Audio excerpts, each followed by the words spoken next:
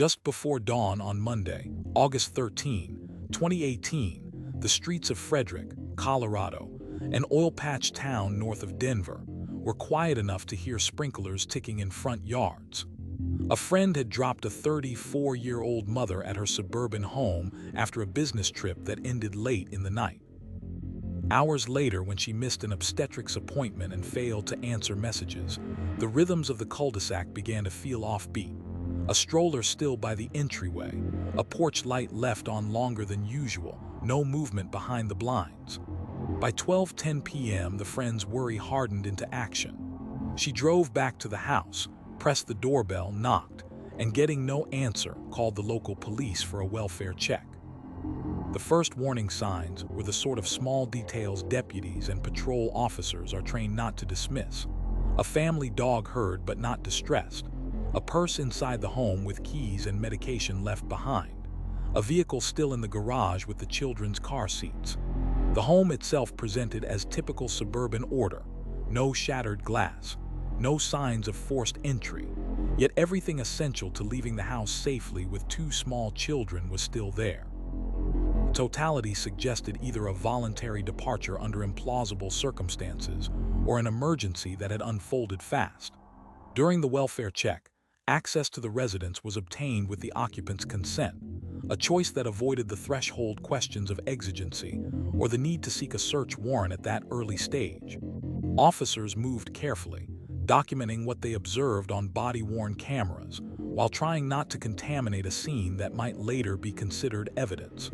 Initial response.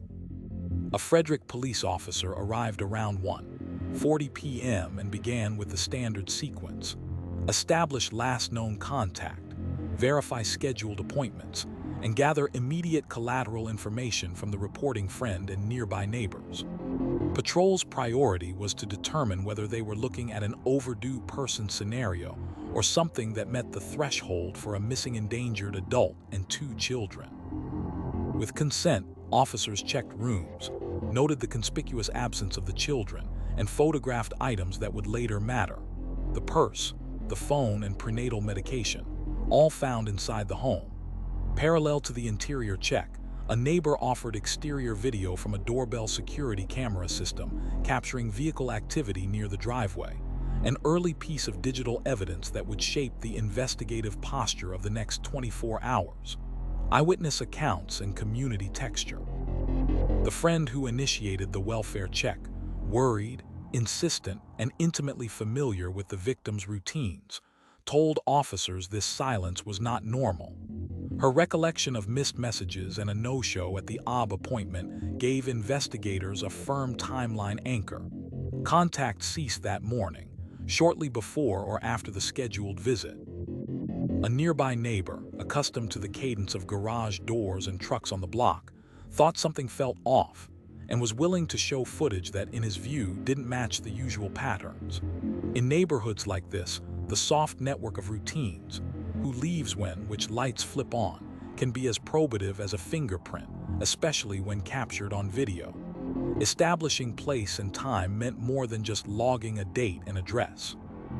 For the sheriff's office and allied agencies that would soon assist, the location, a family home tied to the oil fields by employment and geography, suggested specific search considerations.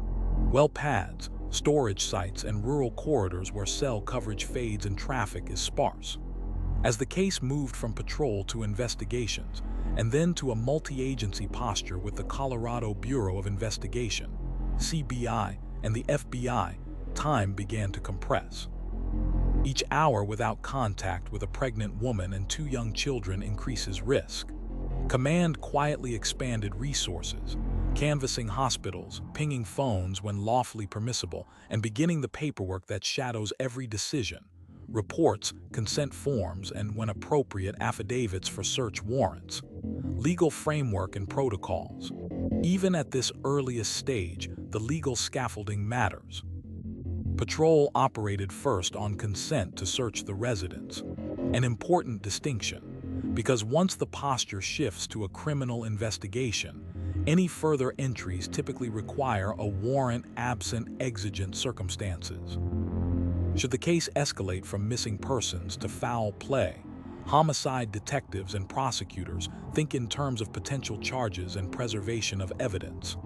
First-degree murder under CRS Section 183102, which in Colorado encompasses intentional, after-deliberation killings and several alternative theories, including felony murder. Unlawful termination of pregnancy, first degree, under CRS Section 1835-103, applicable when a pregnancy is unlawfully terminated with intent, an offense the state distinguishes from homicide and charges separately. Tampering with a deceased human body under CRS Section 1886-105, a Class 3 felony that recognizes post-mortem concealment or movement of remains as a distinct crime. Investigators did not need to prove any of these elements on day one, but they were obligated to protect the integrity of potentially relevant evidence in case those statutes later governed the charging decisions. That meant logging who entered the home and when, limiting unnecessary handling of items, capturing contemporaneous video and stills, and keeping a chain of custody that would withstand courtroom scrutiny years later. Portrayal of the victims and the event, without naming a suspect. What officers knew by late afternoon painted a stark picture. A mother pregnant mid-trimester was unaccounted for. 2 small children were missing, their car seats undisturbed. The home did not tell a story of flight, it told a story of interruption. Friends described a structured life anchored by medical appointments and school-aged routines. No notes, no vehicles gone, no record of hospital intake. The event they were confronting was either a disappearance under duress or a medical emergency followed by unknown assistance, scenarios that demanded urgency either way. Psychological atmosphere. For the responding officer, a welfare check with a worried friend often feels like a coin toss. Most resolve benignly, some become mental health interventions, a few turn dark. This one turned heavy immediately. The officer's demeanor, captured on body-worn camera, toggled between courteous explanation and methodical observation. The friend's composure thinned as each room offered no answers. The neighbor leaned forward at the edge of his own property line, certain the camera footage mattered. The community's unease hummed beneath the procedural surface, neighbors stepping onto porches, texts circulating among friends, a widening circle of people asking the same question: where did they go? As one neighbor would later paraphrase for reporters, you learn the rhythms of a block. When those rhythms stop, you feel it before anyone says the word crime. By evening, the case had crossed an invisible line. The language on radios and in the incident log shifted from attempt to locate to missing endangered. Supervisors discussed next steps, drafting affidavits for broader digital records, coordinating with the oil company employer to identify any remote sites that might require checking, and preparing community messaging that balanced transparency with the need to safeguard the investigation. Behind every move was a simple, relentless objective: find a pregnant woman and 2 children alive. The first 24 hours were not yet over, but the opening chapter had been written. A quiet house, the wrong items left behind, and a neighborhood's normal routine abruptly replaced by patrol cars, notepads, and a growing file of evidence that suggested something more than a misunderstanding. By nightfall on August 13, the file began to split into lanes.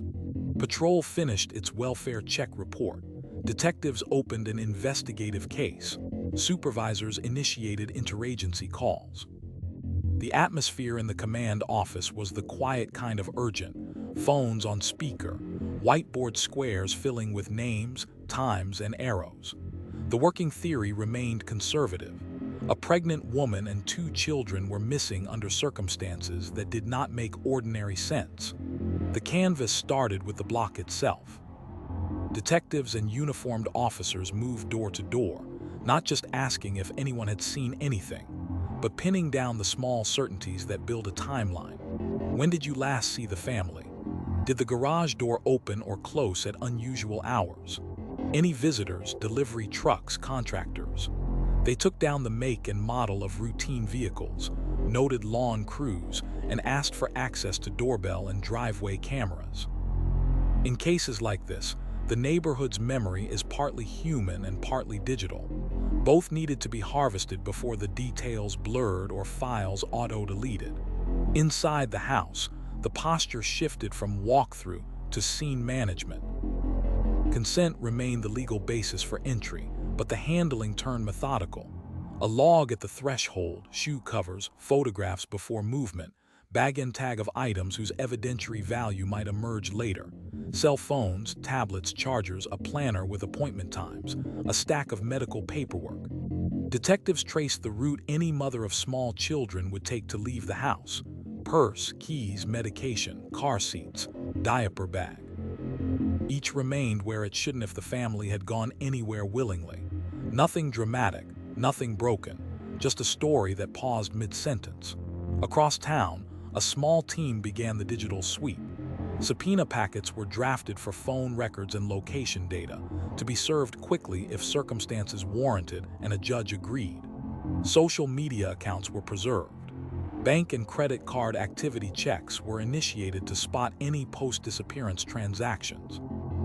If this was a voluntary absence, money and phones usually left footprints. If it wasn't, the absence of those footprints was evidence of its own. At the same time, the employer connection pointed investigators toward the prairie.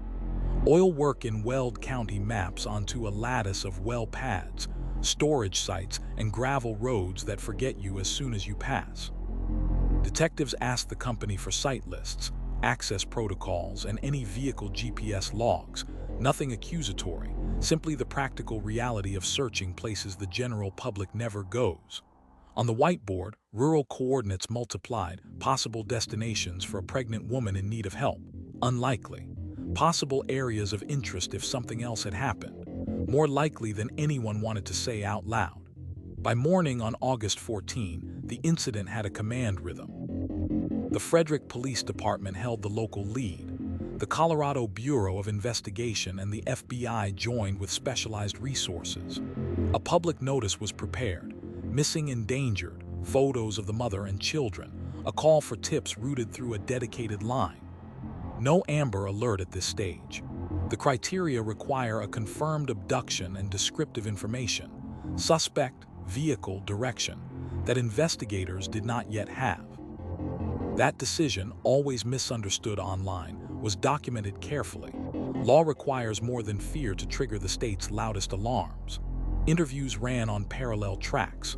Friends, relatives, neighbors, the people who could anchor the last scene and describe any recent stressors, came in or spoke on recorded calls. Language mattered. These were not interrogations but interviews. Miranda advisements aren't required when a person is not in custody and free to leave. Detectives were cordial, patient, and specific. Walk us through the weekend, show us messages, help us understand routines. They probed for friction points common to family cases, finances, health, relationships, without turning speculation into theory. Each answer was translated into tasks: follow-up calls, record pulls, fresh knocks on doors that hadn't answered the night before. Back at the house, community members watched investigators come and go and tried to will a benign explanation into existence. One neighbor offered a pointed observation about overnight vehicle activity and shared his camera footage with officers. Grainy, time-stamped, the sort of clip that can either corroborate or collapse a timeline. Another recalled a porch light that seemed to stay on longer than usual. None of it was decisive, all of it mattered. In true crime folklore, the smoking gun gets the spotlight. In real work, it's usually the chorus of small, consistent details that moves the needle. Legally, detectives sketched possible futures they hoped wouldn't come. If evidence suggested a crime against a person, charging discussions would inevitably orbit Colorado statutes that prosecutors know by heart. First-degree murder, CRS Section 183102, for intentional killings. Unlawful termination of pregnancy, CRS Section 1835-103, if a violent act ended a gestation.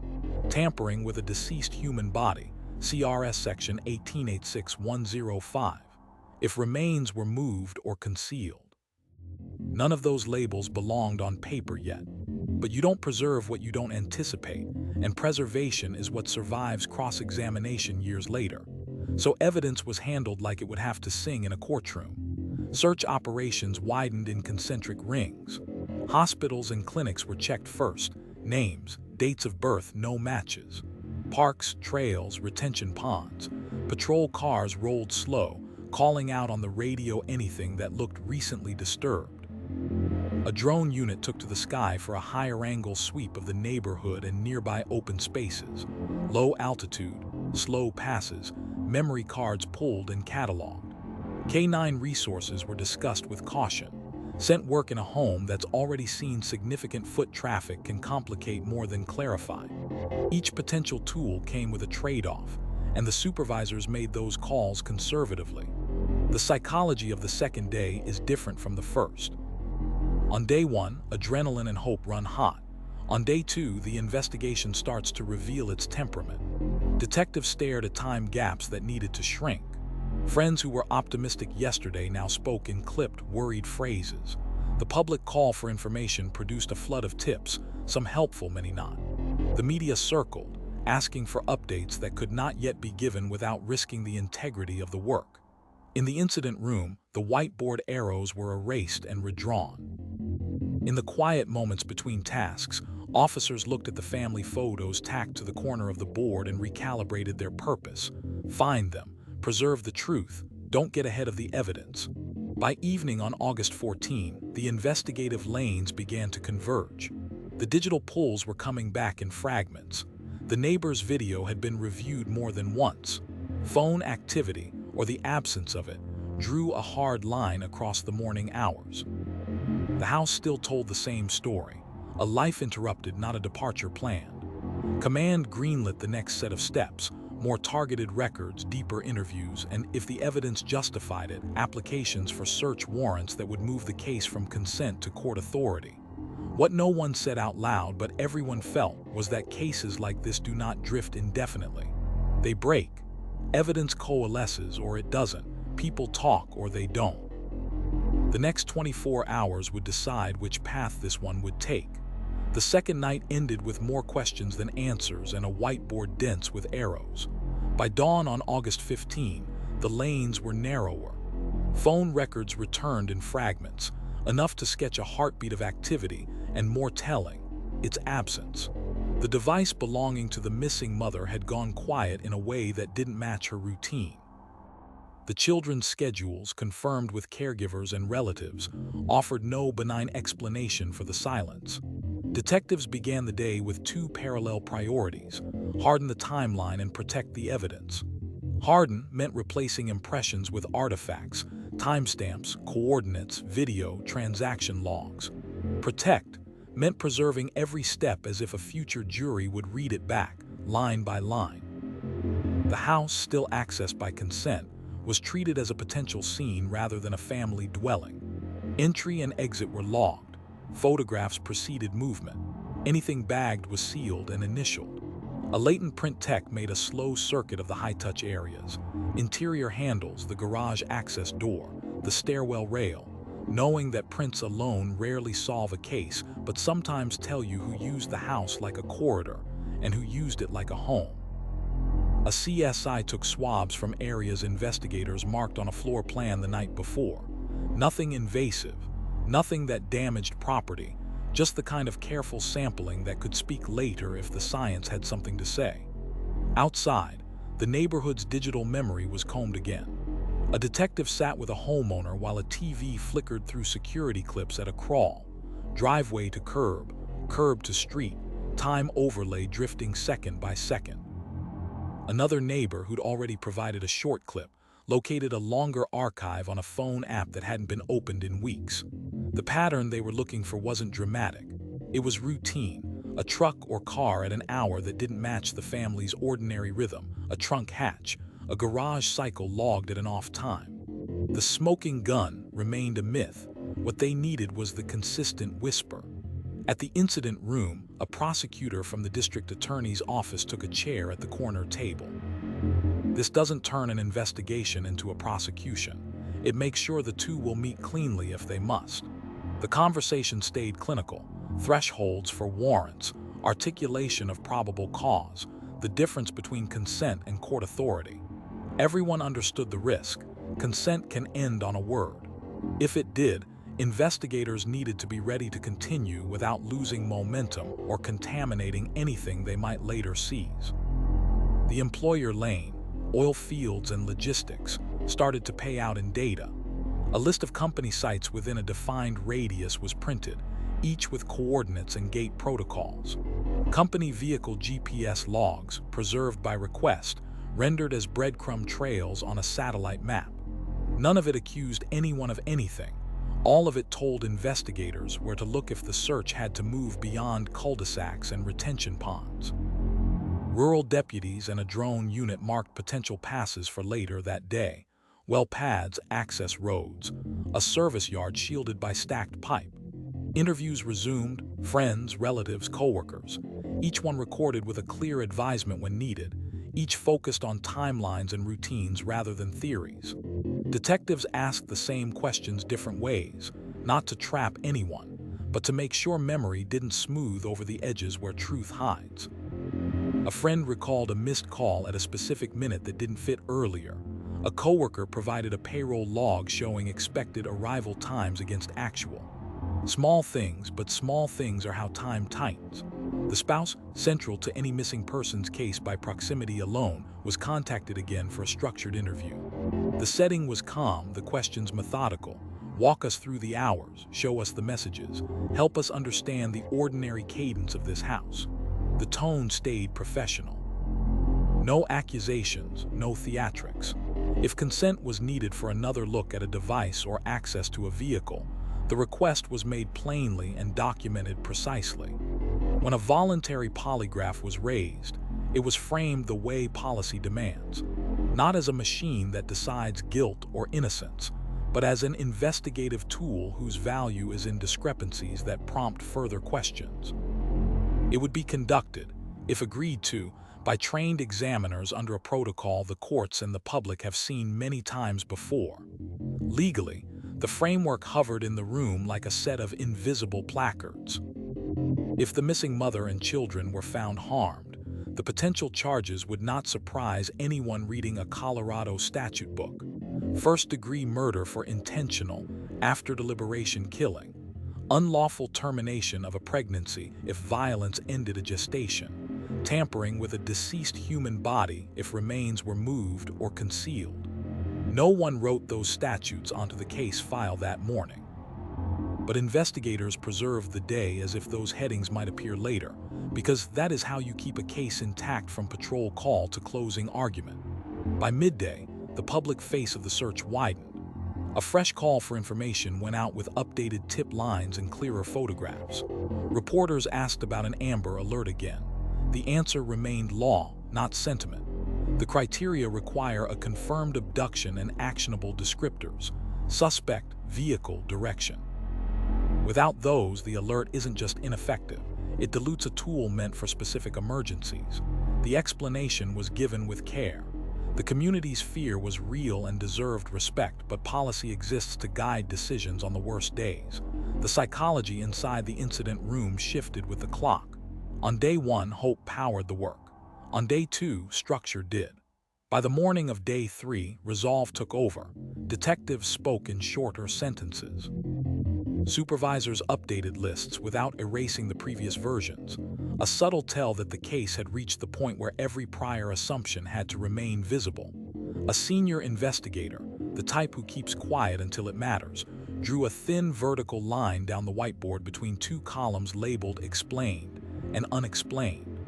Items migrated slowly, and not always in the direction anyone wanted. Late afternoon brought the first real convergence. A cluster of digital return times overlapped an early morning window in a way that could be mapped onto the neighborhood video. The overlap was not a conclusion, it was a question with sharper edges. The decision followed the law: draft the warrants. Devices, vehicles, residents, each affidavit tailored to its target, each paragraph articulating probable cause in plain, careful language. It wasn't a leap, it was a step, taken only when the evidence made it inevitable. On the street, neighbors watched the quiet procession of unmarked cars, as if they might decode intent from the way a detective closed a trunk. Online, theories multiplied faster than facts. Inside the room that mattered, the plan was measured. Keep consent open as long as it served the search. Be ready to pivot to court authority the moment it didn't. Treat every interaction like a transcript a judge will read. The day ended without a dramatic announcement, but with a feeling shared by every experienced cop in the room. Cases like this don't taper off, they break. The pieces on the table had begun to align, not loudly, but undeniably. The next moves would be taken under oath. The morning of August 15 opened with a plan that read like a checklist and felt like a tightrope. Consent remained in place, but affidavits for search warrants were drafted and waiting, each tailored, each footnoted with timestamps, observations, and the accumulating absences that had turned a missing persons case into a probable crime scene in everything but name. At the operations table, the day's anchor was a voluntary polygraph arranged with state examiners. No one in the room confused the instrument for a truth machine. Policy frames it for what it is, an investigative interview bracketed by a physiological recording. Its strength is structure, a pretest that fixes the timeline in disciplined detail, a test phase that often surfaces inconsistencies, and a post-test discussion where the real movement tends to happen. Before anything began, the subject signed advisements and a consent form. The recording system captured the paper shuffle and the calm, practiced cadence of the examiner reading each point. Voluntariness, always the first and last question a judge will ask, was built into the record line by line. While the exam room settled, detectives kept the rest of the machine turning. A judge reviewed the first warrant application, residence and vehicles, with particularized probable cause tied to the welfare check observations, keys, purse, medication, device inactivity, and neighborhood video patterns. The request wasn't theatrical. It asked for the ordinary powers of a search executed with surgical scope. Entry by day, items to seize limited to devices, trace evidence, and documents that could anchor or contradict the timeline. The return would be inventory listed, photographed in place before collection, and logged to chain of custody with signatures that would matter more months from now than they did in that moment. Back at the exam site, the pre-test interview ran through a grid of questions, each one stapled to a specific hour.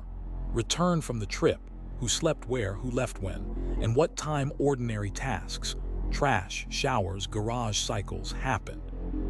The examiner's pen drew quiet marks as the subject talked, occasionally circling a minute that would be repeated later. The test sequence itself passed in controlled stillness. Ask, pause, mark. Ask, pause, mark. When it ended, the air felt different, less procedural, more human. The post-test is where the examiner's craft lives, presenting discrepancies without accusation, inviting explanation without offering any, and allowing silence to do work that no question can. In the incident room, the first warrant came back signed. A team shifted from soft shoe covers and consent logs to warrant execution protocol.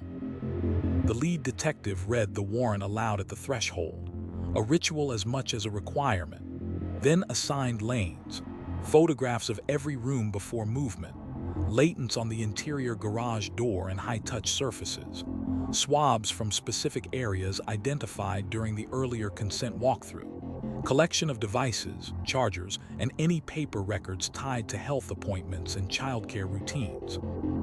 A separate tech focused on the vehicles, exterior photographs, latent prints on handles, swabs of door seams and interior handles, and a search of cargo spaces documented inch by inch. Nothing flashy, just slow, careful work that turns a house into a set of plain facts. The polygraph culminated in a decision point. The examiner stepped out, detectives stepped in. Voices stayed low. A rights advisement, Miranda, was read from a printed card, not from memory, and the subject acknowledged understanding before any substantive questions continued. Voluntariness again on the record. What followed was the kind of conversation that seasoned investigators recognize as a hinge.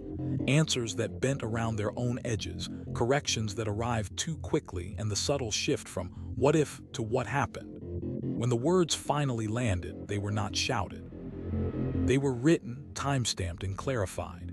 The locations mattered most: where to look. A map slid across the table. Rural coordinates were identified with the kind of specificity that only an insider could provide. A service road, a turnoff, a line of tanks, a spot just beyond the gate.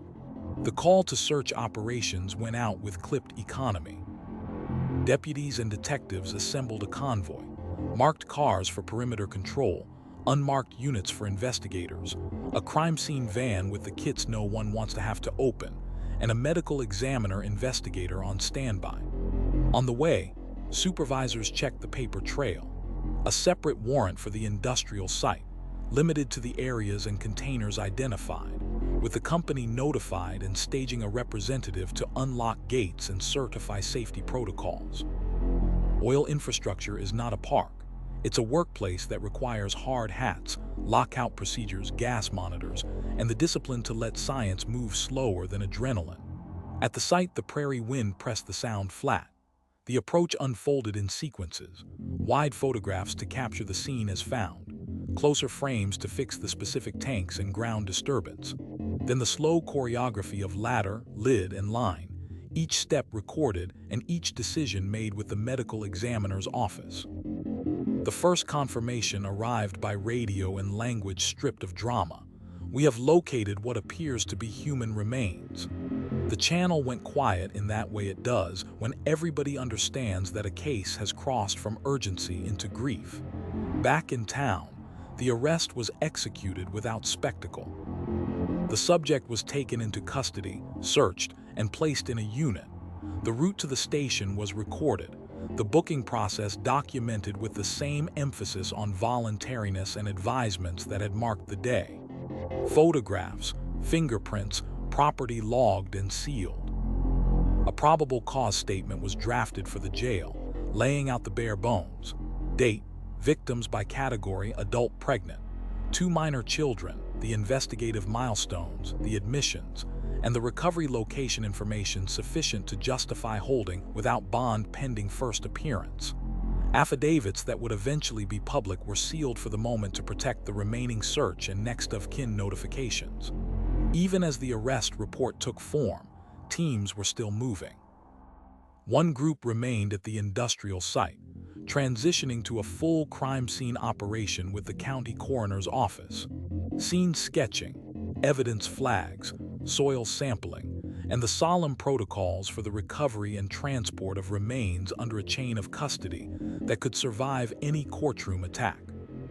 Another team returned to the residence to continue the warrant search with newly justified focus. Locations suggested by the day's admission, items that could corroborate or contradict, and trace evidence whose value would be determined by a lab bench days later. Legally, the path ahead was now visible. Counts of first-degree murder would be anticipated under CRS Section 183102, alongside unlawful termination of pregnancy, CRS Section 1835-103, and tampering with a deceased human body, CRS Section 1886-105. But charging decisions belonged to prosecutors after a meeting that would happen soon, not tonight. Tonight belonged to notifications, to community that would hear sirens in their sleep, and to investigators who stood under fluorescent lights and wrote everything down exactly as it happened. By midnight, the whiteboard in the incident room had changed in a way only insiders notice. The column labeled "Unexplained" was smaller. The column labeled "Explained" had new entries, each paired with a case number and an evidence bag. And yet, an emptiness hung in the space between them. The knowledge that truth in a homicide file isn't an ending. It's a beginning for the courts, for families, and for a town that would now carry a date, August 2018, as a quiet fault line through its history. The next day would bring the first court appearance, the formal advisement of rights before a judge, and the meticulous work of tying every sentence spoken that day to a piece of evidence that could be held, measured, or photographed. But for the officers heading home to dark houses and waiting dogs, the case had turned. The tipping point had come and gone, not with a dramatic confession in a single breath, but with the measured accumulation of acts that respect both law and loss. Morning broke on the courthouse with the brittle light of a TV truck mast.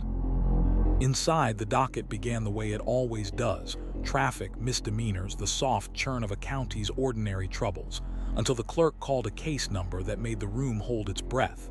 A deputy stepped in from the side door with a restrained figure in a jail uniform, wrists cinched at the belt. The gallery stilled, pens lifted. The judge kept his voice even. This was the advisement, not a trial. Rights were read from the bench as Colorado procedure requires: the presumption of innocence, the right to counsel, the right to remain silent, the right to a preliminary hearing on the Class 1 felony counts. A public defender stood, entered a limited appearance, and asked for the charging instrument. The prosecutor answered with the language of statute, measured and sparse: first-degree murder under CRS Section 183102. First-degree unlawful termination of pregnancy under CRS Section 1835103, tampering with a deceased human body under CRS Section 1886105. No argument, no color, just the names of crimes heavy enough to warp the air. Bond. The defense asked for it because defense counsel must. The state opposed because the state must when confronted with multiple homicides. Colorado law allows no bond in a capital-eligible first-degree murder if the proof is evident or the presumption great, a standard that would be tested at a later hearing if the defense insisted. Today was about safety and flight risk. The prosecutor spoke briefly: the gravity of the offenses, the risk to the community if any, the absence of ties sufficient to mitigate the charge's weight. The judge set no bond for now, reserving the question for a fuller record. The gavel didn't bang. It almost never does. Down the hall, the probable cause affidavit remained under seal. That's common when searches are still underway and witnesses are still being interviewed. The seal protects the integrity of the evidence and shields next of kin from learning facts through a headline before a detective can make a phone call. In the sheriff's office, a supervisor reviewed the seal order and made sure it would be revisited when appropriate. Transparency isn't a slogan here, it's a schedule. At the coroner's facility, science took its slow turn.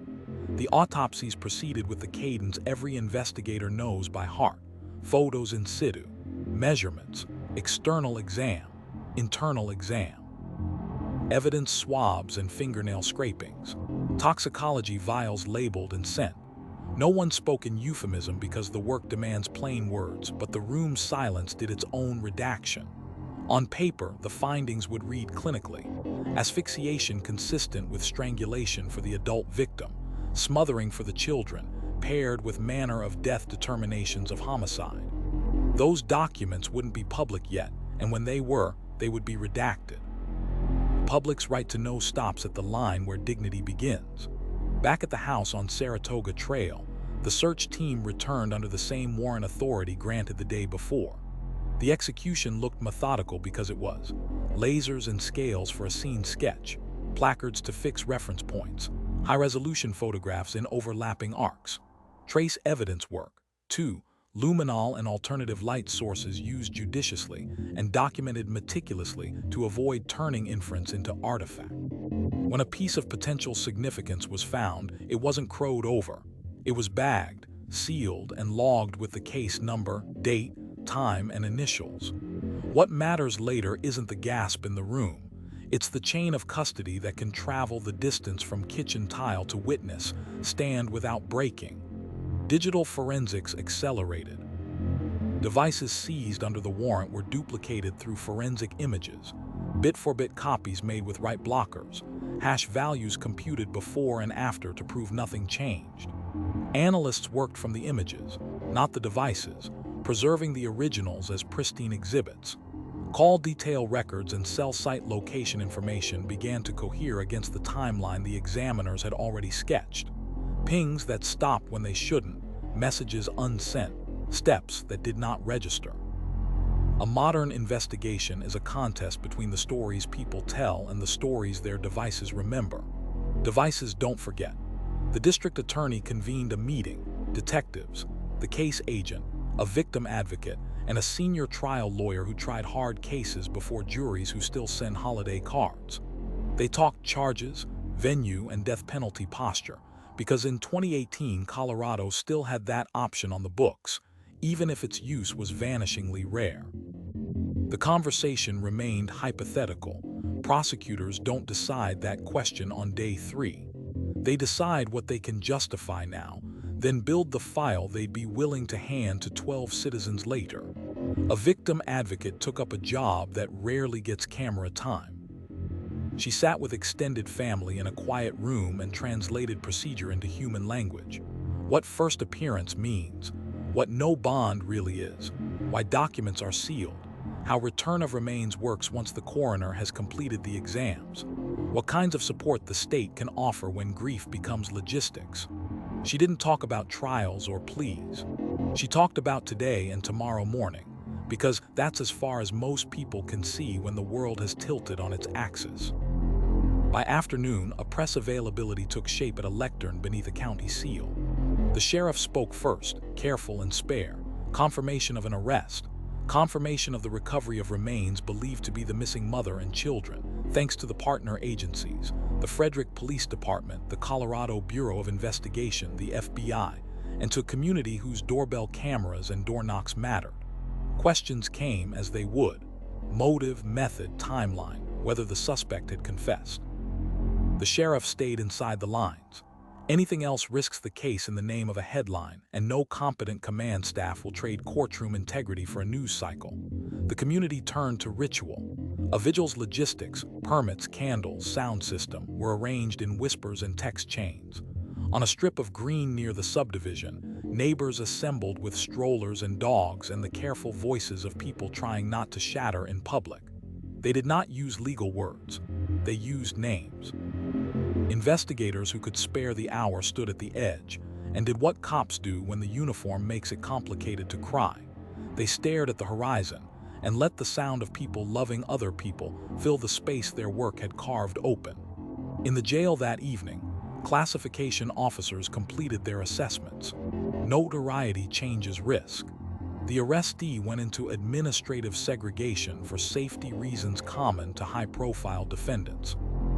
Meals through a slot, checks at intervals that are written down to the minute, a log that becomes part of the record because custody is as much a paper act as a physical one. The defense filed a notice demanding preservation of all evidence, scene photographs, lab benches, every scrap of paper from every room searched. The state filed a mirror notice, as it always does because preservation protects the truth, not a side. On the incident room whiteboard, a new column appeared, Disclosure. Colorado's discovery rules require the prosecution to turn over police reports, lab results, and statements in organized waves. The case agent started assembling the first packet, reports finalized and approved, a running index, and placeholders for lab work not yet complete. It's tedious. It's also the backbone of a case that will survive appellate review long after the cameras are gone. No one talked about motive as if it could make sense of anything. Detectives avoid that trap. They speak of opportunity, means, intent, and state of mind, concepts that can be proved or disproved with evidence. A text, a deletion time, a purchase, a search term typed into a phone at the hour when most of the town was asleep. These are the footprints the law recognizes. Everything else is story, and stories don't convict. Before lights out, the case agent walked the team through tomorrow's tasks. Finish the residence search with the lab's wish list in hand. Return to the industrial site for any secondary collection. Meet with the DA to outline a charging decision memo. Schedule follow-up interviews with anyone whose earlier statements had left seams detectives could still see. The list ended as it always does with the quietest line. Next of kin, updates, availability, and what they need now that the procedural engine is at full power. Part 5 closes not with revelation but with structure. The law has taken custody of a person, of a narrative, of a community's demand for a record that will hold. The investigation is no longer a sprint to find. It is a marathon to prove. Tomorrow, the lab will speak louder. The day after, paper will. And soon enough, a courtroom will open its doors and ask 12 citizens to listen to every step that led here, exactly in the order they were taken. The file thickened the way homicide files do, one careful page at a time, until the binder rings fought to close. Overnight, the lab's first returns began to land in the case agent's inbox, and with them the subtle shift from "we think" to "we can show." At the coroner's facility, the final autopsy reports moved from draft to signed. The language was clinical even when it carried unbearable weight. For the adult victim, homicidal violence consistent with strangulation. For the two children, asphyxia by smothering. Each determination rested on described findings: petechial hemorrhages, soft tissue changes, the absence of injuries that might suggest accident, and each was matched to a manner of death: homicide. Toxicology panels were logged with accession numbers, chain of custody signatures stacked like fence posts. Who drew the samples, who sealed them, who booked them into the evidence refrigerator set to the required range, who drove them to the state lab. Evidence here doesn't merely exist, it travels, and the map of that travel is part of what makes it admissible. Back at the residence, the second day of the warrant search read like a choreography. A CSI photographer shot overlapping frames down the hallway and across the master bedroom, before images that would anchor every later opinion. A latent print technician dusted selective surfaces, door frames, the inside garage access, the banister treads at grasping height. A separate tech worked the vehicles, door seals swabbed, interior handles taped off for prints, cargo areas documented inch by inch. Alternative light sources washed across textiles in slow passes, every hit photographed with scale and then decided upon, swab, cut, or leave for later. There were no theatrics, just slow, exacting procedures that would let a jury follow along without asking anyone to take it on faith. Digital forensics, the quiet giant, rumbled to life.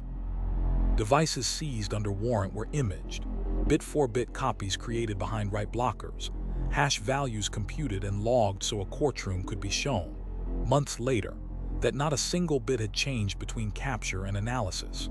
From those images, analysts began to reconstruct timelines. When phones last moved together and when they deviated, health app steps at odd hours, unanswered messages that would later matter because they never even reached a lock screen. Call detail records (CDRs) from the carrier arrived in raw tables, timestamps, cell sectors, switch logs, data that doesn't give a dot on a map but can draw a corridor, narrower and narrower until improbability becomes proof. On a larger screen, a detective overlaid the neighbor's video with the growing spreadsheet of device events. The project wasn't about dramatics, it was about consistency. A garage door cycle at a particular minute.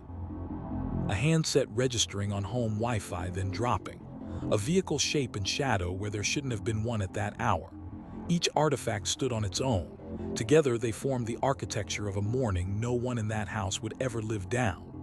Meanwhile, the industrial site, those tanks and the hardpan earth around them, was treated like the combination of workplace and crime scene it was. Safety protocol sat beside evidence protocol.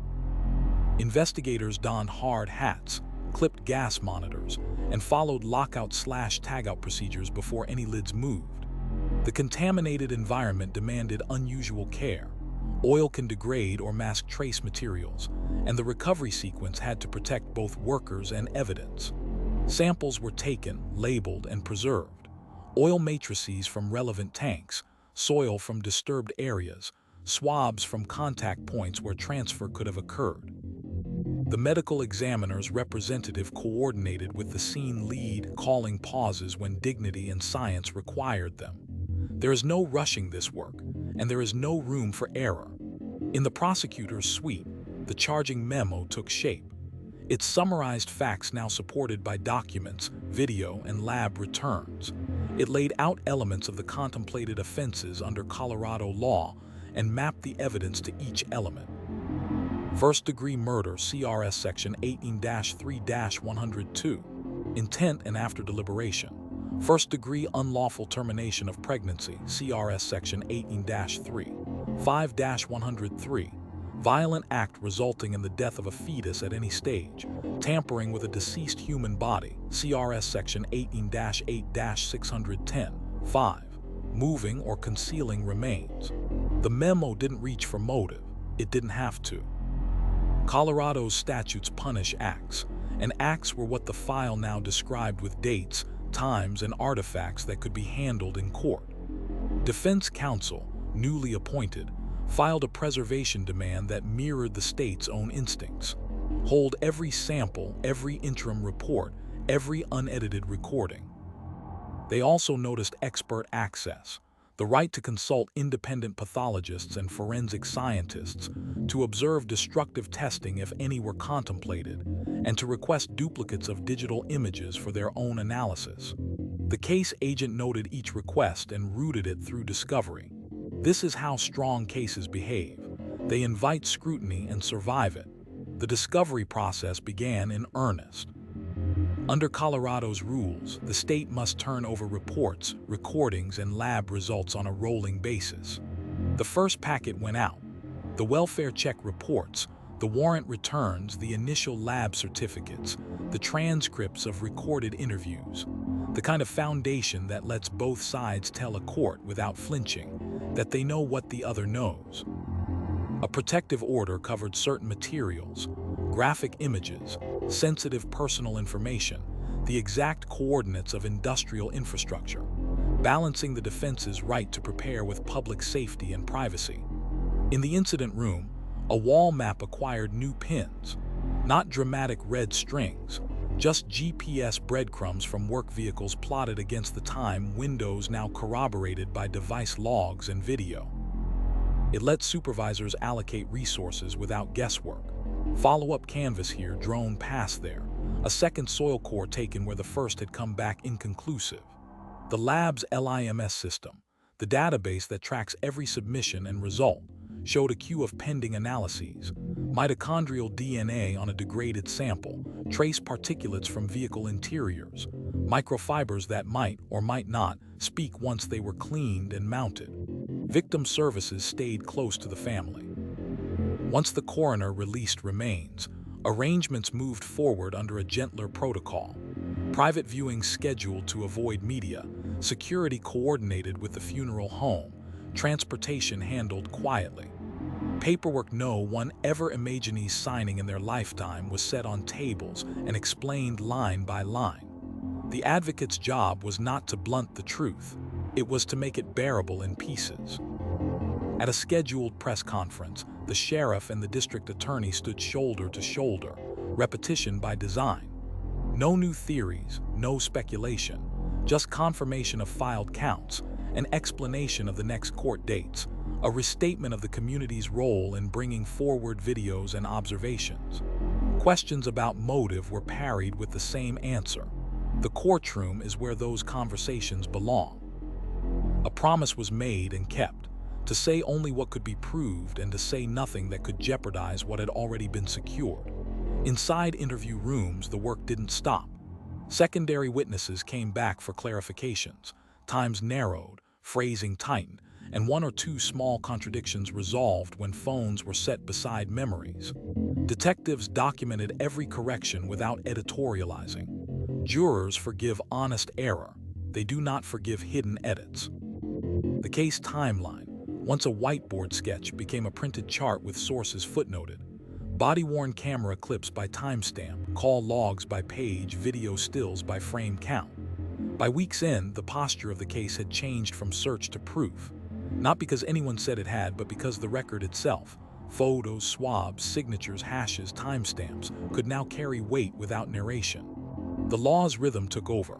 Advisement completed, charges filed, discovery in motion, lab work ongoing.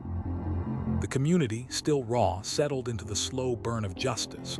No faster than caution, no slower than duty. What remained ahead was measured but immense.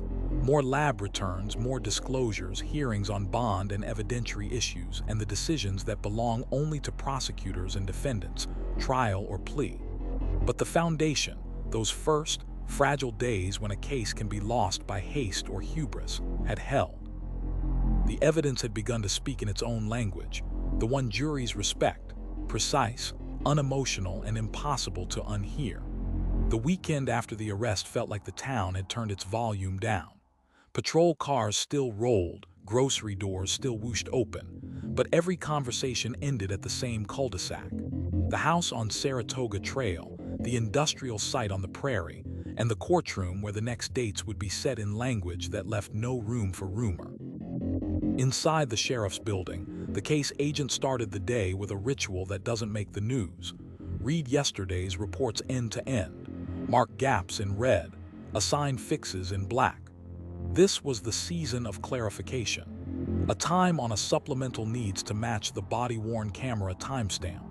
An interview summary needs the exact phrasing a witness used, not the paraphrase that crept in during transcription. The difference between about 5:15 and 5:17 seems petty until a defense expert pins an opinion on those 2 minutes. Homicide files are built for that future. The district attorney's office moved in parallel. Formal charges were prepared for filing on the record, every count tied to an element, every element cross-referenced to a piece of evidence that already existed or would be in hand before the first contested hearing. The language stayed sterile: first-degree murder counts, first-degree unlawful termination of pregnancy, tampering with a deceased human body. Each count stood alone.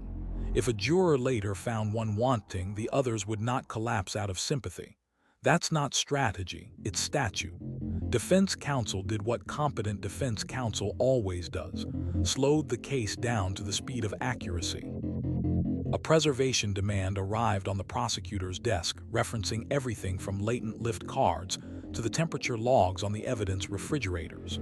They noticed their intent to seek independent forensic review, duplicate digital images, access for a consulting pathologist, and notice before any testing that would consume a sample.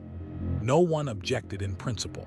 Cases that survive appellate review are the ones that invite inspection and keep immaculate notes about it. Back at the evidence lockers, the chain of custody read like a genealogy: who swabbed, who sealed, who booked, who released for testing, who returned to storage. A sergeant audited random items against the log. This wasn't about trust. It was about proving in court that the sweatshirt shown to the jury is the same one lifted from the laundry room, right down to the seal crease on the evidence tape. If a number was smudged, the label was replaced with the original taped beneath it and a note entered. Someday, a defense lawyer would hold that bag up at shoulder height and ask the question that had to be answered without flinch. How do we know? The courtroom calendar kept its rhythm. An advisement had come and gone. Next came the first setting where counsel would address bond, discovery schedules, and whether the defense wanted a preliminary hearing, Colorado's filter for probable cause on the most serious charges. In a conference room behind the courtroom, the DA and case agent walked through options with a whiteboard and coffee that had cooled to room temperature. If the defense demanded a preliminary, the state would present only enough evidence to clear the low bar: the existence of crimes and reasonable grounds to believe the defendant committed them. Photographs, 1 or 2 witnesses, a detective to lock the timeline. No theatrics. Keep the story stitched, not sensational. The press kept knocking. Requests arrived for the probable cause affidavit, for audio of 911 calls, for copies of the warrants. The judge signed a protective order that balanced transparency against risk. Certain filings would remain sealed until searches concluded and next of kin had been notified.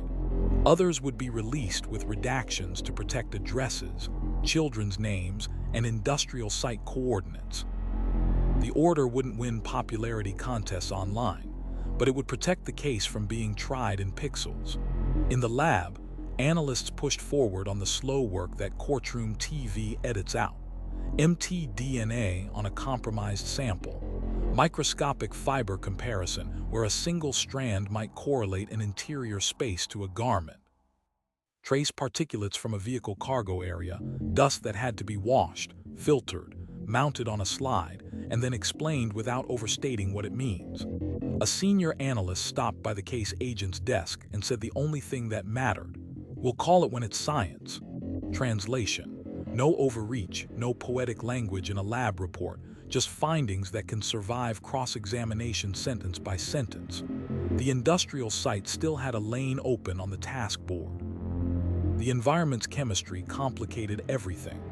Oil obscures, dilutes, and degrades. A specialist from the state lab reviewed the sample preservation, glass, not plastic, headspace techniques where volatiles mattered, refrigerated transit logs intact. Investigators documented the site as a workplace as much as a scene. Lockout/tagout sheets filed, air monitors calibrated and logged, a company representative on the sign-in line every time a gate opened. Defense counsel would be entitled to inspect. The day they did, the paper trail needed to show the site was treated with the same discipline as a surgical theater. Victim services carried the weight that facts can't lighten.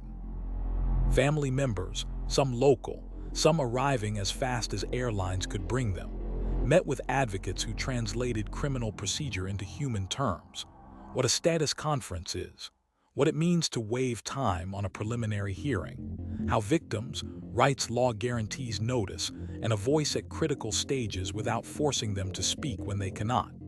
Arrangements were finalized with the coroner for the release of remains. Deputies in soft uniforms, no duty belt clatter, no radio chatter, handled transport with the kind of care only visible to those in the room. The community returned to the green space near the subdivision for a second vigil, quieter than the first, anchored less by shock and more by the stubborn human urge to stand together where the world broke. A chaplain said a few words that were not legal and not theoretical. Neighbors lit candles.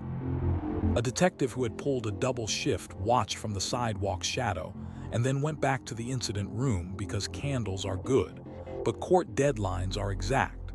The defendant's housing remained in administrative segregation.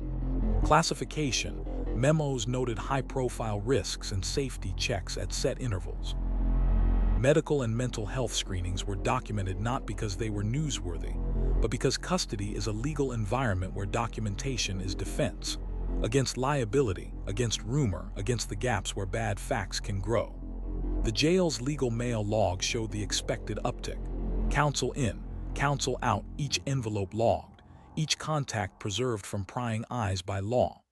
Behind closed doors, the first whispers of disposition reached the air, not as offers but as possibilities.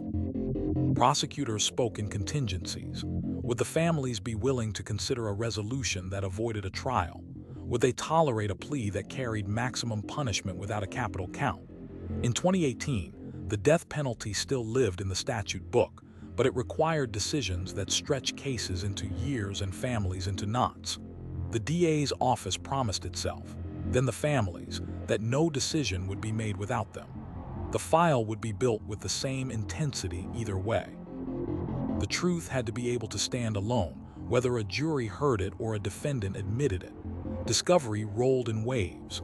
Audio of interviews, photos with embedded metadata, a spreadsheet of device events with hash values listed at the top of the file.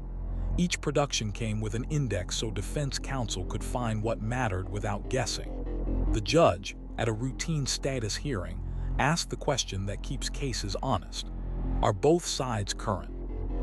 The DA said yes, with a caveat for lab work pending. The defense said they would advise if any items appeared missing. The record caught both answers because later matters now. The timeline, once a scrawl of boxes and arrows, became a printed bar chart with source notations in the margins. Where the neighbor's video ended, a carrier's log picked up. Where the phone's accelerometer slept, a garage sensor stirred. No one on the team called it a story anymore. Stories need protagonists. Timelines need only objects, events, and the discipline to resist what they can't support. And so the week ended not with a revelation, but with the slow, lawful tightening of a case that had to be built to survive more than headlines. Reports reconciled, evidence audited, charges filed, hearings calendared, families supported. In the quiet after the day's last status email, the case agent erased a corner of the whiteboard and wrote 2 words above the next list: "Prove it." The directive wasn't new, but now it was the only one that mattered. The next part of this story would be told in numbered exhibits and sworn answers, under a ceiling where truth is not tragic or dramatic. It is simply required. The next court date arrived with the quiet gravity that follows every high-profile arrest. It wasn't a trial. It wasn't even a hearing on contested facts. It was a status setting, the kind that knots together deadlines so the law can move at the speed of due process rather than rumor.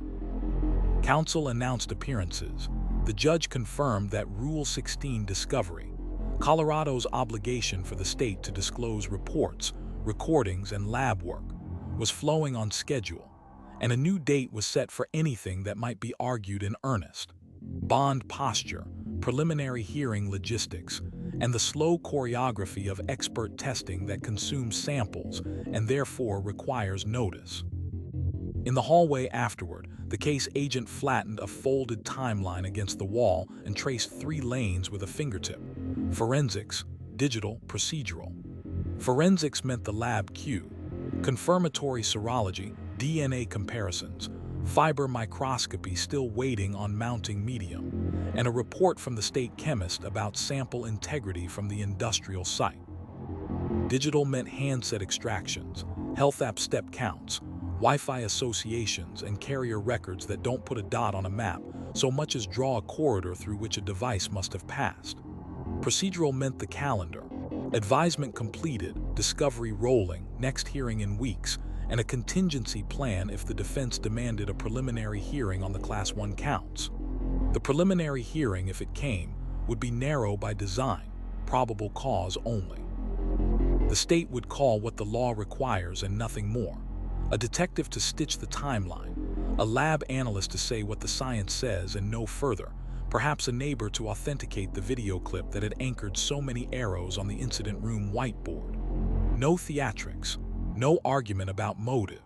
If the judge found probable cause, and the standard is lower than beyond a reasonable doubt, the case would be bound over for arraignment in district court. If the defense waived the hearing, the case would take the same path without the testimony. Either way, the calendar moved.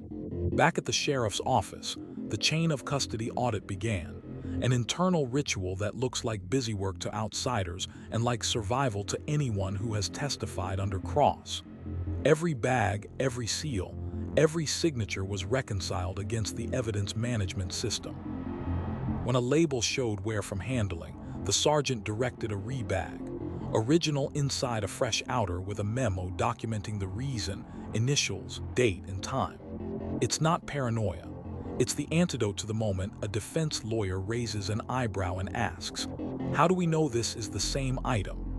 The medical examiner's final packets were delivered to the DA's office with signed certifications. Cause and manner as previously briefed. Homicidal violence consistent with strangulation for the adult victim, asphyxia consistent with smothering for the children. The reports leaned on anatomy, not adjectives, petechiae patterns, soft tissue findings, the exclusion of accidental mechanisms. Toxicology returned without surprises. The state would not overread any of it. Jurors respect restraint, courts require it. At the industrial site, secondary collection unfolded under the same twin regimes, safety and evidence, that had governed the first day. Lockout/tagout sheets were signed and filed. Air monitors chirped softly, their logs printed and stapled to the scene packet. Soil cores went deeper by a measured increment at a location the first pass had left ambiguous. A defense investigator with court-ordered access walked the perimeter and took notes. This wasn't performative. It meant that when experts met in court months later, they would be arguing over the same ground rather than different memories. The defense calendar filled with parallel tasks, engagement letters to independent pathologists and digital analysts, a stipulation draft about sharing forensic images, bit-for-bit copies verified by hash so no one touches an original device, and a hold harmless agreement so defense experts could view certain sensitive materials at the DA's office without creating derivative copies that would leak into a world that can't unsee. A protective order already in place was refined to fence off children's names and personal identifiers from public filing. The law can be public and still protect dignity. It just takes more paperwork. In the DA's suite, a charging memorandum hardened. The elements were laid out like a scaffold. First-degree murder, CRS Section 183102, on multiple counts. First-degree unlawful termination of pregnancy, CRS Section 1835-103. Tampering with a deceased human body, CRS Section 18-8-610, 5. And beneath each element, bullet points keyed to exhibits numbered, dated, and sourced. No theories, acts, and proof. A paragraph near the end flagged issues for later hearings. Miranda voluntariness if statements were offered. Rule 404. B. Boundaries if any other act's evidence ever became relevant. And Rule 702/Daubertrek competency for niche forensic opinions if either side reached for methods beyond the ordinary. The victim services team moved in lockstep with the calendar. Families were briefed privately about what preliminary hearings are and are not, how arraignment differs from advisement, and why sometimes the most merciful course for them is to skip a public probable cause presentation that will one day be told more completely at trial, or, if the law allows and the family's assent, never be told in a courtroom at all. They weren't asked to make decisions. They were given the vocabulary to make them later. In town, the second wave of grief rearranged itself into logistics, memorial dates, travel for relatives, the mechanics of laying people to rest when the word rest feels like a lie. Deputies in soft uniforms coordinated escorts at odd hours to avoid cameras, church doors unlocked and locked on special schedules, a chaplain's phone that never seemed to stop lighting up. This layer of the work leaves no report number and no chain of custody tag, but it carries the same obligation to be exact. The press pushed for unsealing. The judge reviewed the file and unsealed a narrow band of documents, caption, charges, and certain warrants with addresses and sensitive coordinates redacted, leaving the rest closed while searches continued and while the state prepared to meet its disclosure duties in a forum that has rules. Reporters asked about motive. The sheriff declined the invitation gently. The DA did the same, adding the sentence that matters. We will present what we can prove in court. It sounds like a slogan until you've watched a case founder on speculation. Inside interview rooms, detectives worked clarifications, an hour adjusted by 2 minutes to match a doorbell camera's stamped time, a pronoun in a witness paraphrase replaced with the exact name spoken. It seems fussy until you have lived through a suppression hearing where a judge tests credibility with a jeweler's loupe. By week's end, the decision tree looked brutally simple. One branch led to a preliminary hearing, then arraignment, case management, motions, trial, and the years that follow hard verdicts. The other branch led to negotiation, not as a bargain with truth, but as a recognition that the law can reach its full measure without asking families to sit in a courtroom and hear their lives reduced to exhibits. In this jurisdiction and this year, capital punishment was still a statutory possibility. Its invocation would govern everything, from venue fights to appellate timelines, and stretch grief along a timeline measured in a decade instead of a year. Prosecutors spoke the possibilities to families plainly and promised the same thing investigators had promised from the start. Whatever path was chosen, the file would be built so that proof did the talking and procedure guarded it. The incident room closed that Friday with a ritual that had become habit. The case agent wiped the whiteboard clean except for the 3 columns now written in a steadier hand. Prove, protect, prepare. Under prove, lab returns pending, digital overlays complete, witness lists tightened. Under protect, seals reviewed, discovery indexed, protective orders current. Under prepare, hearing outlines drafted, exhibits pre-marked, families briefed.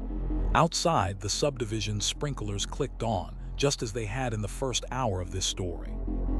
Inside, the machine of law kept its unglamorous promise to move forward only as fast as accuracy allows.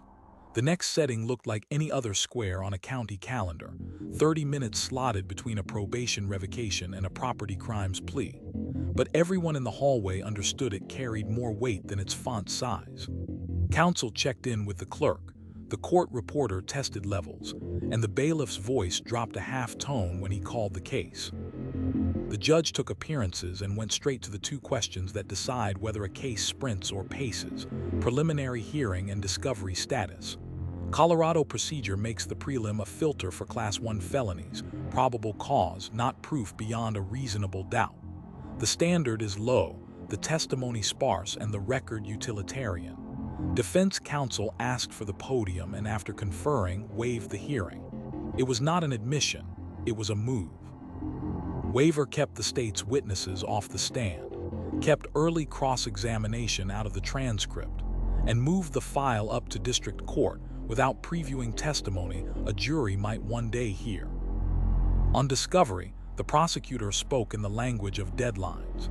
Additional lab certificates rolling within 10 days.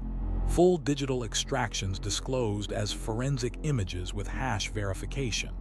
Supplemental reports from the industrial site packaged under the existing protective order to shield coordinates and workplace safety details.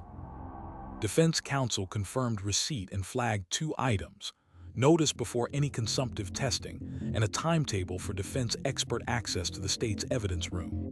The judge entered both on the minute order, the kind of line a later appellate panel will look for and nod at.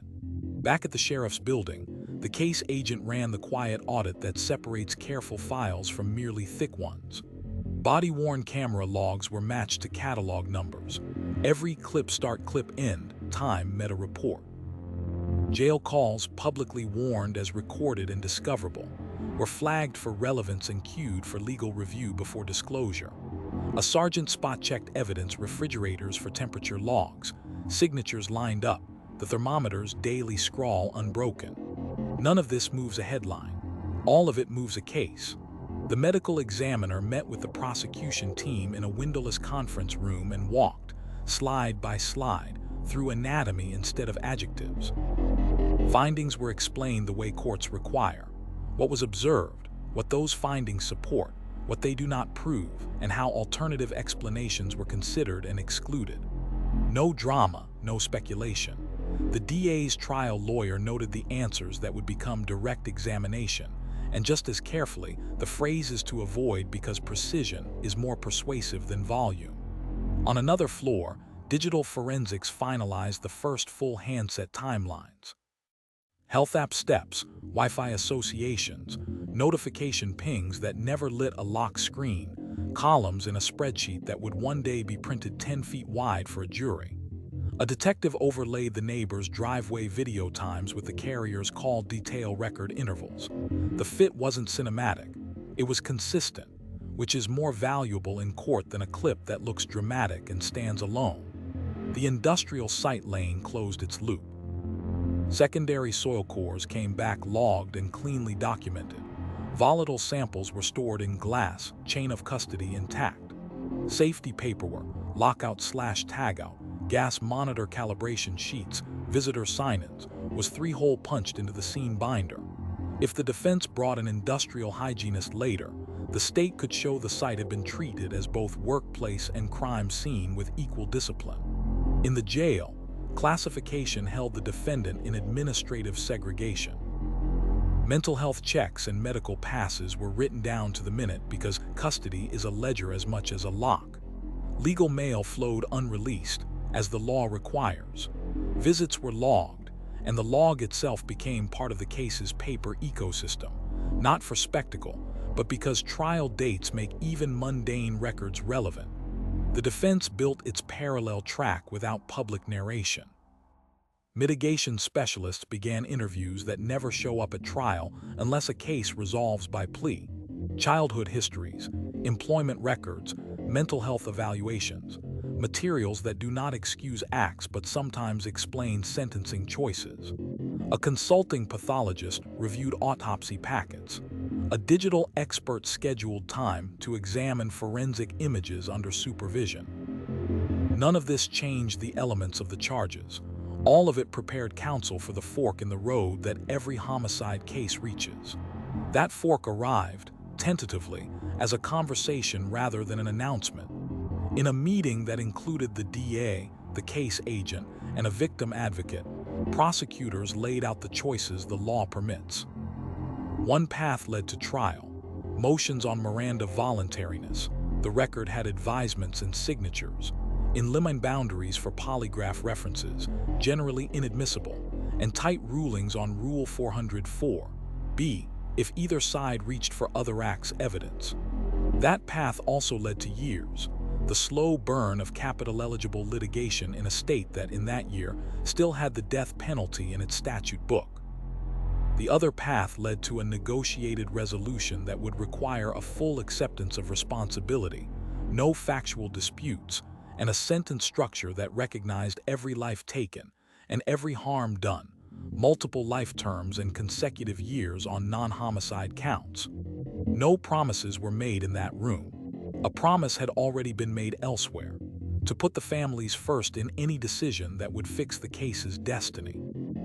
In the community, grief reorganized itself into tasks. Memorials concluded, estates opened, daycare bills arriving at mailboxes that felt wrong to touch. The victim services team stayed present in the unglamorous ways that matter most, explaining court notices that read like another language, coordinating with employers, making sure a relative didn't have to walk past cameras to pick up certified copies they never wanted to own. This is also part of a homicide file, even if it never becomes an exhibit. The court entered the next dates: arraignment in district court, status conferences bracketed around the lab's remaining deliverables, and a motions deadline penciled in with the understanding that the defense might steer the case off that track. Outside, the mast of a news truck telescoped down. Inside, a clerk slid a manila folder into a drawer labeled with a case number that would be said softly in that building for years. By the end of the week, the whiteboard in the incident room carried a different energy. The columns prove, protect, prepare now had check marks instead of blanks. Under prove, autopsy certified, digital overlay complete, scene work closed. Under protect, seals reviewed, redactions double-checked, discovery indices current. Under prepare, arraignment outline drafted, witness travel held in pencil not ink, families briefed on both possible futures. No one wrote the word end. Homicide cases do not end. They resolve by verdict, by plea, by the quiet filing that fixes a sentence in the only ledger the law is allowed to keep. The next part of this story would say which one. The move to district court changed the room but not the gravity. Fluorescents hummed, a seal hung over the bench, and a calendar clerk shuffled color-tabbed files that looked interchangeable until you read the names. The defendant entered from the side door in a jail uniform, shackles muted by carpet. Family sat in the gallery, some with hands clasped, some staring through the air as if a different future might still be coaxed into place. Arraignment is ceremony with teeth. The judge confirmed identities, appointed counsel on the record, and read out the charging instrument count by count. First-degree murder on multiple victims, first-degree unlawful termination of pregnancy, and tampering with a deceased human body. Each title landed without embellishment. The defense, as expected, entered a not guilty plea at this time, the phrase lawyers use when the calendar still has more to say than the parties do. The court set a case management date and carved out deadlines. Motions in 60 days, responses 30 after that. A tentative trial window held in the outer months like a lighthouse no one was sure they'd ever sail toward. Procedure took its turns. The judge reviewed the protective order already in place, redactions for children's identifiers, sealed coordinates for the industrial site, limited access conditions for graphic materials, and extended it to the district court case number. On discovery, the prosecutor recited the file's state with bookkeeper precision. Welfare check reports and body-worn camera clips disclosed, warrant returns cataloged, forensic image hashes listed and verified, autopsy packets and lab certificates rolling as they finalize. Defense counsel asked for 2 additions every seasoned judge expects: codified notice of consumptive testing and a standing order for defense expert access to the evidence room under supervision. Both granted. The record swelled by a few careful lines that would matter months later when someone asked, were the rules followed? Down the hall, after the hearing, the district attorney stepped into a small conference room with the case agent and a victim advocate. The talk was not about theater, it was about timelines and thresholds. If the case kept to the trial track, the state would file motions in limine to keep out what the law excludes, references to any polygraph, speculation about motive beyond admissible statements, and photos whose probative value risked being outweighed by shock. The defense would likely challenge the voluntariness of statements with a Miranda hearing, test search warrants under the Fourth Amendment's particularity and probable cause requirements, and if they chose, move to exclude niche forensic opinions under Colorado's Rule 702/Shrek standard. None of this was dramatic. All of it was the work. Back at the sheriff's office, the discovery machine hit its stride. A deputy DA and the case agent ran a page-to-page reconciliation. Every interview CD matched to a transcript. Every photo set cross-checked against a scene sketch. Every item of physical evidence squared to its tag, seal, and log entry. When a latent card number looked transposed in a supplemental, the tech who lifted it initialed a corrective memo and taped the original notation under the corrected envelope. Future-proofing against the day, a defense lawyer would hold the card up and ask, eyebrow arched, "Which number is it?" This is what it means to build a case that can carry its own weight. Science kept speaking in its small, conclusive voice. Confirmatory serology firmed up presumptive hits. mtDNA rescued a degraded sample enough to place it in a family tree. Fiber microscopy returned a sentence that wasn't exciting to read, but will be devastating when walked into a timeline. A trace consistent with transfer from a documented interior space to a vehicle cargo area during a narrow window the digital record already circled. Analysts resisted flourish. They wrote what they could prove and stopped where the data did. The digital lane, already robust, tightened. Forensic images of devices were now accompanied by event spreadsheets, notifications that never displayed because the phone was powered down, health app step counts that rose when a person should have been asleep, Wi-Fi associations showing a handset at home when another claim placed it elsewhere, and carrier records that drew corridors rather than dots but still contradicted an innocent narrative. A detective layered these against the neighbor's driveway video, not to dramatize, but to harmonize the story the artifacts told independently. On the other side of the aisle, the defense team deepened its parallel file.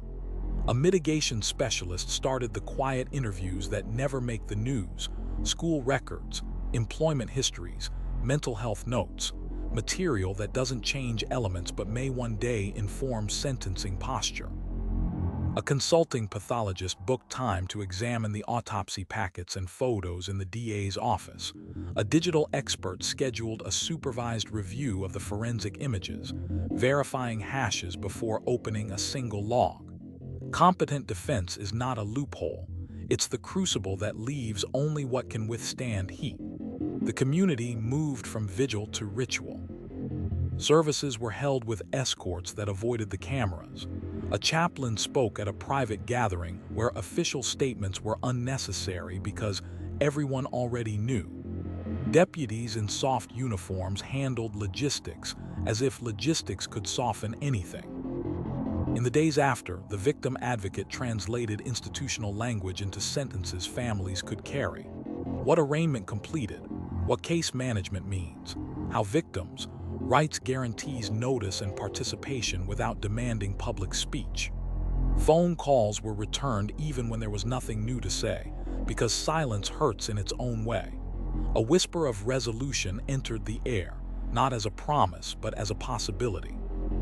The DA, mindful of the law as it stood that year, outlined choices with the families in plain words. A trial track that would be long, public, and relentless, or a plea track that would demand full responsibility, foreclose appeal, and impose multiple life sentences plus consecutive years on non-homicide counts. an outcome that measures justice in certainty rather than spectacle. No decisions were made in that room. One commitment was renewed: families first. Court set a motions date and held a long trial block on the calendar, knowing calendars are scaffolds, not predictions. Reporters filed short pieces heavy on logistics and light on speculation. The judge's orders had made sure of that. Online, theories burned themselves out against the steady drip of official filings that said little but said it exactly. The day closed, as they all did, in the incident room under three headings that had stopped being aspirational and become operational: prove, protect, prepare, prove. Lab returns logged, digital overlays finalized, witness lists winnowed to the ones who speak in artifacts, not adjectives. Protect, seals and redactions reviewed, discovery indices current, orders in place to keep emotion from contaminating evidence. Prepare, motions drafted, experts calendared, families briefed for the next hearing and the one after that. Arraignment did not answer why. Courts rarely do.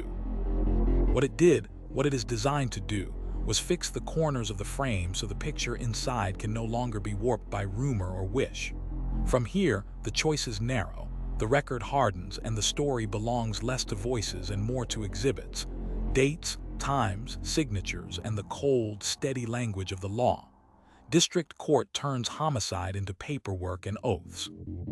After arraignment, the case shifted into what prosecutors nickname motion season, the stretch where law more than narrative decides what the jury will and will not see.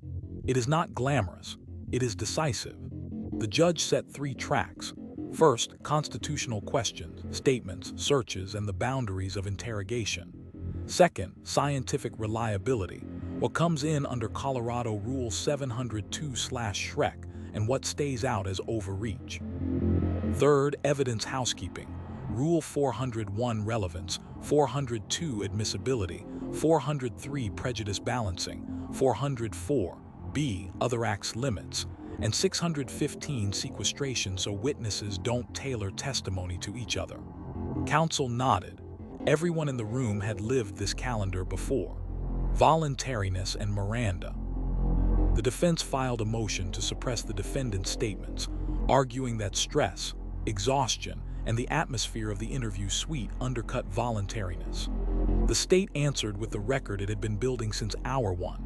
Signed Miranda advisements read from a card on video, explicit acknowledgments that questioning was voluntary, breaks logged, water offered and accepted, a clear transition when the interview crossed into custodial. The legal question is whether a person later regrets speaking. It's whether, under the totality of circumstances, the will was overborne. The hearing date went on the calendar. Detectives blocked the morning and prepped not for drama, but for questions asked a dozen different ways that all mean the same thing. Did you follow policy because policy is the law's skeleton here? Search and seizure. A separate motion targeted the warrants, arguing that the first consent-based walkthrough tainted later searches, and that the affidavits for the home, vehicles, and the industrial site lacked particularity. The prosecution's reply was the kind of careful timeline jurists appreciate. Consent documented on body-worn cameras. The moment consent ended noted and frozen. Warrants drafted with probable cause anchored to observed facts, purse, phone, medication left behind, digital inactivity, neighbor video. An execution by day, scope limited to enumerated items, devices, trace, documents that ground a timeline. The state added a frank safeguard. Even striking any arguable surplusage, probable cause remained. Science under oath. If the courtroom is where stories are forbidden to outrun facts, motions on science are where facts must prove their facts. Analysts from the state lab submitted CVs and methodological summaries, DNA with clear chains and control samples, serology with confirmatory testing, fiber microscopy explained in conservative terms, consistent with, never match, to the exclusion of all other sources, digital forensics backed by right-blocked imaging and hash verification so not a single bit could be accused of moving after seizure. The industrial site evidence got its own packet: lockout/tagout sheets, gas monitor logs, proper glass vials for volatiles, cold chain documentation. The message was simple: we didn't just collect, we preserved. Pretrial publicity. The defense asked for tighter controls on public filings and press conferences. The judge revisited the protective order: maintain redactions, children's identifiers, specific coordinates, seal any exhibit that risks gratuitous shock, and discourage commentary that would read like a closing argument in the press. Change of venue was tabled, premature until voir dire showed whether a fair jury could be impaneled in county. Everyone understood the subtext. The remedy for publicity is jury selection, not a gag that starves a community of lawful updates. Discovery and the ledger. Colorado's Rule 16 discovery grind was now a cadence. The state tendered another tranche: lab certificates with bench notes, full forensic images for defense experts under a viewing protocol, complete body-worn camera indices, scene photos with embedded metadata. Each package opened with an index and hash values for digital evidence. Defense counsel's reciprocal notices landed too: intent to call a consulting pathologist if needed, a digital examiner to review extraction logs, and a mitigation specialist. Signals of prudence, not theatrics. The judge asked the same question at every status conference: are both sides current? Both sides answered on the record, because months later an appellate panel will read those lines like scripture. The people pieces. While lawyers argued doctrine, the victim services team kept the human geometry intact, preparing families for the sterile phrasing that fills autopsy reports, explaining how a suppression hearing is about rules, not results, arranging courthouse routes that kept cameras as far from grief as walls could manage. Deputies in soft uniforms handled escorts. A chaplain learned to translate continuance into sentences that didn't sting. Inside the defense room, mitigation interviews deepened: school records, employment histories, mental health evaluations. None of it contested elements. All of it prepared for the fork every homicide case reaches: trial or plea. Defense experts scheduled supervised time to examine forensic images, verifying hashes before opening a single SQLite database. A pathologist reviewed the autopsy packet and made the call that competent experts make when the findings are sound, focused not on disputing the obvious, but on keeping language accurate. Plea weather. In the DA's suite, conversation stayed careful. In that year, the statute book still carried the death penalty, but it was a road measured in decades and appeals. Another path existed: a global plea, guilty to all counts, no trial, no appeal, multiple life sentences plus consecutive years on non-homicide charges. Nothing would be offered or accepted without the families. The DA repeated the office's rule: families first. If they wanted trial, the file was being built to travel the distance. If they wanted certainty now, the law could deliver it without a jury's verdict. The timeline hardens. Meanwhile, the spine of the case, the timeline, went from whiteboard to exhibit draft. Cell sector corridors laid next to driveway video stamps, health app steps against garage cycles, Wi-Fi associations against claimed whereabouts. Each entry footnoted to its source: page, frame, packet, hash. The case agent practiced explaining it like a map, not a movie. Jurors trust maps. Dates stacked up. Miranda voluntariness hearing in 4 weeks. Shrek reliability hearing the week after. A Rule 403/404B session to fence off speculation. The judge warned: continuances would be earned, not assumed. Speedy trial clocks were told by stipulation but not forgotten. The court's patience was not indefinite. And then a small sentence changed the room's temperature. Defense counsel told the court they were engaged in meaningful discussions with the prosecution and requested that the court reserve a plea setting on the calendar alongside the motion's dates. No promises, just prudence. The judge granted the hold. Reporters wrote one-paragraph updates heavy on civics, light on heat. In hallways and kitchens, families weighed the difference between a verdict shouted at noon and a sentence entered in a quiet voice that carried the same finality. Motion season does not answer why. It answers what the jury will be allowed to consider, as it asks that question for itself. Or, if the families choose a different path, it ensures that the record is strong enough that a courtroom can accept a plea and pronounce a sentence with the calm authority that only lawful proof can give. The hallway outside district court smelled like old paper and coffee gone to bark. Inside, the docket ticked forward in ordinary increments until counsel asked for a sidebar that was anything but. The defense reported meaningful discussions had ripened.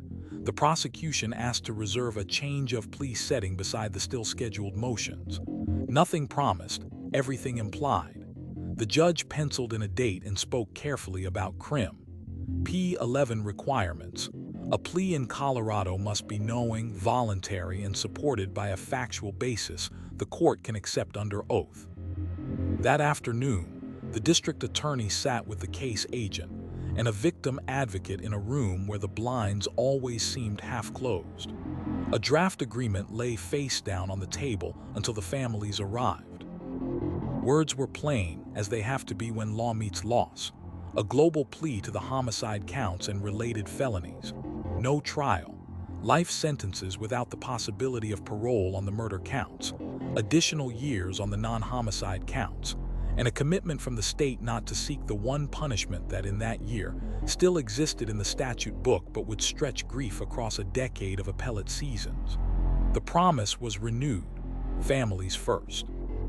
The DA would not file, accept, or announce anything until the people who'd carry the sentence longest had spoken. Across town, the defense did its own ritual inventory. A mitigation specialist closed her notebook. The consulting pathologist returned a short email that said the clinical thing no one wants to hear. The findings will hold. And a digital examiner confirmed the hash values on the state's forensic images matched down to the last character. Counsel reviewed the rights a plea would waive. The right to a jury, to confront witnesses, to compel witnesses, to remain silent, to hold the state to proof beyond a reasonable doubt. They explained without spin that a plea would end appeals as cleanly as it ended trial. On the calendar date, the motions hearings didn't begin. They emptied. The court called the case and, after appearances, asked a single clarifying question that turned the room's temperature down. Are we proceeding under Rule 11 today? Heads nodded. The defendant stood at a microphone that always makes voices sound smaller than the body they come from. The judge began the colloquy, a long, careful walk through rights and consequences. Do you understand the charges? The possible penalties? That parole is not a concept attached to these counts. That immigration, if applicable, can be affected. That there will be no trial and no appeal. Each answer was quiet and recorded. The judge asked about medication, sleep, threats, promises beyond the four corners of the agreement. The defense said the word that matters most in plea law, voluntary. Then the thing that looks like procedure but is actually the pivot, the factual basis. The prosecutor spoke in the tense and tone the law requires. No flourish, no amplification, setting out dates, places, acts. The words were clinical because the court needs elements, not adjectives. The deaths of an adult and two minor children. Intent proved by acts before and after. The pregnancy ended by violence. The post-crime movement and concealment of remains. For each count, the DA pointed to evidence categories. Autopsy findings, scene work, digital timelines, admissions. Enough to let the court say out loud that a jury could convict if asked to try. The defense did not dispute the basis. The judge turned to the defendant and asked the hardest questions in criminal procedure to answer without shaking. How do you plead? And then, are you in fact guilty? The answers were the same single word. Paper moved. The court accepted the plea, finding it knowing, intelligent, and voluntary, supported by a factual basis made of exhibits already logged and witnesses already prepped. Sentencing was set far enough out to allow a pre-sentence investigation, victim impact statements, and the logistics that follow a case with cameras. Motions died on the vine. The suppression fight and the Shrek hearing became moot because trials need rulings and pleas need only records. In the sheriff's building, it didn't feel like victory. It felt like documentation. The case agent updated the index. Motions vacated. Rule 11, transcript ordered. Judgment of conviction pending. The evidence room stayed sealed because plea or trial, chain of custody lives the same life. A deputy DA drafted the sentencing memo, mandatory life terms on the murder counts, recommendations that the non-homicide counts run consecutively, the statutory citations that make paperwork into punishment. No rhetoric, just lines the clerk can enter into the ledger without wondering what anyone meant. Victim services began a different kind of preparation. They explained allocution, the right to speak at sentencing in words that are not testimony but still belong in the record. They offered choices: speak or ask the DA to read, appear in person or on video, write it once or not at all. The advocate arranged quiet rooms, staggered times, and a route into the courthouse that didn't teach cameras anything they hadn't already taken. The defense assembled its small, necessary packet. In a case with mandatory life terms, there's no argument over ranges, but there is still a human being to present to a court. Family letters, mental health evaluations, employment histories. The thin shade of context that doesn't change a sentence but sometimes changes a tone. Counsel reviewed custodial logistics with classification, placement, mental health access, the administrative segregation that tends to follow names the public recognizes. Reporters wrote it up in the narrow language judges prefer: guilty as charged, life without parole, sentencing set. The court reminded counsel on the record that victim photographs used at sentencing must be restrained, images of life, not instruments of shock. The DA nodded. This office had already promised itself it would never trade decorum for 12 seconds on the evening news. That night, the incident room whiteboard was almost bare. The three headings remained: prove, protect, prepare. Under prove, a single check mark. Proof had been accepted by the only audience that now mattered: the court. Under protect, a line or two to govern the evidence archive and the release of public records once the last seal order lifted. Under prepare, the list was short but heavy: coordinate allocution, finalize the sentencing memorandum, and write the letter no one trains for. Thank you to the neighbor who shared his video, to the friend who insisted on a welfare check, to the patrol officer who followed policy like it was a lifeline. The law's arc in this chapter bent toward a sentence rather than a verdict, not because the case became less true, but because truth was strong enough to be admitted. What remains is the ceremony the system keeps for endings: a courtroom, a bench, a record, and a judgment spoken once so the whole town can finally exhale, knowing that, in the ledger that counts, the dates will never change again. The courthouse filled the way winter does, quietly, then all at once. A bailiff checked names against a short list while the hallway softened to whispers. Inside, the bench copy of the pre-sentence investigation report sat in a blue folder at the judge's elbow. Colorado procedure required it even when the sentence was foregone. Formality is how the law shows its respect for the irreversible. The clerk called the case. Counsel announced appearances. The defendant took his chair in a jail uniform, shackles muted by carpet, and the practiced movements of deputies who do this without drawing attention. The judge began with the checklist that turns a hearing into a record. Notice to victims under Colorado Victims' Rights Act, confirmed. Receipt of the Rule 32 report, confirmed.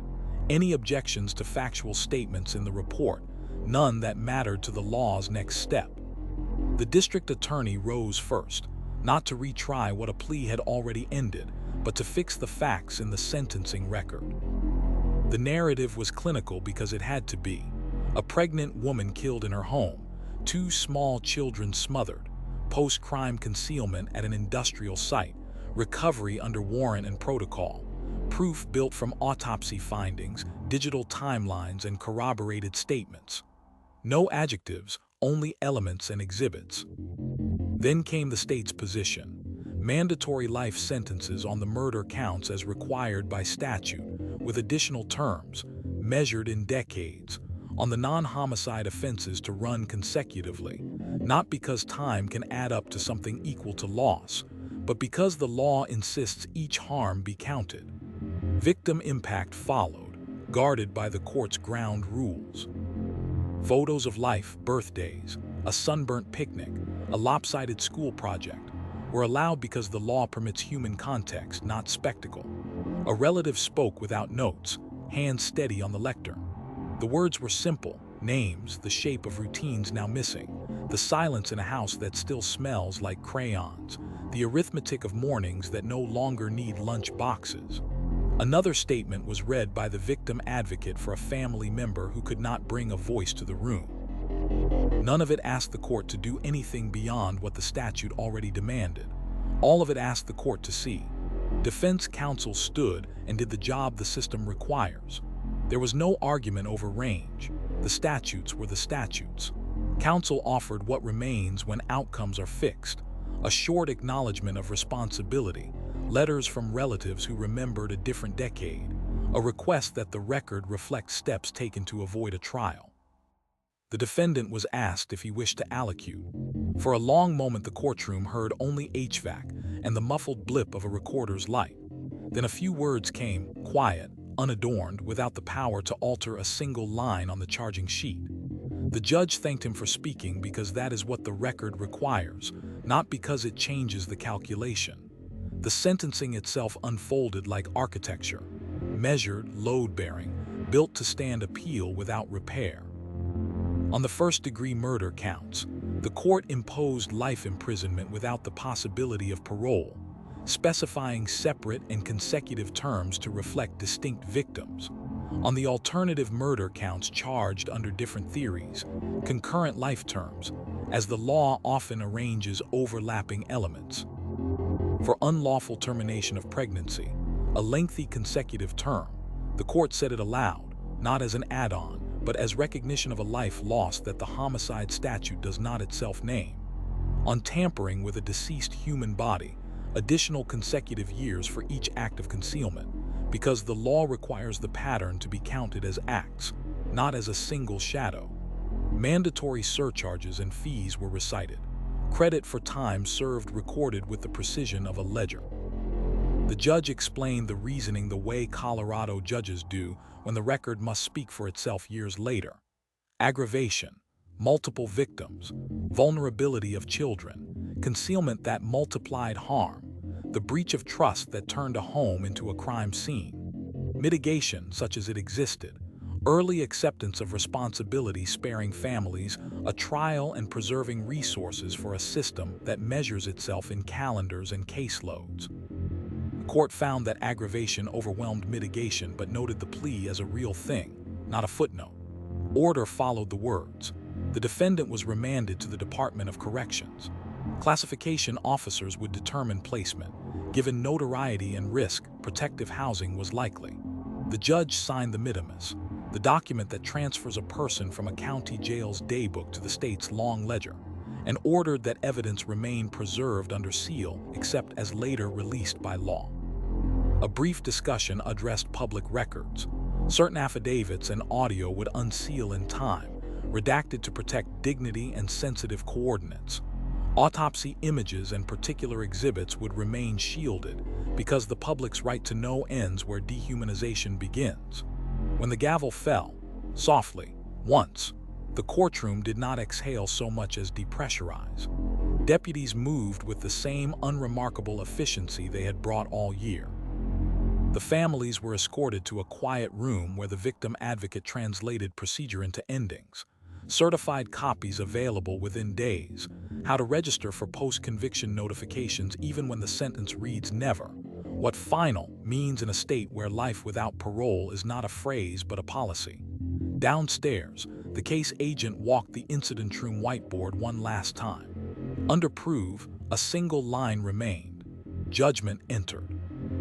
Under protect, evidence archived, seals cataloged, release schedule mapped against statute. Under prepare, a short list, property returns for items that could be released to families, notifications to partner agencies closed out, and a set of letters the team had promised themselves they would write regardless of outcome. To the neighbor whose camera held the first breadcrumb, to the friend whose insistence on a welfare check shifted a timeline, to patrol officers who treated a tidy house like a possible crime scene, because the absence of chaos is sometimes the first sign you have to see. Outside, the subdivision's evening sprinklers clicked on the way they had in the first chapter of this story. In the months to come, reporters would move on, calendars would fill with other names, and the file would settle into a climate-controlled room with thousands like it. But in the only ledger that matters, the one with dates, signatures, and a judgment that cannot be walked back, the case now occupied a single, complete page. There would be no appeals about verdict forms, no retrial dates to mark, no anniversary hearings. Just the quiet arithmetic of a sentence designed to hold. A town does not heal from something like this, it adapts. Mailboxes still open, porches still take the weight of morning coffee, birthdays still come with odd numbers. What the system owed, truth proven lawfully, dignity protected, a sentence that speaks clearly, was paid in full, recorded line by line. And for the people who stood in that courtroom and said names into a microphone that made their voices sound smaller than their loss, the law did the most it can ever do. It made the ending official. Sentencing ends the courtroom story. It begins the paper one. The morning after judgment, the minimus moved by courier from the clerk's office to the jail, then by transport van to the Department of Corrections. A chain measured in signatures, not miles. Intake felt clinical.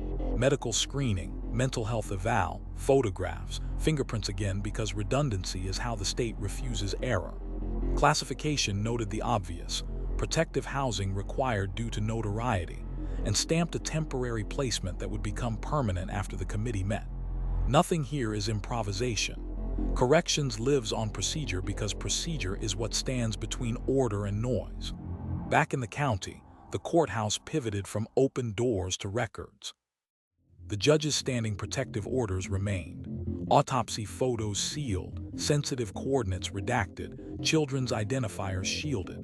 Certain affidavits unsealed on a schedule, their paragraphs blacked out where dignity demanded. Reporters queued lawful requests under Colorado's open records rules. The clerk answered with certified copies that said precisely what happened and refused to say what the law does not allow. Transparency in this phase is not a spotlight. It's a ledger. The evidence room became a library.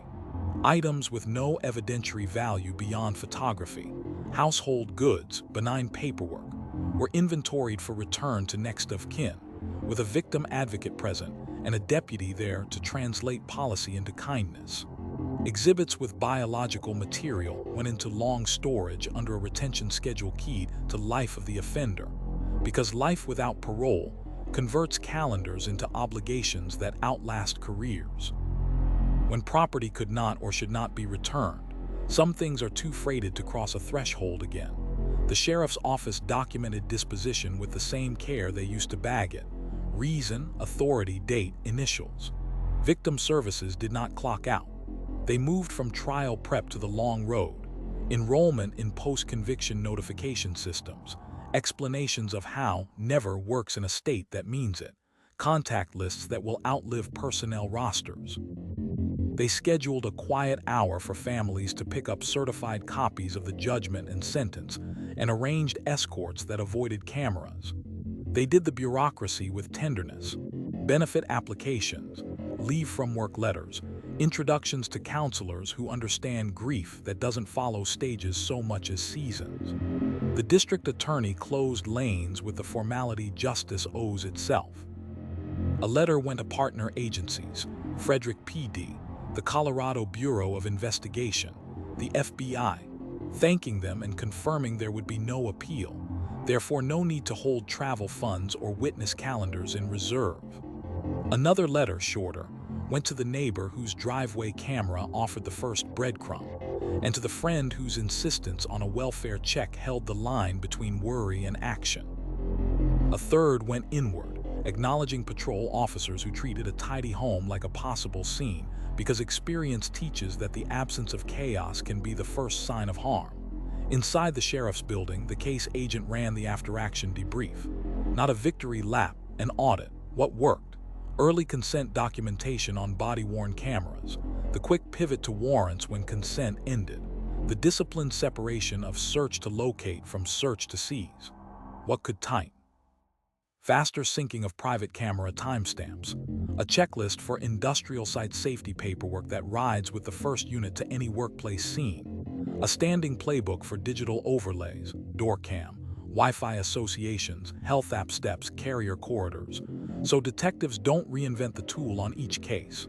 The memo would feed in-service training, where the next case's rookie would learn lessons paid for here. Civil lanes, quiet but real, opened. A probate filing established the victim's estates. Wrongful death paperwork, if any, traveled on a schedule different from the criminal one. The DA's office filed standardized restitution notices for costs the law allows, counseling, funerals, travel, knowing that life terms make collection more symbol than recovery, but also knowing that a record of harm belongs in the file, even if dollars never follow. The community rearranged itself in small, stubborn ways. A bench appeared near a park, inscribed with names and a date that the town will never say casually again. A school counselor adjusted a bulletin board for the children who noticed empty desks and didn't know what questions were allowed. A pastor learned to keep candles stocked but hidden, to be produced when needed without asking anyone to say why. Neighborhood text chains went quiet, then resumed with the practicalities of snow shovels and babysitting swaps. This is what towns do when the story is over but the living is not. Media calls didn't stop, they changed. Producers asked for the human angle. The sheriff declined where dignity would not survive the edit and pointed instead to the public record. When a documentary team arrived months later, lawyers reviewed releases. The agency let policy speak and kept families out of lights they had not asked for. Investigators who participated did so behind the shield of facts, dates, procedures, warrants, never the lure of inside theories that age poorly and wound easily. At dock, weeks settled into routine. Counts, mail, yard time under supervision that errs hard on caution.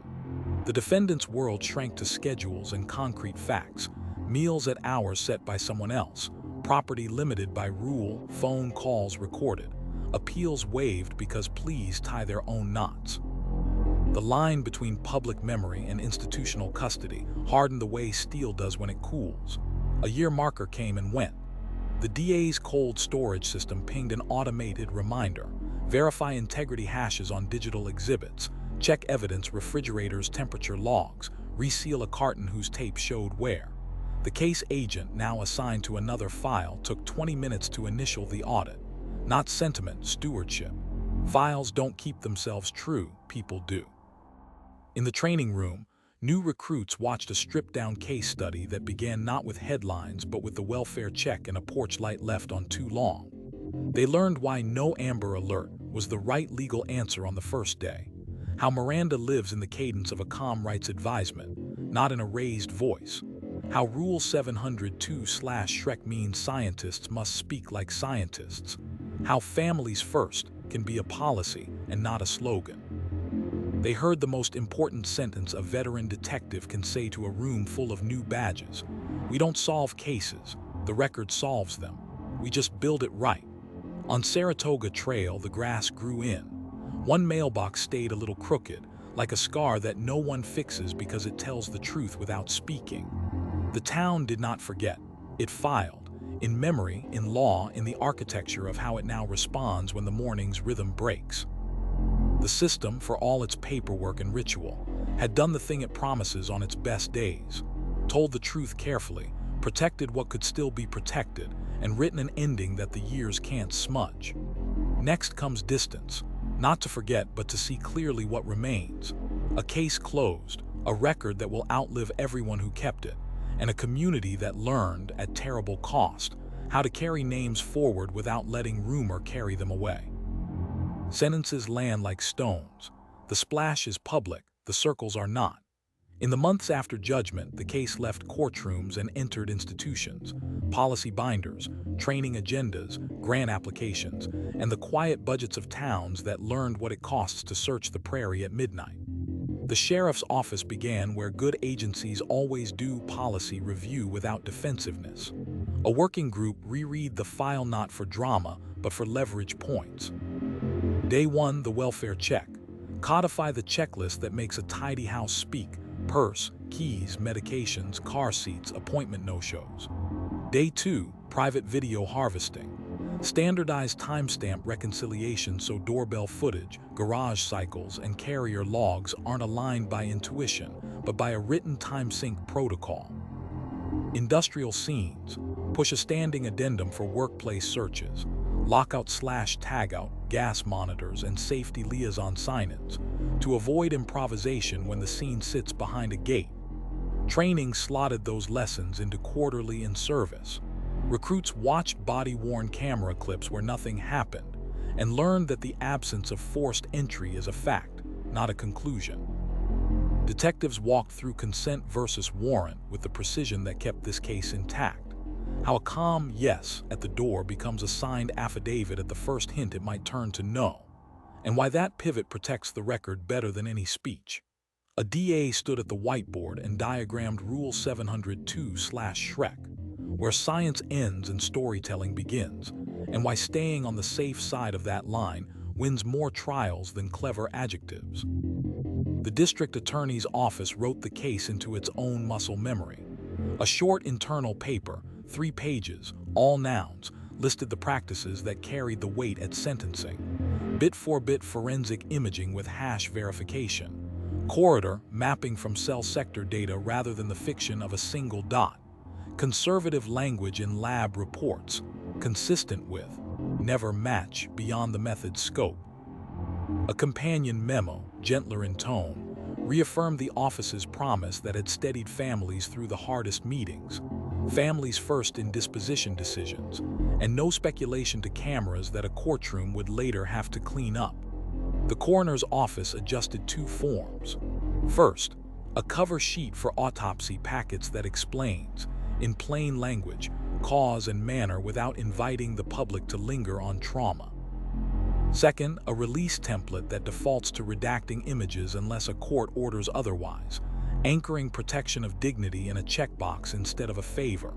The change was small on paper and large in effect.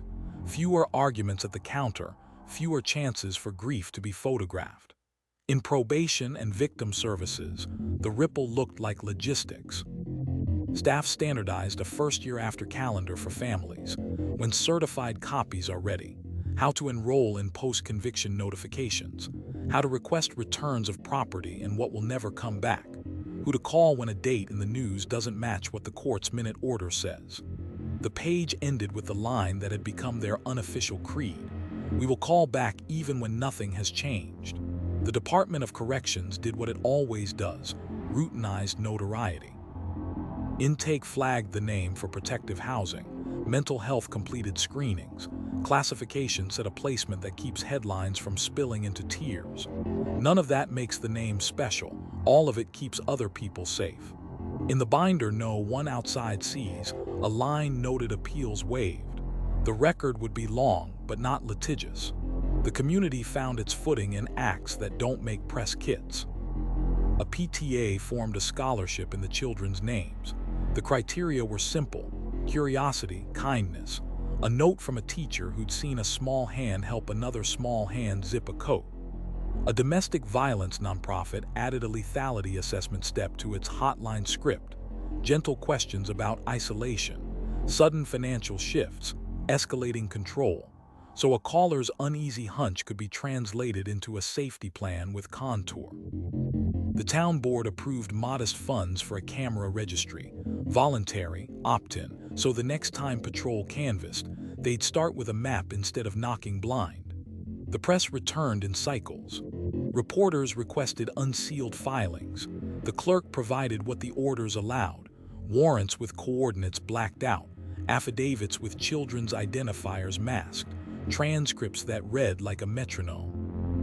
When documentary crews circled, the sheriff's media policy, rewritten with this case in mind, asked a single question: does participation teach the public something useful without renting out someone's grief? If the answer wobbled, the agency passed.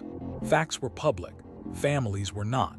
Lawyers in other zip codes called for the case study. A prosecutor from another state wanted the time sync protocol language. A detective wanted permission to borrow the digital overlay chart for a training day 2 counties over.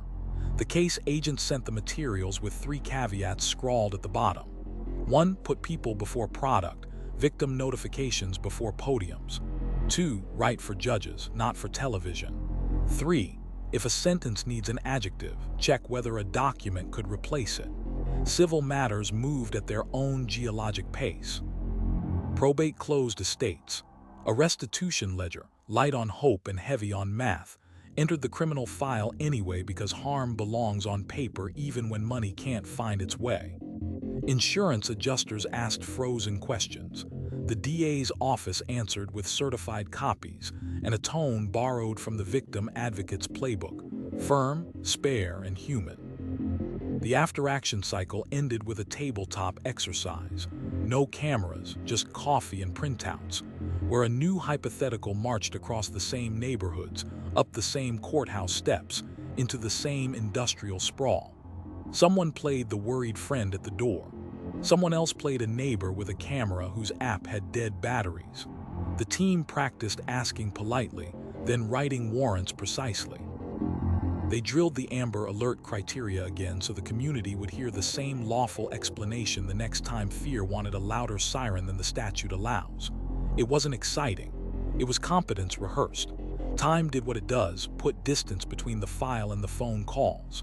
The whiteboard in the incident room finally lost its headings: prove, protect, prepare. The checkmarks had nowhere else to go. In their place, a laminated card appeared on a nail by the door. It carried 7 lines, not attributed to anyone because everyone had written them. Start small, document big. Consent ends, warrants begin. Let video and devices agree without coaching them. Science in nouns, not adjectives. Families first in every meeting, every decision, every sentence. Don't say what a courtroom will have to unsay. When in doubt, write it down. On Saratoga Trail, winter scraped back to spring. A new family moved in as people must because houses are for living. The mailbox stayed a touch crooked. No plaque, no tour, no performance. Only a neighborhood that had learned to read its own rhythms and a department that had learned to trust its checklists as much as its instincts. The stone had dropped. The circles kept moving, less visible now but just as real. In the way a rookie phrased a consent request, in a lab report that refused glamour, in a victim advocate's habit of returning calls before sunset, and in a town that discovered the quiet heroics of procedure, the unshowy work that makes truth survivable and sentences stand. Long after the cameras left, the case lived a second life, quiet, methodical, and stubbornly useful. It turned up in briefing rooms and policy binders, in the way a deputy phrased a welfare check knock, and the way a prosecutor wrote a motion without adjectives. The story was over. The record went to work. At the sheriff's office, a training day began not with a body-worn clip of sirens, but with a still photo. A tidy foyer, a purse on a console, car seats in a garage no one drove away from. The instructor let the silence fill the room and then asked the question that anchors every good patrol response. What does this house say without speaking? The checklist came next: purse, keys, medication, appointments missed, pediatric routines. Each detail a thread that only made sense once you backed up and looked at the weave. Recruits learned that no signs of forced entry is information, not a conclusion. A detective led the consent versus warrant module with the calm of someone who has watched transcripts survive cross-examination. Day 1 consent, clear on video, documented. The pivot to warrants when consent ended, drafted with particularity, executed by day, limited in scope, photographed before movement, bag and tag after. He didn't preach probable cause like a slogan. He showed it. This observation supported that paragraph, which justified this list of items to seize. The lesson wasn't abstract. If you expect a judge to trust the paper, it has to be paper the judge can trust. Digital forensics got its own hour and a whiteboard. No glossy heat maps, just the brickwork, right-blocked imaging, hashes that prove nothing changed, handset event timelines that align health app steps with garage cycles and Wi-Fi associations.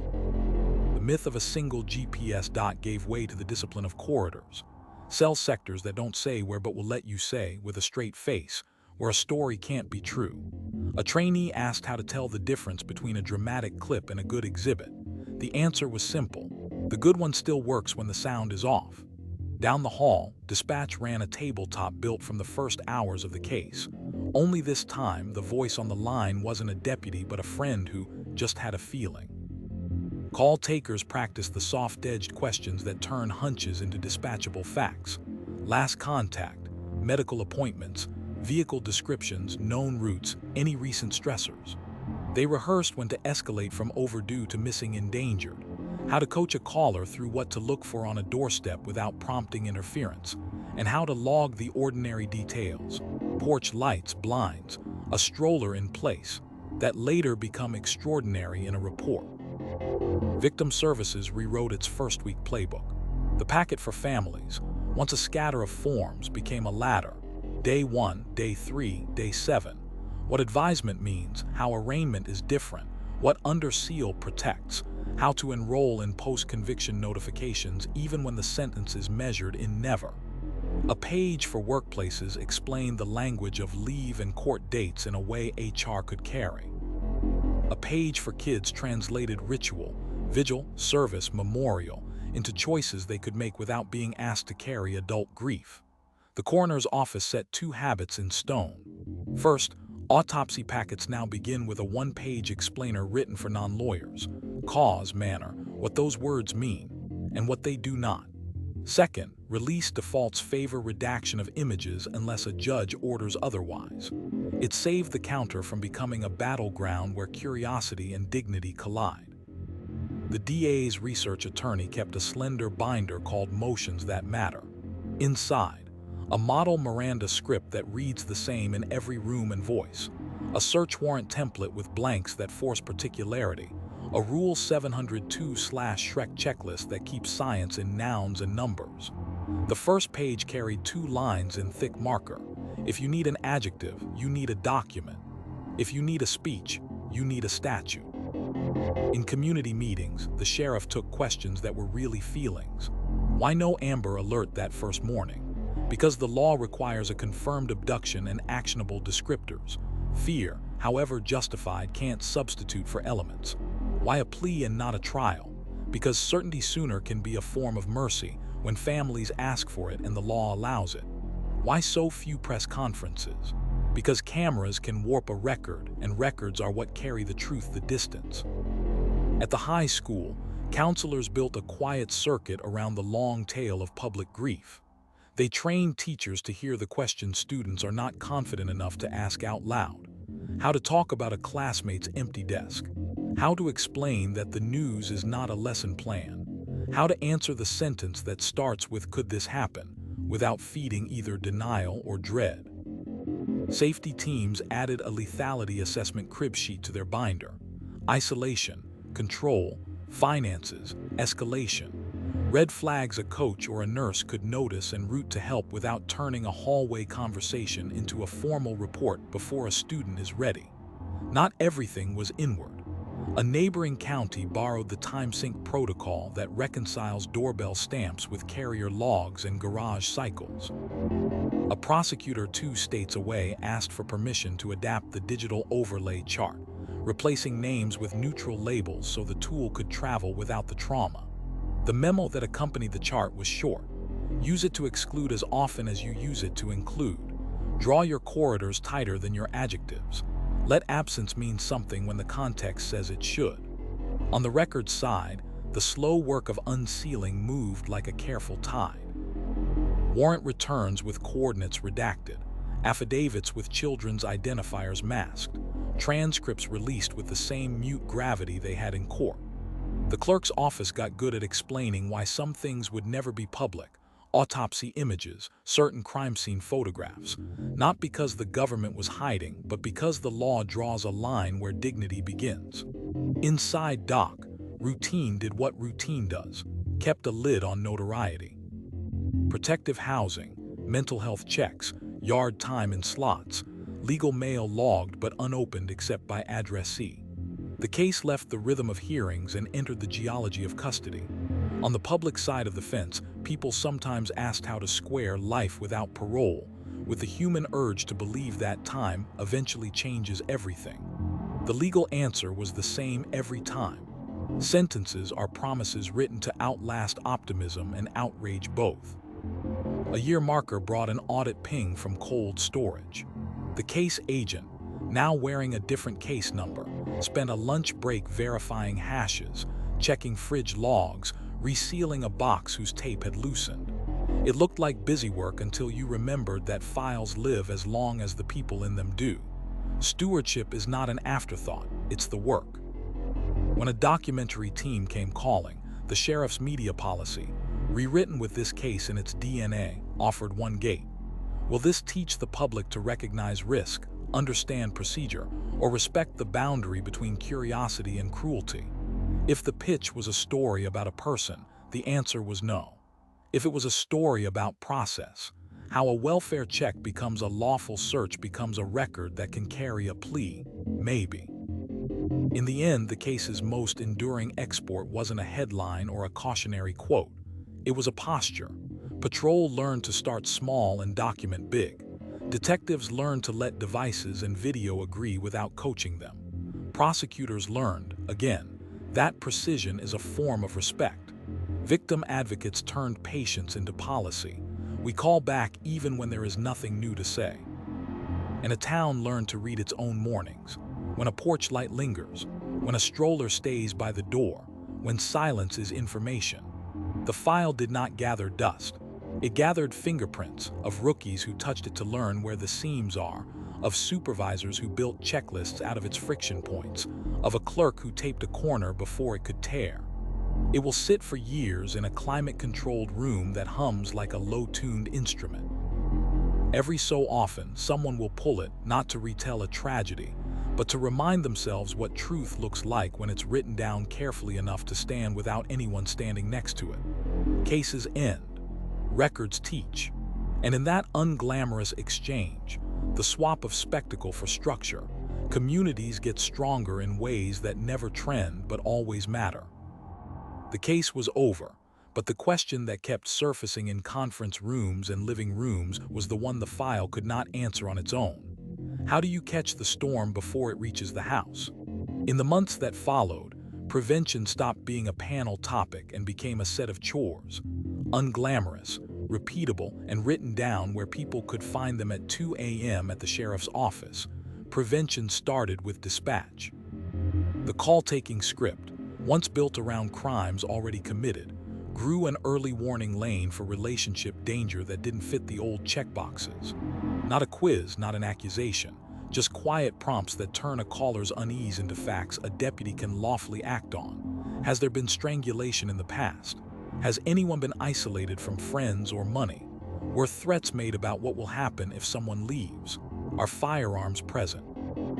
Those 4 answers, plotted fast against time of day and presence of kids, changed triage. If risk stacked, a supervisor authorized a 2-unit response and a welfare check that documented what hope alone had been trying to ignore. Patrol added a pocket card the size of a driver's license, 7 lines titled before it's a crime scene. 1 note signs of isolation, empty calendars, canceled visits, a phone that's always dead. 2, photograph ordinary order, keys, meds, car seats left behind. 3, ask about finances with gentleness and specifics. 4, document prior strangulation or I couldn't breathe language, it predicts lethal escalation. 5, offer resources like directions, not pamphlets. 6, write in quotes, let people read their own words tomorrow. 7, if your gut says this is wrong, call a supervisor and stay 5 minutes longer. The card wasn't a statue, it was a lifeline disguised as laminate. The DA's office built out a rapid consult lane with a victim advocate and a deputy DA on call. Patrol could phone from a driveway when the scene felt off, but the penal code hadn't quite tipped. The prosecutor could explain the lawful edges, what consent can cover, which questions are safe to ask, when a warrant is worth the extra hour because the paper will carry farther than a hunch. The advocate, listening on the same line, could arrange a same-day appointment. No intake maze, just an address and a door that opens. Prevention is bureaucracy taught to move like a person. Hospitals and clinics joined with a protocol that fit into rooms where paper gowns whisper. Nurses adopted a lethality screen embedded in routine questions. Any choking ever, any forced sex, any threats to children or pets, any stalking with phones or trackers. A yes didn't trigger a siren. It triggered choices. A warm handoff to an advocate in the hallway, a silent plan for how to leave safely, an anonymized police report if the patient wanted a future record without a present confrontation. Doctors learned to chart bruises with scales and words that courts understand, not for drama, but because precision is a form of help. Schools tuned their antennae for family stress that hides in attendance and lunch balance logs. Counselors were trained to hear when a child's new silence is not shyness, but strategy. The district's memorandum with law enforcement drew a firmer line between welfare checks and criminal investigations, giving principals the confidence to ask for help early without fearing they were summoning headlines. Prevention needs paperwork that doesn't punish courage.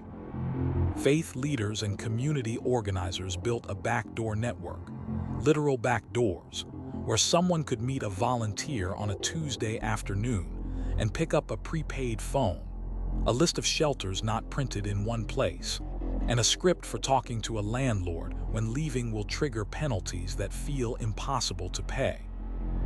A thrift store agreed to hold 2 racks that looked like any other but were tagged interview and first day, outfits ready for the moment someone took a risk on a new start. No speeches, just hangers and tags and a receipt that didn't name the reason. On the technology side, the regional task force drafted a clean tech checklist for survivors. Turn off shared locations on apps both obvious and obscure. Change cloud passwords in an order that doesn't ping alerts to the abuser's devices.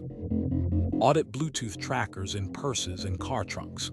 Revoke permissions for family, calendars, and photo libraries that can quietly report where someone has been and with whom.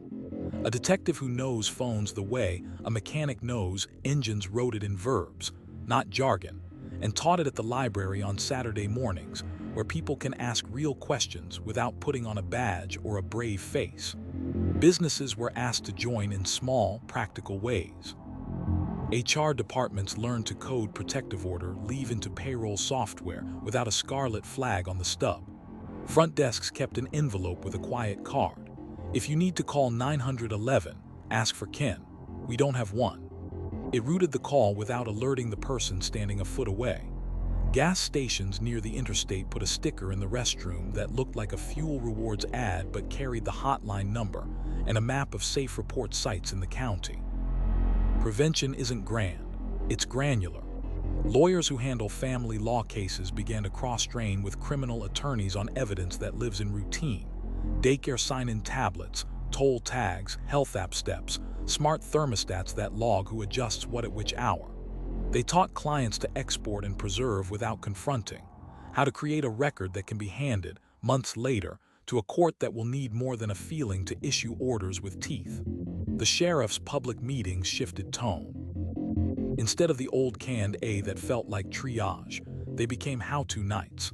How to save and export from a doorbell app, how to read a phone bill that hides location clues in plain sight, how to write a statement that uses minutes and details instead of metaphors. People brought notebooks, not just worries. A neighbor asked the question that matters most and least. How do we know when to call? The answer was a sentence the department had earned the right to say. Call when something ordinary looks wrong. We will come. We will document, even if all we leave with is a report that keeps you safe for tomorrow. Inside the professional guilds, cops, nurses, teachers, advocates, the case became shorthand for a shape of danger that wears normal like a costume. Not a ghost story, a geometry. Secrecy tightening, resources controlled, schedules suddenly changing, friends replaced by "we're busy," explanations that don't survive a pencil and calendar. People learn to trace those lines lightly at first and then darker when the points refuse to move. None of it turns tragedy into math. But piece by piece, the county built a fence line upstream from the porch light. Scripts, cards, checklists, doors that open, apps that don't betray, calendars that include the next day. The file had taught them how to prove. The aftermath taught them how to notice. Prevention is not a headline. It's 1,000 small, lawful habits that make it easier to ask for help before the house goes quiet, and easier for the helper to write a paper trail strong enough to carry the person who comes after. In the end, the most meaningful change did not hang on a wall. It sat in glove boxes and nurse stations, in school drawers and church lobbies, in the muscle memory of people who answer phones and knock on doors. On certain mornings, when the rhythm of a block stumbles, someone who learned something from this case looks up a little sooner, listens a little longer, and writes a little more. That, too, is a kind of sentence, unwritten, ongoing, and designed to keep other stories from ever needing a part one. The case was closed, but the door to it never really stayed shut. It opened in smaller ways now, through letterhead and timestamps, through requests written in polite legalese and emails that arrived after midnight with subject lines like Cora Request 2741. Transparency had its own calendar, and the courthouse learned to keep pace. In Colorado, the public asks and the government answers under the Colorado Open Records Act. The clerk's office became a hinge. Reporters and citizens filed requests for warrants, affidavits, jail logs, 911 audio body-worn camera clips, the paper and pixels that had carried the case from knock to sentence. The judge's protective orders still ruled the room. Children's identifiers masked, autopsy images sealed, industrial site coordinates blacked out, graphic exhibits withheld unless a court found compelling need. The clerk wasn't a gatekeeper so much as a steward. When a file could be released, it was stamped, certified, copied onto a thumb drive that clicked in a way that sounded like duty. The sheriff convened a quiet round table, legal, records, victim services, a senior detective who had stood inside too many doorways at noon. The agenda had two questions. First, how do we say yes more often to the public without saying yes to harm? Second, what does the record gain or lose when it's reduced to clips and headlines? Policy took shape in sentences that would outlast the news cycle. Body-worn camera video would be released with context, a timeline, an index of cuts, a written explanation of what was redacted and why. 911 audio would be paired with a transcript to keep tone from standing in for truth. Scenes inside a home, particularly children's rooms, would be blurred by default, not to hide, but to keep people from being turned into settings. Victim services had veto power without the drama of a veto. Before any release that touched the family's voice or image, an advocate made a call not to ask permission. Law doesn't delegate that, but to warn, to explain, to offer a hand the morning the story would be on a phone before coffee. Sometimes the answer was a quiet request. Please don't let the audio carry the last voicemail. The law allowed the sheriff to say no. The sheriff did. The district attorney wrote a 2-page media protocol that sounded like it had been drafted by someone who respects both the First Amendment and the courtroom. Officials would not describe evidence that the courtroom had not already heard. Adjectives were out, documents were in. If asked about motive, the DA would decline the invitation and return to what the plea had already admitted. If asked for color, the answer would be dates and docket entries. A sentence at the top became a ritual. We speak to records, not to narratives. The public's curiosity kept good company with good faith. A retired teacher wanted to understand how Amber Alert criteria worked on that first day. Record staff returned a copy of the state protocol with a short note about the missing elements. No confirmed abduction, no suspect vehicle, no direction of travel. A neighborhood association asked whether their camera registry had mattered. The sheriff replied with a yes and a caution. It mattered because owners offered access and detectives verified timestamps instead of trusting apps. A college journalism class requested the probable cause affidavit. The version they got was a lesson in redaction that could have been a syllabus. Not every request was simple. A documentary producer wanted body-worn camera from inside the home on the day of the welfare check, the quiet footage of a tidy kitchen, a purse on the counter, a dog who didn't know what the voices meant. The law allowed release with redactions. The court didn't forbid it. The round table weighed it like evidence, probative for teaching. Yes, prurient, possibly, depending on the edit. The sheriff's answer was the same one he'd given since the first press conference. If it teaches the public how procedure protects people, we'll help. If it teaches them how to stare, we won't. The producer pivoted. The segment became about the checklist patrol carries into a welfare check and the decision tree that leads from consent to warrant. The footage stayed on a server that hums unheard for people who need to hear it in full, not in fractions. Inside agencies, the after-action memo became curriculum. Records technicians learned the difference between a redaction that shields and a redaction that confuses.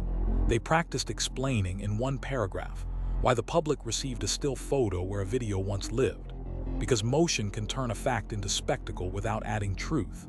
Detectives learned to narrate their own camera work, saying out loud what a lens might miss. Keys on console, prenatal medication here, car seats fixed in place. Months later, that narration made an index that spared families from having to watch. The coroner's office adjusted its counterscript for open records, the word staff use when a request meets a legal wall. They stopped saying cannot and started saying will not, a small shift from weakness to choice. We will not release autopsy images because the statute protects dignity, and dignity is a public interest. It turned a no into a principle, and principles travel better than rules. The defense file had demands too, because transparency doesn't pick sides.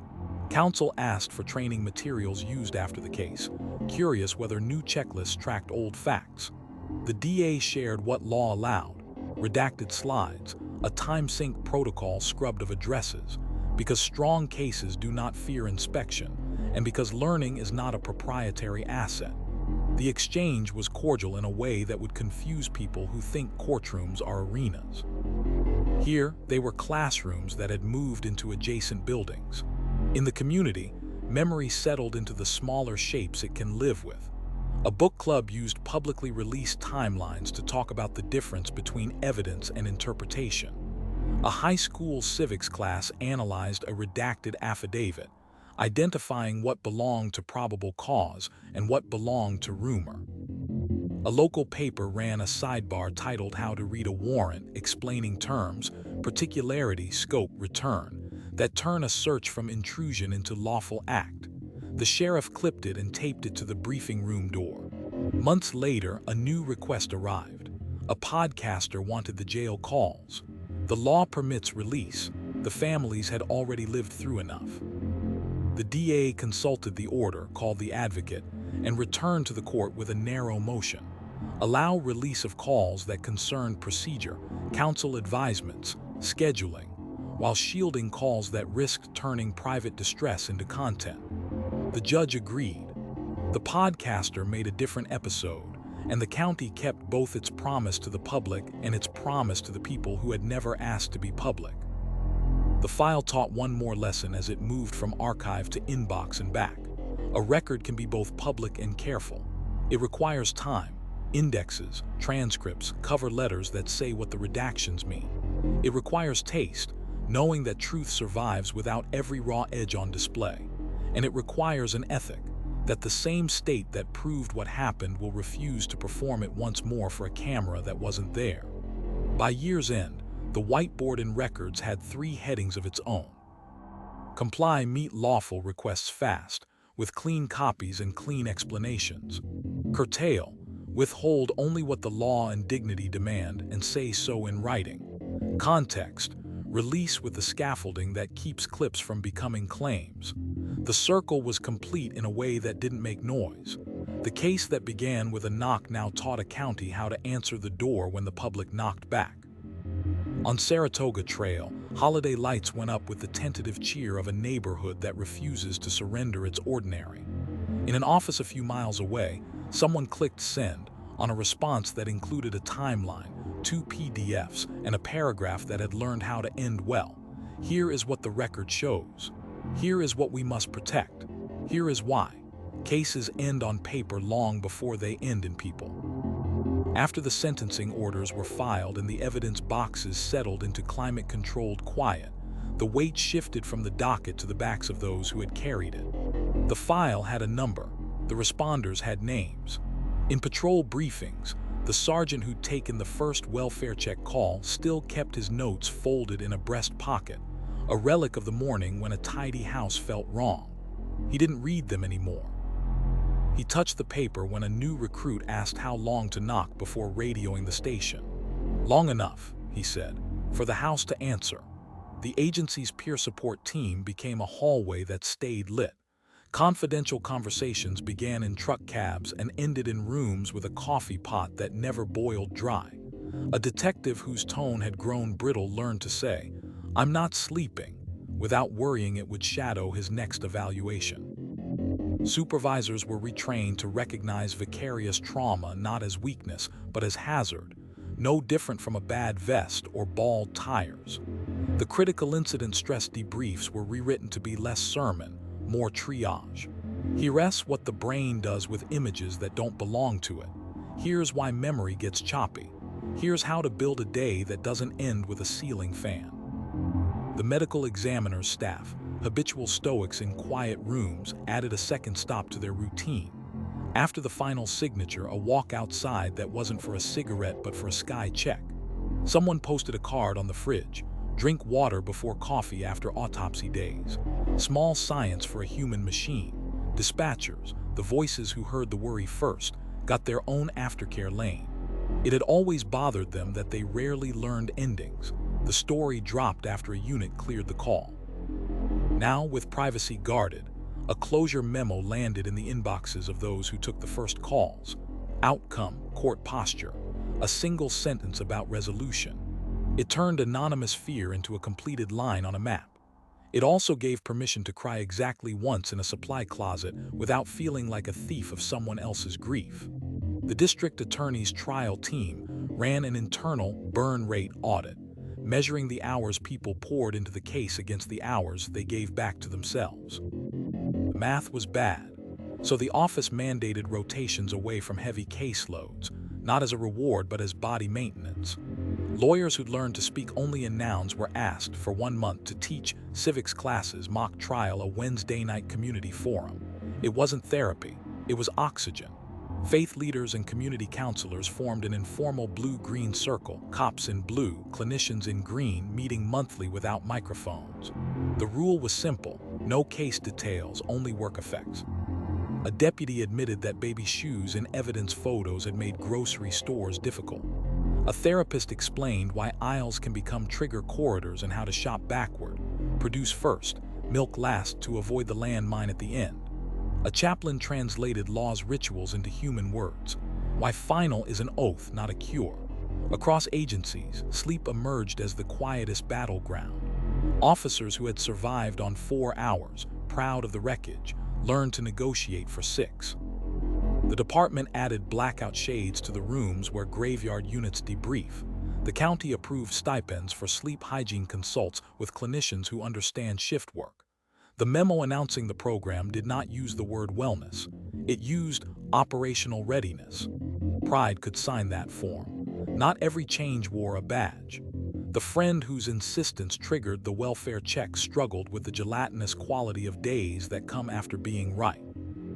Victim services built a lane for civilians as first responders, a recognition that the first on scene might be a neighbor with a key. The packet included a letter that began, "You did exactly what we ask of someone who loves someone." Enclosed was a list of therapists who understand the violence of ordinary rooms. The neighbor with the driveway camera moved through a different kind of after. For months, a stranger's tragedy lived in his cloud storage. The sheriff's office created a quick return protocol. When video is no longer needed, a tech helps purge it, certifying that the state has what it needs and the resident has what he needs. A clean slate that doesn't cough up alerts at inopportune times or ambush a child scrolling the family album. Technology makes witnesses out of people who never asked. Procedure should make them whole. Inside the jail, classification and line staff negotiated their own shadows. High-profile defendants generate attention that doubles the work and halves the patience. Training shifted from security first to security plus predictability, because routine is what calms tears and saves backs. Officers were told why administrators make unpopular housing decisions. Protective custody. yard restrictions, so the rumors that follow notoriety couldn't set policy from the dayroom floor. In the schools, a grief literacy unit slid into health class. Not the cinematic version, candles and balloon releases, but a vocabulary for what happens to bodies and families after court. One slide explained allocution and why a person might choose to speak or to stay silent. Another offered the sentence people can use when they meet loss in a hallway: "I'm here, I don't need you to say anything back." The unit didn't mention names. It didn't have to. The incident room that once carried a whiteboard with "Prove, Protect, Prepare" now kept a quieter wall. Photos of scenes were replaced by photos of process. A glove labeled with initials and time, a warrant paragraph circled for particularity, a chain of custody form with all the boxes darkened by the same pen. Beneath them, a line of type taped at eye level: "We leave people better than we found them, even when we can't." On Fridays, when arrest reports slumped in piles and coffee tasted like metal, someone would open the evidence log and find a sticky note from the sergeant with the folded paper: "Write well, sleep, call your mother." It was a joke only in that everyone smiled. It was policy in that everyone tried. Once a year, the team gathered without ceremony at the green space near the subdivision. No uniforms, no speeches. A few brought kids, a few brought dogs. Someone always brought too many cookies. They said the names privately and aloud. They read the 7-line card the unit had laminated after the case ended and posted by the door: "Start small, document big. Consent ends, warrants begin. Let devices and video agree without coaching. Science in nouns, families first. Don't say what a courtroom will have to unsay. When in doubt, write it down." Then they went back to work, which is to say, back to answering phones and knocking on doors and believing that procedure is a form of care. Because that was the quiet gift the case left behind. A department that understood recovery as maintenance, not miracle. A DA's office that treated precision like empathy. A town that made room for the people who carried the worst days in binders and bones. The file would keep teaching. The people would keep showing up. And when the next knock sounded like worry, someone who had learned to carry weight without breaking would lift a hand steady and say, "We've got it." The case ended on a microphone before it ever reached a jury box, but the file was built as if 12 strangers would one day be asked to decide. In briefing rooms after the plea, prosecutors and detectives walked new hires through the trial that didn't happen, not as a fantasy, but as a way to teach the architecture of proof. It would have started with voir dire, the slow work of turning a county into a panel. Pretrial publicity is not disqualifying by itself. Only opinions fixed beyond repair are. Jurors would be asked about what they'd read, whether they could set it aside, and if set it aside meant something more than politeness. Hardship would thin the line. Cause challenges would carve away those who couldn't square presumption of innocence with the gravity of the charges. Peremptories would be numbered, not narrated. A Batson reminder would hang in the air. No strikes based on race or gender, period. Sequestration. Unlikely, but a standing warning would apply. No phones, no feeds, no research. The judge's voice would be even. The court reporter's hands would turn speech into record, as they always do. Openings would be promises, not proof. The state would sketch 3 lanes the law recognizes: timeline, forensics, post-crime conduct. The defense, if it opened, would ask jurors to hold the state to its burden, beyond a reasonable doubt, and to distrust what sounds tidy when life rarely is. No adjectives that couldn't be cached by exhibits. No theories that didn't survive a calendar and a clock. The people's case-in-chief would walk, not run. Foundation first. A custodian to authenticate body-worn camera clips. A neighbor to lay the predicate for the driveway video. A patrol officer to explain why the absence of forced entry is a fact, not a conclusion. The welfare check would come alive in nouns. Purse here, keys here, medication here, car seats not moved. Then the shift from consent to warrant. The pivot preserved on paper and on video, to fence the search inside the Fourth Amendment where it belongs. The medical examiner would testify like science requires. Cause and manner in plain anatomy, no flourish.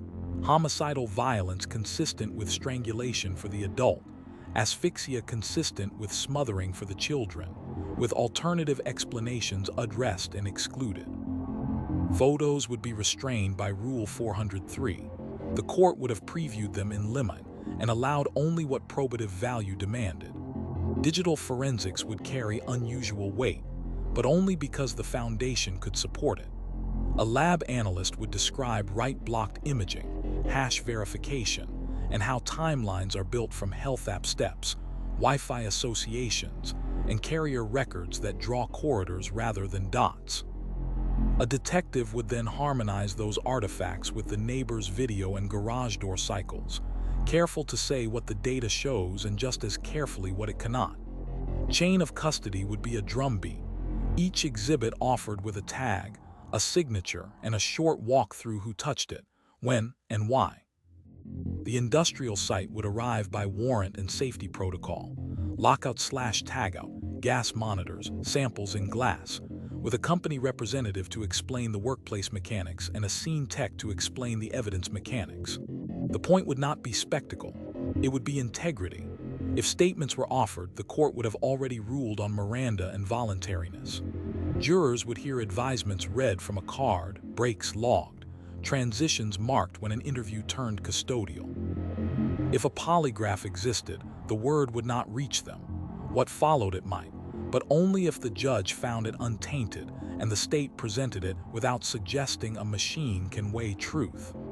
Cross-examination would be short where it could be and surgical where it had to be. Defense counsel might press the medical examiner on the limits of asphyxia findings, the digital analyst on what a handset can't know about a person 2 rooms away, and the detective on the difference between probable cause for a warrant and proof beyond a reasonable doubt for a verdict. Good cross pairs adjectives from nouns. Good jurors notice who keeps answering in nouns anyway. Would the defense call witnesses? Maybe. It has no burden.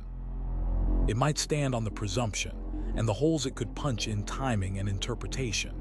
Or it might call a consulting pathologist to police the language of certainty, a digital expert to remind the panel that corridor is not coordinate, or a character witness to humanize the person at counsel table, offset perhaps by a stipulation to avoid a parade. The defendant could choose to testify. The record would show a careful colloquy outside the jury's presence about rights and risks. Many defendants do not. Juries are told not to hold that silence against anyone. The instruction matters even when the mind wanders. Rebuttal would be brief. The state would not argue in rebuttal. It would present admissible evidence that answers a door opened by the defense. Then closings bounded by the judge's warnings, argument tethered to evidence, no attacks on counsel, no appeals to passion. The prosecutor would assemble the scaffold elements for first-degree murder, CRS section 183102, first-degree unlawful termination of pregnancy, CRS section 1835-103, and tampering with a deceased human body, CRS section 18-8-610-5, and slot exhibits where they fit. The defense would invert the framework, pointing to doubts that are reasonable because they grow from evidence, not from wish. The state would get the last word, not the last adjective. Then the instructions, presumption of innocence, burden of proof, credibility factors, unanimity, consideration of lesser-included offenses if supported by the evidence, limited purpose instructions for any 404(b), other acts evidence the court may have allowed, and guidance on how to treat statements, expert opinions, and charts used as pedagogical aids. Jurors would carry a verdict form that reads like a spreadsheet nobody wanted to fill, count by count, victim by victim, guilty or not guilty, no in-betweens where the law doesn't permit them. Deliberations would look like every deliberation, a burst of talk, a pause, a request for a readback, a fresh pot of coffee, a note to the judge may we view Exhibit 47, and the quiet ritual of a foreperson signing a line that changes lives. If the verdict were guilty, sentencing on the Class 1 felonies would not require a range. Colorado law fixes life imprisonment without parole for first-degree murder when the death penalty is not sought. If the state had pursued capital punishment in that era, a penalty phase would have followed, but here the file was built for proof, not for that argument. None of it happened, and yet all of it mattered. The plea was lawful and heavy because the record could have traveled the distance. That is what the trial that didn't happen teaches. You don't build cases for performances, you build them for survivability. You assume a judge who reads footnotes, a defense that knows where the seams are, and a jury that deserves exhibits that speak without translation. In the debriefs, one slide always closes the hypothetical. A photograph of a blank courtroom at dusk, the seal above the bench, 12 empty chairs, a witness stand that looks smaller without a person in it. The caption is simple. This is the room we prepare for, even when we never enter. Because preparation is what kept this case honest from doorbell to docket. It's what allowed families to choose certainty without fearing a shortcut. It's what turned headlines into history and then into policy.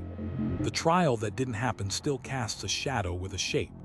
It reminds everyone involved, patrol, lab, lawyers, advocates, that the destination is not a verdict so much as a record that could earn one. And in the quiet after the slide clicks forward, the instructor says the line rookies end up taping inside their notebooks.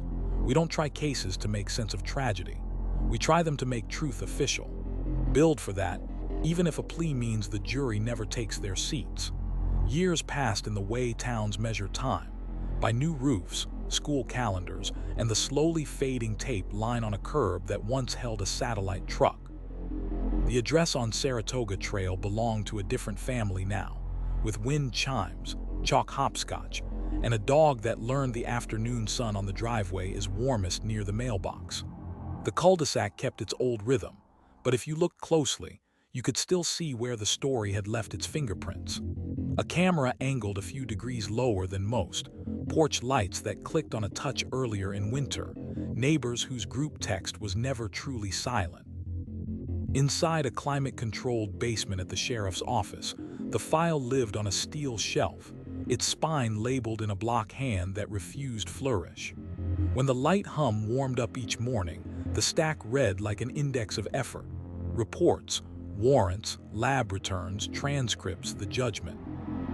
New detectives, fresh badges still leaving imprints on shirt pockets, were sent down there not to gawk, but to learn the grammar of a case that holds. Begins with a welfare check, proceeds by consent, pivots to warrant, speaks in documents, not adjectives. They signed the checkout log with the same care their mentors used to initial an evidence tag, and the lesson never changed. The house told the truth because somebody wrote it down while it was still quiet enough to hear. Upstairs, the training room screen glowed with a slide titled "Before It's a Crime Scene." The instructor, who had been a patrol officer then a detective and now wore the weary optimism of both, told the story without naming it. She talked about a friend who insisted when politeness would have been easier, about a neighbor's camera that didn't know it was a witness, about a tidy room where absence said more than any toppled chair. She drew the timeline with a blunt marker, calls, knocks, consent, video, warrants, and stopped before the part everyone already knew. This is the hinge, she would say, tapping the date. If you honor what's small, what follows will stand. The lab had framed their copy of the chain of custody flowchart, not as a trophy but as a map. Visitors to the bench were told to read it like a story. Who touched what, why, when, and how the thing traveled without losing itself.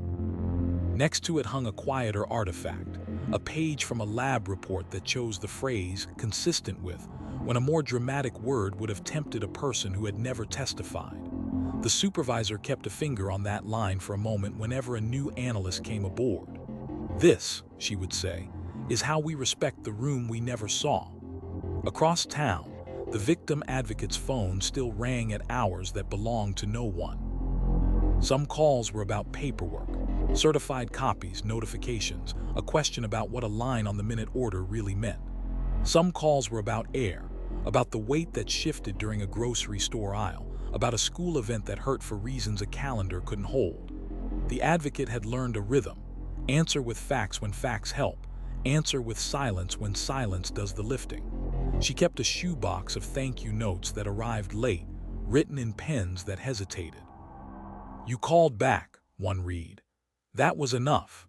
The district attorney, who had stood in a suit beneath fluorescent lights and said only the sentences the record allowed, was invited to speak at a community forum that billed itself as true crime, then tried to become something else.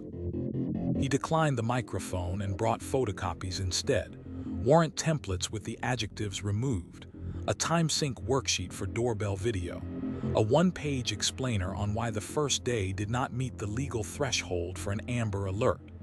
He laid them on a folding table and told the room what he told every room. The job is not to retell a tragedy. The job is to make the truth official. Across a thin river of highway, a small nonprofit tucked inside a medical building added another chair to its waiting room and a line to its intake form. Gentle questions that translate a patient's hush into a safety plan with edges. Did anyone take away your keys? Has the phone stopped lighting up for messages from friends? Have you been afraid to sleep?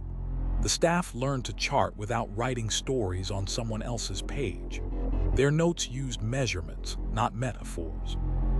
They knew which detectives would come quietly through a side door with a card that said, "Call me when you're ready, not before." The neighbor with the driveway camera switched providers and kept the new device aimed at the street.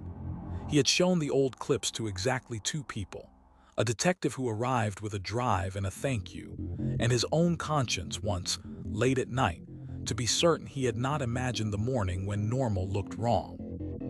When the sheriff's office called months later to make sure the cloud account was purged, he said yes. He did not want his grandchildren to scroll through a folder titled Tuesday and find a history they had not asked to inherit. At the high school, seniors with earbuds and plans took a semester of civics that skipped slogans and taught the paperwork of power. How a warrant is a promise, how a suppression hearing argues about decisions made in minutes and measured for months, how a plea can be a form of mercy when the families are the ones who ask for it. The teacher, a person who kept a calm drawer full of tissues and granola bars, used public documents to show the class what a court means by elements. She never used names. She didn't need to. On a late afternoon in spring, the detective who had drawn the thin line on the whiteboard, explained and unexplained, found himself alone with the file again. He slid a report free and read the first page. Date, time, address, welfare check requested by a friend. The air in the room felt the same as it had that day, recycled, humming, earnest. He returned the page to its place, adjusted the binder's rings, and wrote a short note on a sticky. Check cold storage hashes, verify evidence fridge logs, send thank you to records for last year's unsealing index. It wasn't nostalgia, it was caretaking. What remained outside the file were the small covenants that form after a town has learned the cost of looking away. The coffee shop that keeps a flyer about an advocate's office behind the pastry case. The gas station with a tiny sticker in the restroom that isn't a fuel rewards program. The hospital security guard who walks a patient to a rideshare and waits until the taillights are no longer visible. The manager who code words a 911 call because you don't always get to name an emergency in front of it. If you stand at the corner near Saratoga Trail long enough, the day will give you nothing but ordinary. Sprinklers ticking, a garage door sighing open, a child hopping between chalk squares without landing on the lines. That is the point. The story did not fold the town into fear, it folded the town into attention. And attention, quiet, lawful, written down, was always the difference between a rumor and a record, between a knock that worries and a knock that saves. The file would stay on the shelf as long as the sentence lasted, which is to say, for the rest of some lives. It would not gather dust. It would gather fingerprints, fresh ones, from people who had not yet been hired when the first call came in.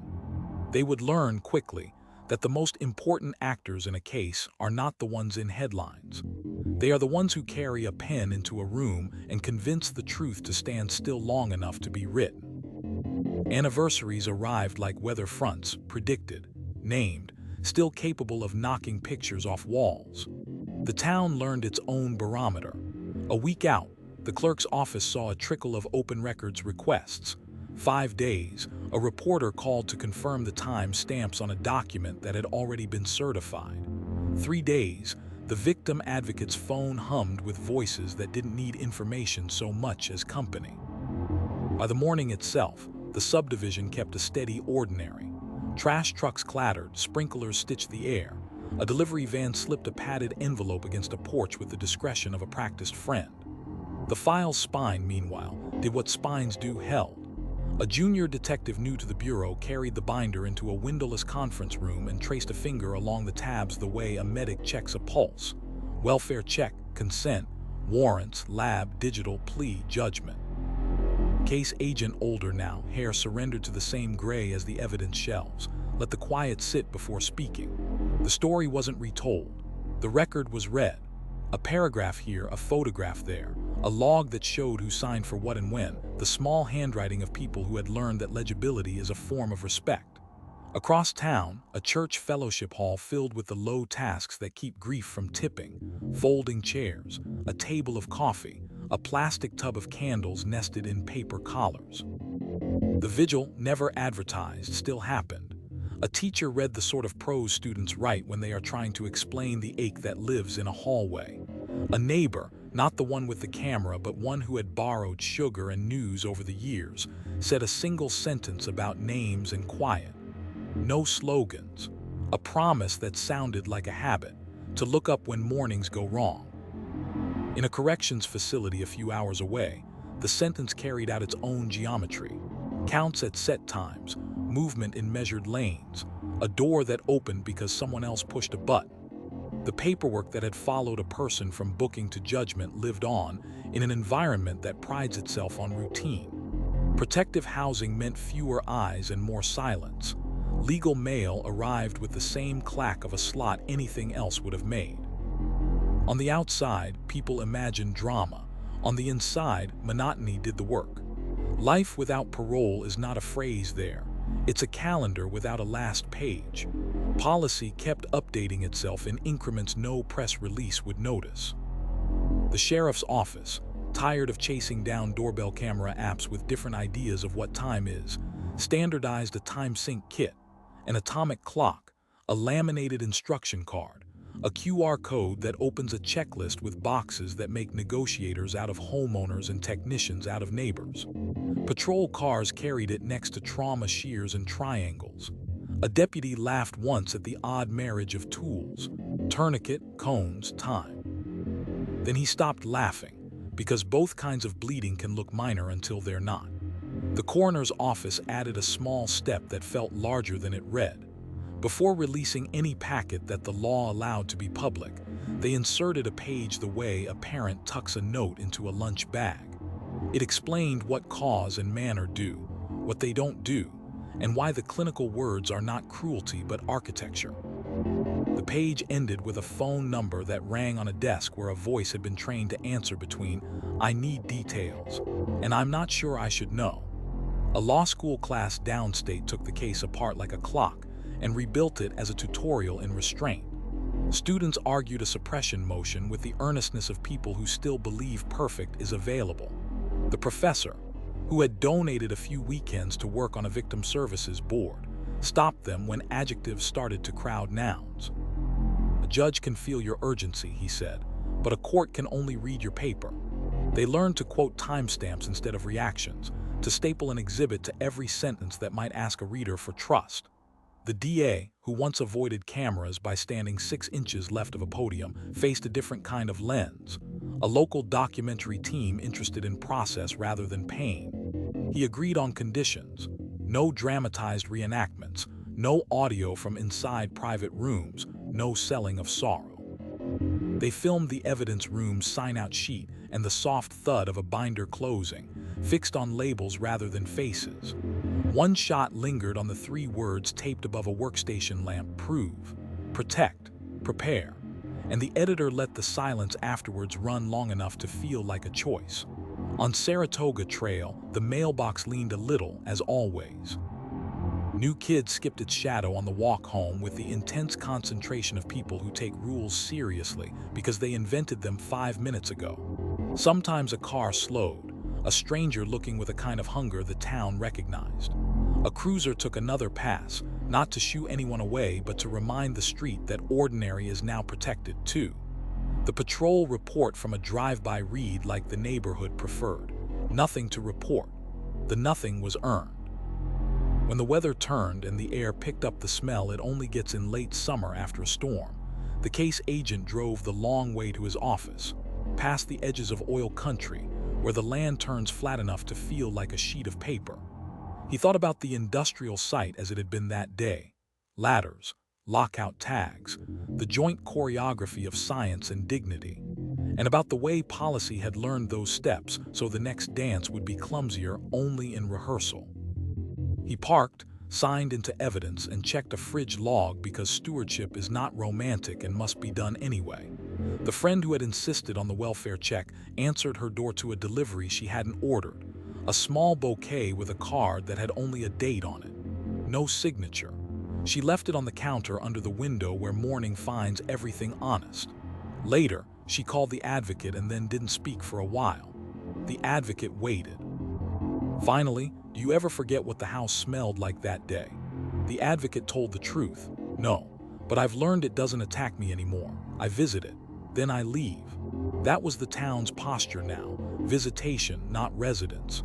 People visited the record when it could teach them something: how to write a consent entry like a promise, how to chart a phone that remembers what a person wants to forget, how to build a chain of custody that survives the kind of scrutiny sadness makes sharp. Then they left it on its shelf and returned to sprinklers and school pickup lines and porch lights that came on slightly too early by design, tiny lighthouses guarding a coast of cul-de-sacs. The file would never close in the way people mean when they say the word close. It would remain available, legible, intact, an honest story bound in dull covers. Every so often, a new badge, a new nurse, a new lawyer would pull it, and for an hour the past would become useful again. A checklist in a pocket, a caution in a lab note, a sentence in a motion that removed everything except what could be proved. Then the binder would go back with a rubbery tap, and the day would resume its durable shape. In the end, the case became less a chapter than a format, a way of setting margins that keep truth from bleeding off the page. The town, the agencies, the families, even the quiet fields beyond the last stoplight had absorbed that. The ledger held, the weather moved, and when a porch light lingered on a little too long somewhere else, someone who had learned from this place noticed, knocked, and wrote it down while the house was still willing to tell them the truth. The case did not end so much as it propagated, like a careful echo that knew where to land. In briefing rooms, hospital corridors, and school offices, people began to carry themselves as if they owed the future a transcript. Speak plainly, write precisely, leave enough light on the facts that they can be seen by strangers later. The sheriff's office called the new posture echo protocol, a name that sounded tactical and turned out to be domestic. It started with patrol, a laminated trifold next to the first aid kit, scuffed at the corners, titled "When Ordinary Feels Wrong."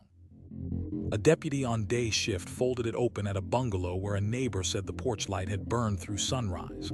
The checklist was the same one born in a different cul-de-sac years earlier: purse, keys, medication, car seats, appointments.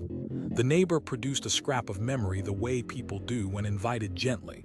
An appointment missed that morning, a text that read like an apology to no one. Consent was requested, granted, documented. The house spoke in absence. The deputy backed out and wrote a report that read like a good question.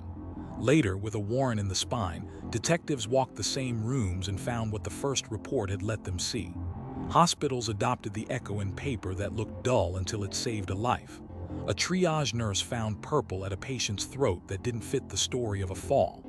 The intake form carried quiet prompts: strangulation ever, isolation, threats that involve leaving, firearms. 1 yes becomes a conversation, 3 become a plan. The nurse did not interrogate. She charted in nouns, dimensions, locations, statements in quotes. When the patient said, "I couldn't breathe," the nurse wrote exactly that and with a practiced voice asked whether help should arrive today or tomorrow morning at 9, when someone else reliably left for work. Advocacy happened in the hallway before it had to happen in court. At the high school, a counselor collected details that don't look like evidence until they are arranged: absences, lunch accounts forgiven in clusters, a student who had switched to oversized sweaters in August. The school's memorandum with law enforcement, rewritten after the case, protected conversations that were not yet allegations. A detective came to campus without a jacket and sat where students could forget the badge for 5 minutes. The counselor handed over a timeline written in pencil. The detective made a copy and left the original where it had been found, inside a folder labeled "Next Week." The district attorney's office taught a brown bag series called Exhibits Without Adjectives. Prosecutors practiced opening statements that promised nothing they couldn't staple. A senior deputy, one of those people who can make a rule sound like a kindness, walked the room through digital timelines, health app steps against garage cycles, Wi-Fi associations against claimed whereabouts, cell sectors that trace corridors rather than fixed dots. Resist the sentence that begins with probably, she said, and keep the sentence that ends with a time stamp. A junior lawyer raised a hand and asked about motive. The senior deputy smiled the way you do when you remember youth as a fast car. Elements first, she said. Always. Across town, the records department perfected the craft of saying yes carefully. When a producer requested body-worn footage from a welfare check in another case, the packet included an index, a paragraph explaining redactions, and a court order that traveled like armor. The video arrived paired to a timeline and a still, keys, prenatal vitamins, car seats, so the public could see what officers had seen without being pushed into someone's private rooms. The clerk who built the packet stapled a note at the top. Context prevents harm. Please run it with the sheet. Most did. On Saratoga Trail, the new family hosted a block cookout under a string of borrowed lights. Kids turned the cul-de-sac into a scooter circuit. Adults made introductions that felt like repairs. At the edge of the gathering, one neighbor who'd lived through the year of sirens told a newcomer the kind of history you can only offer if you're careful with it. We look out for each other, she said. If your porch light lingers, somebody will knock. That's not gossip, that's how we are now. The newcomer nodded, glanced at the light she'd left on at home, and decided to get a timer. Inside the correction system, monotony continued its quiet work. Classification notations aged. The phrase protective housing on a line of text became routine. Mail arrived for legal counsel and stopped for no one else. A sentence measured in life did what it always does, removed suspense and replaced it with schedule. Somewhere on the outside, people argued about whether that felt like justice. Inside, men counted days in loops that never closed and didn't argue because time there is not a metaphor. The file itself, paper, plastic, metal rings, kept earning fingerprints. A detective from a smaller county called to borrow the time sync protocol. A coroner from another district sent word that the new cover sheet for autopsy packets had lowered the temperature at the counter by 10 degrees. The case agent boxed duplicates for a training exchange and included the 7-line card that had outlived slides. Start small, document big. Consent ends, warrants begin. Let video and devices agree. Science in nouns, families first.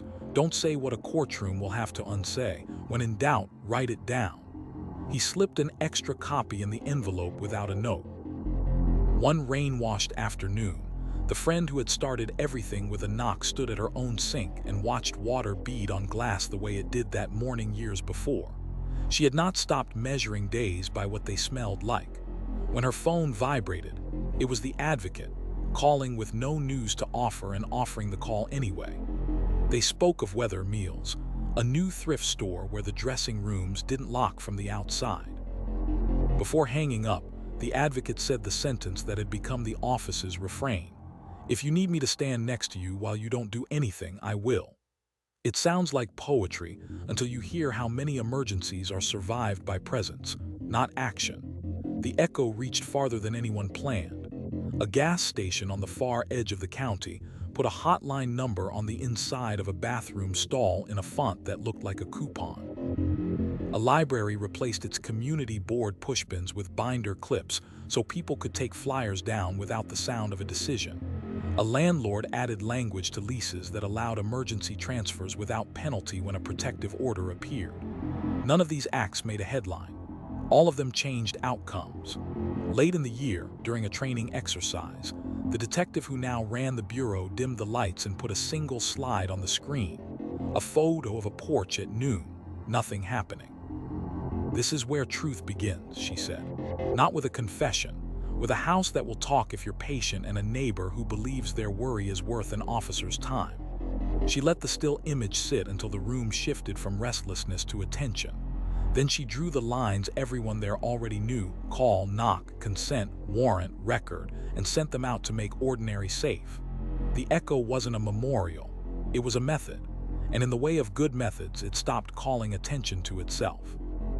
It showed up as a squared-off corner on a report, a photo taken before a drawer was opened, a timestamp double-checked against an atomic clock, a phone call returned before sunset, a porch light that clicked off because a timer learned a habit. It showed up as a town that had learned to listen earlier and write better, so that when the next house needed to speak, someone would be there with a pen and the patience to let it finish. The lessons didn't stay put. They traveled in glove compartments and backpacks, across county lines and into rooms where the only constant is fluorescent light. One spring, a crosswind storm blew in sideways and carried them farther than any memo could. It began with a wellness call in a ranch house 3 towns over, mile-long driveway, porch flag gone threadbare. A brother couldn't reach his sister. The deputy who answered had a laminated trifold tucked behind the visor, the same one born in a cul-de-sac that no longer wanted to host memory. He parked just short of the house and listened. No TV glow, no dog, a lamp burning at an hour wrong for lamps. He tried the bell, then the familiar 2-knock rhythm designed to be heard without sounding like news. When the door opened a cautious inch, he did not fill the space with questions. He asked for permission to step inside and look for what absence says. Purse, keys, meds, car seats, appointments. The homeowner, tired, polite, evasive in ways fear makes people, let him in. The deputy's report, written that night at a metal desk with a nick where rings spin, read like a careful ledger. He circled 2 details: prenatal vitamins on the counter, the car's child seats fixed in place. He backed out, returned to the door with a business card and a sentence that leaves doors open. "You can call me if you change your mind." Then he called a supervisor and stayed 5 minutes longer than the clock would justify.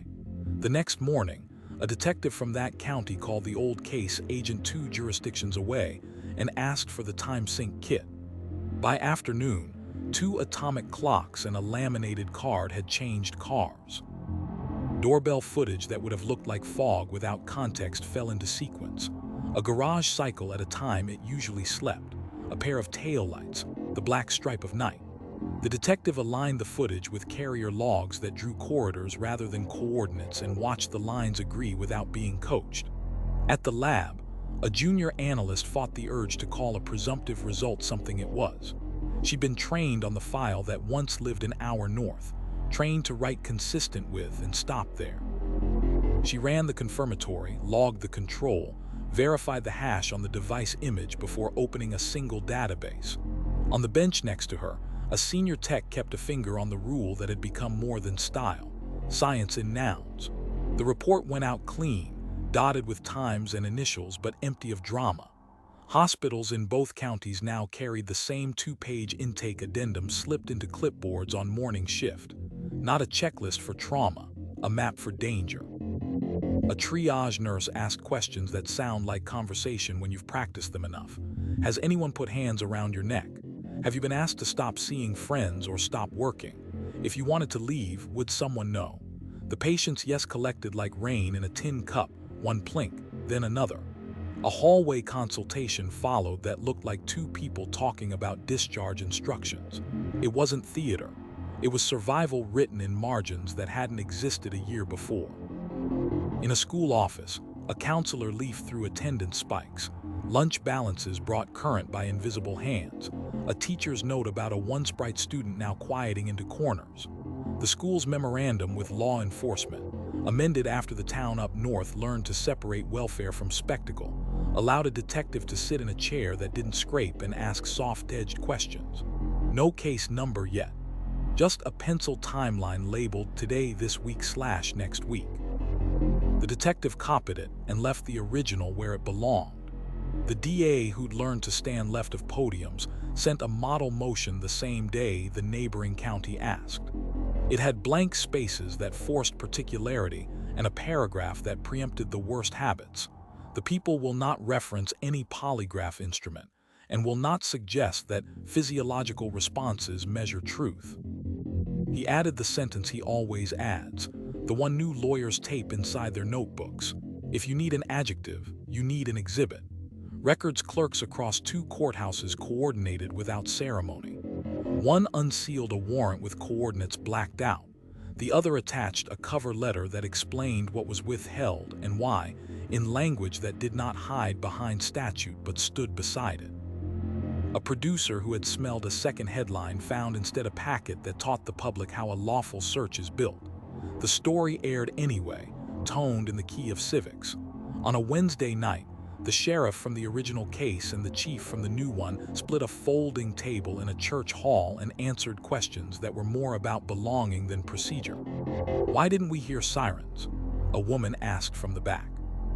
"Because sometimes silence is how you hear a house," the sheriff said, and the line made more sense than cynics think. "What if I'm wrong when I call?" someone else asked. The chief told the truth.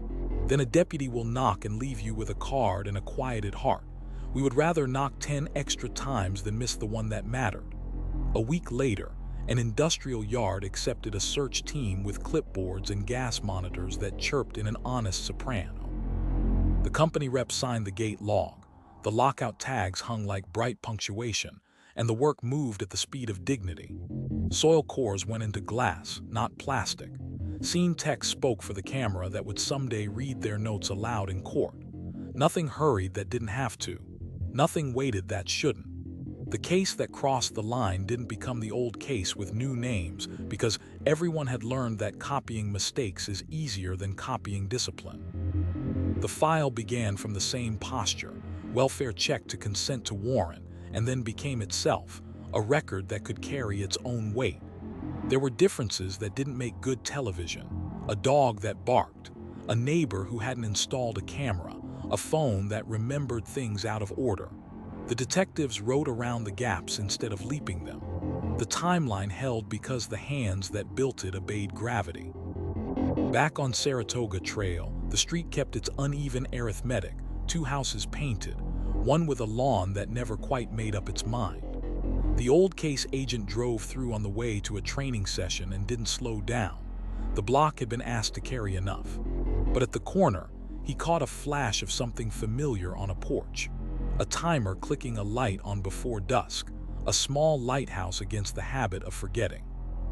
He parked later at a school gym where a dozen rookies waited with pens shaped like hope and told them the only story he still tells. A friend knocked, a neighbor shared video, a patrol officer wrote a report that asked the right question and then stopped talking. "That," he said, "is how cases live long enough to become law instead of lore." The crosswind eased.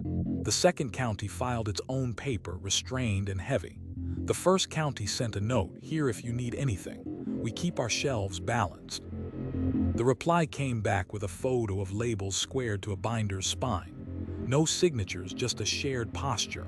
What began as one town's repair had become a region's reflex, small, lawful habits that survive travel.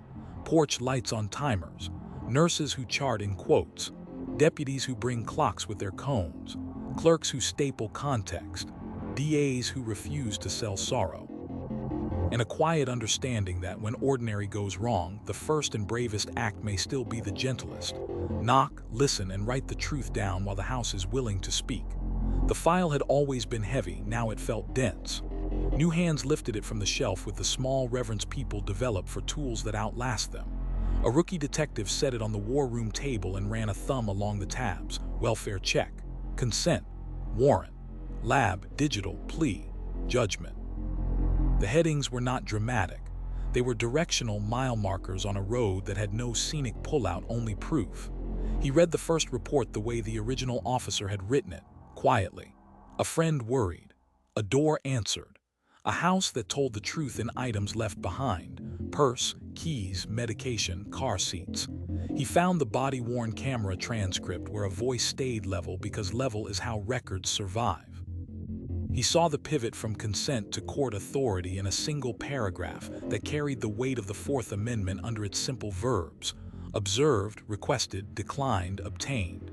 He wrote those verbs on a sticky note and kept reading. Down the hall, a records clerk timed a scan like a metronome. One warrant, one return, one index. She knew which pages would be requested every August and which would remain untouched but necessary.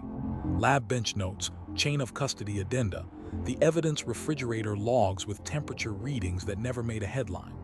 She stamped a certification and added the cover letter her office had developed after this case taught them how to say yes without saying too much. What was released, what was redacted, and why.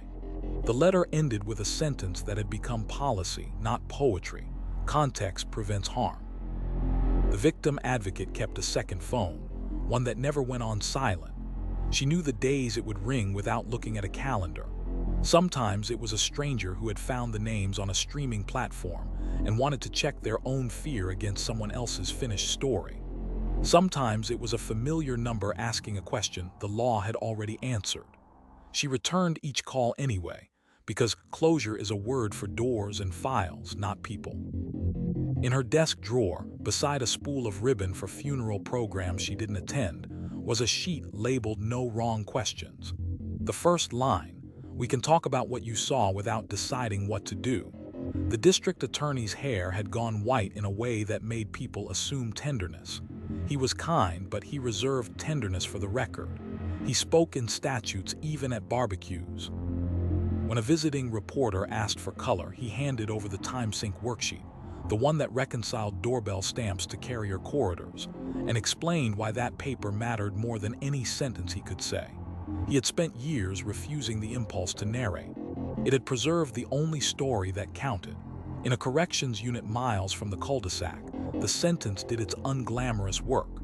Doors opened on timers. Counts clipped days into segments. The term protective housing remained ink on a line. The routine remained the same. Guards traded shifts and stories about fatigue and football.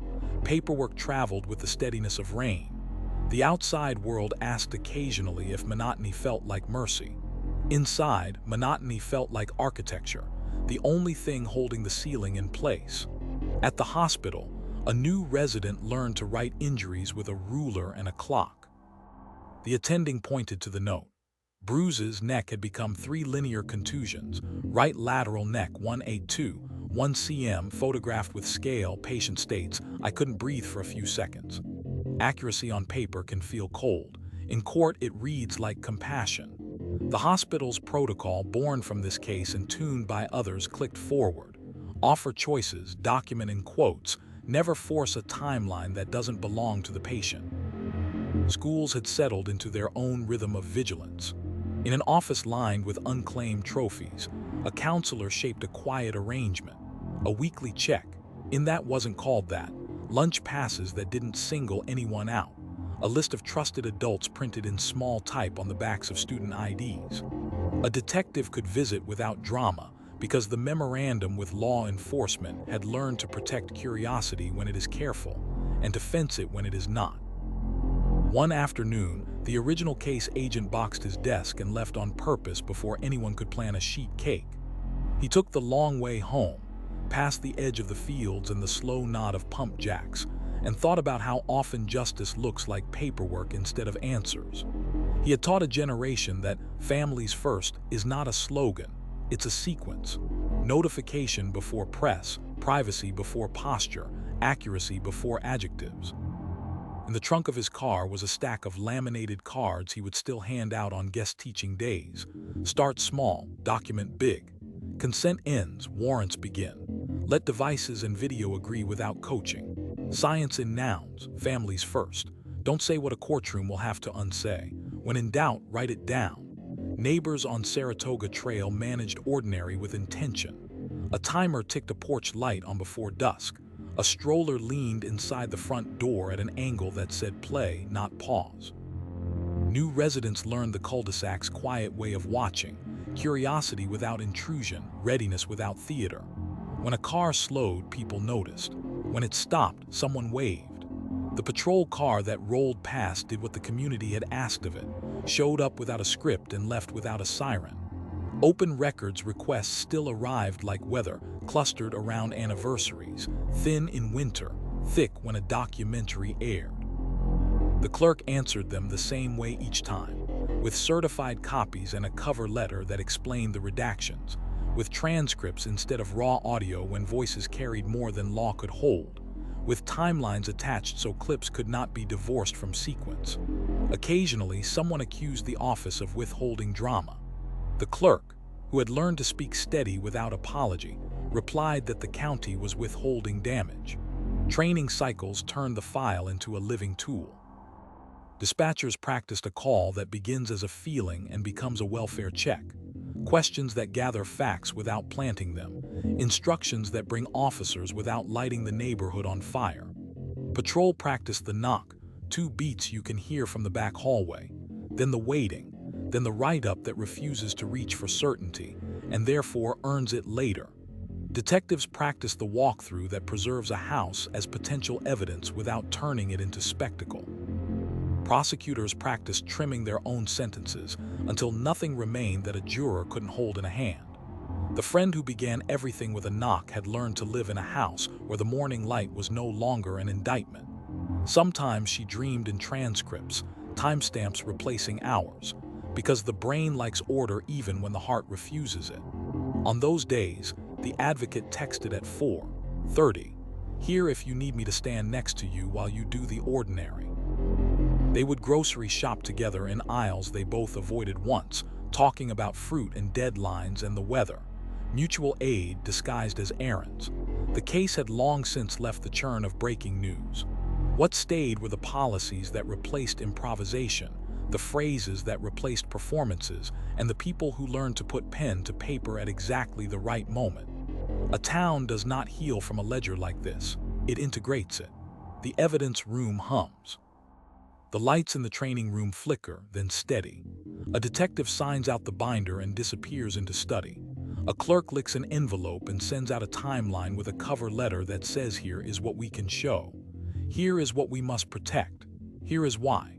And at the corner where the cul-de-sac meets the broader street, the wind shifts in that late summer way that smells like cut grass and hot tires. A porch light clicks on early. Somewhere else in the county, a deputy who has never heard of this block pulls a laminated card from a visor and reads the first line before stepping out of the cruiser. The words were written by people he will never meet. They will be enough. Snow came early and quiet, the sort that erases edges until every street looks like a page waiting for ink. On Saratoga Trail, porch lights clicked on before the sky made them necessary, a habit learned not from fear but from practice. The cul-de-sac moved in its winter register. Engines idling, boots on concrete, a kid testing breath in the air like a science trick. Nothing announced itself, which was the point. Across town, the evidence room exhaled its thin, refrigerated breath when the case agent, retired in title, not in posture, signed in as a visitor. He wasn't there to visit the file. He was there to check the margins, seals intact, logs clean, labels square, the dull choreography that keeps truth from fraying. He took a pen from the cup labeled shared and circled a number that had smudged, adding an initial that meant someone would fix it by noon. In a glass office nearby, a sergeant taught a rookie how to read an evidence ledger the way a navigator reads stars, finding direction in dots and signatures. At the hospital, the new strangulation protocol had been typeset into certainty. A resident leaned over a form that asked for dimensions in centimeters and language in quotes. The attending, who understood juries as well as she understood bruises, pointed at the word patterned. "Use it only when it is," she said, "and draw it if your hand knows how." The patient on the other side of the curtain spoke in the clipped sentences of people trying not to cry. The nurse wrote each one as it was spoken, then folded the paper and tucked it into the chart as if tucking someone in. The sheriff's office ran an in-service under fluorescent lights that hummed like an old song. The slide deck had no flourishes, only verbs: observe, ask, document, preserve. A detective clicked to a photo of a tidy entryway and let it sit. Purse, keys, medication, car seats. "This," she said, "is what a house looks like when it is trying to talk." A deputy in the third row knew enough to still write with careful loops, asked what to do when instinct outruns policy. "Make a report that can survive you," the detective said. "If it needs a performance, it can." Records had their own winter ritual. Requests slid in with the timeliness of tides, anniversary pieces, class projects, a producer's polite persistence. The clerk's answer never changed. Certified copies, indexes, redactions explained, timelines stapled on top so context traveled with content. On the last line of the cover letter, she added the sentence that had become departmental scripture: "We are stewards of both access and dignity." At the high school, a counselor kept a drawer of spare gloves for kids who arrived without, and a folder labeled "Not Yet" for conversations that wanted to be reports but weren't there. A detective visited without hard shoes and sat in a plastic chair that leveled the room. They talked about attendance notes, a lunch account brought suddenly current. The counselor had drawn a timeline in pencil. The detective copied it with the care people reserve for fragile things and left the original where it belonged. Neither said the names the town no longer said out loud. Everyone knew which file had taught them humility. In a church basement where coffee tastes like resolve, a community forum turned to questions that were small and therefore useful. "If I call and I'm wrong," someone asked. "We'll knock and thank you," the chief said. "If I don't have a camera, you still have eyes," the sheriff answered. A hand went up at the back. "Why are you all so careful?" The district attorney, who'd practiced this answer until it lost its edge and kept its truth, said, "Because the record is forever and people are not." The warehouse of a second county, one that had borrowed clocks and laminates when its own storm hit, sent a photo back up the highway, a shelf with binders labeled in the same square hand. No caption. It meant what it looked like. The method had traveled. Porch lights on timers, nurses who chart in nouns, deputies who carry clocks with their combs, clerks who staple context, DAs who don't sell sorrow. Each habit small, each one cumulative, a fence line upstream from the worst day. Inside dock, winter made the same concrete corridors colder. Protective housing remained a notation, routine remained the law. The sentence carried its own weather, monotony seasoned with consequence. Outside, people wondered whether that felt like justice. Inside, the question didn't land. Time there isn't metaphor, it's schedule. Late in the afternoon, the friend who had turned worry into action stood at her kitchen sink and watched dusk find the edges of everything. The advocate called with nothing new to say and said it anyway. They talked recipes and errands and a thrift shop where the dressing room latches had been replaced so they opened from the inside. Before they hung up, the advocate promised what had become the office's true north. "If you need me to stand next to you while you do nothing, I will."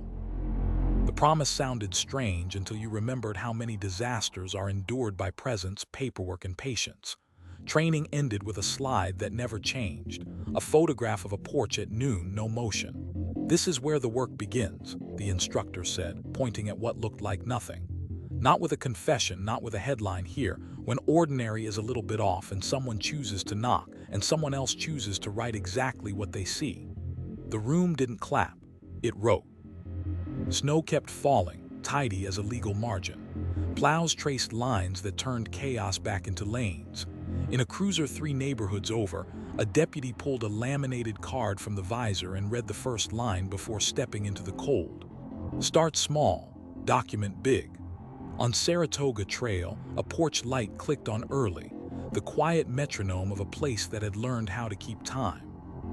Spring returned in increments, snow slumping off curbs, a bicycle clacking past the open mouth of a garage, the air finding its old warmth. On Saratoga Trail, timers clicked porch lights off a little later each dawn, a metronome the block had set years ago and never abandoned.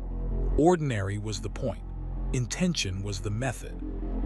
In the records office, a clerk slid a stack of certified copies into envelopes and wrote the same line on each cover letter like a quiet oath. Context travels with content. She had learned to staple timelines on top of anything that moved, warrants, affidavits, transcripts, so the public would receive not just pieces but sequence. On the wall above her desk, a printed checklist asked and answered in 3 columns: comply, curtail, context. The rhythm kept emotion from editing the file. At the sheriff's training day, The first slide was still an empty entryway. Purse, keys, medication, car seats, and a silence that wasn't absent so much as information. The instructor let the image sit until the room's fidgeting turned into attention.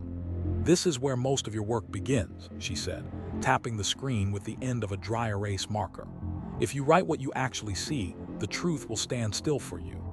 A deputy asked what to do when a gut feeling outran the checklist. "Write your gut like a fact," she said. "Time, place, detail. Let a judge decide what it's worth." Hospitals upgraded their hallway rituals to muscle memory. A nurse, hair tied in the serious knot of a long shift, read off the strangulation prompts while her pen measured bruises in centimeters. Any choking ever, any control of money or friends, any threats tied to leaving, any firearms. Yes, built a plan, not a spectacle. She charted in quotes, drew where words would wobble, and made 2 calls. One to an advocate, one to a detective who knew how to arrive without making the room smaller. At the high school, a counselor kept a binder labeled steady. Small interventions that don't draw a circle around a kid in a crowded hallway. He handed out lunch passes that looked like library slips and kept a list of grown-ups a student could trust printed on ID backs in typeface that didn't shout. When a detective visited, sneakers instead of hard shoes, they sat in chairs that matched height and tone. The conversation produced a pencil timeline, today, this week / next week, that the detective copied and left in place because the original belonged to the person who wrote it. The district attorney did a civics night at a community center that smelled of floor wax and coffee. He brought no drama, just paper, a time-sync worksheet that reconciled doorbell video to carrier corridors, a model warrant that forced particularity, an Amber Alert explainer with the missing elements highlighted, no confirmed abduction, no suspect description, no direction of travel. Hands went up. "Why are you so careful?" someone asked, suspicious and hopeful at once. "Because the record is forever and stories aren't," he said, and the room learned the difference. Across the county line, a smaller agency borrowed the ECHO protocol without ceremony. Their deputies tucked the same trifold next to trauma shears, when ordinary feels wrong. One afternoon, a porch light burned past sunrise on a ranch road. The deputy who walked up did not pound the door. Two-knock rhythm, voice level, consent requested and documented. Inside, the house spoke in absences. He stepped back out to air and wrote a report that asked only the right questions. That night, a judge read it and signed a warrant that moved like a key through a lock. The lab hummed in its timeless way. A junior analyst pushed back against a sentence that wanted a more definite verb and landed, as trained on consistent with.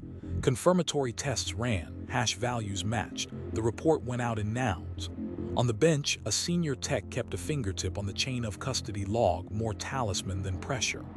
"We don't perform truth," she reminded the room. "We preserve it." Doc remained arithmetic counts, doors, trays, schedules that didn't care about headlines. The phrase protective housing stayed a line in a file. Routine did the heavy lifting. On the outside, people still asked if monotony sounded like mercy. Inside, it sounded like a machine that chooses predictability over spectacle on purpose. Victim services sharpened the one superpower bureaucracy rarely grants: presence. The advocate's phone vibrated at odd hours, and she answered even when she had nothing new to say. Sometimes she walked a grocery aisle on speaker while a friend compared brands of bread to keep the air honest. "If you need me to stand next to you while you do nothing," she'd say, "I will." It kept more than one morning from breaking. Records unsealed, another thin layer on schedule, warrants with coordinates blacked out, returns annotated, jail logs with privacy intact. A podcaster asked for the 911 audio. The clerk sent a transcript alongside the sound so tone couldn't pretend to be fact. "You're starving the story," the producer muttered, half complaint, half compliment. The clerk smiled into the phone. "We're feeding the record." On Saratoga Trail, a new family hosted a weeknight cookout that smelled like charcoal and thawing grass. Kids turned the cul-de-sac into a racetrack and broke it only to chase a dog who didn't believe in leashes. At the edge of the circle, a neighbor who had lived through the loud year told a newcomer the only history she thought the street owed. "If your light lingers, we'll knock. If our light lingers, please knock back." They clinked plastic cups and went back to tending ordinary.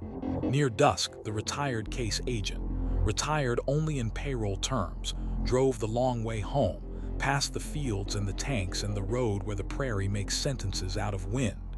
He didn't slow at the old block. It had carried enough attention. At a red light, he watched a patrol car ease through an intersection and thought about the line he'd written on a laminated card years before. Start small, document big. Somewhere else at that same hour, a different deputy pulled the same card from a visor and read it before stepping into a doorway where a house was deciding whether it would talk. The file remained on its shelf, squared, sealed, alive in the way good records are. It would never answer why. It would remain excellent at who, what, when, where, how. Every so often, a hand would lift it down, and for an hour the past would teach the present how to behave. Then the binder would close, porch lights would find their timers, and the town would keep its odd, brave promise to itself, to notice sooner, to write better, and to let the small signal carry farther than the shout. Summer leaned in with the soft insistence of sprinklers and late sunsets. On Saratoga Trail, chalk maps reappeared on the pavement, rivers and kingdoms drawn in colors that melted into the day's heat. The porch lights still clicked on early, less a warning now than a ritual, the way some people whisper grace before ordinary meals. In the windowless room below the sheriff's lobby, the file waited with its familiar gravity. A detective, new to homicide, old to paperwork, signed it out and read it like a manual. The opening line never changed. A friend worried, a door answered, a house spoke in absence. He traced the thin bridge from consent to warrant, the paragraph that carried a constitutional weight in verbs small enough to fit on a sticky note. He practiced saying them out loud, observed, requested, declined, obtained, until they stopped sounding like law and started sounding like a careful walk. Upstairs, the training slide still showed a tidy entryway, purse, keys, medication, car seats, silence doing an honest kind of work. The instructor didn't rush the image. Write what you actually see, she said, so the truth doesn't have to shout to be heard. A deputy asked what to do when a neighbor's hunch felt like an imposition. Treat it like a weather report, the instructor said. You don't argue with clouds, you bring a jacket. The hospital's new residents learned to measure bruises with a ruler and dignity with restraint. On rounds, the attending paused at the strangulation prompts. Any choking ever, any isolation, any threats tied to leaving, any firearms in the story that lives outside this room. A young doctor, eyes earnest in the way school cannot teach, wrote the patient's words in quotes and drew the map of what they meant with a pen steady enough to be admitted later as evidence. On the chart tab, a tiny flag reminded staff that paperwork, too, can be a life-preserving device. In the records office, the clerk tended her garden of indexes and cover letters. A fresh stack of requests waited, class projects, anniversary pieces, curiosity dressed as civics. She answered with certified copies, redactions explained, and timelines stapled to the top so clips could not pretend to be context. When someone called to ask why the county refused to release a particular image, she read the line she believed in without needing to believe it all over again. We protect both access and dignity. That is our job. Across town, a classroom full of seniors sat through a civics hour that began where the news rarely does, procedure. The DA brought a time-sync worksheet, a model warrant, and a one-page explainer on why the first day never met the Amber criteria. No confirmed abduction, no vehicle, no direction of travel. A hand went up. How do you not tell the story? The DA smiled with the tired kindness of someone who has practiced. I tell the record, he said. It doesn't change when you look away. The lab hummed in climate-controlled patience. A junior analyst, tempted by a verb with teeth, chose consistent with and let confirmatory tests carry the rest. She logged hash values like vows and pressed her initials into the margin where chain of custody lives. At the next bench, a senior tech kept a fingertip on the rule pinned above the station.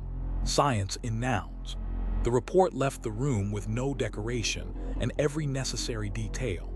Victim services did the work that never makes a montage.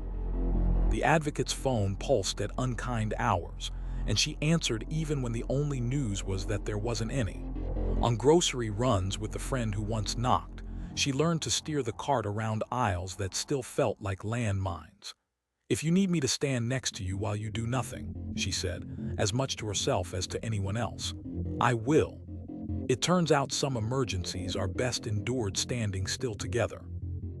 Doc remained its own weather system. Counts, doors, trays, schedules stitched into days until they lost their names. Protective housing lived as a line in a file. Monotony did the heavy lifting of consequence. On the outside, people continued to ask if that felt like justice. Inside, feelings had given way to arithmetic a long time ago. The smaller agency 2 counties over returned the time sync kit with edges more scuffed than before and a note that said simply, "Worked. Thank you." Their deputy had knocked twice, spoken level, documented absence like it was a fact and not a feeling. A warrant traveled, a search unfolded with gas monitors and glass vials, and the record did what records do when they're built for distance. It carried. Saratoga Trail kept its soft vigilance. A new family set up a slip-hand slide that turned the cul-de-sac into laughter and hose water. A neighbor whose hands remembered folding programs and lighting candles watched the joy for a beat longer than everyone else and then went back to slicing watermelon. When a car idled a beat too long at the corner, someone waved. Courtesy as policy. Near dusk, the retired case agent parked on the far side of town and walked a block with the slow confidence of people no longer in a hurry. He didn't go past the old address. He had nothing to visit there. Instead, he stood on a nameless corner where the evening smelled like cut grass and hot metal, and thought about the sentence he wrote on the laminated card he still carried.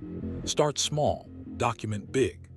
Somewhere at that exact hour, a deputy pulled the same card from a visor, read the first line, and knocked a door in a rhythm designed to be heard without sounding like alarm. The file waited downstairs, unromantic and exact. Would never explain why. It would continue to say who, what, when, where, how with a calm that outlived seasons and headlines. New hands would lift it, learn from it, and return it to its shelf with the respectful thud of a thing that keeps earning its place. And the town, through porch lights and policies, rulers and redactions, knock rhythms and returned calls, would keep its promise to carry what it had learned forward. Notice sooner, write better. Let the measured truth outrun the loud story every single time. Autumn took the heat out of the pavement and put edges back on the days. On Saratoga Trail, leaves crackled under scooter wheels and the chalk kingdoms faded into pale borders. Porch lights kept their early appointments, a habit that had aged from caution into culture. Downstairs in the sheriff's building, the file kept its gravity. A detective with a coffee that had long surrendered warmth set it on the table and opened to the first hinge, welfare check to consent. He traced the verbs with a pen's blunt tip: observed, requested, declined, obtained. The economy still impressed him. That paragraph had carried an entire threshold across a courtroom without raising its voice. When he closed the binder, the air in the room felt like what it had always been: recycled, humming, honest. The training room upstairs began with silence on purpose. A photograph filled the screen, a tidy foyer, the kind that reads more like a list than a room. Purse on the console, keys in the dish, prenatal vitamins on the counter, car seats fixed where they'd always been. The instructor let the image do its work before speaking. "Write this down before anything moves," she said. "If you capture small truths early, big truths won't have room to lie." Someone asked about instinct. The answer came like weather. Treat instinct as a forecast. Document the sky. Let a judge decide if it meant rain. In the hospital, the strangulation prompts had become as automatic as taking a pulse. A nurse, scrubs patterned with autumn leaves that only children notice, measured bruises, drew their contour, and wrote the patient's words in quotes. "He said if I left, the kids would leave too." The note looked clinical. It was merciful. A hallway consult followed that sounded like discharge planning and was, in fact, a safety plan.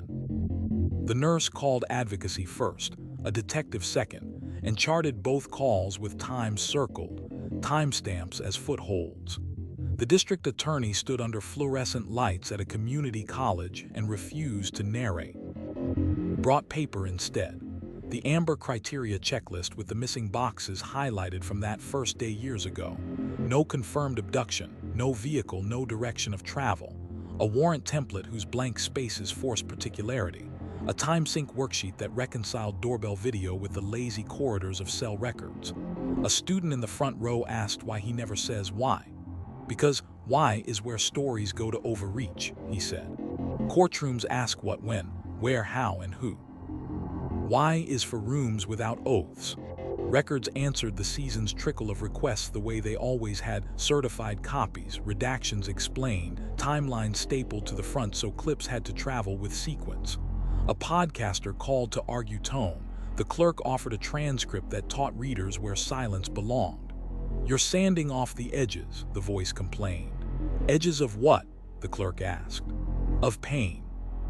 She mailed the packet the same afternoon, with the cover letter that ended as policy requires. "We are stewards of both access and dignity." The lab maintained its own, whether cool air, slow machines, sentences built from nouns. A junior analyst felt the tug toward a dramatic verb and wrote consistent with instead, a small loyalty to a rule that outlives coworkers. Confirmatories ran. Hash values matched. Chain of custody read like a short story about people who initial everything they're willing to defend. A smaller agency 3 exits down the interstate returned the time sync kit with one corner rounded soft by use and a handwritten note. It kept the day honest. Their deputy had knocked with the 2-beat rhythm that carries through hallways, asked for consent without importing an answer, and wrote absence as calmly as presence. A judge read the report and signed a warrant that opened the next door without slamming any behind it. Victim services carried the unsung weight. The advocate's phone lit at hours that made clocks seem unkind, and she still answered with the sentence that had become currency. "If you need me to stand next to you while you do nothing, I will." Sometimes that meant walking a grocery aisle on speaker, deciding between brands as if choice were a muscle to be rehabilitated. Sometimes it meant saying no to a camera on a family's behalf and yes to a form no one should have to fill. Doc remained arithmetic: counts, passes, doors that take their time. Protective housing held as a line in a file. Monotony did what it does, domesticates the dramatic until only consequence remains. Outside, people continued to ask if that sounded like justice. Inside, it sounded like schedule. On the street that had learned to read itself, a moving truck bumped a curb and a dozen neighbors appeared the way colonies of ants do when the ground shakes, efficient, undramatic, coordinated. Someone brought tape, someone labeled boxes, someone pointed to the best hour for trash pickup. A newcomer asked later about the early lights. A long-timer said, "We keep time this way." That was the whole explanation. That was enough. A dispatch training ran a scenario built from nothing more than a feeling. A friend's text tone wrong by half a sentence, a porch light that forgot dawn, a missed appointment that never misses. Call takers practice the questions that translate worry into action without turning conjecture into script.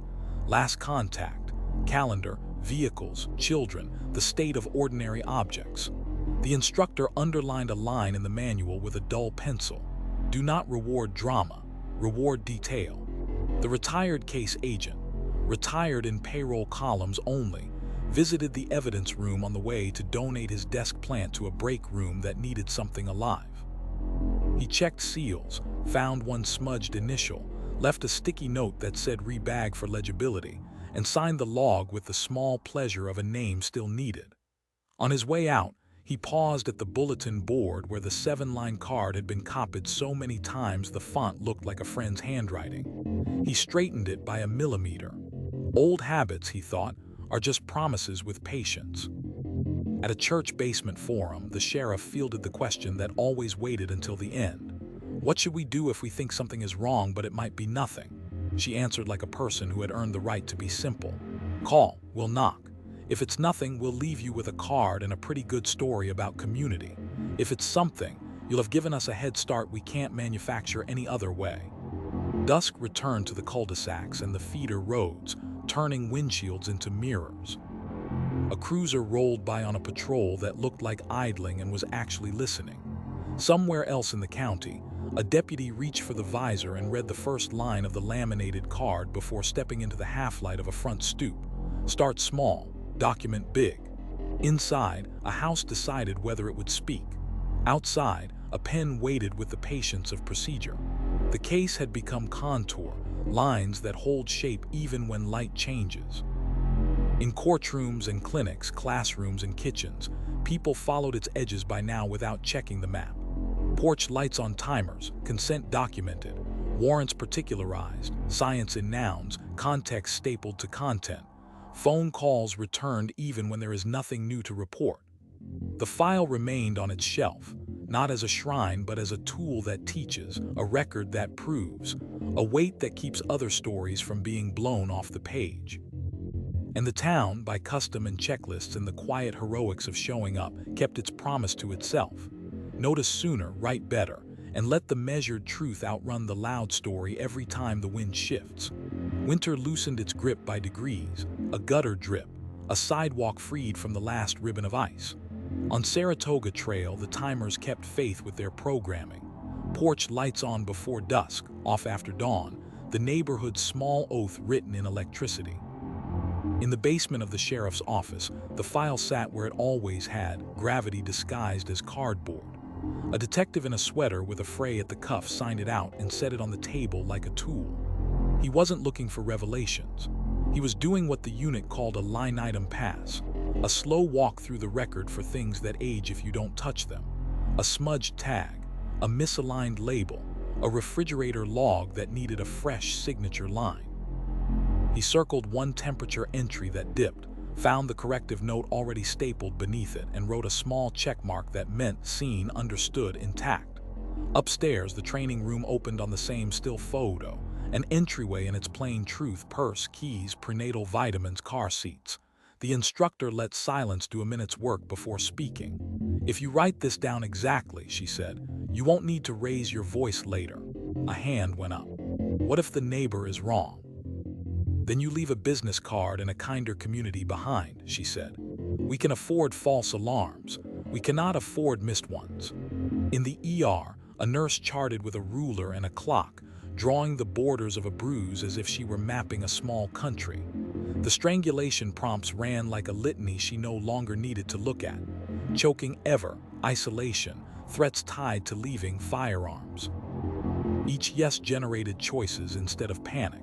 An advocate on site, a detective who arrived without turning the room into a spectacle, a safety plan that fit inside someone's Tuesday.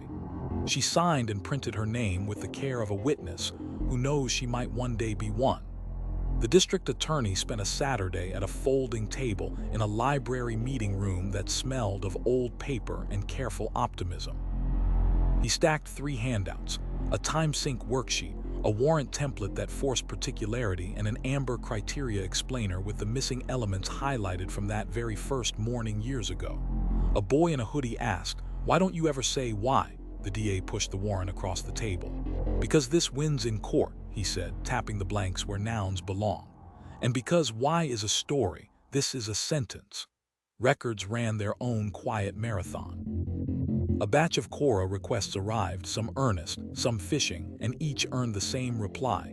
Certified copies, redactions explained, timelines stapled on top so clips couldn't pretend to be context. When a producer pressed for a particular image, the clerk read the line she had learned by heart. "We protect access and dignity. Both are public interests." She sent a transcript with the audio and slept fine. In the lab, a junior analyst wrote consistent with where a stronger verb would have felt satisfying and wrong.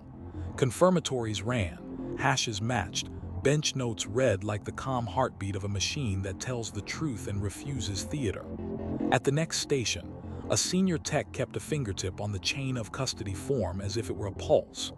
"We are not here to be believed," she told the room without looking up. "We are here to be verifiable." Across the county line, a small department mailed back the time-sync kit with a corner softened and a note, held the timeline when memory wouldn't. Their deputy had knocked, a 2-beat rhythm that carries through hallways, asked for consent without implying an answer, and wrote absence as precisely as presence. A judge read the report and signed a warrant that opened the next door without breaking the last one. Victim services kept practicing its strange craft, showing up for ordinary. The advocate's phone hummed at 5:41 a.m., the hour when courage is thin, and she answered with the office's only real promise. "If you need me to stand next to you while you do nothing, I will." Some mornings that meant listening to a sink fill while a friend rinsed blueberries. Some nights it meant saying no to a camera on behalf of a family whose privacy had already been collateral once. Doc continued its arithmetic, counts, doors, lights, trays, schedules that make days indistinguishable on purpose. Protective housing remained a line in a file. Monotony did what it does where spectacle once lived. It held. Dispatch built a scenario around a feeling, a porch light that forgot dawn, a calendar square left blank by someone who never leaves squares blank. Call takers practiced the grammar of careful urgency. Last contact, known routes, medications, children, vehicles. They learned not to reward drama but to reward detail, to take statements in quotes, to log times that a judge can trust. "You are the first writers," their supervisor said. "Write as if someone's freedom or safety will hang on your commas. It might." On Saratoga Trail, spring edged into the cul-de-sac on a Saturday that smelled like wet concrete and grilled onions. A moving truck arrived.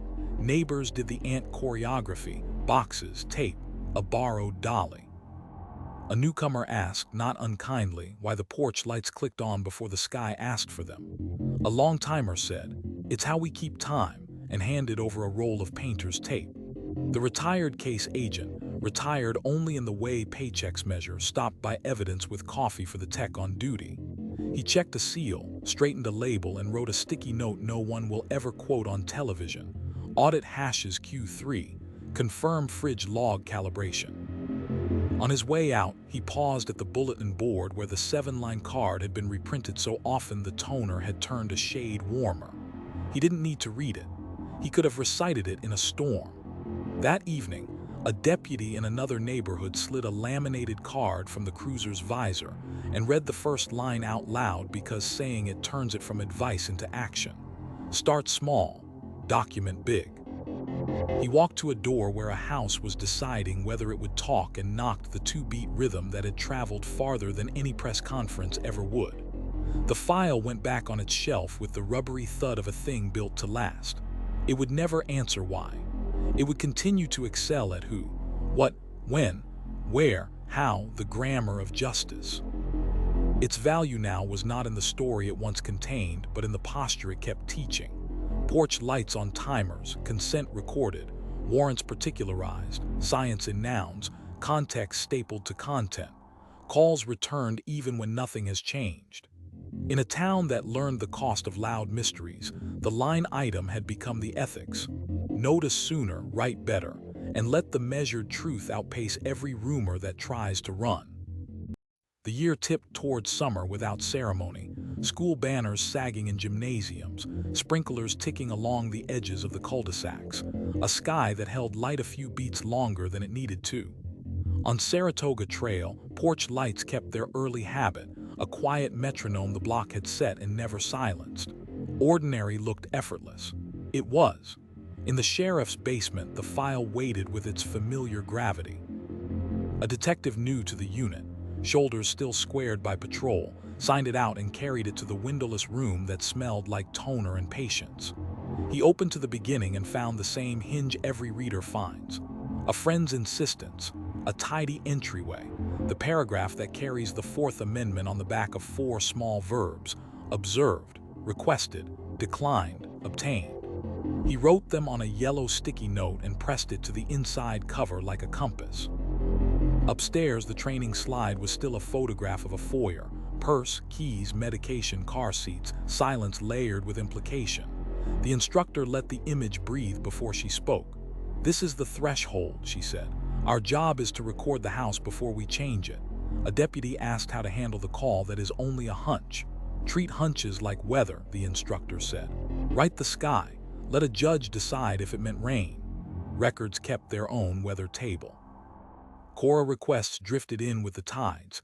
Anniversaries, class projects, a producer's optimism. And each met the same reply. Certified copies, redactions explained. timelines stapled on top so footage could not outrun sequence. When someone asked for what the law would not allow, the clerk used the sentence that had become a guardrail rather than a hedge. We protect both access and dignity. Both are public interests. The cover letter was as spare as a warrant and as deliberate. In the hospital, the strangulation prompts were muscle memory now. A nurse measured in centimeters and charted in quotes. He put his hands here, arrow drawn to the right lateral neck. The note looked clinical because compassion that survives court must look that way. An advocate arrived without a clipboard. A detective arrived without a parade. Choices were offered in verbs, not ultimatums. Call, stay, leave, plan. The patient picked two and asked for time. The chart recorded both selections with the same gravity. Dispatch practiced the script no one wants and everyone needs. A porch light that forgot dawn. A calendar square left blank by someone who never leaves squares blank. Call takers learn to translate worry into data without coaching answers. Last contact, vehicle, medications, children, known routes. They typed in full sentences and quotations, timestamps precise to the minute, commas placed with the awareness that punctuation can carry weight later. Their supervisor walked the room and repeated the maxim that had replaced pep talks. You are the first writers. Write as if the rest of us will need your words to be true in 6 months. The district attorney sat at a folding table in a library meeting room and handed out paper instead of opinions. Amber criteria with the missing boxes highlighted from that first day years ago. A warrant template that forced particularity. A time sync worksheet that reconciled doorbell stamps with cell sector corridors. A high schooler asked why he never talks about motive. Because why is where stories overreach, he said. Courtrooms are built for who, what, when, where, how. Why belongs to rooms without oaths. In the lab, a junior analyst stared down a dramatic verb and chose consistent with. Confirmatories ran, hashes matched. Chain of custody read like a short, stubborn poem of initials and times. At the next bench, a senior tech kept a fingertip on the form as if it were a pulse. We are not here to persuade, she said, not looking up. We are here to be verifiable. Across the county line, a smaller department borrowed the ECHO protocol without ceremony. Their deputy tucked the trifold beside trauma shears and a time-sync clock. One dawn, a ranch road porch light burned past sunrise. He knocked with the 2-beat rhythm everyone now teaches, asked for consent without importing an answer, wrote absence like a fact rather than a feeling. That night, a judge read the report and signed a warrant that opened one door without breaking another. Victim Services kept practicing its strange craft, presence as policy. The advocate's phone vibrated at 6:12 a.m., a time made of thin courage, and she answered with the office's only durable promise. If you need me to stand next to you while you do nothing, she said, I will. Sometimes that meant pushing a grocery cart through an aisle both of them had avoided once. Sometimes it meant returning a call just to say there was nothing new, because silence delivered kindly can still be news. Doc remained arithmetic, counts, doors, passes, trays, an ecosystem that domesticated spectacle into schedule. The term protective housing stayed a line in a file. Monotony did the daily work of consequence. Outside, people asked if that felt like justice. Inside, feelings had been replaced by clocks a long time ago. On Saratoga Trail, a moving van double parked and the neighborhood practiced its ant choreography. Boxes, tape, a borrowed dolly, a map of which days the trash truck forgives extra. A newcomer asked about the porch lights that clicked on before the sky insisted. A long-timer answered with the sentence the block had adopted without voting. It's how we keep time. They returned to the business of moving toward ordinary. The retired case agent, retired only in the way payroll counts, stopped by evidence with a coffee and a habit. He straightened a label, initialed a rebag, and wrote a sticky note no camera will ever quote. Audit hashes Q4, confirm fridge calibration. On the bulletin board beside the sign-out sheet, the 7-line card had been copied so often the letters looked hand-drawn. Start small, document big. Consent ends, warrants begin. Let video and devices agree without coaching. Science in nouns, families first. Don't say what a courtroom will have to unsay. When in doubt, write it down. That evening, a deputy in a different subdivision slid the laminated card from the visor and read the first line out loud because saying it turns advice into action. He walked to a door washed in porch light and knocked the two-beat rhythm built to carry down a hallway. Inside, a house decided whether it would speak. Outside, a pen waited with the patience of procedure. The file returned to its shelf with the rubbery thud of a tool, not a relic. It would never address motive. It would continue to excel at grammar. Who, what, when, where, how, the only parts of speech the law can sentence. Its value now lived in posture, not plot. Porch lights on timers, consent documented, warrants particularized, science that speaks in nouns, context stapled to content, phone calls returned even when nothing has changed. That posture had become a threshold of its own, one the town stepped over every morning without noticing, and one that, when ordinary faltered, waited steady to carry the weight. He'd arrived in clean, steady lines, parking lot mirages, the tinny hum of air conditioners keeping offices functional and tempers civil. On Saratoga Trail, the porch lights obeyed their timers as if they were metronomes in a rehearsal. On Before the Sky Asked, off after it learned to be blue again. The habit wasn't superstition. It was choreography. Down in the sheriff's basement, a door hissed and sealed behind the detective assigned the quarterly quiet audit. He signed the ledger, lifted the binder as if it were a tool, not an artifact, and set it on a table that had earned its nicks. This pass had a simple mandate: verify that a record built to last was still holding. He thumbed through seals, checked chain of custody signatures for leaps or lulls, compared refrigerator logs against calibration printouts that looked like seismographs of discipline. A label had softened at one edge, the glue losing to time, so he rebagged with a fresh outer layer, taped the original beneath, and wrote a memo that would look boring until a defense lawyer asked a good question years from now. The audit wasn't about distrust. It was about being ready for cross-examination from people who hadn't even graduated yet.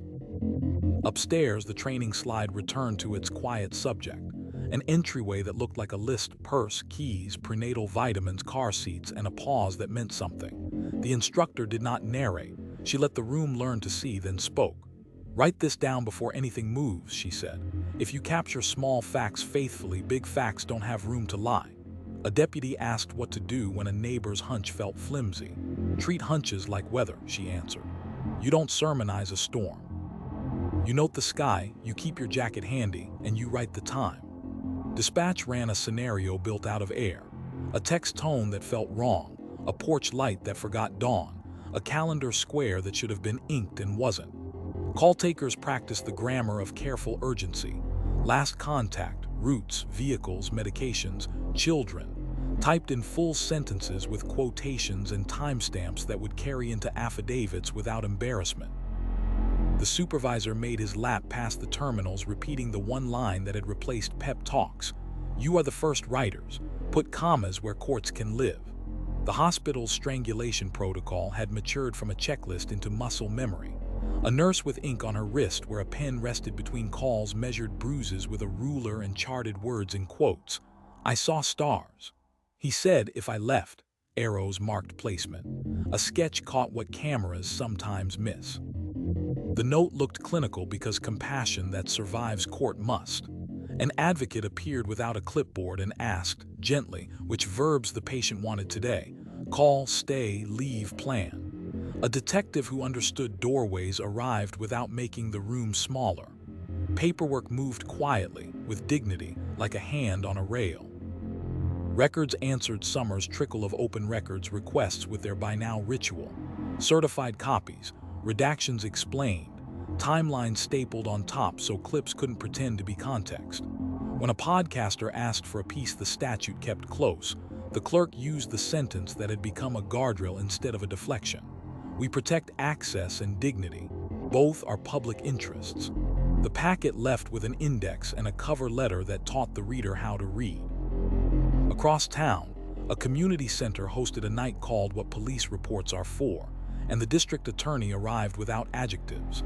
He handed out 3 sheets, the amber criteria explainer with the missing boxes from that first day highlighted.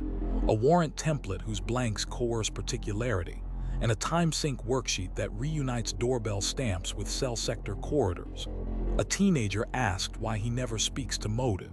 He pointed to the pages. "Because this is what survives oath and appeal," he said. "You can't cross-examine a feeling, you can test a timestamp."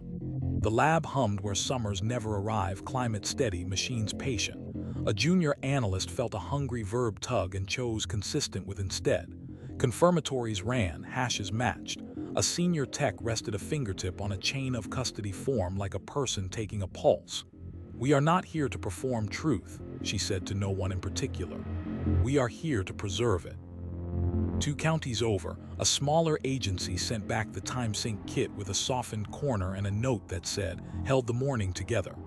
Their deputy's report had read like a weather log: observed, requested, declined, obtained. And a judge signed a warrant that opened one door without breaking another. The method traveled because it was humble enough to fit in a glove box. Victim Services practiced its impossible craft: presence on schedule. The advocate's phone buzzed at 6:03 a.m. with nothing new to report, and she answered anyway. Sometimes she listened to dishwater and breakfast choices, because the sound of ordinary holds shape when grief unthreads. Sometimes she said no to cameras politely and yes to forms relentlessly. Her desk held a shoebox of late thank yous written in hesitant ink. She kept them for the days bureaucracy won the staring contest. Doc, insulated from weather and news, did what it was built to do: count, open, close, repeat. The line protective housing stayed ink on paper. The routine did the heavy lifting of consequence. Outside, debates about mercy and monotony rose with the temperature and fell with the evening news. Inside, schedules outlived opinions by design. A law school downstate built a seminar around the trial that didn't happen. Students argued a suppression motion on voluntariness and a Shrek reliability challenge for digital overlays. The professor, who had seen both sides of the aisle and survived both, stopped a closing argument when it swerved toward story. "Elements," she said. "Put evidence where each element goes. If you need a metaphor, you need more paper." They laughed, and then they learned. On Saratoga Trail, a moving truck bumped a curb and the cul-de-sac's ant choreography unfurled: boxes, tape, directions about which day the trash truck forgives overages. A newcomer asked, not unkindly, about the porch lights that clicked on a beat early. "It's how we keep time," a neighbor said. "Some clocks tell you the hour. These tell you we're watching." The retired case agent passed through the evidence room with coffee for the tech and a mind that still saw seams. He straightened a label by a millimeter, initialed a rebag, and left a sticky note: "Hash audit Q1 complete, fridge log verified." No camera could sell that sentence. It will matter if anyone ever asks. That evening, in a different neighborhood, a deputy eased a cruiser to the curb of a house where a porch light lingered. He slid a laminated card from the visor and spoke the first line aloud because saying it turns guidance into action. "Start small, document big. 2-knock rhythm. Voice level. Consent requested and recorded. A house considered whether it would speak. A pen waited with enough ink to write what it heard without adding a word. The file went back to its shelf with the soft thud of a thing designed to outlast the people who lift it. It will never explain why. It will continue to excel at who, what, when, where, how, the grammar the courts can sentence and history can stand on. Its afterlife is not story but stance. Porch lights on timers, consent documented, warrants particularized, science in nouns, context stapled to content, calls returned even when nothing has changed. The quiet audit proved the posture hadn't slipped. And in a town that learned at terrible cost to trade spectacle for structure, that was the victory worth writing down, again neatly, in the margins that keep truth from bleeding off the page. August burned the edges of afternoons. Heat lifted off the roads in small mirages that made distance wobble. On Saratoga Trail, timers clicked porch lights on before the sky needed them and off after it remembered. The rhythm wasn't superstition anymore. It was redundancy, a second system that would work if the first one failed. Down in the sheriff's basement, redundancy had its own smell: cool plastic, paper, a faint hint of adhesive from evidence tape.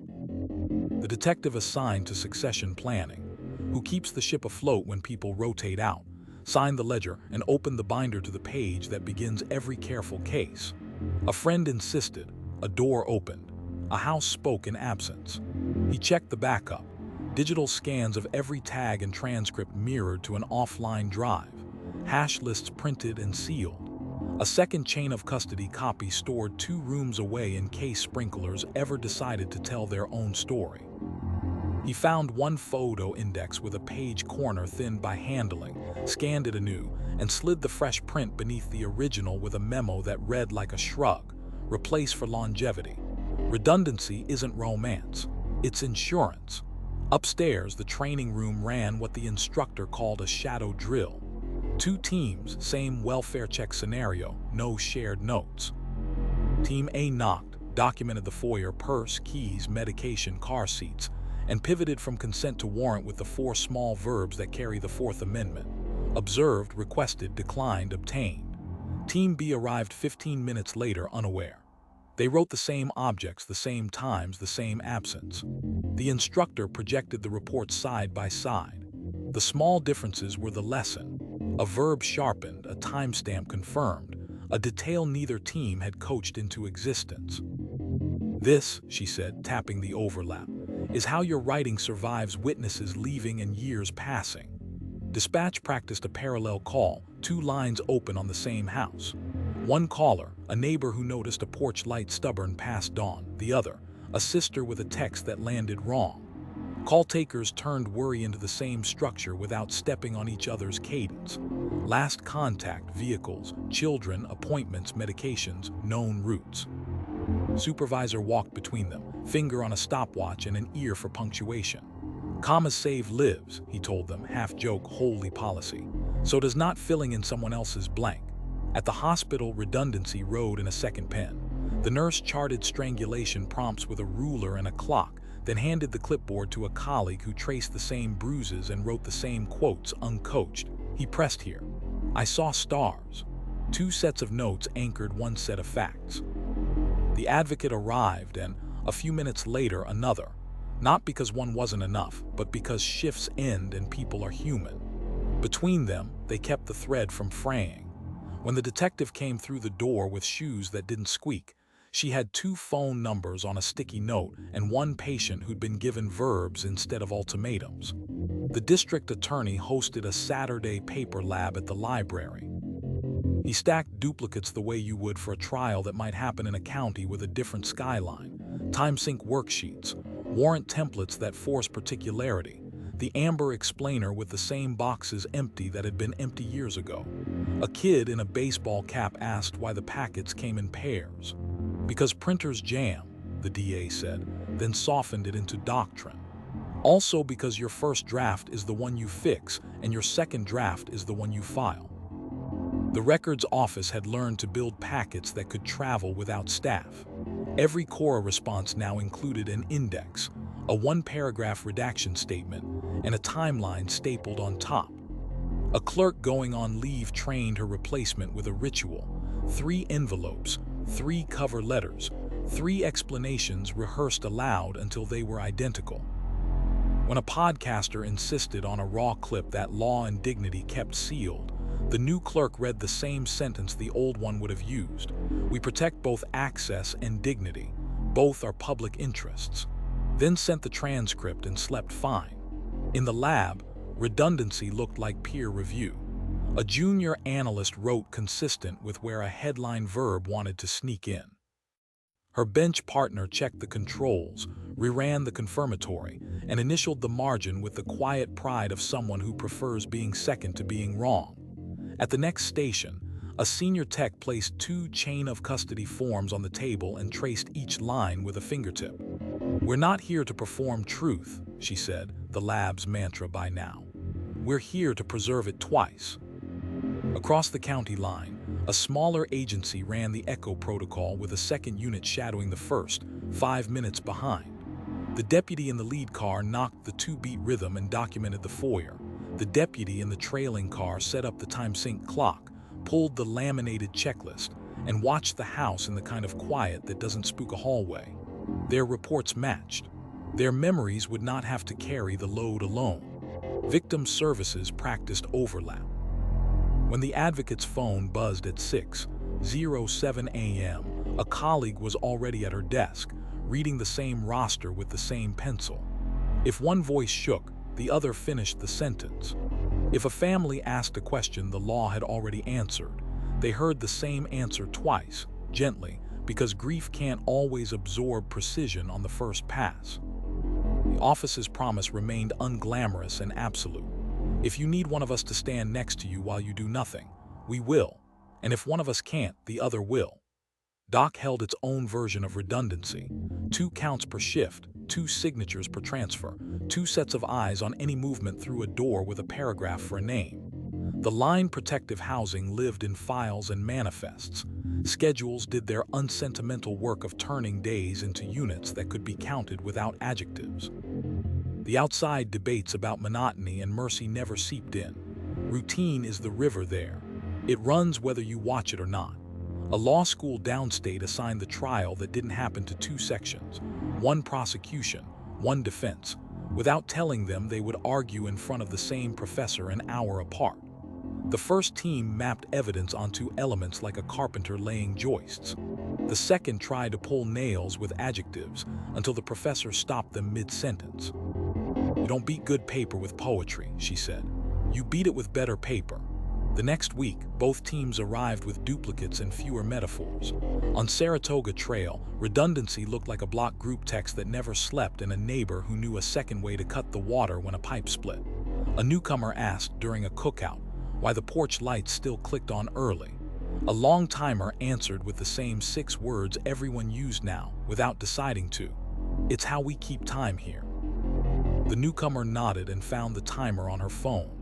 Late, the retired case agent, retired only on pay stubs, stopped by evidence with coffee and a habit. He straightened a label by a millimeter, initialed a rebag, and left 2 sticky notes where one would have done. Hash audit Q2 verified, fridge log calibration confirmed. Redundancy, he knew, is how you treat a file like a bridge you expect your grandchildren to cross. And somewhere else in the county, a deputy eased a cruiser to a curb where a porch light lingered. He slid a laminated card from the visor and spoke the first line aloud because saying it turns advice into action. Start small, document big. Behind him, 5 minutes out, a second unit rolled quiet, ready to write the same verbs if the first voice faltered. 2-knock rhythm, voice level, consent requested and recorded. Inside, a house decided whether it would speak. Outside, 2 pens waited with enough ink to write what they heard, only what they heard, twice if needed. The file went back to its shelf with the steady thud of a tool built for a long life. It would never describe motive. It would keep excelling at who, what, when, where, how the grammar courts can sentence and communities can stand on. Redundancy had become the town's unshowy grace. Porch lights on timers, consent documented and warrants particularized, science in nouns and peer-reviewed, context stapled to content, calls returned by 2 voices even when nothing has changed. When ordinary faltered, the second system caught it, not louder, just reliably, so the measured truth could keep outrunning the loud story, 1 duplicate at a time. A late thunderstorm rolled over the plains and shook loose the power the way a hand shakes a tablecloth. For a few hours, the town lived by battery and habit. On Saratoga Trail, the porch lights still managed their early flicker, timers backed by tiny cells, redundancy doing what it was built to do. Dogs barked at the change in air. A parent held a flashlight under a child's blanket and made reading look like camping. Downstairs in the sheriff's building, the evidence room shifted to generator hum and hand lamp. The detective on perimeter duty, the one who checks the fence lines of procedure when conditions go sideways, walked the aisles with a clipboard that didn't care about outages. Seals intact, locks engaged, refrigerators cold, the analog thermometer tape scribbling a stubborn green line even as monitors blinked amber. He signed a paper log with a pen that wouldn't argue. The file that once felt like a center of gravity looked the same in low light. Cardboard, tape, ink, the unglamorous architecture of memory that doesn't blink. Upstairs, the training session didn't cancel, it adapted. No projector, no slide of the tidy foyer with purse, keys, prenatal vitamins, car seats. The instructor sketched it on a whiteboard with a squeaky marker and let the room fill in the quiet. "Write it before you move it," she said. "Power or no power, this is where your credibility starts." A deputy asked about consent when cameras fail. The instructor drew the 4 verbs that carry the Fourth Amendment on the back of a wallet card: observed, requested, declined, obtained, and added a 5th line below them, documented by hand. "Your notebook," she said, "is not a consolation prize, it's a witness." Dispatch practiced its own blackout drill. Screens dimmed to gray, the room leaned into radios and repetition. 2 calls arrived with different angles on the same worry. A porch light stubborn past dawn. A daycare text saying a child hadn't shown. Both lines asking for a welfare check.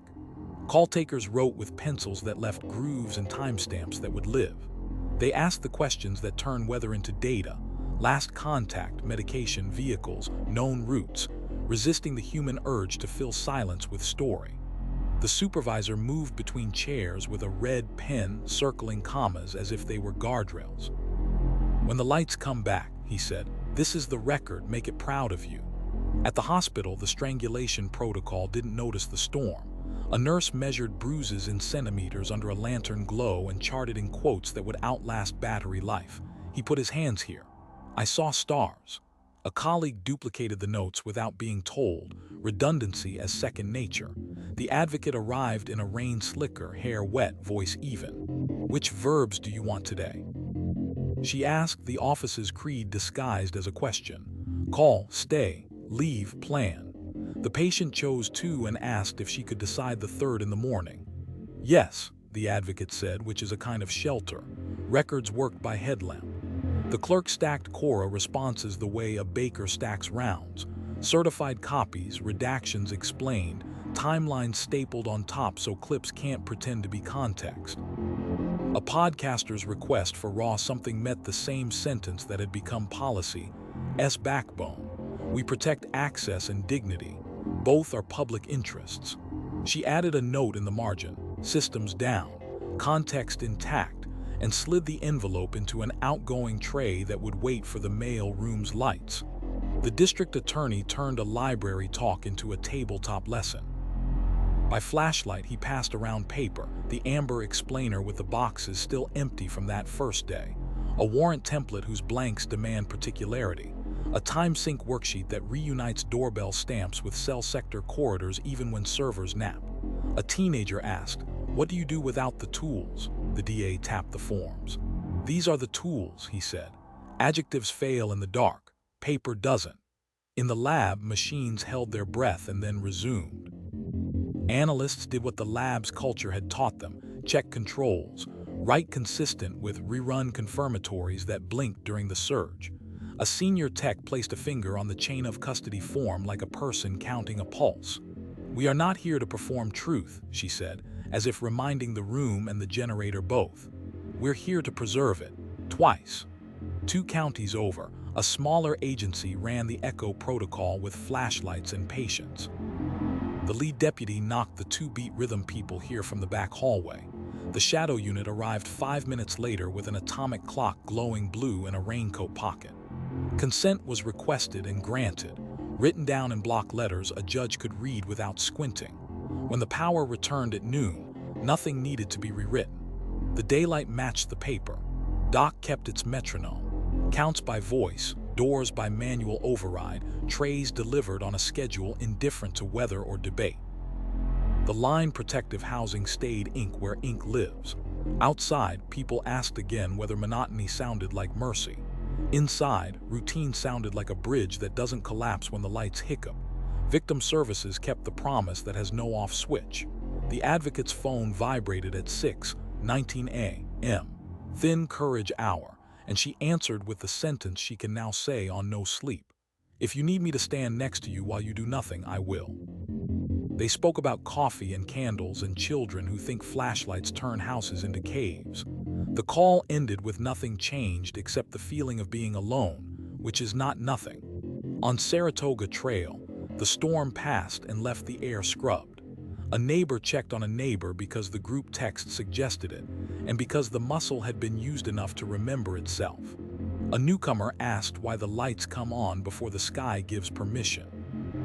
A long-timer said, "It's how we keep time," and then because storms humble added, "and how we see each other."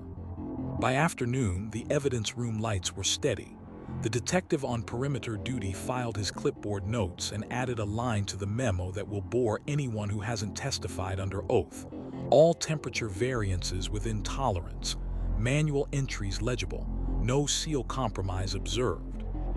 He put the file back on its shelf with that familiar rubbery thud, a sound like a door closing correctly.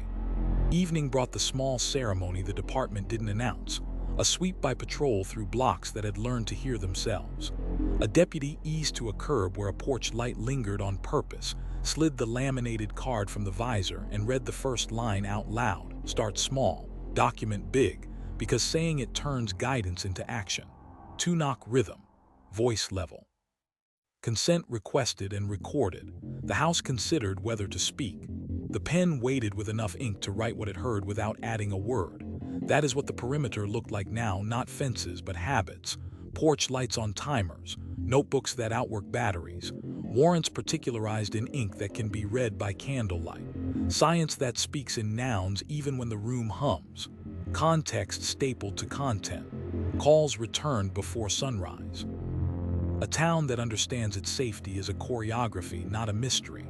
When ordinary faltered, the perimeter held, not with volume but with technique, so the measured truth could keep outrunning the loud story, even when the lights flickered.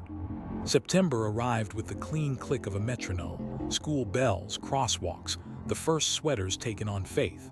On Saratoga Trail, porch lights kept their appointed hour, a soft oath renewed nightly in yellow. The habit read like prayer to those who wanted it to everyone else it was a schedule that kept shadows honest. In the sheriff's building, the file lived its routine under fluorescence that hummed like patient insects. A detective scheduled for interval review, the audit that checks what time does to paper, signed the ledger, opened the binder, and traced a finger down dates as if reading a pulse. Seals, intact. Chain of custody, continuous, no gaps. Refrigerator logs, steady, with calibration slips stapled behind each month like footnotes that know their worth. He added a fresh note where old tape had surrendered and rebagged an envelope with a signature that would one day answer a question asked by someone not yet sworn. Upstairs, the training room returned to its ritual. The first slide was still a foyer. Purse, keys, medication, car seats, ordinary arranged into evidence by attention. The instructor let the room breathe. Intervals matter, she said. Record the room before you ask it to change, record it after you do. The gap will be evidence or apology. A deputy asked how to write a hunch without dressing it as fact. Give it a timestamp and a pronoun, the instructor said. I observed, I felt, I noted. Then stop. Let the affidavit earn the verbs that follow. Dispatch drilled the 5-minute gap, the time between a neighbor's uneasy call and a sister's measured worry. 2 lines open. 2 sets of questions that rhymed without repeating. Last contact, vehicles, medications, children, appointments, known routes. Call takers typed in complete sentences with quote marks where voices belonged, commas where a court could rest. The supervisor carried a pencil like a conductor's baton. You set the tempo, he said. Write so officers can step into the rhythm without tripping. At the hospital, the strangulation protocol moved with the steadiness of a pulse oximeter. A nurse measured, sketched, quoted. 5 minutes later, a second nurse repeated the measurements and wrote the same quotes without prompting. 2 notes, same truth. An interval built into care so that later, when memory tired, paper would still be awake. The advocate arrived with the office's verbs at the ready: call, stay, leave, plan, and a patience that recognized time as treatment. The detective who stepped in wore soft soles and a posture that did not cut the room into pieces. Her notebook opened to a page labeled before-after. Records matched the pace. A stack of Cora requests, some earnest, some recreational, earned the same packet. Certified copies, redactions explained, timelines stapled on top so clips couldn't outrun context. A producer asked for what statute and decency keep sealed. The clerk answered with the sentence that had become both guardrail and creed. We protect access and dignity. Both are public interests. She added a line few notice and fewer appreciate. Release delayed 48 hours to notify family. Intervals protect people as surely as locks do. The district attorney spent an evening in a gym that smelled of polish and progress, teaching a class called Paper Speaks.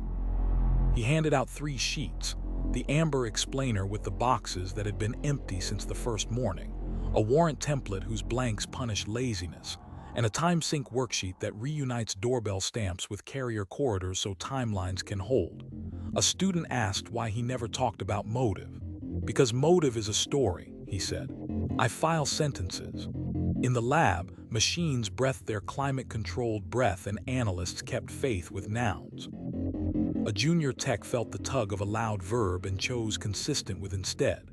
Her bench partner reran the confirmatory and initialed the margin with the quiet pride of verification. At the next station, a senior rested a fingertip on the chain of custody form like a pulse point. Intervals, she said. Who had it when? For how long? Could they change it? Did they? The answers are the science. 2 counties over, a smaller department ran the echo protocol with an eye on timing. The lead deputy cleared the threshold at 0807 on the report. The shadow unit arrived at 0812 and wrote the same room without coaching it. Consent requested, granted, documented twice. When a judge read both affidavits that night, the 5-minute interval looked like integrity on paper. Victim services kept the hour no one wants, the one between 6:00 and 7:00 a.m. when courage is thin and coffee is theory. The advocate answered the phone with the office's only unconditional promise. If you need me to stand next to you while you do nothing, she said, I will. They built a morning out of small acts spaced kindly, make the bed, open the blinds, sit for 2 minutes, call back if you want to. Intervals as scaffolding. Doc kept its arithmetic counts, doors, passes, trays, intervals made of keys and clocks rather than feeling. Protective housing stayed a line in a file. Monotony did the day-by-day work of consequence. Outside, people wondered if steady time felt like justice. Inside, steady time was the point. At the high school, a counselor ran a quiet drill with a student who needed a plan that didn't look like a plan. 3 check-ins across a day. A borrowed hall pass, a visit to a room with a plant that survived indifference, a note folded small and carried like a ticket. The detective who consulted on the policy wrote intervals protect in the margin and underlined it. On Saratoga Trail, a moving van idled at the curb and the ant choreography began, dollies, tape, boxes labeled in someone else's handwriting. A newcomer asked, not unkindly, why the porch lights still come on before the sky insists. A long timer said, it's how we keep time, then pointed to the sky as it softened, and how we notice when time slips. Evening brought a patrol car idling a block away from a house where a porch light lingered with intention. The deputy slid a laminated card from the visor and read the first line out loud because saying it turns guidance into practice.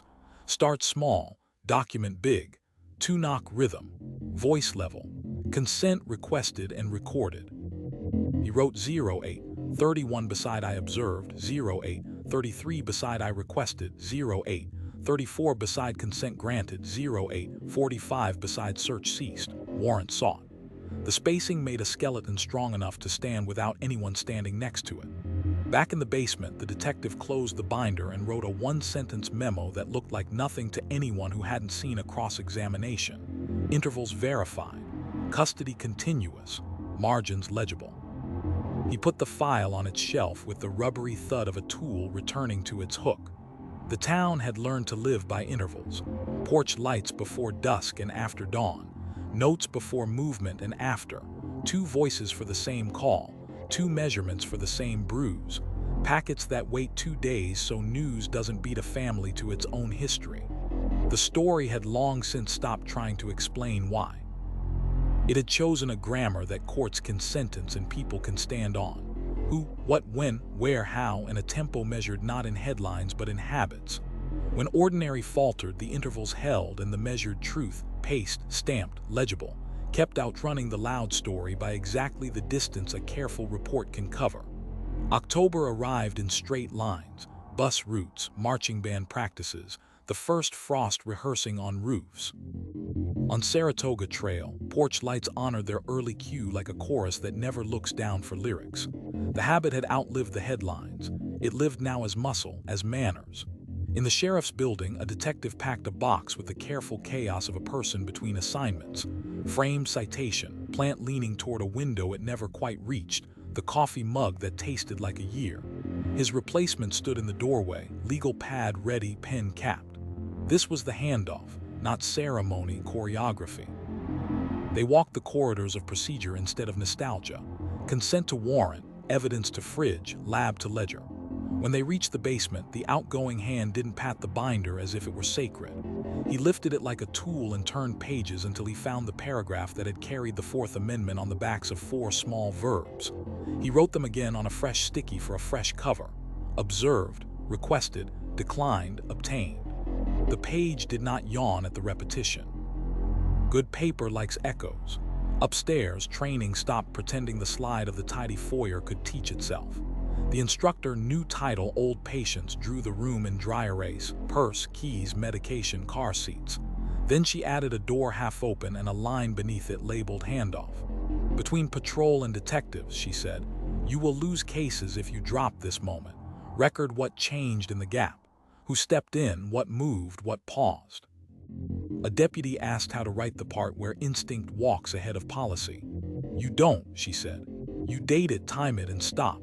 The affidavit earns the verbs. Dispatch ran a drill built around a baton pass. One call came from a neighbor whose porch light worried her. The next, 5 minutes later, from a coworker reading a string of missed texts. The first call taker built a frame. Last contact, vehicles, children, medication, routes, and announced the file number like a lighthouse. The second picked up the number and added detail without repeating plot. You are not sharing a story, the supervisor said. You are completing a sentence. At the hospital, the strangulation protocol introduced a second hand by design. A nurse measured and sketched. 5 minutes later, another repeated the work without suggestion. 2 notes now carried the same quotes. He pressed here. I saw stars. The advocate split the verbs like rations you mean to last. Call, stay, leave, plan, offering one now and saving the others for the morning. When the detective arrived, shoes quiet and notebook open to a page labeled before after. The chart read like a bridge that could carry weight without drama. Records passed their craft along like a recipe. The senior clerk stood behind the new hire while a Cora packet took shape. Certified copies, redactions explained, timelines stapled on top so clips could not pretend to be context. The cover letter ends with the same sentence every time, she said, and the new clerk read it aloud until it fit in her voice. We protect access and dignity. Both are public interests. A podcaster called for something the statute and decency keep sealed. The answer sounded neither defensive nor pleased. Guardrails, not apologies. The district attorney taught a night class called Continuity in a gym that smelled like varnish and second chances. He handed out 3 sheets, amber criteria with the same boxes empty as the first day, a warrant template that punishes vagueness, a time sync worksheet that reunites doorbell stamps with cell sector corridors. A student asked how you keep a case from becoming a campfire tale as it ages. You build for handoffs, he said. Legible margins, dates that touch, signatures that answer strangers. If a sentence needs me to explain it, the sentence is wrong. In the lab, continuity looked like a second set of eyes. A junior analyst wrote consistent with where a hungrier verb wanted to live, and a peer reran the confirmatory with the boredom you want in a truth teller.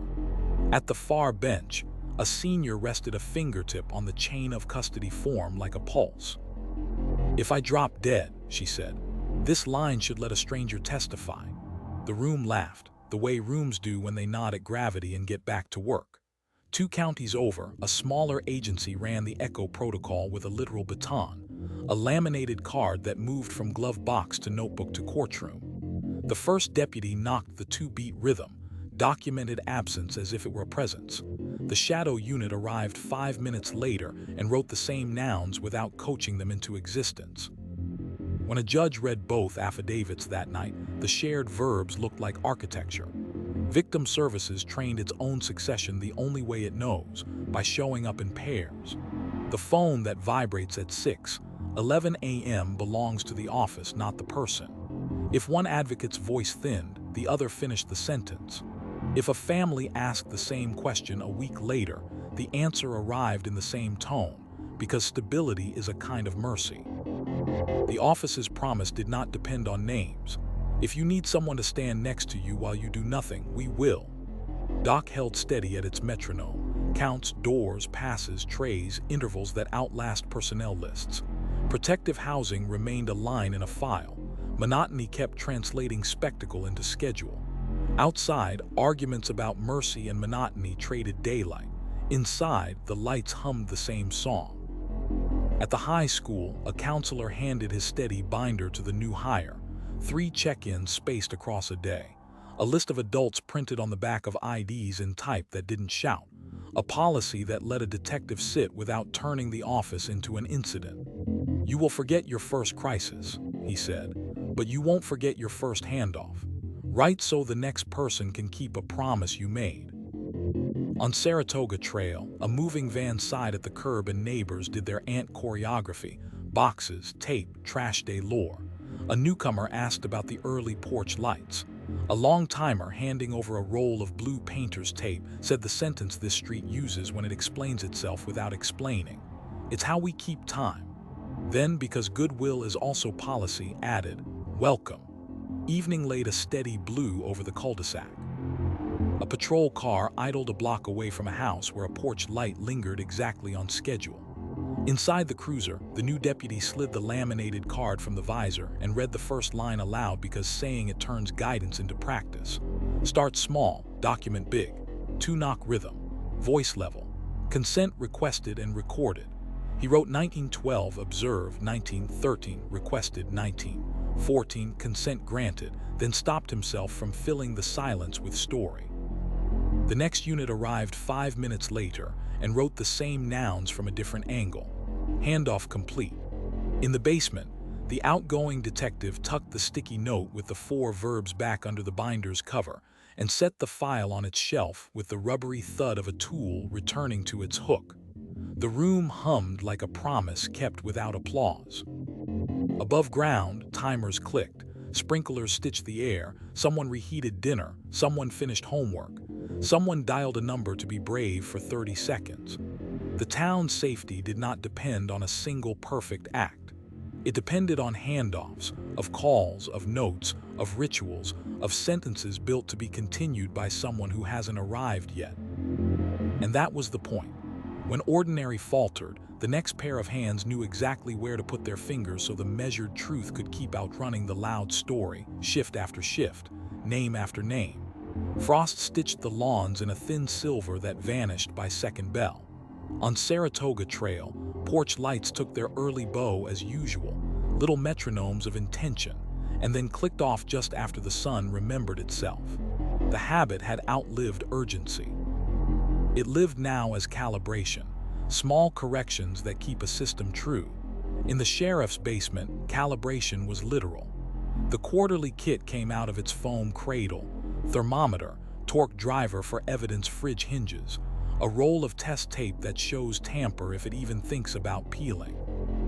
The detective logged temperatures, compared them to the calibration slips pinned behind each month, and wrote the kind of sentence that never trends and always matters: variance with intolerance, seals intact, labels legible. At shelf B12, he rebagged a photo index whose corner had furred from handling and taped the original beneath the new sleeve with the tenderness people reserve for things that must survive strangers. Paperwork, like instruments, drifts. The trick is to tune it before the song goes flat. Upstairs, training traded the projector for a whiteboard and a ritual. The instructor drew the foyer: purse, keys, prenatal vitamins, car seats fixed like punctuation. Then she added a second drawing labeled after, the same room altered by human presence. Door half open, laundry basket moved, a consent form on the console. "This gap is where you prove or apologize," she said. "Calibrate by writing both rooms." A deputy asked how to put instinct on paper without contaminating the scene. "Timestamp it and stop," she answered. At 0811, I believe something was wrong. That belief is not evidence until the next page earns it. Dispatch tuned its ear and a drill called just enough. 2 calls 5 minutes apart reported ordinary gone sideways, a porch light hanging past dawn, a daycare check-in unanswered. Call takers asked exactly what the manual requires: last contact, vehicles, children, medications, routes, and resisted the urge to help the story along. They typed in full sentences with quote marks where voices belong. The supervisor walked the row with a pencil that had outlived 3 shifts. Commas are rails, he said. Put them down so officers don't fall. The hospital brought calibration to the bedside. A nurse measured bruises with a ruler, sketched their edges, and wrote quotes verbatim. He squeezed here. I saw stars. 5 minutes later, a second nurse repeated the measurements without coaching, 2 sets of numbers tracing one truth. The advocate arrived like whether you can count on and offered verbs in small, carryable portions. Call, stay, leave, plan. The detective entered on soft soles, opened a notebook to before, after, and let paper do the part adrenaline always tries to steal. Records tuned its response to the season's light wind of requests. Cora packets left with certified copies, redactions explained, timelines stapled on top so footage could not outrun sequence. When a producer pressed for a clip, the statute and decency keep sealed, the clerk read the sentence that had become both policy and spine.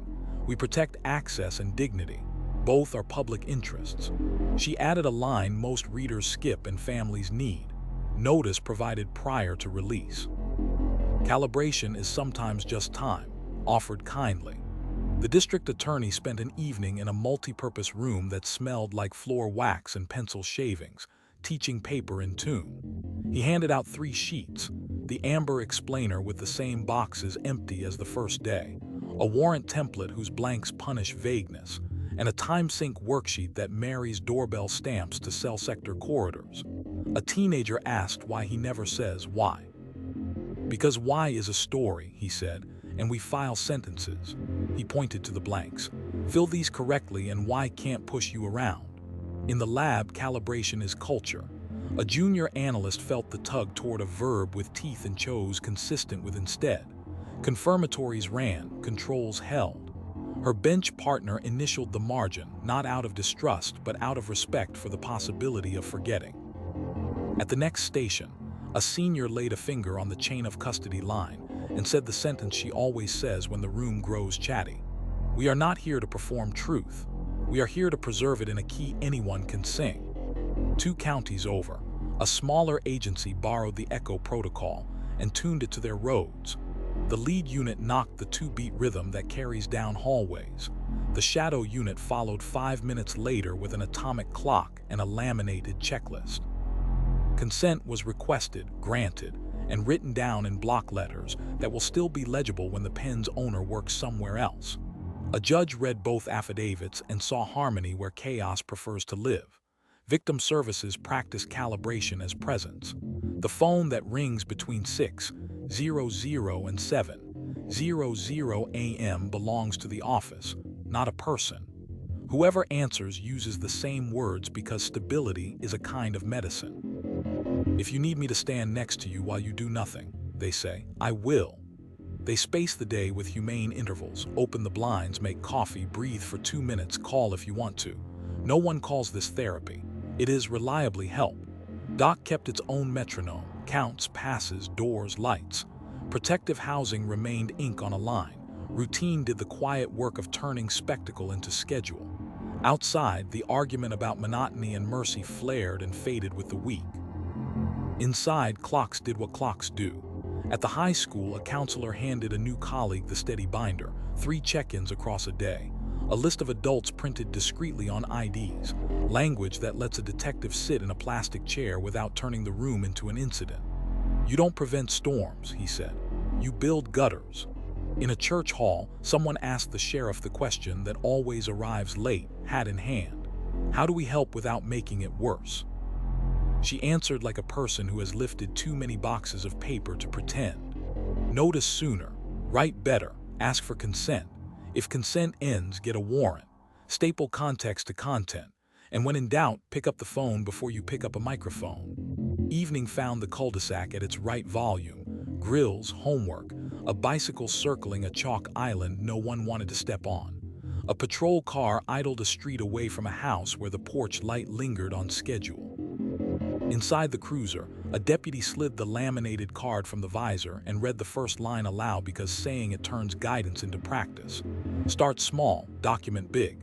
Two-knock rhythm, voice level, consent requested and recorded. He wrote 1906, observed 1907, requested 1908, consent granted, and left space to record 1912, consent withdrawn. Warrant sought if the page asked for it. Calibration isn't caution, it's readiness. Back in the basement, the detective returned the binder to its shelf with the rubbery thud of a tool returning to its hook. He logged the audit and added a note that will bore anyone who hasn't testified. Fridge calibration verified. Seal lot numbers reconciled. Handwriting legible across copies. The room hummed like a promise kept without applause. What remains after the headlines are habits tuned to each other. Porch lights on timers, notebooks that outwork batteries, warrants written in particular nouns, science that prefers verification to theater, packets that teach while they disclose, phone calls returned when silence wants the job. The case had taught a town not to chase meaning, but to keep time. And when ordinary faltered, as it always will, the small, calibrated acts were in place, ready to carry the measured truth farther than any loud story could run. November laid a thin clarity over the town, air sharp as paper, sounds carrying a little farther before they gave up. On Saratoga Trail, porch lights kept their early promise. A soft, bright ledger lined the block wrote every evening, "We are here, we are watching, we are keeping." In the sheriff's basement, safekeeping was policy with pulse. The retention schedule, dry as statute, decisive as winter, said what stayed sealed for the life of the offender and what could return to families without reopening rooms. A detective pulled the file and worked the slow choreography the public never sees. Confirm the court's orders. Cross-check the inventory against the property ledger. Note which items can be released, which must remain. Prepare a small table with a cloth on it because dignity travels better when it's invited to sit. When a family member arrived, an advocate stood shoulder to shoulder with the detective while each object found its new ledger line. Returned by whom, to whom, at what hour. Paperwork turned into ritual without admitting it was ritual. Upstairs, training folded, safekeeping into first steps. The instructor drew 2 columns on the board, protect and prove, and wrote examples under each until the list started to rhyme. Redactions and timelines, consent forms and chain of custody, privacy warnings and public copies stamped in blue. "These goals are not rivals," she said. "They are twins." She put the tidy foyer back on the screen, purse, keys, prenatal vitamins, car seats, and tapped the corners. "You aren't just recording evidence. You're building a room a future jury can walk through without harming the people who still live here." Dispatch ran a drill called Keep Release, the discipline of deciding which details belong in the first radio and which only in the report. A neighbor called about a porch light that forgot dawn. A sister called with a calendar square that should not have been empty. Call takers built the frame, last contact, vehicles, children, medications, routes, and set to one side the facts that don't help an officer knock but do help a judge read. The supervisor moved chair to chair with a pencil like a metronome. "If the air doesn't need it," he said, "save it for the affidavit." At the hospital, the strangulation protocol handled people as if they were evidence of themselves. Measured, sketched, quoted, safeguarded. A nurse drew the edges of bruises and wrote the patient's words in quotes. "He pressed here. I saw stars." 5 minutes later, a second nurse traced the same shapes without suggestion. The advocate offered verbs like blankets, call, stay, leave, plan, letting the patient choose 2 tonight and 1 tomorrow. The detective arrived with quiet shoes and a notebook labeled before, after, and the chart, clean, precise, kind. Let the conversation be short enough to feel survivable. In records, safekeeping meant context first. Cora packets left the counter with certified copies, redactions explained, timelines stapled on top so clips could not pretend to be narrative. When a producer asked for what statute and decency kept sealed, the clerk used the sentence that now felt less like a refusal than a principle. We protect access and dignity. Both are public interests. She added a line most people skip and families frame. Advance notice provided to next of kin. Guardrails written in polite fonts. The district attorney taught an evening session titled Custody of Paper in a gym that smelled like floor wax and new sneakers.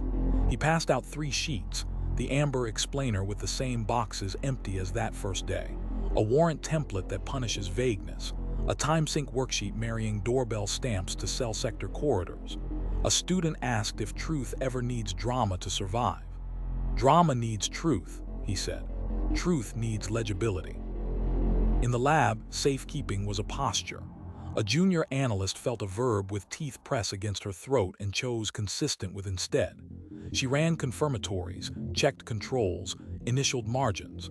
Her bench partner repeated the run out of respect for the idea that anyone can have a day. At the next station, a senior rested a fingertip on the chain of custody line as if it were a pulse. "We are not here to perform truth," she said, half mantra, half warning. "We are here to preserve it so strangers can carry it without dropping a single ounce." 2 counties over, a smaller department adopted the Echo protocol into their winter kit. The lead car knocked the 2-beat rhythm that carries down hallways. The shadow unit arrived 5 minutes later with the atomic clock's small blue certainty and a laminated checklist someone had wiped dry with a sleeve. Consent requested, granted, documented. The House spoke in absence. The report wrote absence as calmly as presence. That night, a judge read both affidavits and saw a record capable of withstanding a stranger's questions. Victim Services translated safekeeping into the only currency that spends at 6:14 a.m. presence. The phone vibrated, and the advocate answered with the office's pledge made simple. "If you need me to stand next to you while you do nothing, I will."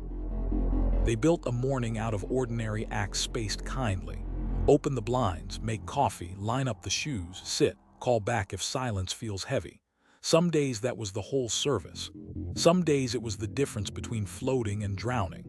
Doc kept its arithmetic, the metronome of counts, doors, passes, trays, uninterested in argument or anniversary. Protective housing remained ink on a line. Monotony turned spectacle into schedule. Outside, debates about mercy and monotony rose and fell with news cycles. Inside, clocks did what clocks do, kept. At the high school, a counselor handed a new colleague the steady binder, 3 check-ins that looked like errands, adults listed quietly on ID backs, language to let a detective sit without turning an office into an incident. "You're not saving anyone," he said. "You're making it easier to be saved." A church hall hosted a forum where someone asked the late question, the one that tries to carry too much. "Why?" The sheriff, in a jacket too thin for the temperature and a voice trained for rooms that echo, didn't touch it. "We don't file why," she said. "We file who, what, when, where, how. We keep people safer by keeping those 5 clean." On Saratoga Trail, a moving truck backed into the curve and neighbors rehearsed their ant choreography. Boxes, tape, instructions about the trash truck's forgiven overages. A newcomer asked, not unkindly, about the porch lights that came on early and went off late. A long timer, passing a marker across a box labeled kitchen, said the sentence the street uses when it refuses to sensationalize itself. "It's how we keep time." Then, because safekeeping is also welcome, added, "Friday pickups loud, don't let it scare you." Evening settled like an affidavit, dates, times, signatures. A patrol car idled a block away from a house where a porch light held steady. Inside the cruiser, a deputy slid the laminated card from the visor and read the first line aloud because speaking turns guidance into practice.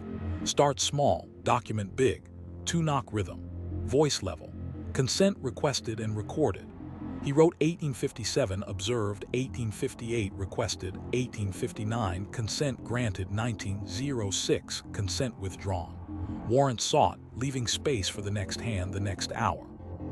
Safekeeping is not caution. It is readiness wearing manners. Back in the basement, the detective eased the binder onto its shelf with the rubbery thud of a tool returning to its hook. He typed the memo that no one will quote and everyone will rely on. Retention verified. Releases documented. notice provided, seals intact, logs legible. The room hummed like a promise kept without applause. This is what safekeeping looks like when the cameras are gone. Porch lights on timers, notebooks that outwork batteries, warrants particularized, science stubbornly in nouns, packets that teach while they disclose, phone calls returned before the coffee cools. The case had given the town a discipline, protect and prove both at once every time.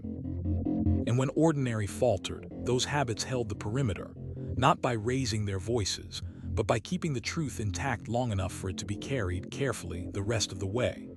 The clocks jumped back and the town felt the stagger, dawn arriving too early, porch lights lingering as if unwilling to trust the sky. On Saratoga Trail, the timers didn't argue about philosophy. They did what they'd been taught. On Before Dusk, off after morning, a metronome for a place that keeps time on purpose. Down in the sheriff's basement, doctrine lived in binders, batteries, and habits that no one remembers deciding. The DSD weekend triggered a quiet ritual. Verify that every time-stamped thing understood the hour slip. A detective with a pencil behind his ear ran the fallback check. Bodycam firmware set to UTC. RMS entries showing local with offset. The time-sync kit's atomic clock blinking an unbothered truth. He opened the old file and flipped to the pages that had taught the office how to treat time like evidence. The paragraph was still there, modest and muscular. Observed, requested, declined, obtained. The 4 small verbs that carry a Fourth Amendment across a threshold without panting. He wrote them again on a fresh sticky and pressed it to the inside cover, an amendment to the amendment. DSD verified. Upstairs, doctrine had a whiteboard. The instructor drew the familiar foyer: purse, keys, prenatal vitamins, car seats, and then wrote before and after in block letters heavy enough to be seen from the last row. "We don't just make cases," she said. "We make records that behave under pressure, time pressure, media pressure, courtroom pressure. Doctrine is what you do when you're tired and the clock is lying." A deputy asked how to write a gut feeling when the hour changed and nothing else had. "Give it a time and a pronoun," the instructor said. "At 0712, I believed, then stop. Let the affidavit earn the next verb." Dispatch drilled DSD doubles, the minute that appears twice in the log and confuses rookies forever. 2 calls landed in the overlap. A neighbor worried about a porch light past dawn. A cousin scrolling a thread that went quiet. Call takers wrote in full sentences, stamped with both times and the UTC offset because wind and memory shift. Math doesn't. The supervisor walked with a pencil like a conductor's baton. "When the day gives you 2128, he said, "make sure the right one goes to court." The hospital ran the strangulation protocol as if clocks were a rumor. A nurse measured bruises, sketched their contour, wrote quotes verbatim. "He pressed here. I saw stars." 5 minutes later, real minutes, checked against a wall clock and a wristwatch. A second nurse repeated the work without coaching. Redundancy made its own weather system inside the chart. The advocate arrived with verbs folded small: call, stay, leave, plan, and placed them on the table like choices instead of tests. The detective who stepped in wore soft soles and a notebook labeled before, after / offset. Records held their own doctrine like a posture. Cora packets left with certified copies, redactions explained, timelines stapled on top so clips could not pretend to be context. For the overlap hour, the clerk added a line most won't notice and defense will love. All timestamps reflect MSD, UTC offsets included. When a producer pressed for footage the statute and decency keep sealed, she read the sentence that now qualifies as a spine. "We protect access and dignity. Both are public interests." Then she printed the transcript, initialed the redaction index, and went home knowing that boring is a virtue.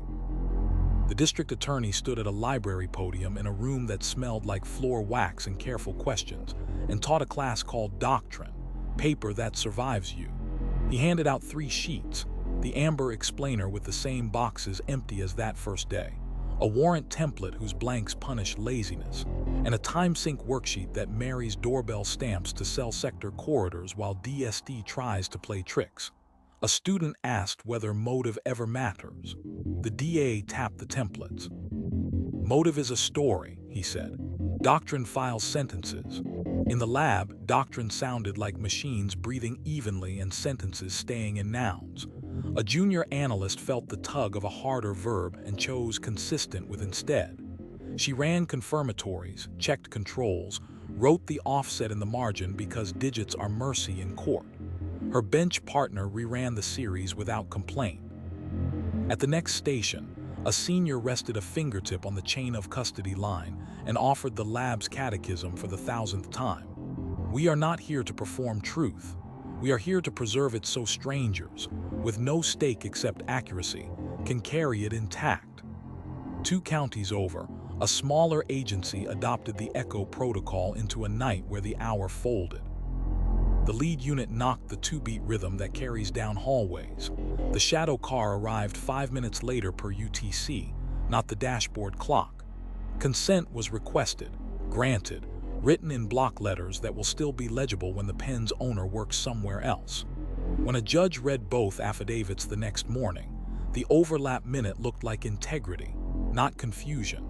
Victim Services has doctrine you can't codify because it is made of people who sleep badly on purpose. The phone vibrated at 6:14, the thin courage hour that didn't move with the clocks, and the advocate answered with the office's only unconditional promise. "If you need me to stand next to you while you do nothing," she said, "I will." They built a morning out of measurable acts: open blinds, drink water, text me when you've had toast, anchored to a real time, not a feeling. Doc kept its arithmetic. The doors did what doors do. Protective housing stayed ink on a line. Routine converted spectacle into schedule without asking permission. Outside, arguments about monotony and mercy changed back with the clocks. Inside, the volume never did. At the high school, the counselor added a page to the steady binder for the time shift. 3 check-ins that don't move with bells. Mid-morning, lunch, last period. So students who measure safety in humans, not minutes, don't get lost. A detective reviewed the policy and wrote offset acknowledged in the margin because doctrine lives or dies in phrases this small. It ran a generator day no one sees. Backups mounted, hashes verified, off-site copies checked against manifests that will never trend. The technician left a ticket note that reads like a haiku to the people who rely on it. Snapshots complete, off-site sync green, UTC/restore tested. Pass. In a church hall that keeps folding chairs the way some places keep candles, the sheriff answered the late question that never stops arriving. What should we do if we think something is wrong? She spoke the town's doctrine without decoration. Notice sooner, write better, ask for consent. If consent ends, get a warrant. Staple context to content, call before you post, and when the clock plays games, write the offset. Dusk found the cul-de-sac at its correct volume, homework, noodles, a bicycle orbiting a chalk planet. A patrol car idled a block away. Inside, a deputy slid the laminated card from the visor and read the first line aloud because speaking turns guidance into practice. Start small, document big, 2-knock rhythm, voice level, consent requested and recorded. He wrote 1859 MST 0159Z. Beside observed 1900 MST 0200Z. Beside requested 1901 MST 0201Z. Beside consent granted, leaving space for 1907 MST 0207Z. Should consent end and a warrant begin. The page looked like music written for an instrument that never lies.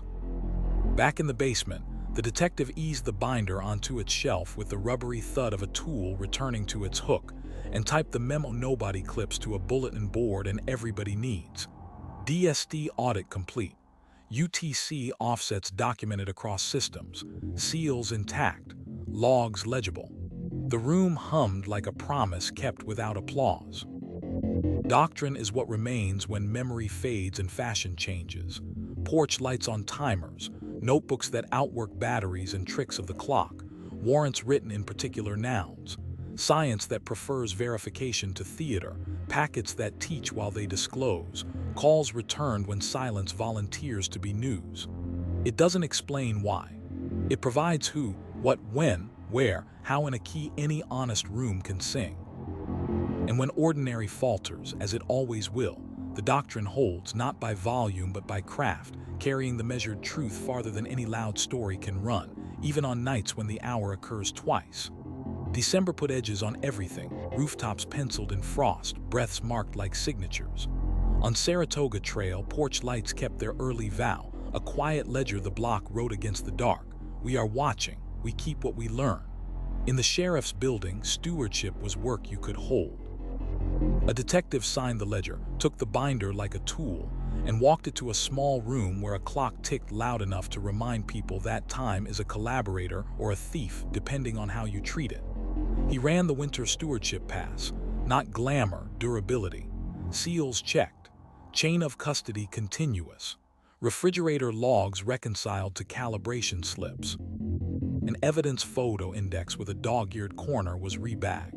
The original sleeve taped beneath the new, a breadcrumb for a future cross-examiner. He wrote a sentence that will never trend and always matter, stability verified, margins legible.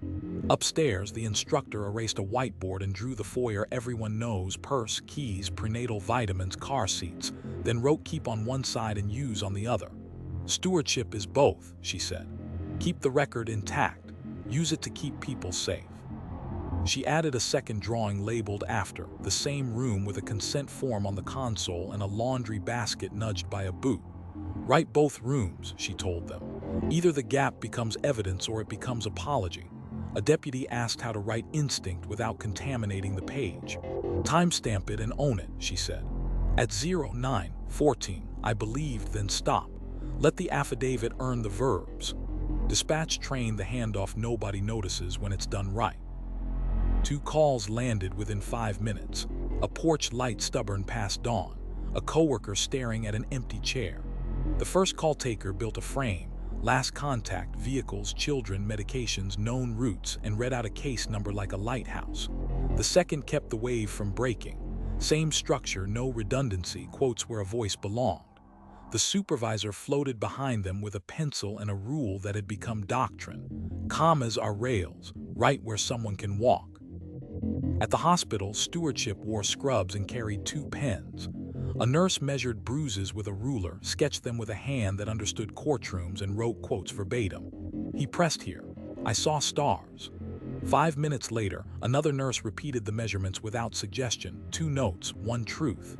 The advocate arrived and laid out verbs as if setting a table.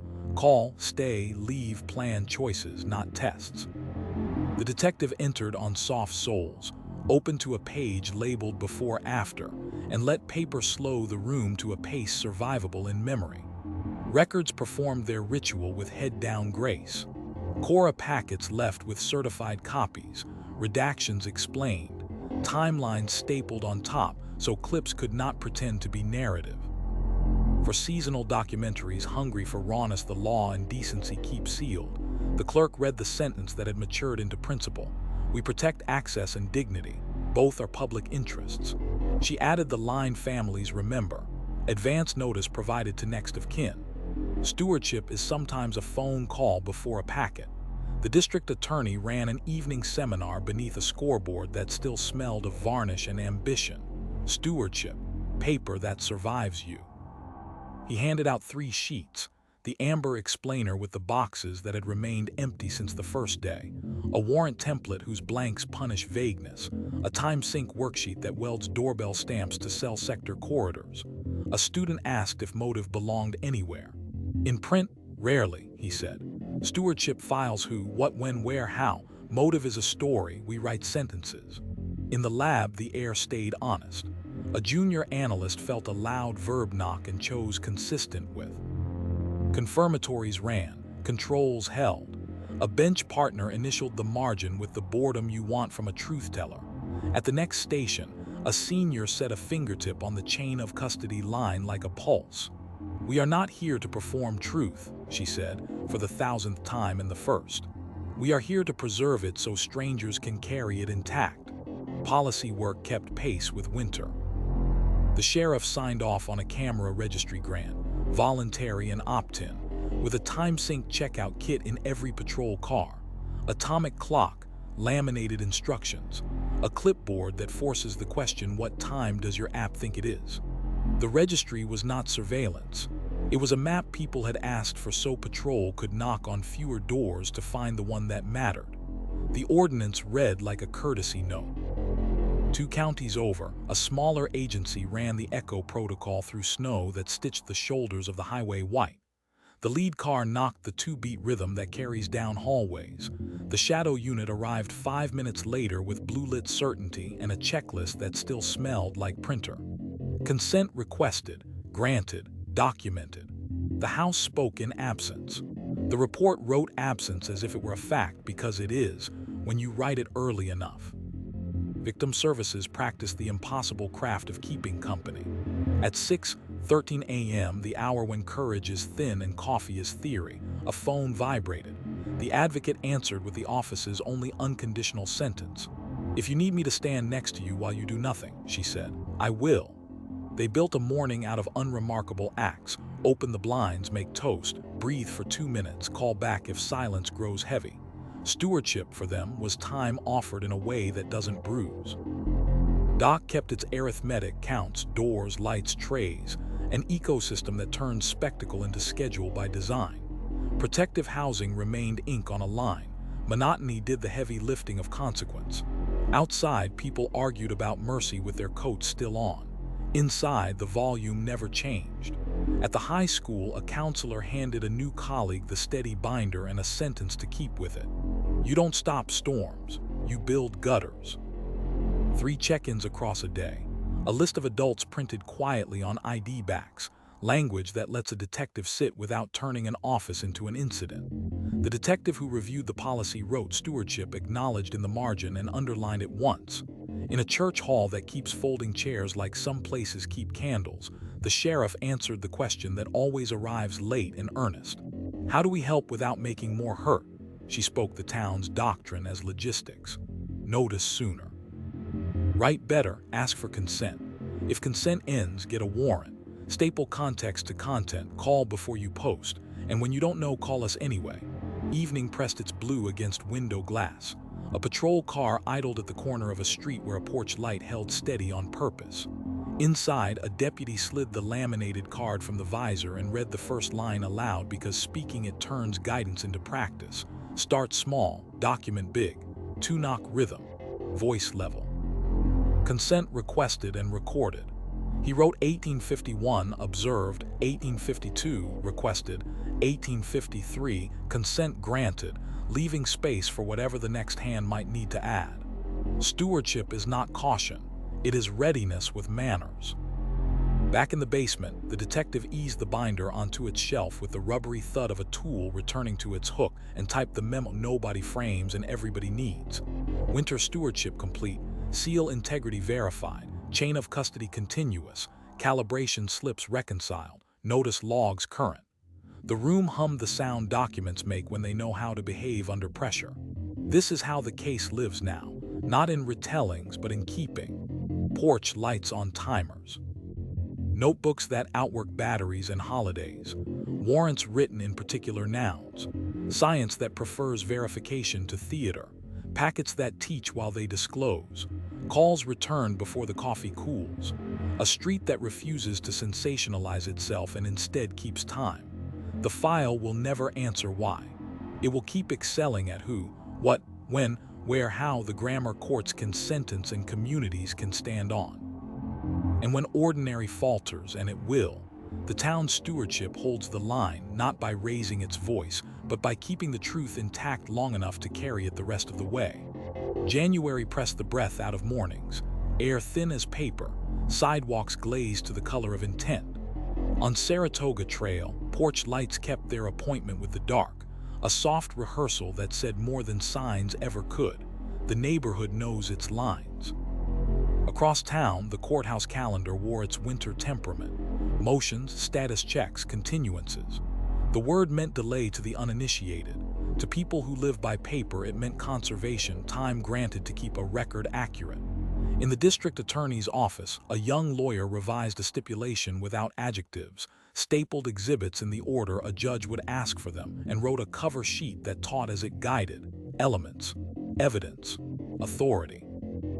Down the hall, the research attorney ran a fingertip beneath the sentence that mattered most and circled a date, because ink is how the future learns where to stand.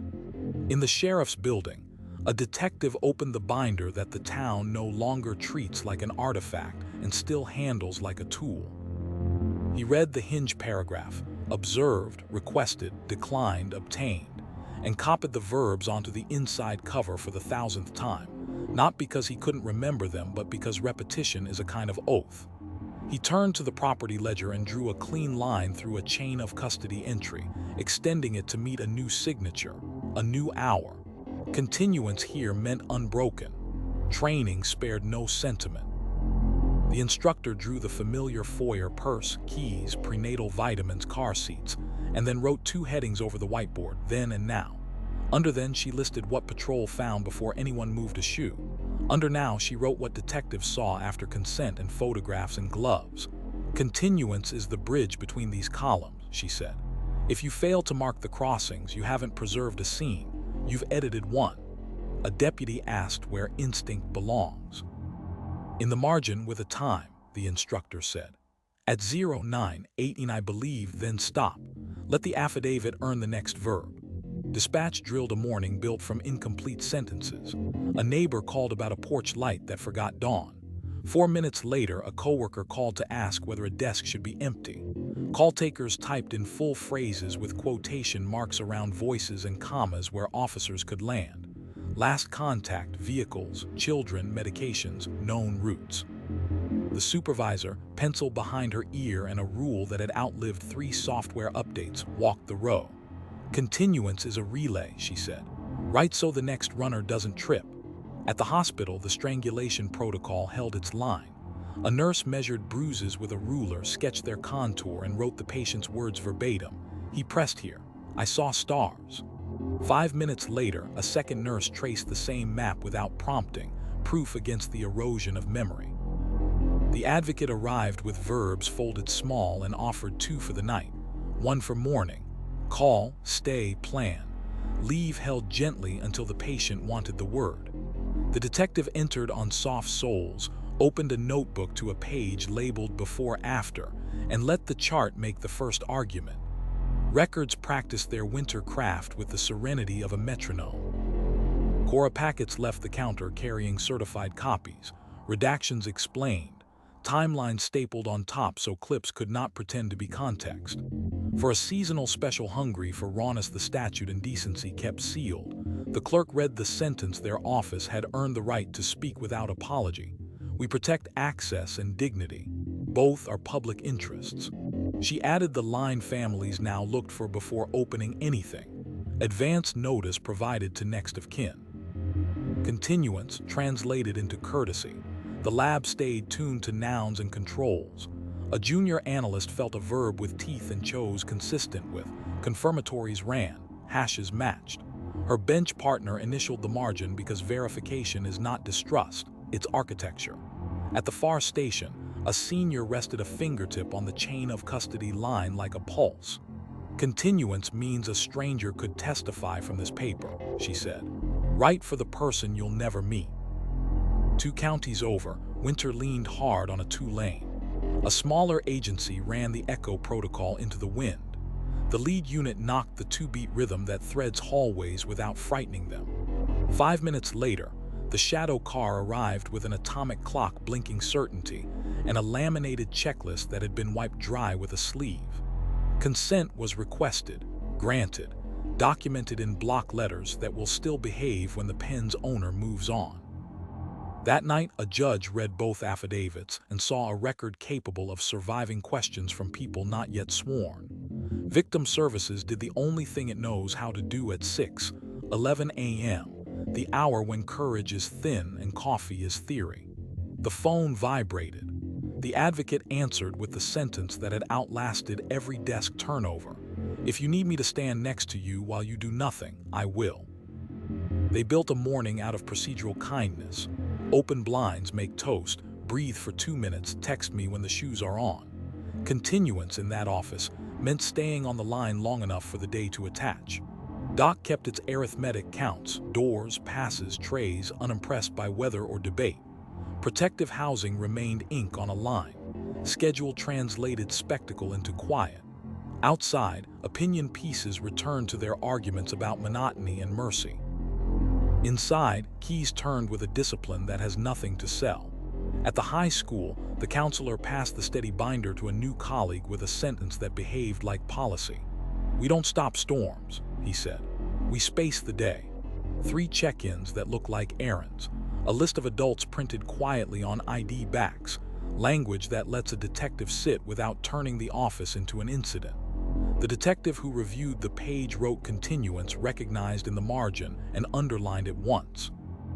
In a church hall that stores folding chairs like some places store candles, the sheriff answered the question that always comes late and honest. "How do we help without making it worse?" "Notice sooner," she said. "Write better, ask for consent. If consent ends, get a warrant. Staple context to content, call before you post, and keep your promises on boring days." That's continuance. Evening found the cul-de-sac at an appropriate volume, homework soup, a bicycle orbiting a chalk planet. A patrol car idled one street over from a porch light that held steady on purpose. Inside the cruiser, a deputy slid the laminated card from the visor and read the first line aloud because speaking turns guidance into practice. Start small, document big, 2-knock rhythm, voice level, consent requested and recorded.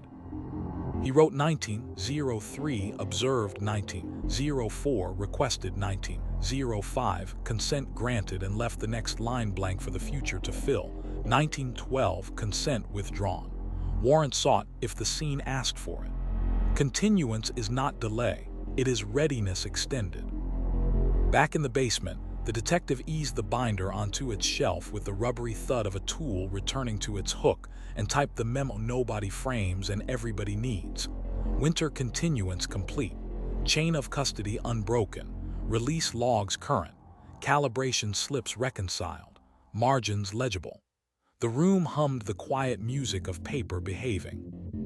This is how the case lives now. As a discipline that refuses to rust, porch lights on timers, notebooks that outwork batteries, warrants written in particular nouns, science that insists on verification, packets that teach while they disclose, calls returned before the coffee cools. It will never answer why. It will continue to excel at who, what, when, where, how the grammar courts can sentence and communities can stand on. And when ordinary falters, as it will, the town's continuance will carry the measured truth forward, step by step, hand to hand, without raising its voice. February paired the daylight to something lean and serviceable. On Saratoga Trail, porch lights kept their vow, bright before dusk, stubborn past dawn. A neighborhood affidavit written nightly in wattage. We saw, we cared, we will again tomorrow. Across town, swearing to truth took on its winter shapes.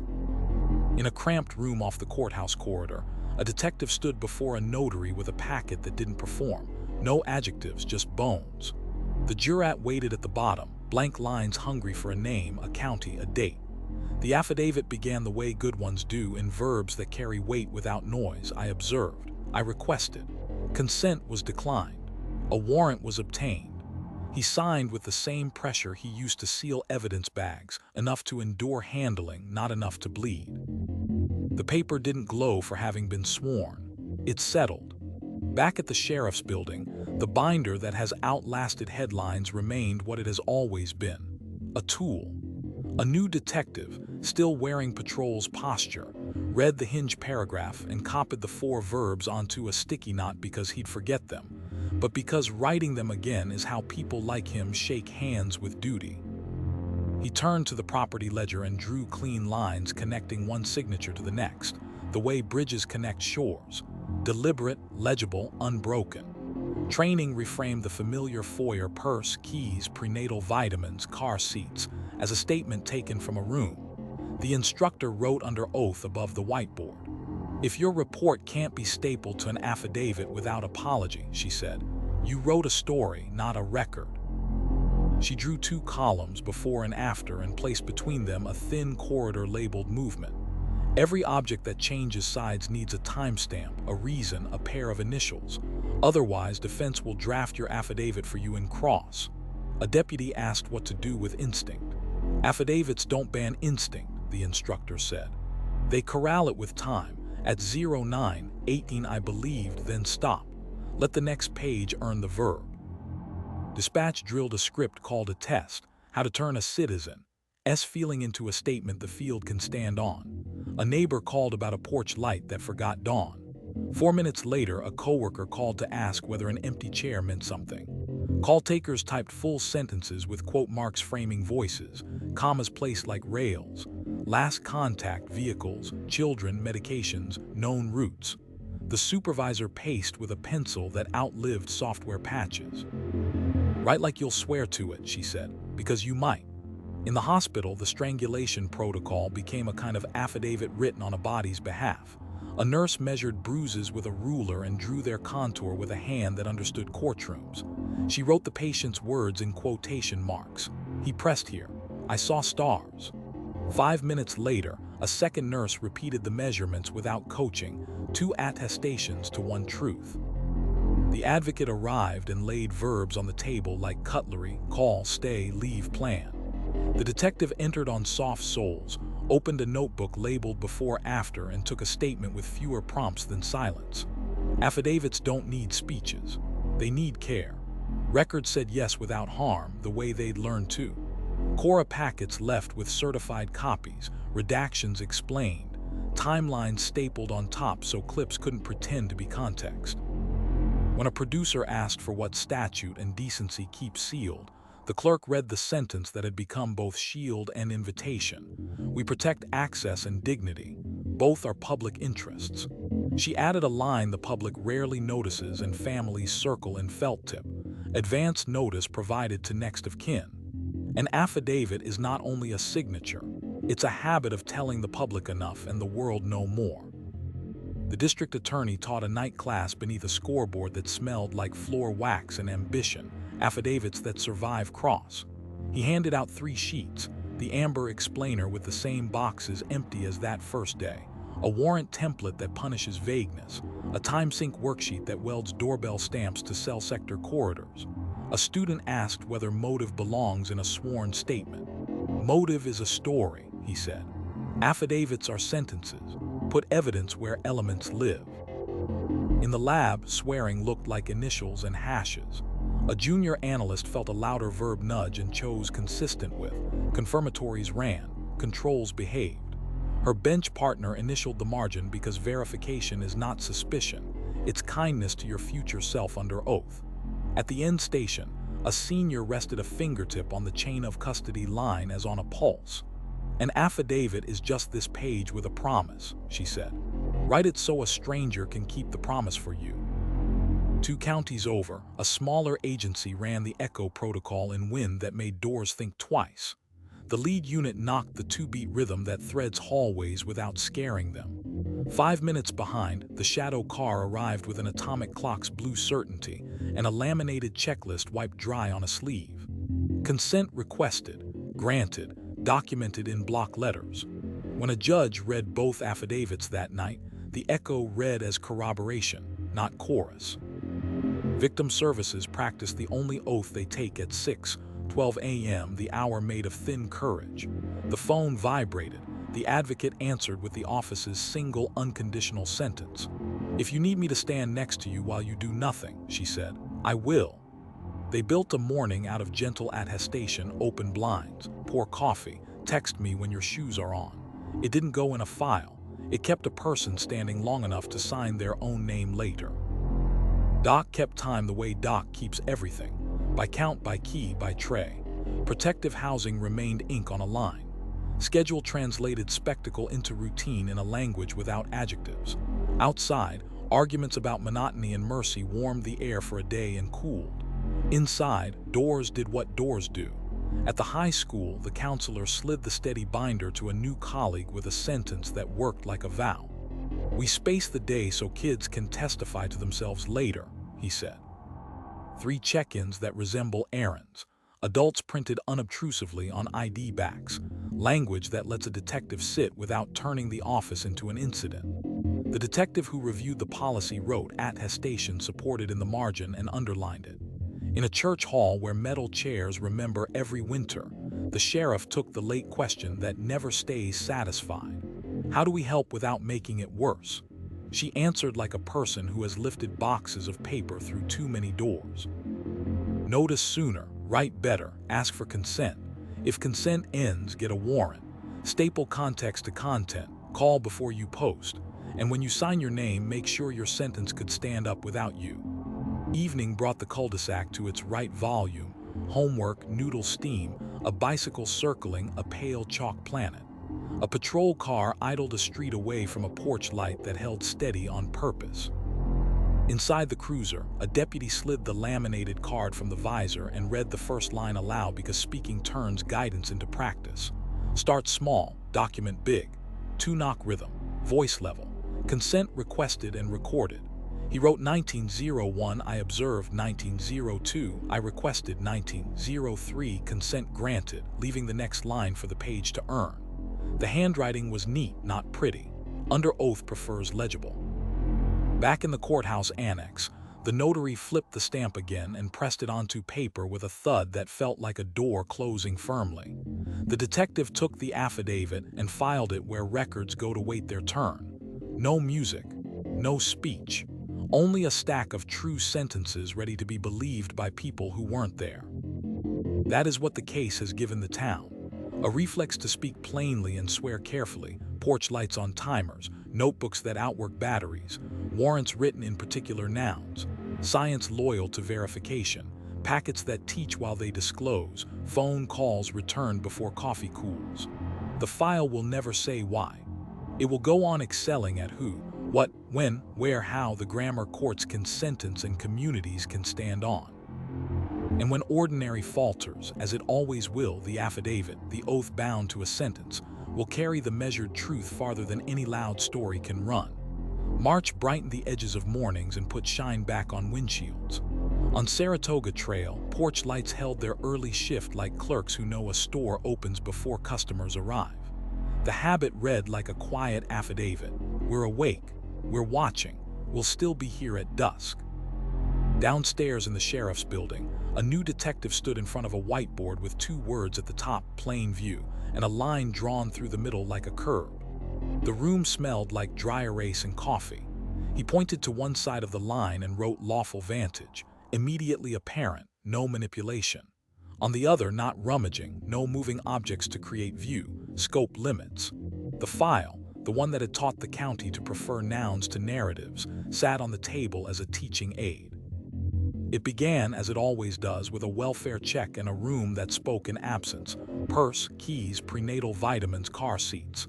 Plain view is not a blank check, he said, tapping the board. It's a discipline. If you didn't have the right to be there, or if you had to move the curtain to see, it isn't plain. The hinge paragraph observed, requested, declined, obtained, returned to the center of things. Consent gets you rooms, warrants get you drawers.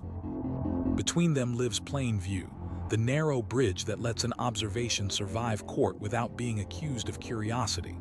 The detective opened the binder to the first day photos. A foyer taken from the threshold, kitchen from the doorway, garage from the sill. No drawers half open, no laundry basket nudged for light.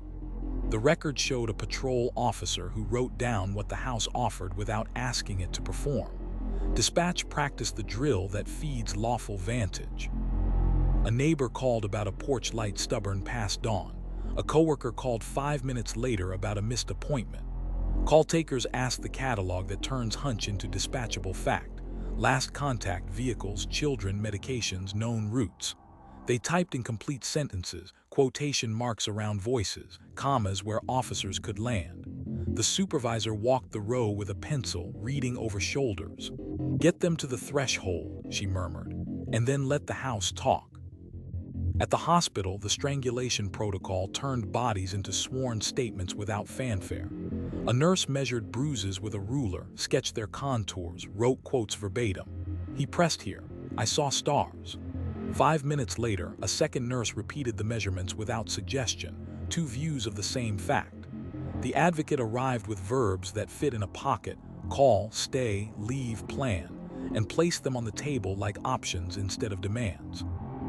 When a detective stepped in, soft soles, notebook open to before-after, the chart gave her plain sight of what mattered. No leading questions. No eagerness disguised as care. Affidavits are more convincing when silence gets its share. Upstairs, the training slide clicked from foyer to doctrine.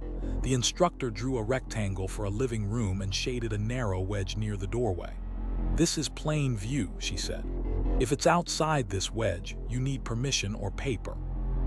She wrote minimize in the margin and under it 3 rules. Photograph before moving, explain why you moved, stop when you meet a drawer. A deputy raised a hand. "What about a phone on a counter?" The answer was a sentence that had saved more cases than any sermon. "You can see a phone, you can't see its contents. Photograph placement, don't touch, get a warrant." Records built packets that taught plain view without saying the phrase.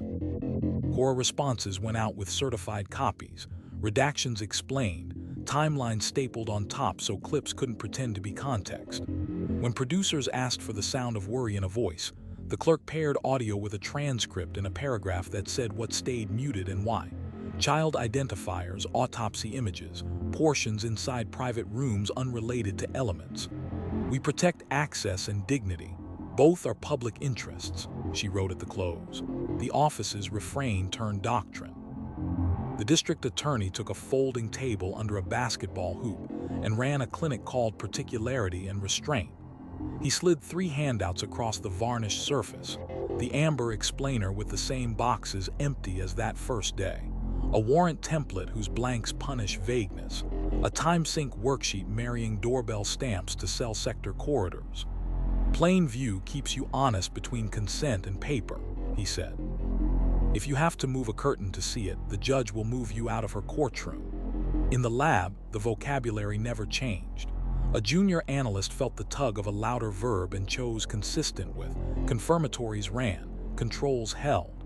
Her bench partner initialed the margin because verification is mercy to your future self under oath.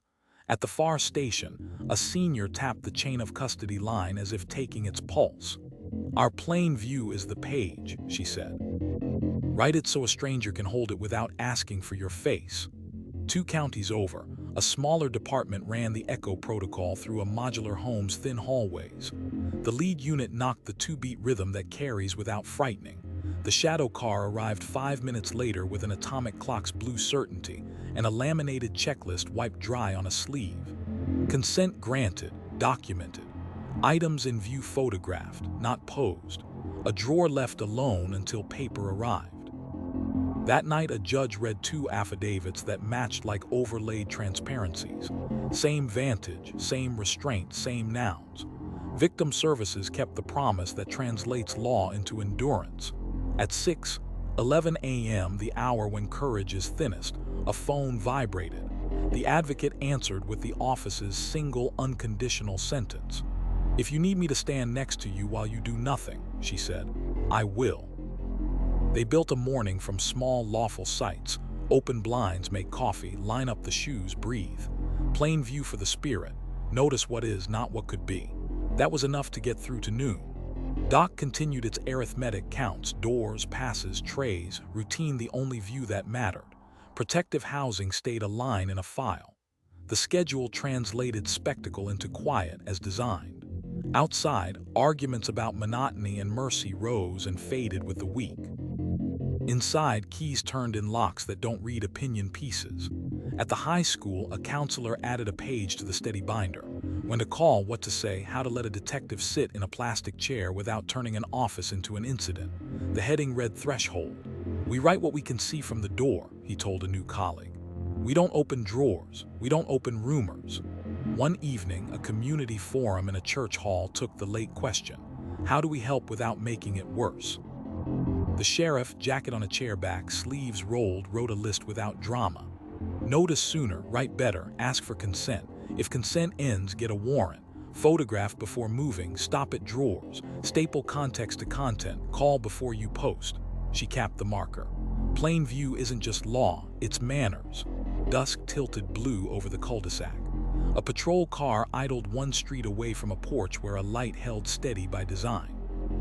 Inside the cruiser, a deputy slid the laminated card from the visor and read the first line aloud because saying it makes it practice. Start small, document big. 2-knock rhythm, voice level. Consent requested and recorded. He wrote 1859, observed FOIA from threshold, 1900, requested 1901, consent granted, and beneath it, a narrow note bracketed like a guardrail, plain view only until warrant, no drawers open, items photographed in place. The handwriting was neat the way safe is neat. Back in the basement, the detective returned the binder to its shelf with the rubbery thud of a tool settling home. He typed the memo nobody frames and everybody needs. Plainview guidance reiterated. Photo logs confirm vantage. No manipulations recorded. Chain of custody continuous. Margins legible. The room hummed like a promise the town had learned to keep without applause. This is how the case lives now. Porch lights on timers, notebooks that outwork batteries, warrants written in particular nouns, science stubbornly loyal to verification, packets that teach while they disclose, phone calls returned before the coffee cools. Plain view in practice and in spirit has become the town's posture. See what is lawfully in front of you, write it carefully, move only when you have the authority to move. And when ordinary falters, as it will, that posture carries the measured truth farther than any loud story can run, across thresholds, under oaths, in rooms where restraint is the most persuasive thing in sight. March thin to a clean line of wind and light. On Saratoga Trail, porch lights still rose before dusk and lingered past dawn, an ordinary oath the block renewed without speeches. It looked like habit, it functioned like policy. Across town, a courtroom sat with its winter hush and a single word on the docket that can make months of work disappear: suppression. The case that taught the county to write in nouns had closed long ago, but its afterlife lived here, in drills where paper is asked to behave under stress. A judge took the bench. A gallery of rookies filled the last 2 rows, notebooks ready, pens uncapped. The prosecutor began with a timeline and no adjectives. The motions on the table were familiar to anyone who's lived by procedure. Miranda and voluntariness for statements. Fourth Amendment for entry and scope. A Frank's challenge to the warrant affidavit. Did the paper include a material falsehood, or omit a truth so heavy that probable cause would have collapsed if admitted? The deputy district attorney spoke like a person who trusts the record. We will show lawful vantage, consent clearly bounded, and a warrant particularized to the place and things described. We will also show that the path to what was found did not require a story. Defense counsel stood with a file that had been handled enough to make its edges honest. The state's paper is tidy, she said, but tidy is not the standard. The standard is constitutional. She pointed to a paragraph in the affidavit and asked the question Franks demands. If the omitted sentence is inserted, does probable cause remain? The judge nodded without blinking. Rookies in the back row wrote the word material as if it could anchor them. The detective who wrote the affidavit took the stand with a notebook that had survived weather and cross-exams. He read the hinge paragraph the county knows by heart. I observed. I requested. Consent was declined. A warrant was obtained. He identified the photographs taken from thresholds, foyer, kitchen, garage, each image a proof of plain view, not performance. He described the time sync kit the unit now carries, atomic clock, laminated instructions, and how doorbell stamps were reconciled with carrier corridors. We did not move drawers under consent, he said. We ceased and sought paper. The warrant was written with verbs the judge could test. The judge leaned in for the Franks piece. Detective, why didn't your affidavit include the neighbor's initial comment that they're probably out for breakfast? The detective answered with the calm of someone who has taught his notes to stand on their own feet. Because we included the neighbor's actions, doorbell footage time-stamped and attached, and the fact that no vehicles were gone, keys in dish, children's car seats fixed. The conjecture was neither a fact nor a foundation. We swore to what the house could prove. The judge looked down at the paper long enough to let the room hear the weight of that sentence. Miranda came next. A supervising sergeant testified to advisement read from a card, time-stamped in the report with breaks logged and a pivot noted when conversation turned custodial. No promise, no threat, he said. We have the card and the body-worn clip. The words match. Defense tried to pry at tone. The judge returned to the text. Miranda is not a vibe, she said. It's a warning and a waiver. "Am satisfied," Scope followed. The state's witness drew a box on a blown-up photo of the living room to show the wedge of plain view available from the doorframe, then traced the moment consent ended and the warrant took over. "We photographed before moving," he said. "We stopped at drawers. The warrant listed the spaces and the items. Nothing was open that ought not to be." Over in the back row, someone underlined a sentence in a notebook. "Photograph before moving, explain why moved, stop at drawers." When the lab took the stand, the vocabulary changed key but not posture. A junior analyst, second chairing like a second violin, testified to imaging procedures and hash verification that locks data in time. She used the phrase consistent with the way the lab had trained her to, and her bench partner described peer review in a tone that made the room trust boredom more than brilliance. "Our job is not to perform truth," the senior said, finger resting on the chain of custody line like a pulse. "Our job is to preserve it so strangers can carry it intact." Defense pressed inevitable discovery and independent source. The state met both with paper. The corridor drawn by carrier logs before any interview happened, the warrant drafted before any post-consent movement, the photo taken before any item was touched. Attenuation tried to make a cameo. The judge returned to timestamps. The gaps are marked. The steps are numbered. The court finds the path untainted. By noon, the rulings read like a checklist learned the hard way. Miranda, satisfied, statements admissible. Franks, no intentional or reckless omission material to probable cause. Plain view, discipline, no manipulation. Consent, bounded and documented, scope not exceeded. Warrant, particularity sufficient, return timely. Motion denied, denied, denied. Granted in part only where a photo had been duplicated into a slide deck for training and slipped into a discovery folder. A harmless error, corrected and cautioned. The lesson was not that the state wins, it was that discipline wins. The rookies walked out blinking into thin light and found the rest of the system still keeping its intervals. Dispatch ran its afternoon two-line drill, neighbor, then coworker, turning worry into dispatchable facts stamped with time and commas that courts can live on. "Get them to the threshold," the supervisor said again. "Then let the house talk." Records assembled, packets that would outlast winter, certified copies, redactions explained, timelines stapled on top so clips couldn't pretend to be context. When a podcaster pushed for a clip the statute and decency keep sealed, the clerk read the sentence the county had earned the right to speak without apology. "We protect access and dignity. Both are public interests." She added the line families have learned to look for. Advance notice provided to next of kin. At the hospital, the strangulation protocol did its quiet work, measure, sketch, quote, repeat, turning a body's story into something the law can hold without squeezing it. The advocate offered verbs like spare keys, call, stay, leave, plan, and the detective, soft-souled, opened a notebook to before-after and let the chart take first position. Doc kept its arithmetic through snow and boredom, counts, doors, passes, trays, protective housing remaining ink on a lined schedule converting spectacle into routine as designed. Outside, opinions cycled. Inside, keys turned. At the high school, a counselor passed the steady binder to a new hire with a practical sentence. "We don't solve storms," he said. "We space the day." 3 check-ins that look like errands. A list of adults printed softly on ID backs, language that lets a detective sit without turning an office into an incident. That night in a church hall lined with folding chairs, the sheriff faced the late question the town asks with its hat in its hands. How do we help without making it worse? She wrote the list in block letters. Notice sooner, write better, ask for consent.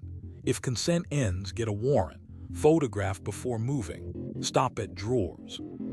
Staple context to content. Call before you post. She capped the marker. Suppression hearings aren't about winning, they're about whether we behaved. Dusk brought the cul-de-sac to its right volume, steam on windows, homework at kitchen tables, a bicycle orbiting a chalk island the rain hadn't washed away yet. A patrol car idled one street over from a porch where the light held steady by design. Inside the cruiser, a deputy slid the laminated card from the visor and said the line aloud because speaking it turns advice into practice. Start small, document big. two-knock rhythm, voice level, consent requested and recorded. On the report, he wrote 1858 observed, 1859 requested, 1900 consent granted, then bracketed a note like a promise to his future self and a stranger's cross. Plain view only until paper, photo before movement, drawers untouched. Back in the courthouse, the judge initialed the order and set it on a stack where paper waits its turn to be believed. No applause, just sentences arranged so well they didn't need to defend themselves. That's what suppression taught the town to aim for. Not drama, not victory laps, just records that keep standing when someone tries earnestly and lawfully to knock them down. April brought the first honest warmth, sidewalks exhaling last winter, bicycles clacking over the seams they'd ignored in the cold. On Saratoga Trail, porch lights made their quiet promise on schedule and then stepped back, like ushers who know the performance isn't about them. The habit read like a docket: opened, tended, closed. Across town, another word shaped the season: discovery, not the thrill of finding, but the obligation of giving. In the district attorney's office, a paralegal spread a case across a conference table like a map and began the slow work of making the state legible to its adversary. Bates' numbers marched up the margins: body-worn camera clips, neighbor video, 911 audio, doorbell stills, lab bench notes with the inky patience of people who initial everything they're willing to defend. The index was written as if a stranger would need it to breathe: date, time, source, description, redaction basis, protective order citation. A junior deputy DA drafted the Brady letter, what helps the defense because the Constitution says so, and tucked a Giglio notice behind it like a truth that refuses to whisper. They weren't negotiating with fairness, they were bound to it. The detective whose handwriting had lived on evidence tags since a different year sat in for the first shepherding. What do we have? What do we hold? What do we explain? He read the hinge paragraph out loud. I observed, I requested. Consent was declined. A warrant was obtained. The room didn't roll its eyes at repetition. Good discovery likes echoes. He flagged a training deck that included a photo later withdrawn by order. The slide came out. A note went in. Produced without Exhibit X per protective order, location data sealed, substitute still provided. Upstairs, training had a new slide, a bureaucratic kind of beautiful. The instructor wrote Rule 16 on the whiteboard and drew 2 columns: must disclose and may withhold protect. Under must, statements, reports, tangible things, digital extractions, exculpatory material, witness lists, expert summaries. Under protect, child identifiers, autopsy images, private addresses, industrial site coordinates, info that risks witness intimidation, anything shielded by statute or court order. She circled a word at the top: timely. Late truth breeds bad faith, she said. Discovery is not a scavenger hunt, it's a mirror. Dispatch practiced its piece with the same metronome they use for everything. A neighbor called about a porch light that forgot dawn. 5 minutes later, a coworker called with a calendar square that shouldn't be empty. Call takers wrote incomplete sentences with quotes around voices and commas that officers could stand on later. Their supervisor pointed at the log. This, too, is discovery, she said. Your notes are a witness who will never move out of town. In the records unit, the clerk set out duplicate drives labeled like medicine, official mirror defense, and a letter that read like a table of contents. Produced: BWC 0117, CAD logs, RMS narratives, scene photos, lab bench notes, extraction reports, 911 audio with transcript, jail calls procedural only. Attached were the redaction log and the protective order that explained why certain rooms stayed private and certain faces blurred. The cover sheet ended as it always did now. We protect access and dignity. Both are public interests. Before she mailed the packet, she dialed a number to tell a family what would travel in tomorrow's post. Discovery, translated into courtesy. Defense counsel arrived without theatrics and accepted the mirror image of the state's digital brain. The lab offered hash values like handshakes, proof that a bit-by-bit copy is not a cousin but a twin. Test it yourself, the senior analyst said, resting a fingertip on the chain of custody line the way she always does. If your hashes don't match ours, we all start over. In a different era, the exchange might have smelled like distrust. Here it smelled like process. At the hospital, the strangulation protocol kept producing the kind of paper that behaves under oath, measurements in centimeters, sketches that would make sense to a stranger, quotes fenced in quotation marks. The advocate, who has learned to live between verbs, explained what discovery meant to the person on the gurney who didn't ask for any of this. Your words may travel, she said, but your privacy travels with them as far as the law allows. We will walk next to both. It was not reassurance. It was logistics spoken gently. The DA held a community session in a gym that still smelled like varnish and ambition, titled What You'll See and Why You Won't See Everything. He slid 3 handouts across folding tables. The amber criteria explainer with the same boxes empty as years ago. A warrant template whose blanks punish vagueness. A 1-pager on discovery obligations, with Brady/Giglio in bold and Rule 16 like a quiet drumbeat. Discovery is not generosity, he said. It's architecture. We build a record that can be inspected without collapsing. A hand went up. Why not release every second of every video to the public now? Because context prevents harm, he said, and because the law asks us to protect people as well as cases. The rookies in the back row of the courtroom, bussed over for the day's discovery conference, watched the judge run a docket like a conductor. Deadlines set, rolling disclosures ordered, protective orders narrowed, not broadened, admonitions given without ceremony. Turn over your bench notes, provide your redaction index, disclose impeachment material now, not later. Defense asked for more. The state agreed where the Constitution demanded and pressed pause where the statute required dignity. The gavel touched wood as lightly as a metronome. There would be no surprise in this courtroom if paper could help it. 2 counties over, the smaller agency that had borrowed clocks and laminates sent their discovery packet back with Bates' numbers aligned, and a cover letter that sounded like it had been coached by someone who believes in nouns. We learned to staple timelines to the front, their clerk wrote. It keeps the pictures from pretending to be stories.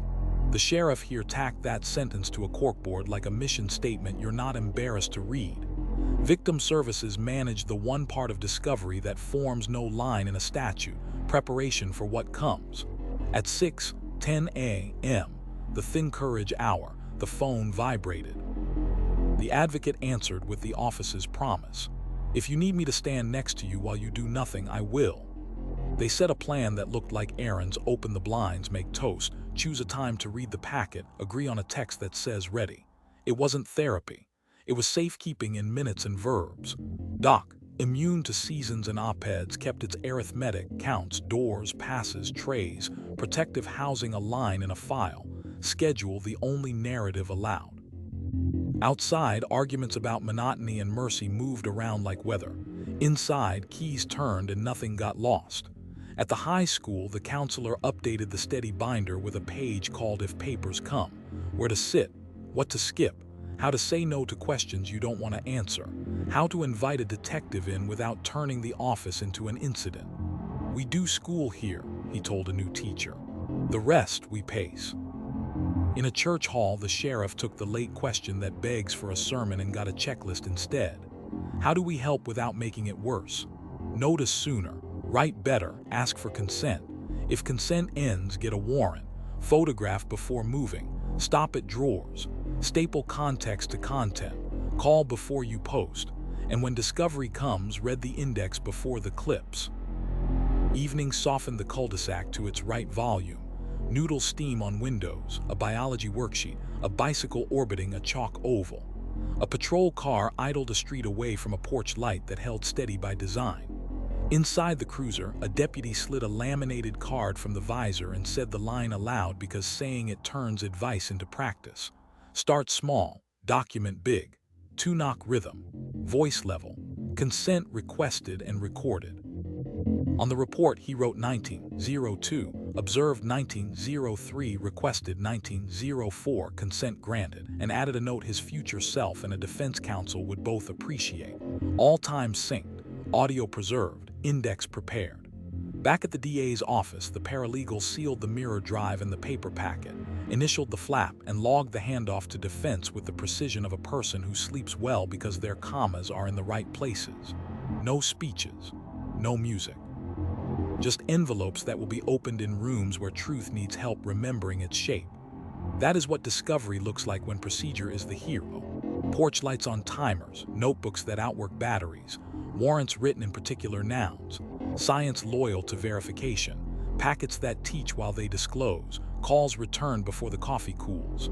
The file will never say why. It will continue to excel at who, what, when, where, how the grammar courts can sentence and people can stand on. And when ordinary falters, as it always will, discovery done cleanly, will let the measured truth be handed across the aisle, intact, so even its critics can carry it without dropping a single ounce. May arrived soft at the edges, lawns the color of intention, wind chimes trading news between porches. On Saratoga Trail, the lights kept their early cue and their late farewell, small lighthouses clicking on and off with the confidence of routine. The block didn't call it vigilance anymore. It called it keeping. Across town, a different kind of keeping took the morning. Inventory, the legal ritual that tells a judge, a defendant, and the future exactly what the state took, and in what condition it left the rest. In a windowless room that smelled faintly of cardboard and toner, a detective smoothed a stack of search warrant returns and an evidence receipt with the kind of care people reserve for things they'll later swear to. The verbs were small and precise: seized, photographed, sealed, itemized. Each line a ledger. Item 12, sealed envelope, scene photo, index. Item 13, mobile device, Faraday bag, tag. Item 14, swab kit, outer seal intact. A second detective read aloud while a third compared to the photo log from the house, an accounting that functioned like a promise. Nothing in, nothing out except what this paper says. At the courthouse, the return moved under fluorescent light. The judge initialed the back page, eyes tracking the dates that make a search and not an adventure. Warrant issued, entry logged, inventory filed within the window the rule demands. Receipt provided to occupant or left in conspicuous place. The judge asked, a question that sounds like bureaucracy until you've watched it save a case. Left on the kitchen counter, photographed in place, time-stamped, Your Honor. The rookies in the back row wrote receipt plus photo like a spell. Upstairs, training broke the idea into muscle. The instructor drew the tidy foyer everyone knew: purse, keys, prenatal vitamins, car seats, then sketched the kitchen where a receipt would live when no one's home. She wrote two headings: particularity and return. Under particularity, spaces authorized, items described, people protected. Under return, list every item, photograph receipt where left, file on time, notify court if nothing seized. Inventory is not decoration, she said. It's the bridge to legitimacy. A deputy asked what to do when a drawer begs to be opened but sits outside scope. Leave it shut, the instructor said, tapping the board. Write it on the not examined list. Curiosity is not an exception. Dispatch ran an after-action drill. 2 calls: neighbor, then coworker, had sent officers to a threshold the week prior. Now the call takers learned to append one clean line to the CAD log: warrant executed, inventory completed, receipt left on kitchen counter, photo on file. The supervisor moved between chairs with a pencil. You're writing the footnotes someone else will need, she said. Make them worth finding. Records built packets that wore the county's posture like a uniform. Cora responses included certified copies, redactions explained, timelines stapled on top so no clip could pretend to be context. This time, a copy of the search return traveled with the set, tabs marking where inventory ends and narrative begins. When a producer asked for a photo that statute and decency keep sealed, the clerk read the office's refrain without apology. We protect access and dignity. Both are public interests. She added what a family needed to hear before the packet arrived. Notice provided to next of kin. Inventory includes no images of the deceased. Accuracy is a form of mercy. At the hospital, inventory meant a different kind of listing. A nurse completed the strangulation protocol and ticked off what had been collected with consent. Photographs with scale, measured drawings, quotes in quotation marks, evidence swabs sealed and labeled in the patient's presence. You don't just take, the attending reminded the resident. You explain what, why, where it goes, and how to say no and still receive care. The advocate translated in the quiet voice that turns procedure into survivable steps. The detective, soft soles and a notebook labeled before/after, signed the medical facility's chain of custody with the penmanship of someone who expects a future stranger to read it. In the DA's office, the discovery machine clicked forward one notch. A paralegal matched Bates' numbers to inventory lines, making sure the list of what left the scene was mirrored by the list of what reached defense. The deputy DA reviewed the Brady letter for anything in the inventory that might cut in two directions, then stapled the protective order on top like a seatbelt. Child identifiers blurred, autopsy images sealed, industrial site coordinates withheld by statute. Discovery is a ledger with a conscience, she told a junior lawyer. Your index should be usable by someone who wasn't there and doesn't like you. The lab spoke inventory in another dialect, sample tracking and chain of custody, numbers in columns that looked dull until cross-examination woke them up. A junior analyst read the scene item list aloud. Her bench partner matched tags to lab accession numbers, initials to initials, seals to seals. If it's not on paper, the senior said, fingertip resting where it always does, it is at risk of not existing. 2 counties over, the smaller agency that had borrowed clocks and laminates sent a thank you with a photo of a receipt left on a kitchen counter, time-stamped and framed by a wide shot that showed nothing else moved. We list even what we didn't open, their caption read. The sheriff tacked the printout to a corkboard under a heading both plain and proud. Do it like this. Victim Services handled the part inventory never names, the way paper lands. At 6:12 a.m., the Think Courage hour, the phone vibrated. If you need me to stand next to you while you do nothing, the advocate said, I will. Together they set a time to read the packet and agreed on a text that would mean start and another that would mean stop. No psychology terms, just a plan that kept people from being ambushed by their own mail. Doc kept its arithmetic, counts, doors, passes, trays, protective housing a line in a file, routine converting spectacle to schedule like a machine that refuses flair. Outside, the debate about mercy and monotony continued its rotation.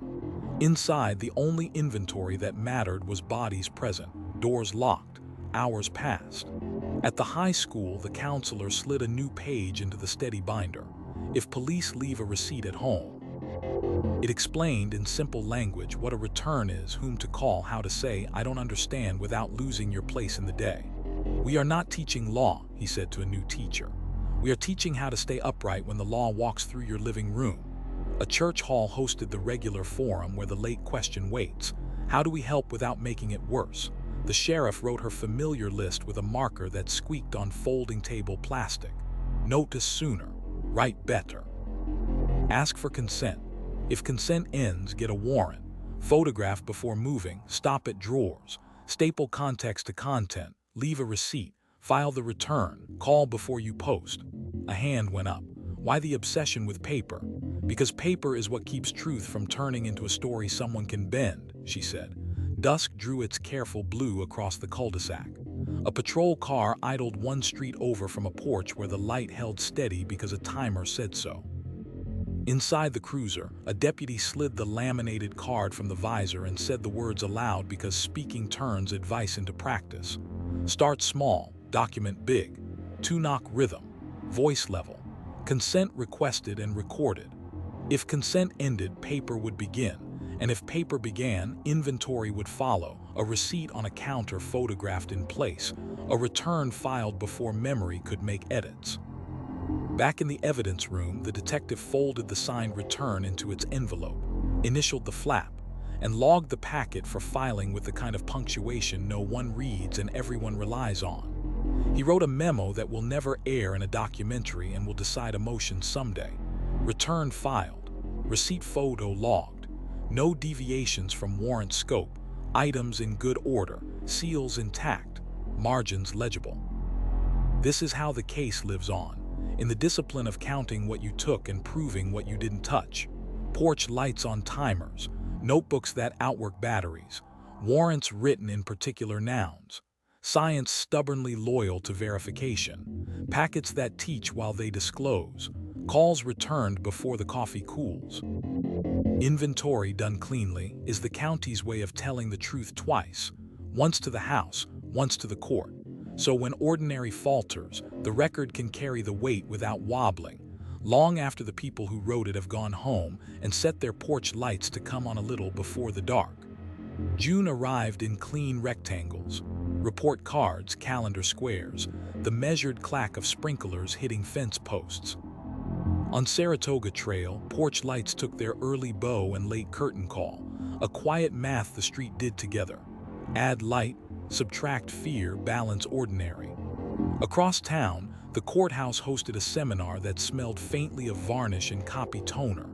Elements, the grammar the law insists on before it will speak. The district attorney stood under a scoreboard and wrote in block letters on a rolling whiteboard, homicide, tampering with a deceased human body, false reporting, and beneath each, the numbered bones you must cover before a sentence can stand. No adjectives, just structure. Elements are the boxes a jury must check, he said, sliding 3 handouts down a row amber explainer with the same boxes still empty from that first morning, a warrant template that punishes vagueness, a time sync worksheet that welds doorbell stamps to cell sector corridors.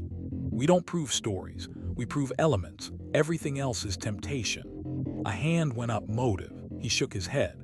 Motive is why a story feels complete. Elements are why a case survives.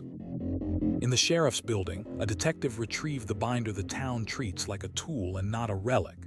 He opened to the hinge that has been teaching newcomers for years. I observed, I requested. Consent was declined. A warrant was obtained. He copied the verbs onto a yellow sticky for the 1000th time because repetition is how duty greets itself. Then he drew a line from each verb to a box labeled element: lawful vantage, voluntariness, particularity, return. Paper is how you show your steps knew where they were going, he murmured, and initialed an evidence tag with the neatness of someone writing for strangers. Training upstairs turned elements into muscle memory. The instructor sketched the tidy foyer: purse, keys, prenatal vitamins, car seats, and then split the whiteboard in 2 columns, fact and element. Purse on console slid under presence absence, last known movement. Car seats installed fit under children unaccounted for, welfare risk. Keys in dish paired to no voluntary travel. You're not just describing a room, she said. You're aligning facts to boxes, right, so a judge could drag your sentences straight into jury instructions without flinching. A deputy asked where instinct belongs. In the margin with a time, she said. At 08:12, I believe something was wrong. Then stop. Let the affidavit earn the verb that matters. Dispatch practiced their part of the equation. A neighbor called about a porch light that forgot dawn. 5 minutes later, a coworker called to report an empty desk and a missed meeting.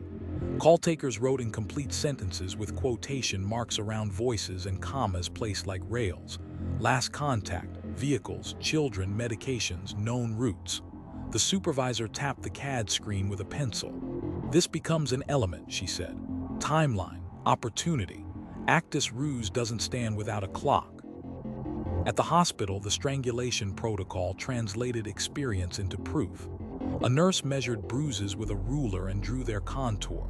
She wrote the patient's words in quotation marks. He pressed here. I saw stars. 5 minutes later, a second nurse traced the same shapes without prompting. 2 notes, 1 truth. The advocate arrived with verbs you can carry: call, stay, leave, plan, and set them down as choices, not tests. A detective entered on soft soles, opened a notebook to before-after, and asked fewer questions than silence. The chart did what charts can do when written for elements: supplied injury, mechanism, capacity to consent. Records arranged their packets in a way that quietly teaches. Certified copies, redactions explained, timelines stapled on top so no clip can pretend to be context. A copy of the search warrant and return flagged with tabs that made elements look like tabs too. Particularity, scope, execution, filing. When a producer asked for what statute and decency keep sealed, The clerk read the sentence the office now says without apology. We protect access and dignity. Both are public interests. She added what the family needed to hear before the packet traveled. Advance notice provided to next of kin. No autopsy imagery included. Mercy in fonts. The lab kept to its liturgy. A junior analyst felt the tug of a verb with teeth and chose consistent with. Confirmatories ran. Controls behaved. Her bench partner initialed the margin because verification is not suspicion. It's kindness to your future self on a stand you haven't seen yet. At the far bench, a senior rested a fingertip on the chain of custody line like a pulse. Our job isn't to gild elements, she said. It's to hand them over intact. 2 counties over, the smaller agency that borrowed clocks and laminates ran the echo protocol through a ranch house with blinds half-tilted. The lead unit knocked the 2-beat rhythm. The shadow car arrived 5 minutes later with an atomic clock's blue certainty and a laminated checklist wiped on a sleeve. Consent requested, granted, documented. Plain view respected, drawers left for paper.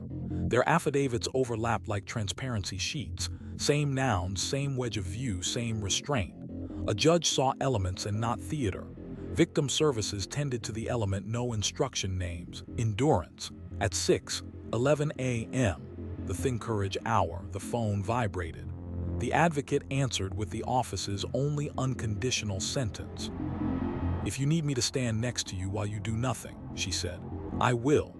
Together they spaced the day, open the blinds, make toast, read 1 page, text stop if your chest tightens. Elements of a morning aligned to the element of survival. Doc, as ever, kept its arithmetic, counts, doors, passes, trays, protective housing a line in a file, schedule, converting spectacle to routine by design. Outside, the debate about monotony and mercy turned like laundry on a gentle cycle. Inside, keys turned at intervals that do not care who is watching. At the high school, the counselor slid a new page into the steady binder. If you're called as a witness someday, where to sit, how to say I don't remember without shame, the difference between a fact and what it felt like. We're not preparing jurors, he told a new teacher. We're preparing people. A church hall kept its folding chairs ready for the perennial question with its hat in its hands. How do we help without making it worse? The sheriff wrote in block letters that could be seen from the back. Notice sooner, write better, ask for consent. If consent ends, get a warrant. Photograph before moving, stop at drawers. Staple context to content, call before you post. And aim your facts at elements, not at someone's hunger for a tale. Evening softened the cul-de-sac to its right volume. Noodle steam on windows, printable worksheets. A bicycle orbiting a chalk country drawn in pastels.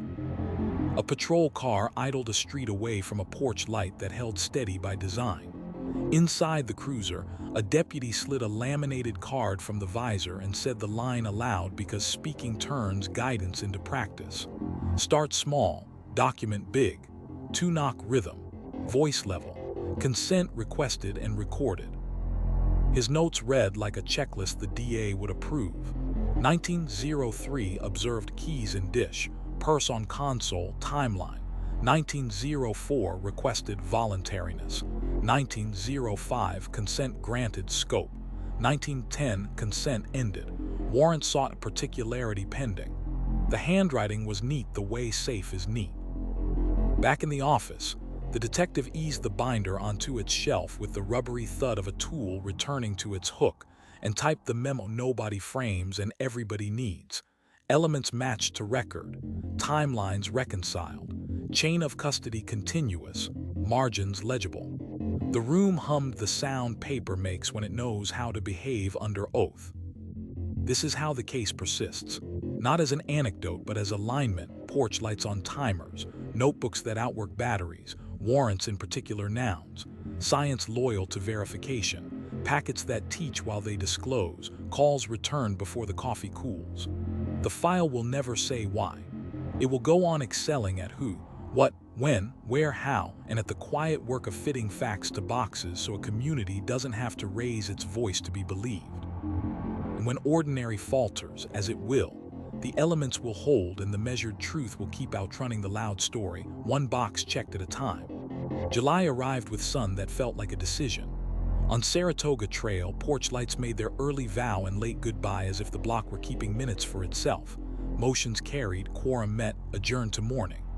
Habit, yes, also policy. Across town, the word of the month was corroboration, not belief, but agreement among facts that don't know each other. In the district attorney's conference room, a whiteboard wore 5 headings like compass points: human/digital/physical/documentary/circumstantial. Under each, magnets held artifacts that refused to conspire yet lined up anyway.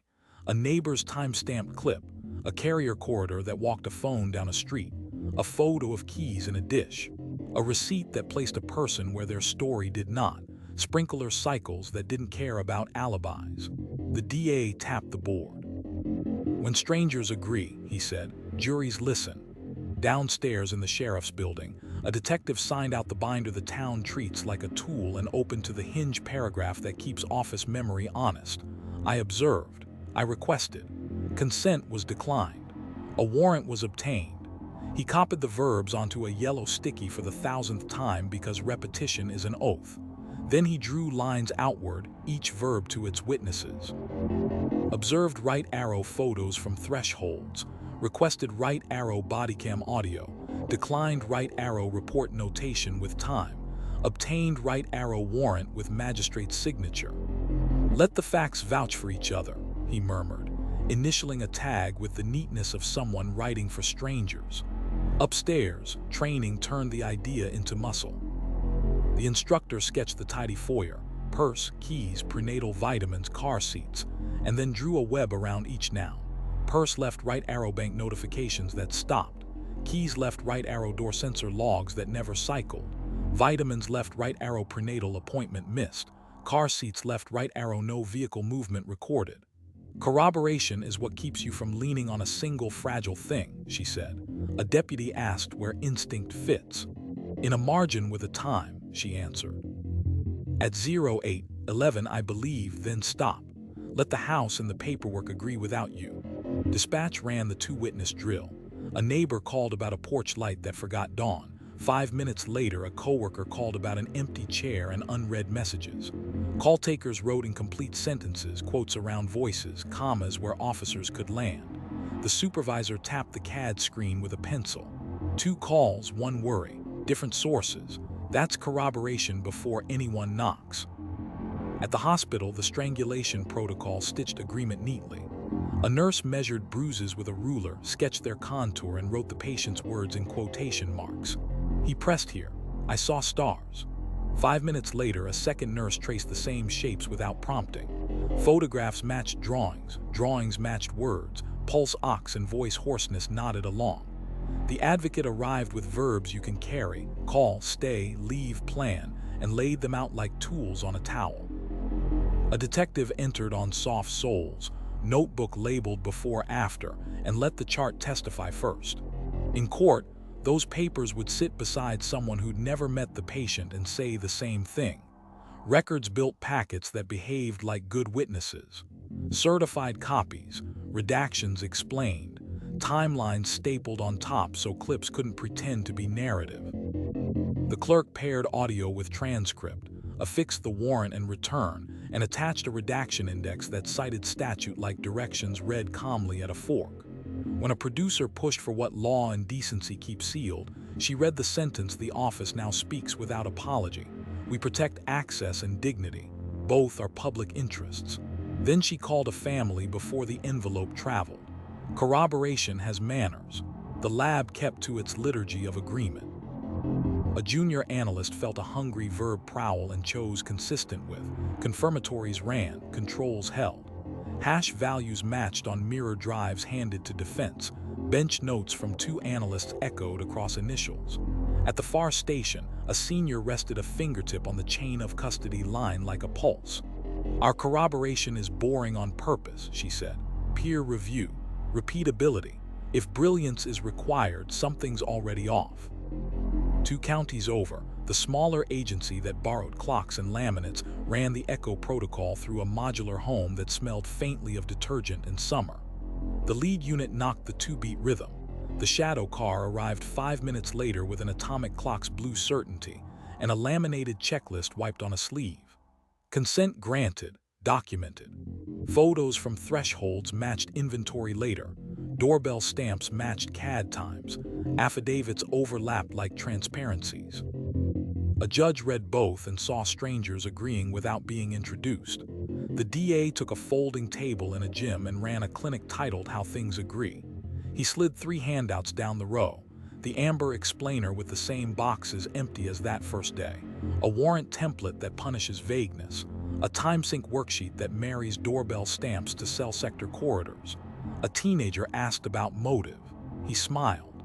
Motive is why a story feels tidy, he said. Corroboration is why a case doesn't need a speech. Victim Services handled the agreement that matters most at 6:11 a.m., the thin courage hour when a phone vibrates and someone needs the day to join them. The advocate answered with the office's single unconditional sentence. "If you need me to stand next to you while you do nothing," she said, "I will." They built a plan of small witnesses: open blinds, make toast, take a shower, text ready when you want to read what arrived. Behavior corroborating intention. Science would be proud. Doc, insulated from the weather of opinion, kept its arithmetic, counts, doors, passes, trays, protective housing a line in a file schedule translating spectacle into quiet by design. Outside, debates about monotony and mercy made their rounds like summer storms. Inside, keys turned on time. Agreement of a sort. At the high school, the counselor slid a page into the steady binder titled If Asked Later. It listed what to say and, more importantly, what not to, facts you saw, times you can place, the difference between what you remember and what you heard. "Let your notes corroborate your mouth," he told a new teacher. "It's okay to say, 'I wrote this down then, I'm reading from it now.'" In a church hall where folding chairs remember every season, the sheriff took the late question and declined the sermon at once. "How do we help without making it worse?" She wrote the list in block letters. "Notice sooner. Write better, ask for consent. If consent ends, get a warrant. Photograph before moving, stop at drawers. Staple context to content, call before you post." Then she added a last line and underlined it twice. "Let strangers agree." Evening found the cul-de-sac at its right volume, noodle steam on windows, a math worksheet, a bicycle carving a chalk river.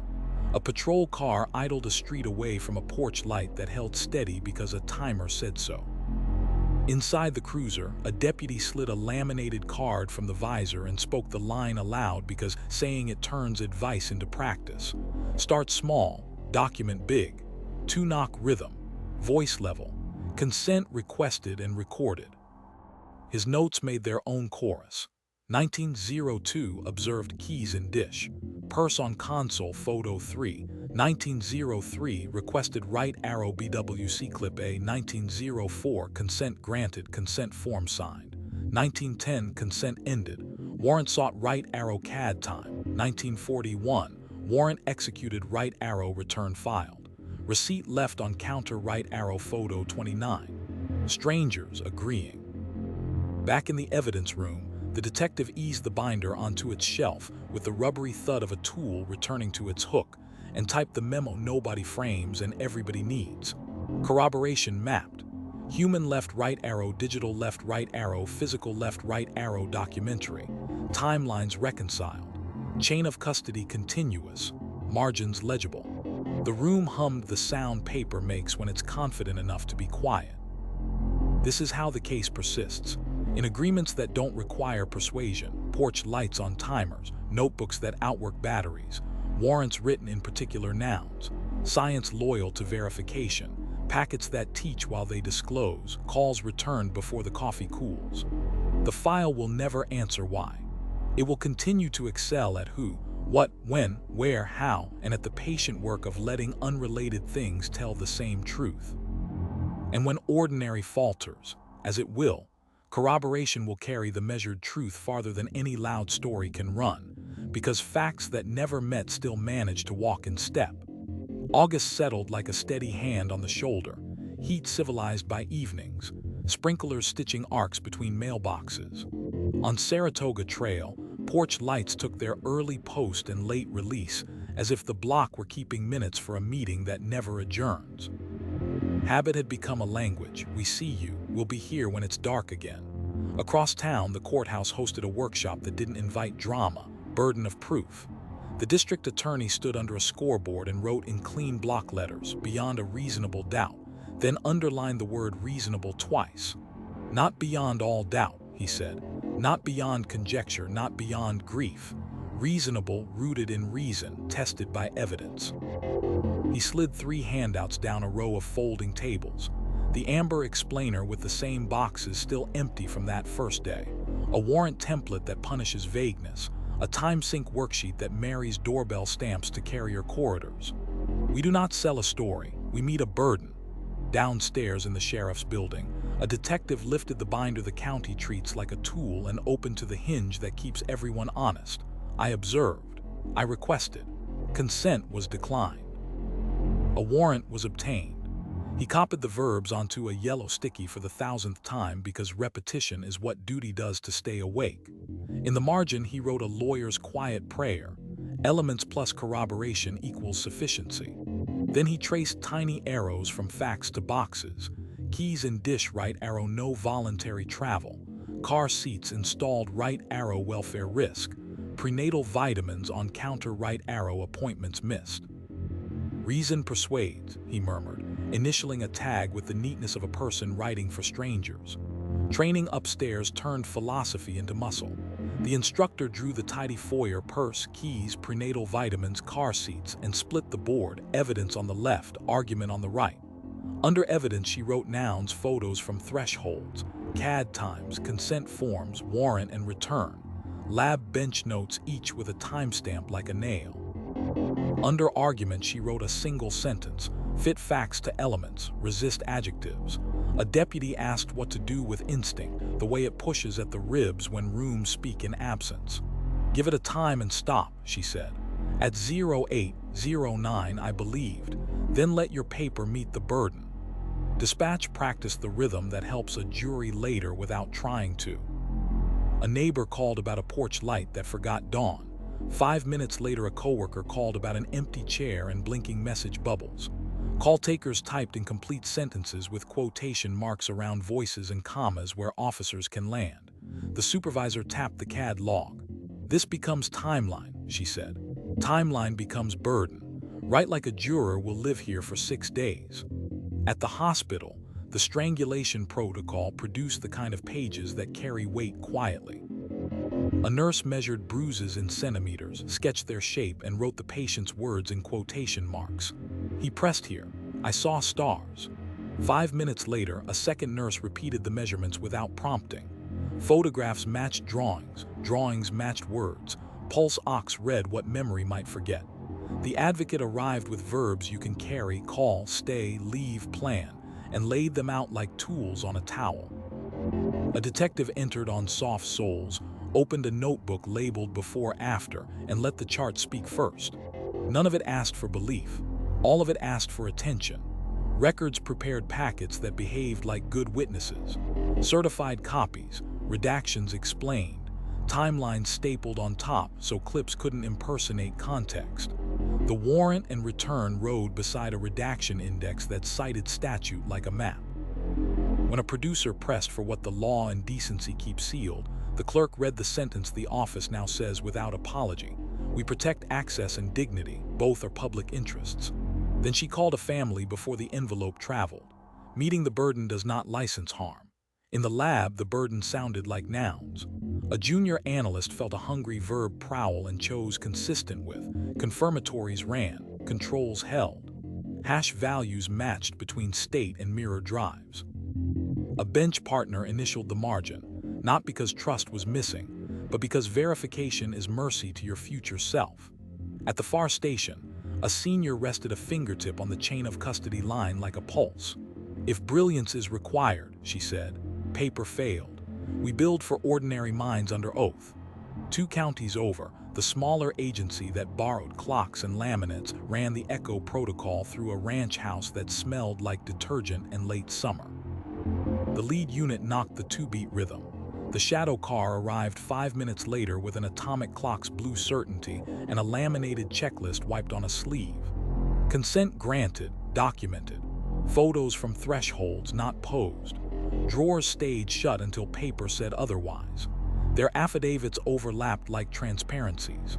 A judge, skimming in the language of necessities, saw sufficiency where spectacle likes to live. In a gym that remembers home games and winter coats, the DA taught a night module called Reasonable Doubt and its imposters. He wrote 3 imposters on the board: speculation, possibility, preference, and crossed each out. Your doubt must be reasonable, he said, anchored in evidence or the lack of evidence the state ought to have provided. A teenager asked about motive. Motive decorates a story, he answered. It does not complete an element.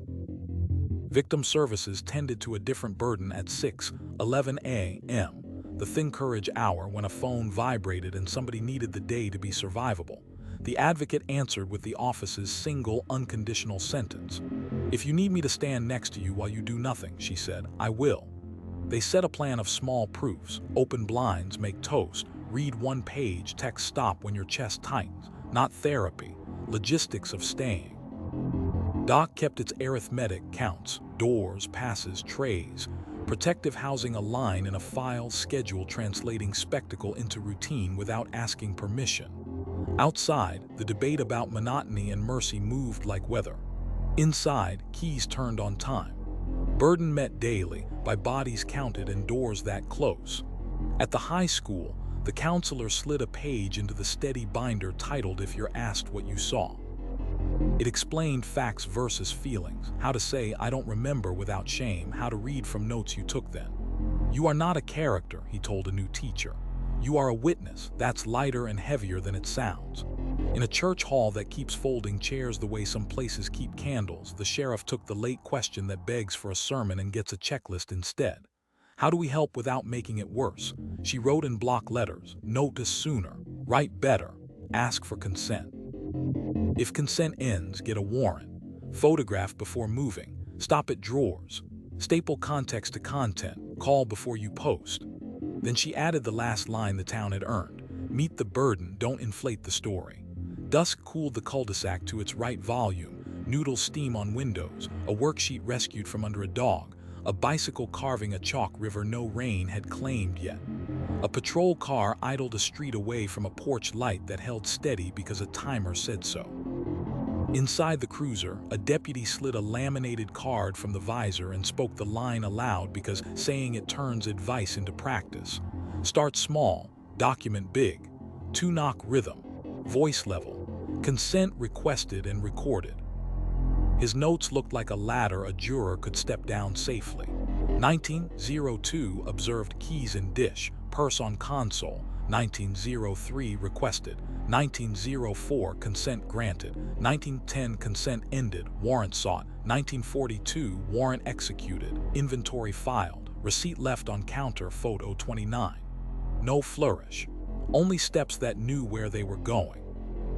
Back in the evidence room, the detective eased the binder onto its shelf with the rubbery thud of a tool returning to its hook and typed the memo nobody frames and everybody needs. Burden mapping complete. Facts right arrow elements. Corroboration plotted. Timelines reconciled. Chain of custody continuous. Margins legible. The room hummed like a promise that requires no applause. This is how the case endures. Not as an anecdote grown smooth by retelling, but as a discipline that meets its weight. Porch lights on timers, notebooks that outwork batteries, warrants in particular nouns. Science loyal to verification. Packets that teach while they disclose, calls returned before the coffee cools. The file will never say why. It will continue to excel at who, what, when, where, how, and at placing those answers where the law keeps its standards. And when ordinary falters, as it will, the burden met quietly will carry the measured truth farther than any loud story can run. September folded the heat back into the fields and let school bells take over the rhythm. On Saratoga Trail, porch lights clicked on a breath before dusk and held until the sky could manage itself. Practice turned into policy, policy into manners.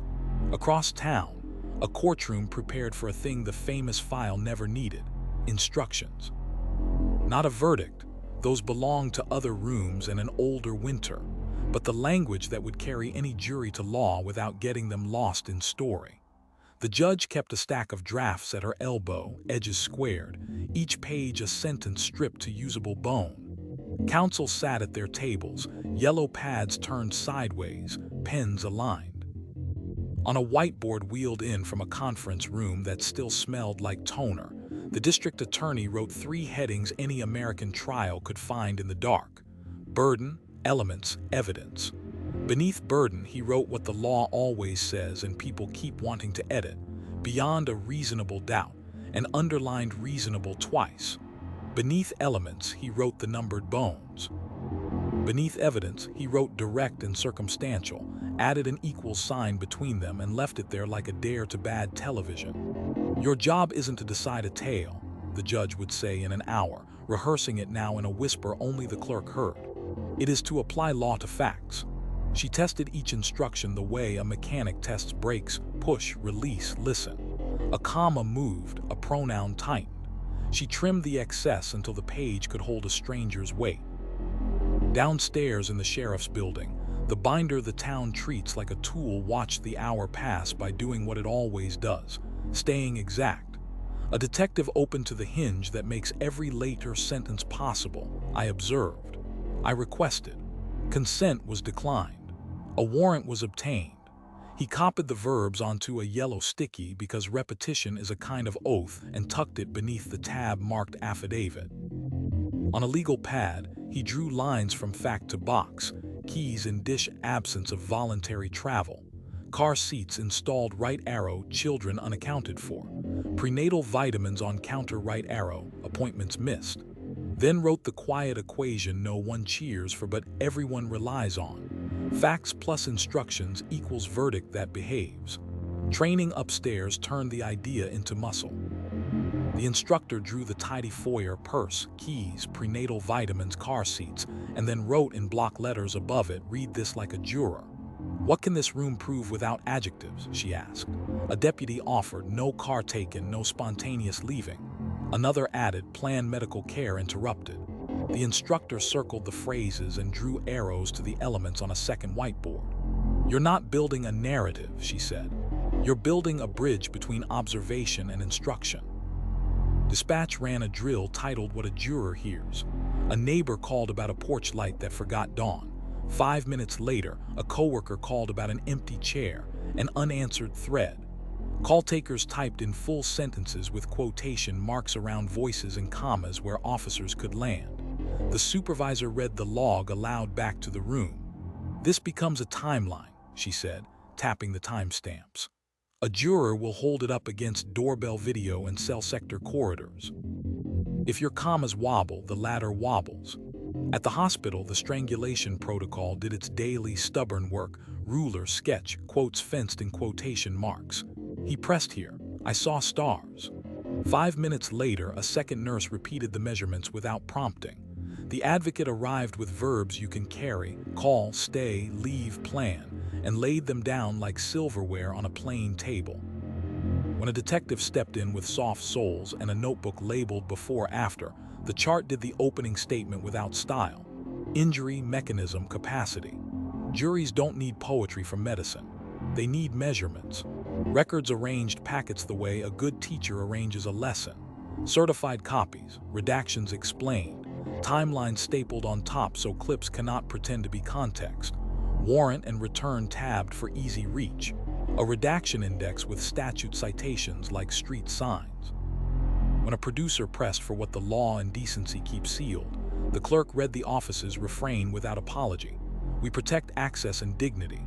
Both are public interests."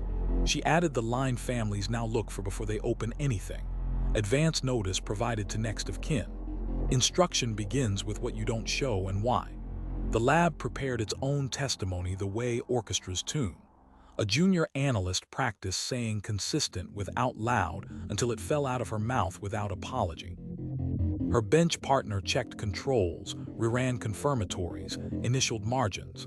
At the far station, a senior rested a fingertip on the chain of custody line like a pulse. "We're not here to dazzle," she said.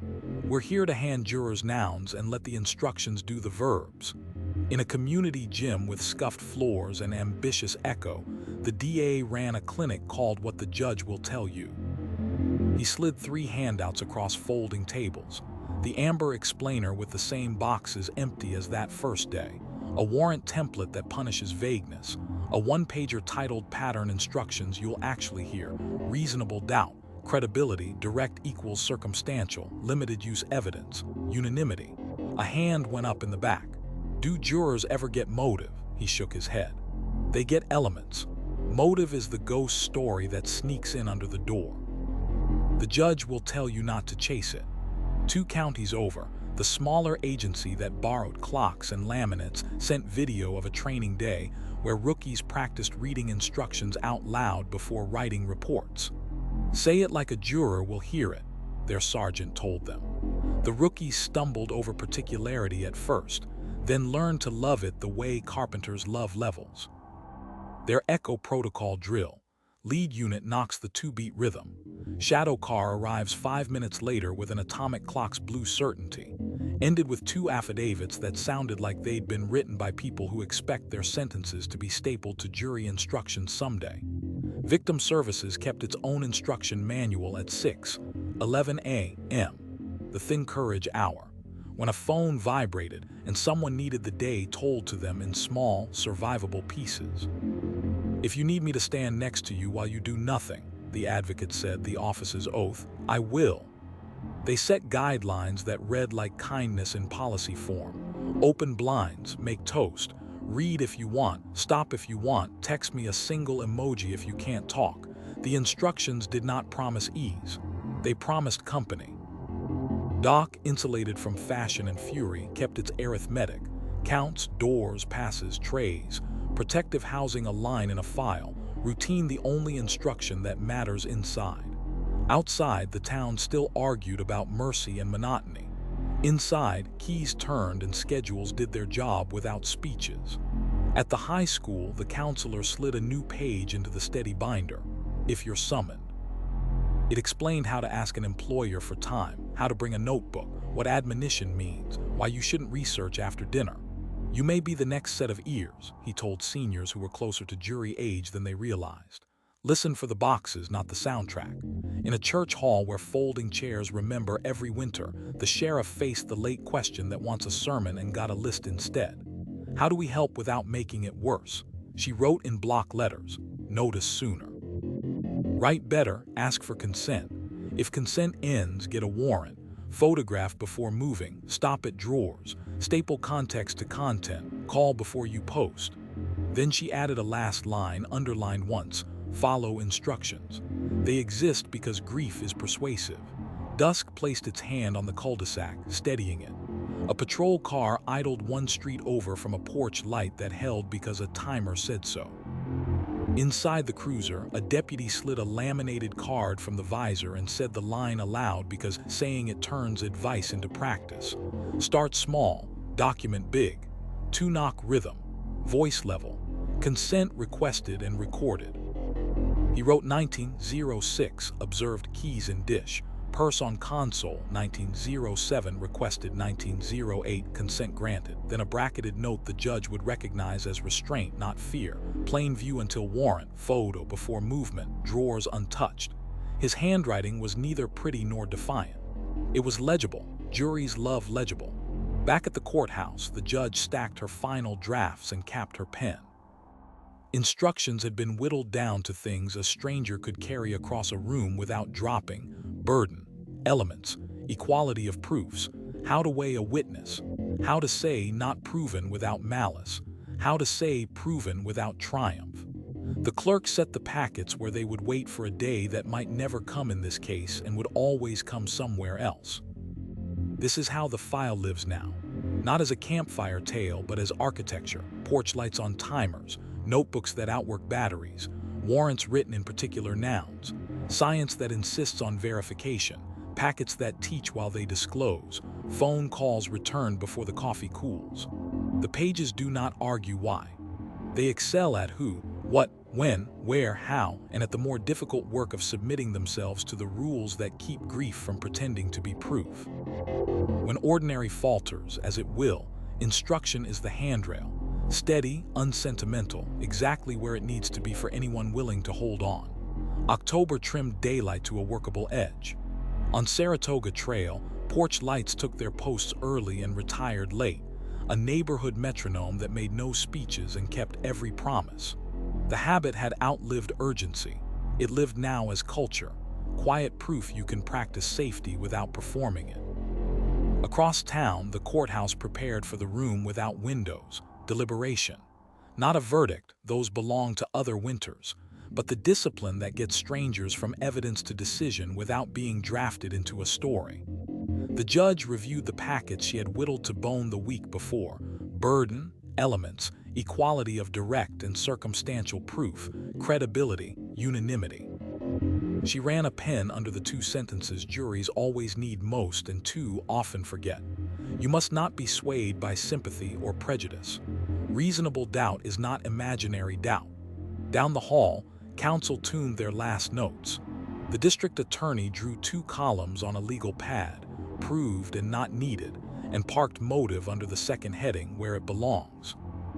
The defense circled the phrase reasonable 3 times and underlined gaps that were gaps by design, privacy protected by statute, rooms sealed by order.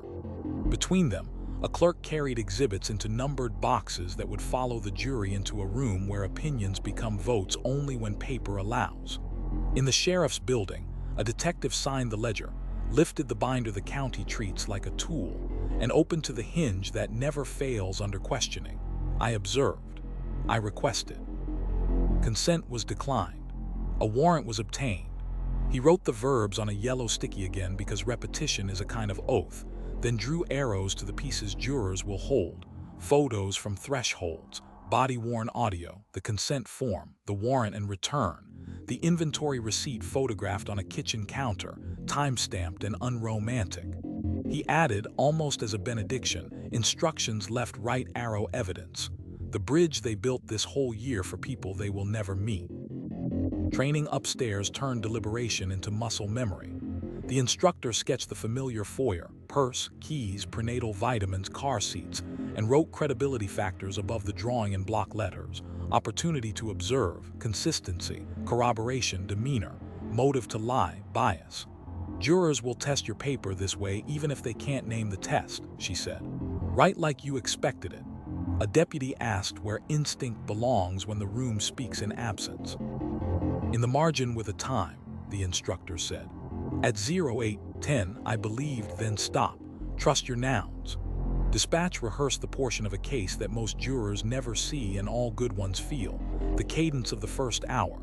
A neighbor's call about a porch light that forgot dawn. 5 minutes later, a coworker's voice describing an empty chair and a blinking thread.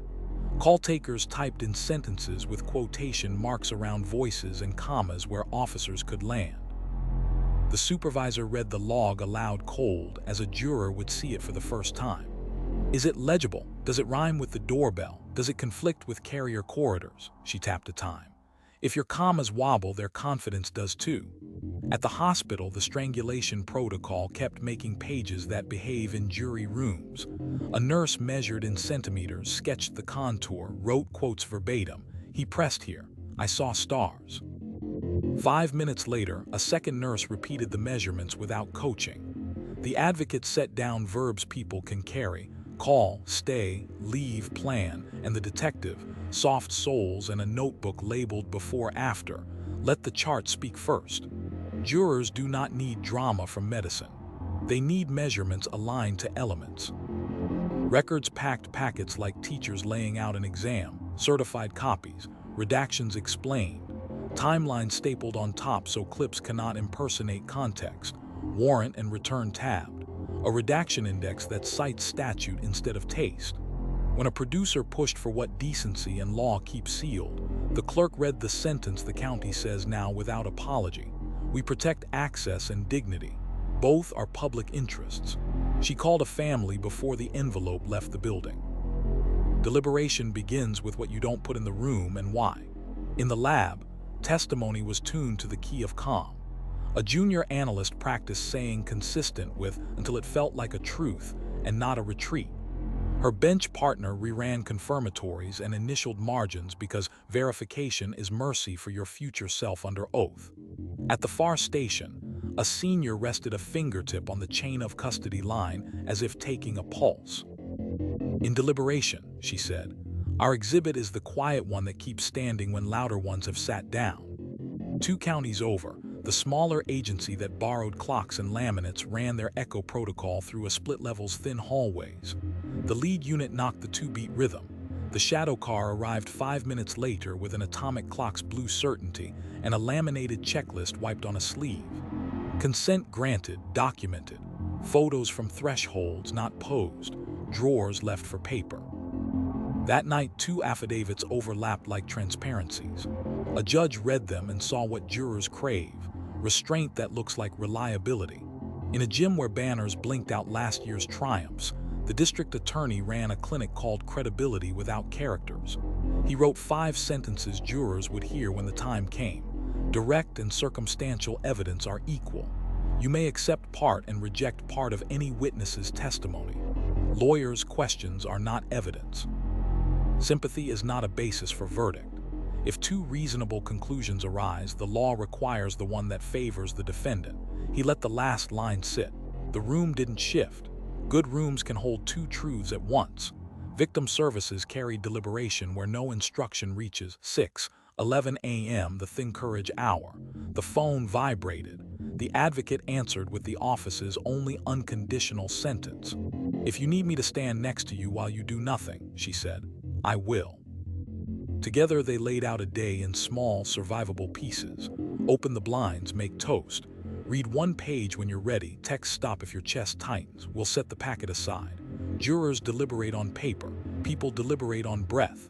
Doc kept its arithmetic, counts, doors, passes, trays, protective housing a line in a file, routine the only verdict inside. Outside, arguments about monotony and mercy toward the same corners of town. Inside, keys turned on time. Predictability is its own kind of proof. At the high school, the counselor added a page to the steady binder titled "If You Ever Serve." It explained admonitions, how to bring a notebook, why you must not research after dinner, what foreperson means, how to ask the judge for a read back. "You may be the next set of ears," he told seniors 2 birthdays from eligibility. "Listen for instructions. Fit facts to boxes. Leave your favorite narrative in your backpack." A church hall filled with folding chairs took the late question that hankers for a sermon. How do we help without making it worse? The sheriff wrote her list in block letters anyone could see from the back. Notice sooner, write better, ask for consent. If consent ends, get a warrant. Photograph before moving, stop at drawers, staple context to content, call before you post. She put down the marker. Then let the instructions do their job. Deliberation is not a morality play, it's a map. Evening settled on the cul-de-sac in its correct key, noodle steam on windows, graphite on worksheet edges, a bicycle carving a chalk river that refused to be a border. A patrol car idled 1 street over from a porch light holding steady because a timer said so. Inside the cruiser, a deputy slid the laminated card from the visor and spoke the line aloud because saying it turns advice into practice. Start small, document big. 2-knock rhythm, voice level. Consent requested and recorded. His notes were the kind jurors learn they can trust. 1904 observed keys in dish, purse on console. 1905 requested. 1906 consent granted. 1912 consent ended, warrant sought. 1944 warrant executed. Receipt left on counter. Photo 31. Return filed. No flourish. Only steps that knew their destination. Back in chambers, the judge stacked her instruction packets and capped her pen. The pages would sleep there until a future case needed them, maybe in this county, maybe 2 towns over, where porch lights keep time without asking for thanks. Deliberation, like the street's ritual, asks less for feeling than for form. Watch, write, align, decide. The famous file will never answer why. It will go on excelling at who, what, when, where, how, and at the quiet discipline of turning grief-resistant truth into sentences strangers can carry across a room without dropping. And when ordinary falters, as it will, the town's readiness for deliberation will be the difference between a loud story and a lawful one. November thinned the light until it behaved like a fact. On Saratoga Trail, porch lights rose a shade before dusk and lingered a shade past dawn. Habit turned into punctuation. The block didn't call it vigilance anymore. It called it grammar.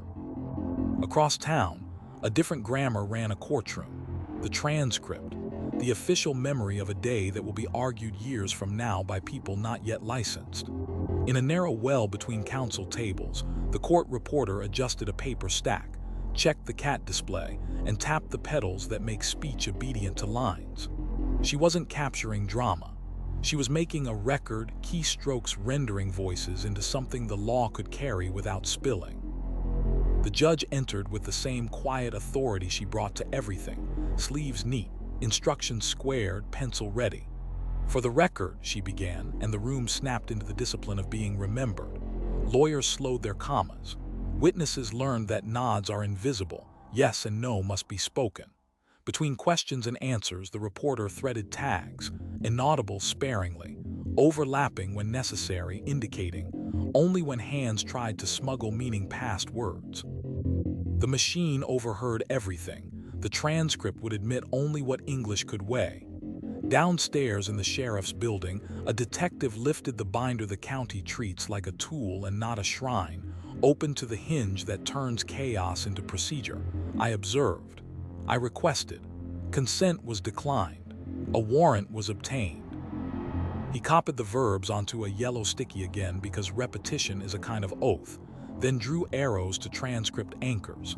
The consent form admitted as Exhibit 4, the warrant and return as 7 and 7A, the inventory receipt Photo 29, left on kitchen counter, timestamp 1944.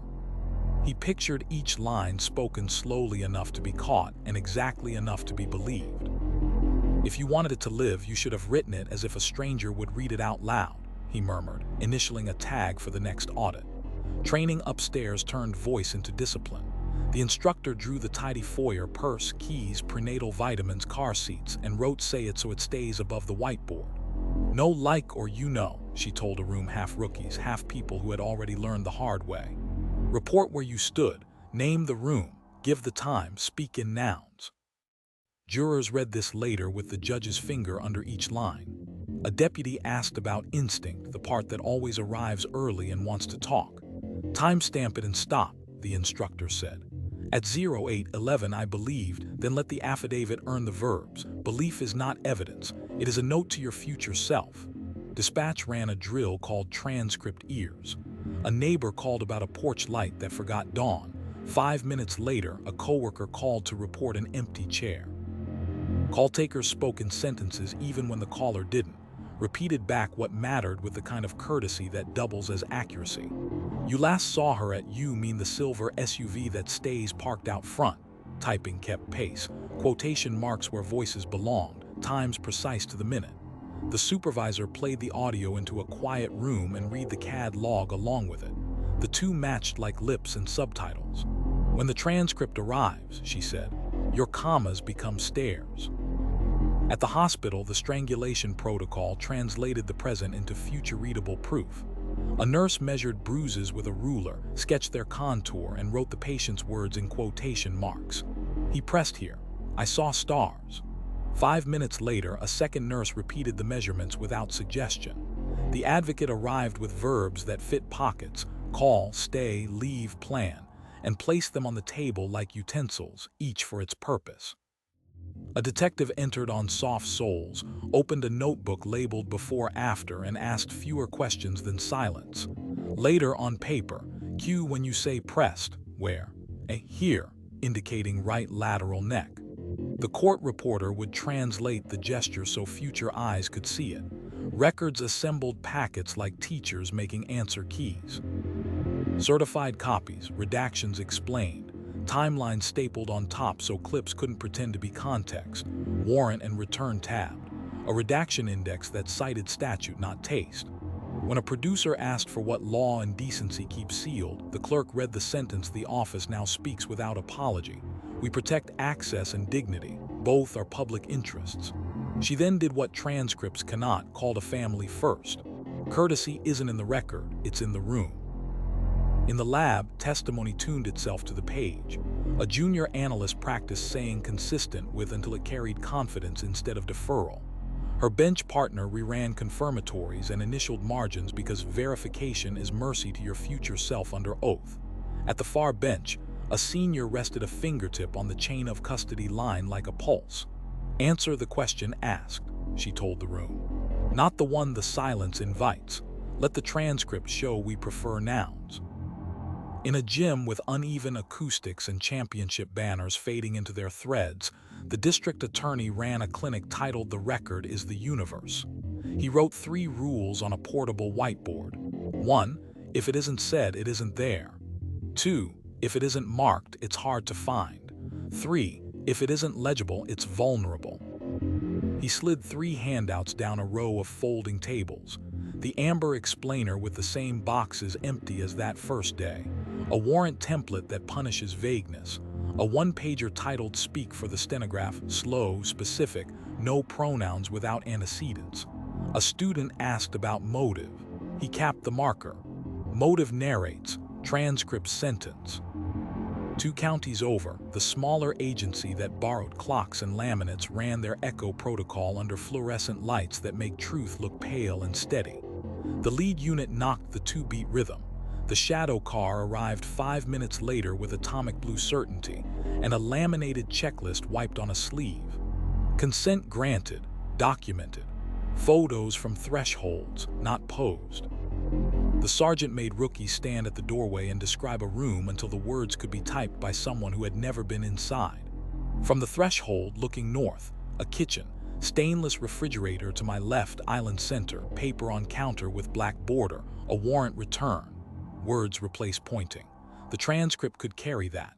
Victim services kept the part no stenograph can hear, the 6:11 a.m. hour of thin courage. The phone vibrated. The advocate answered with the office's single unconditional sentence. "If you need me to stand next to you while you do nothing," she said, "I will." Together they set a script that would never see an exhibit sticker. Open blinds, make toast. Read 1 page, text stop if breath goes shallow. Not therapy. A transcript for a morning, written in actions. Doc continued its arithmetic counts, doors, passes, trays. Protective housing a line in a file, schedule converting spectacle into routine by design. Outside, the debate about monotony and mercy rehearsed its old arguments. Inside, keys turned on time. The log could prove it. At the high school, the counselor slid a page into the steady binder labeled "If you're asked later." It taught kids how to testify without turning themselves into characters. Say what you saw, not what you think. Give times. Admit you don't remember. Ask to see your notes. Let your future sentence be something you can still say, he told a room full of seniors who would be eligible to serve before they learned to like coffee. A church hall filled its folding chairs and asked the late question with its hat in its hands. How do we help without making it worse?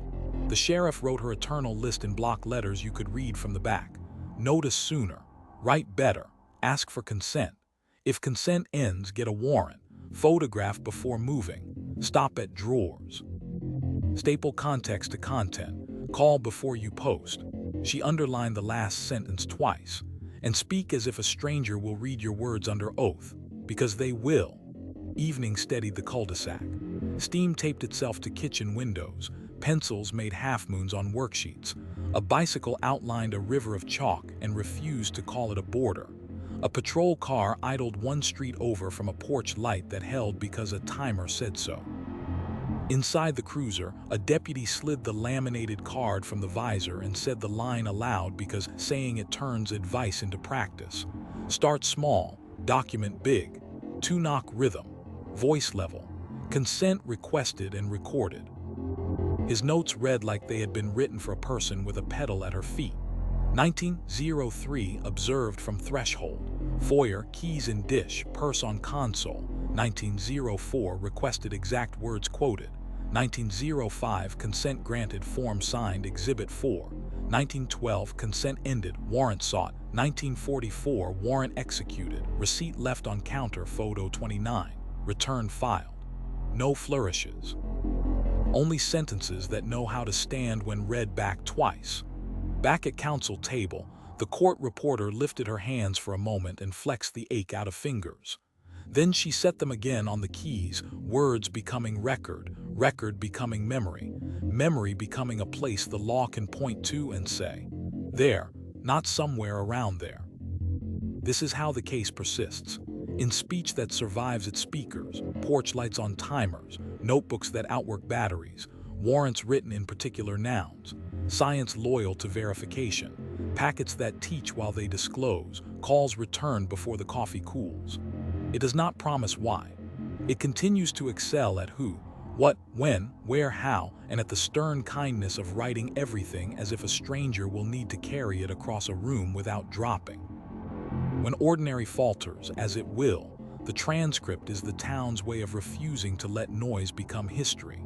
December sharpened the air until breath looked like handwriting. On Saratoga Trail, porch lights rose a little before dusk and retired a little after dawn, punctuation that outlived the sentence that birthed it. The habit didn't announce itself as vigilance anymore. It read as curation: keep what matters, let the rest pass.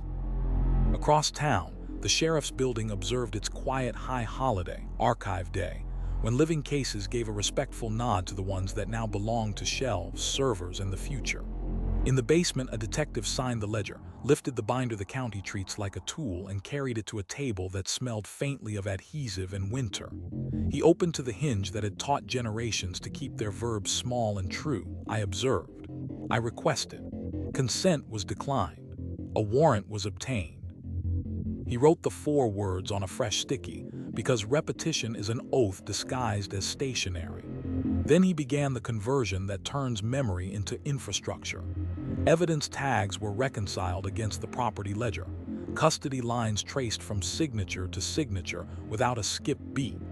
The fridge logs met their calibration slips like a handshake that means something. A photo index with a soft corner was rebagged. The original sleeve taped beneath the new with a note that would bore anyone who hasn't faced cross. Replaced for longevity. Original preserved.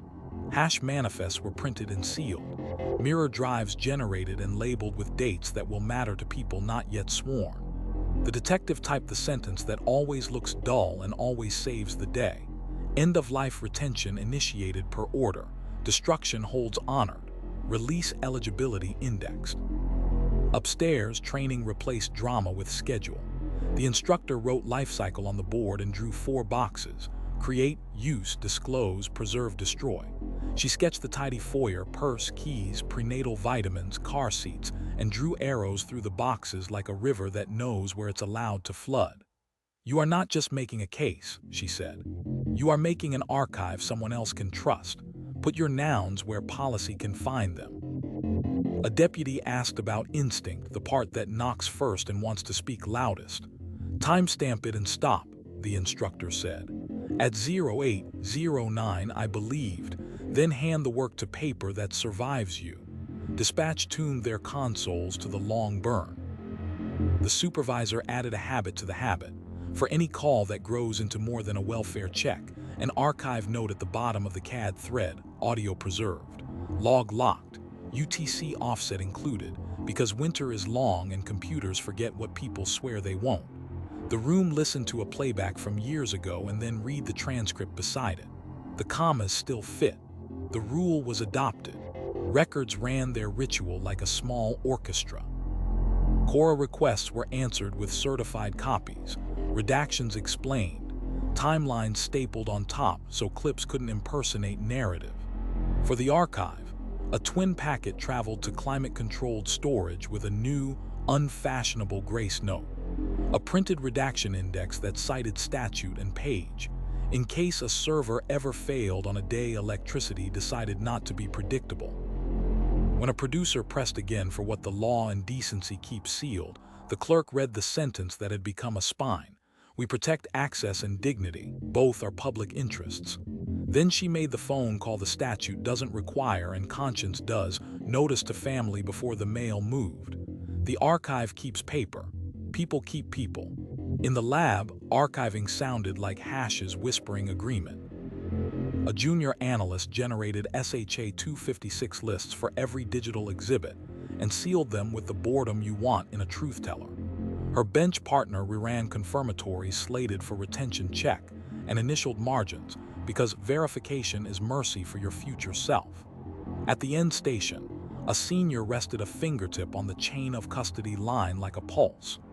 "What we do today decides whether strangers can still carry this in a decade," she said. "If brilliance is required, we didn't preserve it right."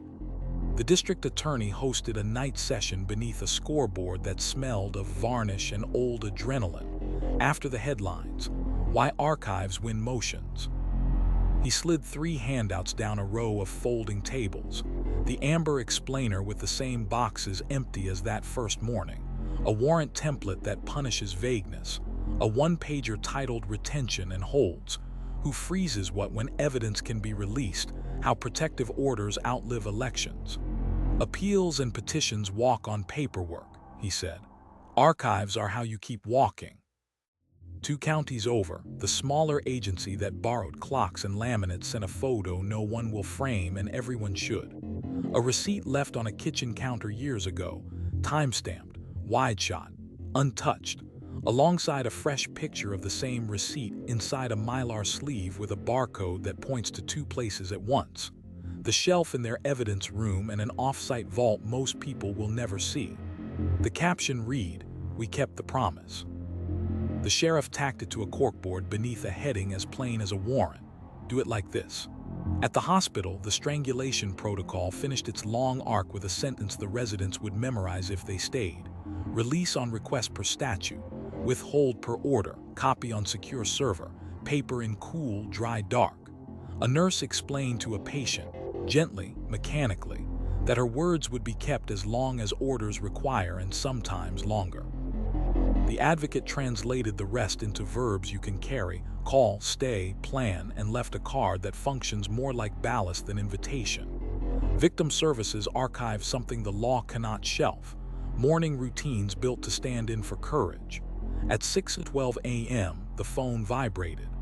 "If you need me to stand next to you while you do nothing," the advocate said, the office's single unconditional sentence, "I will." They calendared a few small promises for future selves: open blinds, water the plant, walk once around the block, not therapy, metadata for hope. Doc kept its arithmetic. Protective housing stayed ink on a line. Counts, doors, passes, trays continued their metronome. Offenders transfer, schedules do not. Inside, predictability is not boredom, it's proof no one wants to perform. At the high school, the counselor added a page to the steady binder titled "If the Past Arrives in the Mail." Explained without adjectives what a transcript is, what a discovery packet looks like, how to say not today and still get credit for biology. "We are not teaching law," he told a new teacher. "We are teaching how to keep going when paperwork remembers you." In a church hall with folding chairs that have listened long enough to be wise, the sheriff faced the late question that always wants a sermon. How do we help without making it worse? She wrote the list in block letters. Notice sooner, write better. Ask for consent. If consent ends, get a warrant. Photograph before moving, stop at drawers, staple context to content, call before you post. Then she added the winter line, keep your records like they'll need to live longer than your memory. No applause. Pens moved. Dusk set its hand on the cul-de-sac. Steam wrote itself onto kitchen windows, pencils cast little shadows. A bicycle traced a chalk river with no interest in borders. A patrol car idled 1 street over from a porch light that held steady because a timer said so. Inside the cruiser, a deputy slid a laminated card from the visor and spoke the line aloud because speaking it turns advice into practice. Start small, document big. 2-knock rhythm, voice level. Consent requested and recorded. His notes did what notes should when they know a shelf is waiting. 1857 observed from threshold. Foyer, keys in dish, purse on console. 1858 requested exact words quoted. 1859 consent granted, form signed. 1906 consent ended, warrant sought. 1938 warrant executed. Inventory completed, receipt left on counter, photo 31. Return filed. 2010 digital exhibits hashed, archive note entered. He clipped the page with the tidy click of a person who writes for strangers. Back in the basement, the detective eased the binder into its box, acid-free labeled, barcode married to a database field that would not get bored, and set the box on a shelf that knows its grid. He sealed a mirror drive, initialed the flap, Wrote the memo nobody frames and everybody needs. Archive set. Hashes logged. Offsite copy verified. Destruction holds flagged. Notice logs current. Margins legible. This is how the case endures when the weather of attention changes. Porch lights on timers. Notebooks that outwork batteries. Warrants written in particular nouns.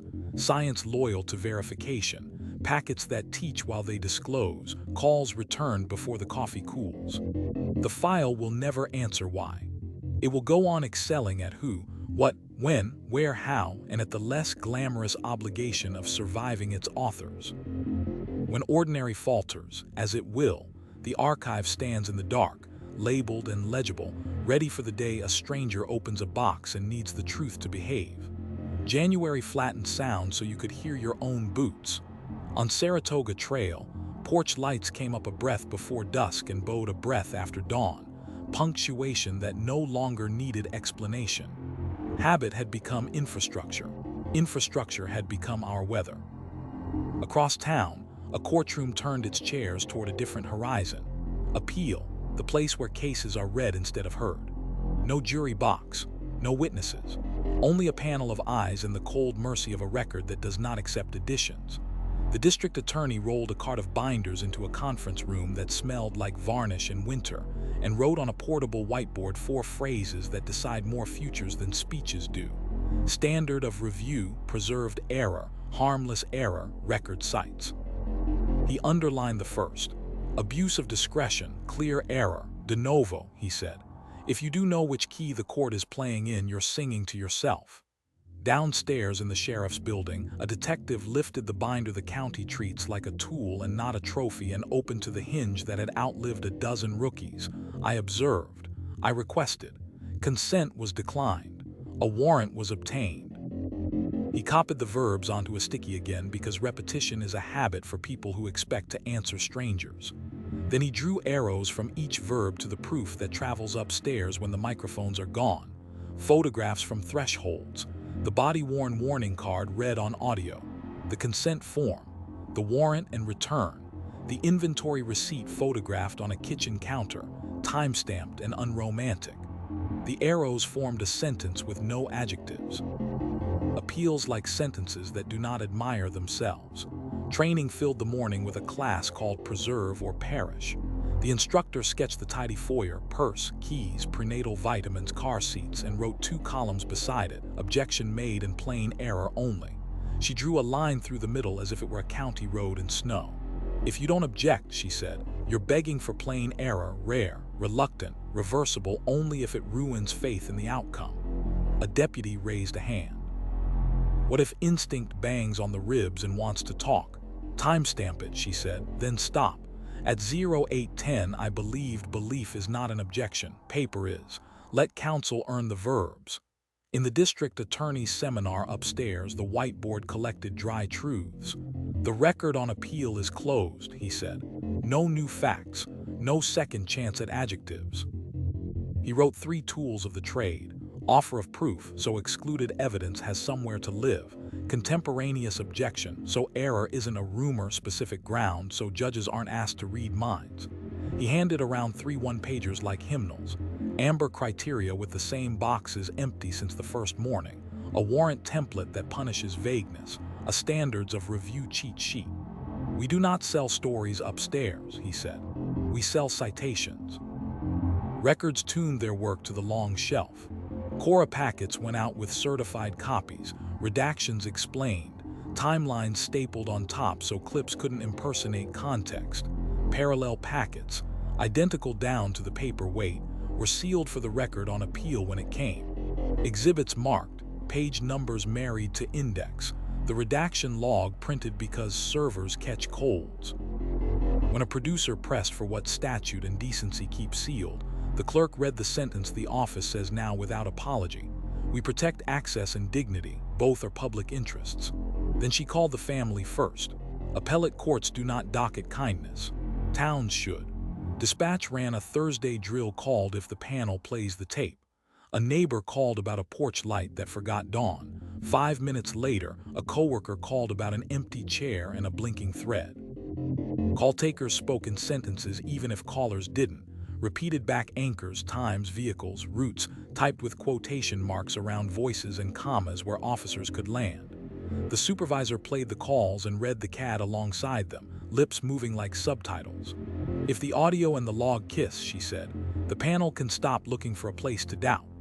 At the hospital, the strangulation protocol continued its stubborn generosity. Ruler, sketch, quotes fenced in quotation marks. He pressed here. I saw stars.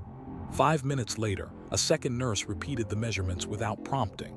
The advocate offered verbs you can carry: call, stay, leave, plan. And when a detective came in on soft soles with a notebook labeled before-after, the chart did what charts are for. It made testimony behave even after the room has been emptied of heat.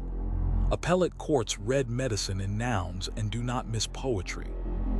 The lab tuned itself to appellate weather. Methods validated, results repeatable, hashes matching. A junior analyst practiced saying consistent with until it sounded like assurance and not apology. Her bench partner reran confirmatories and initialed margins because verification is mercy to your future self under oath. At the end station, a senior rested a fingertip on the chain of custody line like a pulse. Standards of review are our friends, she told the room.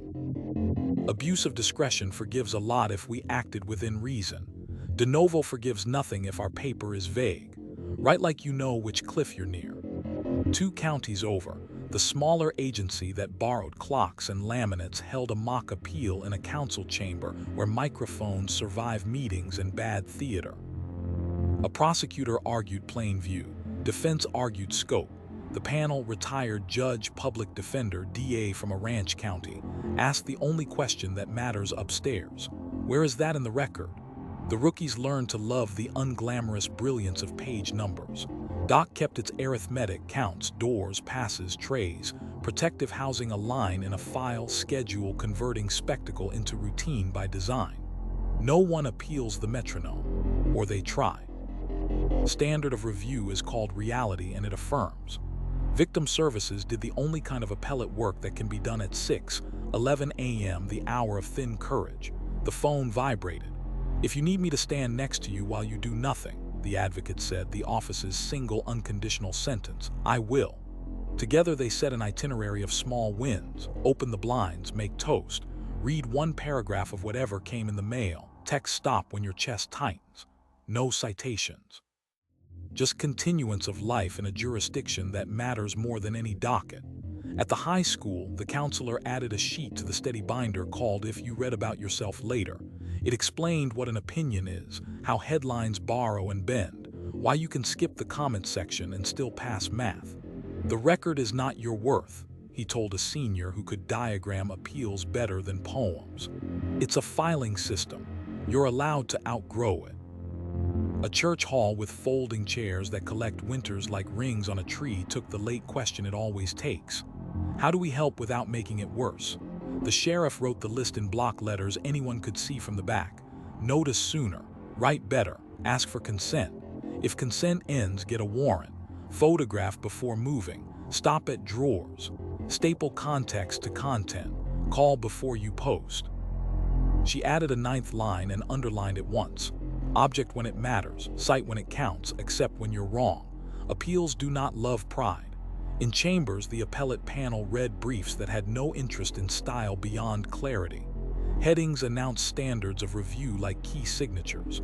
De novo, sufficiency of warrant particularity, clear error, factual findings on consent, abuse of discretion, evidentiary rulings. Where the record was clean, the court affirmed with the modesty of institutions that know not to improvise. Where a photo had wandered into a folder twice, the court scolded gently and found harmless error, a reminder that perfection is not the price of justice, diligence is. Evening placed its hand on the cul-de-sac and steadied it. Steam collected on windows, pencils cast their small shadows. A bicycle carved a chalk river and refused all borders. A patrol car idled 1 street over from a porch light holding steady because a timer said so. Inside the cruiser, a deputy slid a laminated card from the visor and said the line aloud because saying it turns advice into practice. Start small, document big. 2-knock rhythm, voice level, Consent requested and recorded. His notes looked like they expected to be read by people who weren't there. 1902 observed from threshold. Foyer, keys in dish, purse on console. 1903 requested exact language quoted. 1904 consent granted, form signed, exhibit 4. 1910 consent ended. Warrant sought, CAD time. 1939 warrant executed. Inventory completed. Receipt left on counter, photo 31. Return filed. At the bottom he wrote a sentence that sounds like bureaucracy and functions like a life raft. All time synced. UTC offset noted. BWC clip references included. Back in the basement, the detective eased the binder into its place and typed the memo nobody frames and everybody needs. Appellate readiness verified. Objections preserved. Exhibits indexed. Transcripts certified. Standards mapped. Margins legible. The room hummed the way good paper hums when it knows the next pair of eyes will not be friendly and does not need to be. This is how the case endures beyond the heat of anyone's telling. Porch lights on timers, notebooks that outwork batteries, warrants in particular nouns, science loyal to verification, packets that teach while they disclose, calls returned before the coffee cools, objections spoken when silence would be easier. The file will never answer why. It will continue to excel at who, what, when, where, how, and at the quieter art of being reviewable without embarrassment. When ordinary falters, as it will, the appellate posture holds the line not with volume but with citations that fit, sentences that stand, and a record that doesn't need the room to like it to be believed. February pressed the town flat and bright, like a page under glass. On Saratoga Trail, porch lights clicked on a breath before dusk and held a breath past dawn. Grammar the neighborhood no longer noticed, only obeyed. Habit had matured into something heavier, reference. Across town, policy wore its Sunday best. The sheriff's conference room filled with people who write sentences other people must live by, chiefs from small agencies, a city attorney, 2 union reps, a judge in a sweater that refused to be formal, and a woman from the state post board with a pen that clicked like a metronome. On the screen, a memo's subject line that did not ask to be admired. Proposed model policy, first hour response and documentation. Beneath it, a syllabus of lessons the county had learned the long way and now offered in short. Plain view, consent boundaries, time sync protocol, inventory and return, redaction index, victim notice. The heading at the top read like a drumbeat, precedent without precedent, policy born not of court order but of a town's stubborn desire to behave even when no one is watching. The sheriff tapped the first page where the hinge belongs. I observed. I requested. Consent was declined. A warrant was obtained. Make this your muscle memory, she said. Everything else is detail. The detail matters. The posture matters more. A city attorney added what policy writers call oxygen. Tie each step to an authority, state constitution, statute, case law. Don't lean on hope. Lean on holdings. The judge nodded as if she were listening to her own bench years in advance and underlined a line that deserved the ink. Photograph before moving. Explain why moved. Stop at drawers. Downstairs, the detective who had carried the binder longer than any headline lasted opened it again. Not for nostalgia, but for reproduction. The 4 verbs, observed, requested, declined, obtained, went on a fresh sticky like a christening without champagne. He photocopied the checklists that had become culture: doorway vantage, consent script, stop for paper trigger, inventory receipt picture, punching clean holes to make a packet that could survive glove boxes and winter. On a yellow legal pad, he wrote a sentence that would never trend and would save something somewhere. Policy is a road. Precedent is the mile marker that proves it's a road. Training upstairs replaced myth with margins. The instructor drew the tidy foyer, purse, keys, prenatal vitamins, car seats, and bracketed it with 2 citations scribbled in the corner like good luck charms. A state case on plain view from threshold. A federal decision reminding everyone that devices are doors, not windows. A deputy asked where instinct belongs when the room speaks in absence. In the margin with a time, the instructor answered, the county's catechism. At 0810, I believed, then stop. Let policy carry you to paper and paper carry you to court. Dispatch added footnotes to its rituals. A neighbor called about a porch light that forgot dawn. 5 minutes later, a coworker called about an empty chair and a blinking thread. Call takers spoke in sentences and typed with quotation marks around voices. They added a line at the end that looked like nothing and meant everything. Audio retained per retention schedule. UTC offset recorded. The supervisor stapled a one-page cites and reasons sheet to the console wall. Why they repeat back times. Why they spell street names out loud. Why commas are rails. Precedent, she told a new hire, is just the proof that you weren't making it up. In records, packets left the counter like letters from a competent future. Certified copies, redactions explained, timelines stapled on top so clips couldn't impersonate narrative, warrant and return tabbed, a printed redaction index with statutes cited in plain numbers and small fonts. When a producer pressed again for what law and decency keep sealed, the clerk read the refrain that had become spine. We protect access and dignity. Both are public interests. Then she called a family before the envelope traveled, a precedent no court had ordered and every good office should observe. Write it down, the post woman said later. If kindness is part of excellence, make it part of policy. At the hospital, the strangulation protocol received a citation of its own, a state Supreme Court footnote endorsing nurse-driven documentation as reliable medical evidence when done with scale, sketch, and quoted words. The attending printed it and taped it inside the med room cabinet above the rulers. A resident asked what that changed. Nothing, if you do it right, the nurse said, drawing a bruise with the same calm she brings to vitals. Everything, if anybody asks later why we measured twice. The lab annotated its boredom. On a corkboard above the benches, 3 holdings in neat bullet points. Hash-match admissibility under state evidence rule. Peer review as foundation, not flair. Consistent with favored over certainty where certainty's a lie. A junior analyst practiced the phrase until it sounded like assurance. Her bench partner initialed margins because verification is mercy to your future self under oath. At the end station, a senior rested a fingertip on the chain of custody line like a pulse. Precedent is the court agreeing with your habits, she said. Right habits they can agree with. 2 counties over, the smaller agency that borrowed clocks and laminates put the model policy on their website under a heading that would make a graphic designer frown and a judge smile. How we knock. Lead unit knocks the 2-beat rhythm. Shadow car arrives 5 minutes later with atomic blue certainty and a laminated checklist. Consent requested and recorded. Photos from thresholds not posed.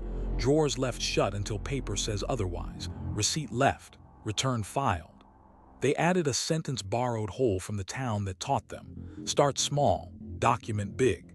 The district attorney ran a clinic in a gym where banners preserve victories no one appeals. The session had a title only prosecutors could love, foundations and footnotes, and contained 3 handouts. The amber explainer with the same boxes empty as that first morning. A warrant template that punishes vagueness. A 1-pager titled where to put the case name, not at the top of a tweet, but in the paragraph that explains why you acted like a person who has read something before. Precedent isn't a trophy, he said. It's a handle. Victim Services confirmed a policy they had been following without writing.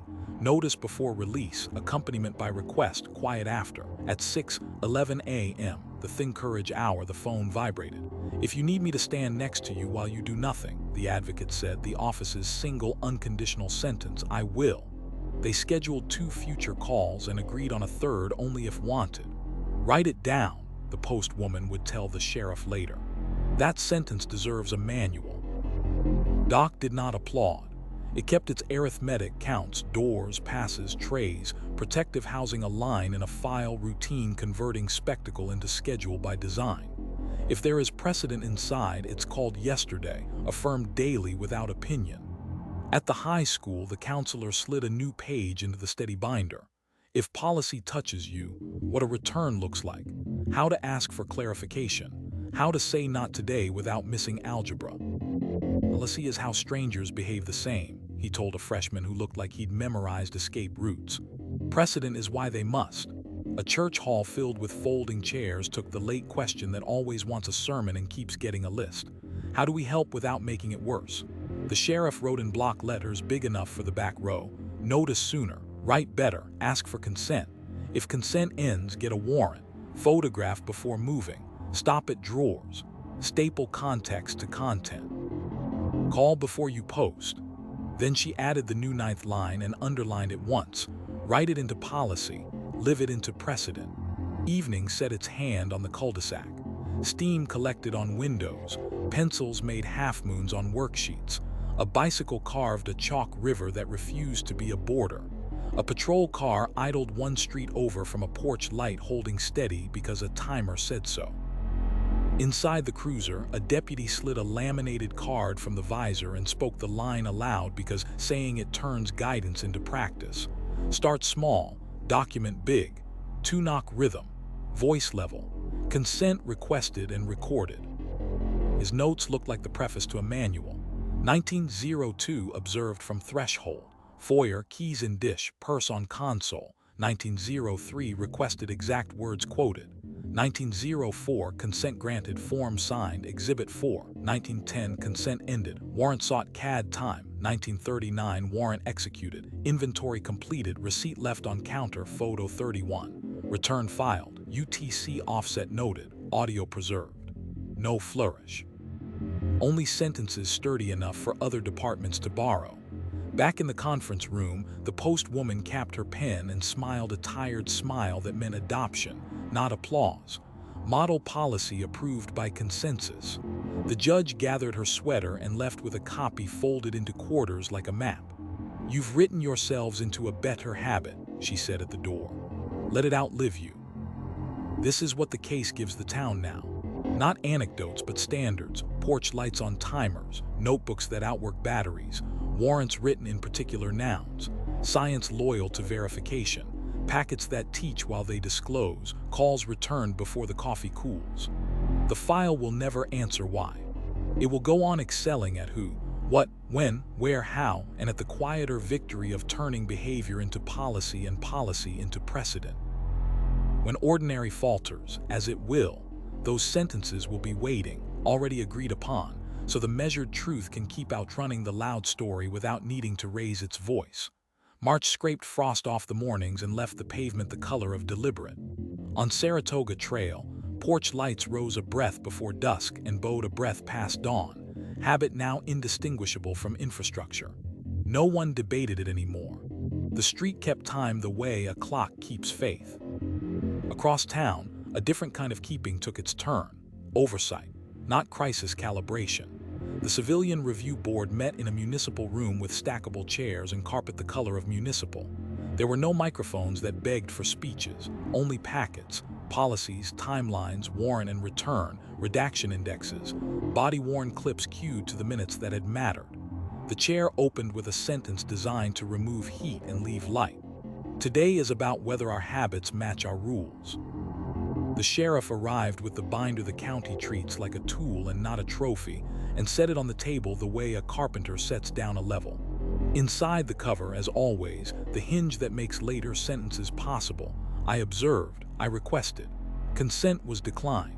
A warrant was obtained. She slid copies of the year's first hour audit across the table. Bodycam advisements matched cards. TimeSync slips matched doorbell stamps. Inventory receipts sat in photographs on countertops untouched by staging. We built a posture, she said. Your job is to check our spine. A city attorney spoke in nouns, not insulation. Lawful vantage, particularity, scope, plain view, receipt left, return filed. A board member asked the question that belongs in these rooms. Where does the heat go? The sheriff tapped the sentence records had written into policy and culture. We protect access and dignity. Both are public interests. If something hurts, we show our work, she said. If showing it will harm someone who didn't choose this, we show the index and the law that says why not. Downstairs, Internal Affairs ran its quiet audit, 5 cases at random, 5 reports read as if by strangers. A sergeant with a pencil behind her ear and a distrust of adjectives traced each line from call to closure. CAD log right arrow doorbell stamp right arrow bodycam clip. Consent form right arrow, warrant right arrow, return right arrow, inventory photo right arrow, lab accession right arrow, hash values. When a comma wobbled, she circled it. When a time lacked its UTC, she flagged it and sent a note that read like good housekeeping. Corrected, refiled, training note added. Training turned oversight into muscle. On the whiteboard, the instructor drew the tidy foyer, purse, keys, prenatal vitamins, car seats, and then wrote 3 headings above it: policy, practice, proof. Under policy, plain view from threshold, ask for consent, warrant when consent ends. Under practice, 2-knock rhythm, voice level, quote exact words. Under proof, timestamps, photographs before movement, the receipt photo on the counter, the redaction index that explains the blanks. A deputy raised a hand. Where does instinct live when the room speaks in absence? In the margin with a time, the instructor said. At 0810, I believed, then stop. Oversight reads your paper, not your gut. Dispatch ran the reviewer's ear drill. A neighbor called about a porch light that forgot dawn. 5 minutes later, a coworker called about an empty chair and a blinking thread. Call takers spoke in sentences, confirmed addresses aloud, spelled street names, and placed quotation marks where voices belonged. The supervisor played the audio while reading the log, finger under each comma like a schoolteacher. If a board listens later, she said, the tape and the text must kiss. Records prepared the packets oversight requires without making it look like a performance. Certified copies, redactions explained, timelines stapled on top so clips couldn't impersonate narrative, warrant and return tabbed. A printed redaction index citing statute in small, stubborn fonts. When a media request pressed at the edge of decency, the clerk read the refrain without apology and then made the phone call the law doesn't demand and the town expects. Notice to family before footage traveled. Oversight isn't just about catching errors. It is about codifying courtesies. At the hospital, the strangulation protocol added its own mirror. Once a quarter, 2 charts were chosen at random and read by a nurse who hadn't touched them. Ruler measurements checked against photos, quotes checked against narrative, the second set of measurements in a different hand confirmed. The attending wrote a note in the margin that oversight would recognize as virtue rather than flaw. Once corrected now, left-right swapped, addendum filed. Precision is not pride, it is repair. In the lab, the quality manager posted a small sign that sounded like a dare to ego and a love letter to process. Peer review is not mistrust, it's accountability you schedule. A junior analyst practiced consistent with until assurance replaced apology. Her bench partner reran confirmatories and initialed the margin because verification is mercy to your future self under oath.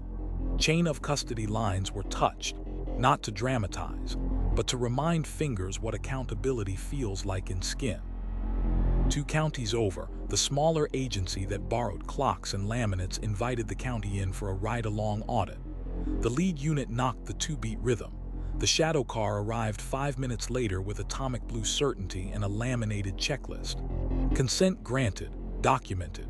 Photos from thresholds, not posed. Drawers stayed shut until paper said otherwise. Afterward, they sat in a break room that smelled like burnt coffee and asked for notes like grown-ups.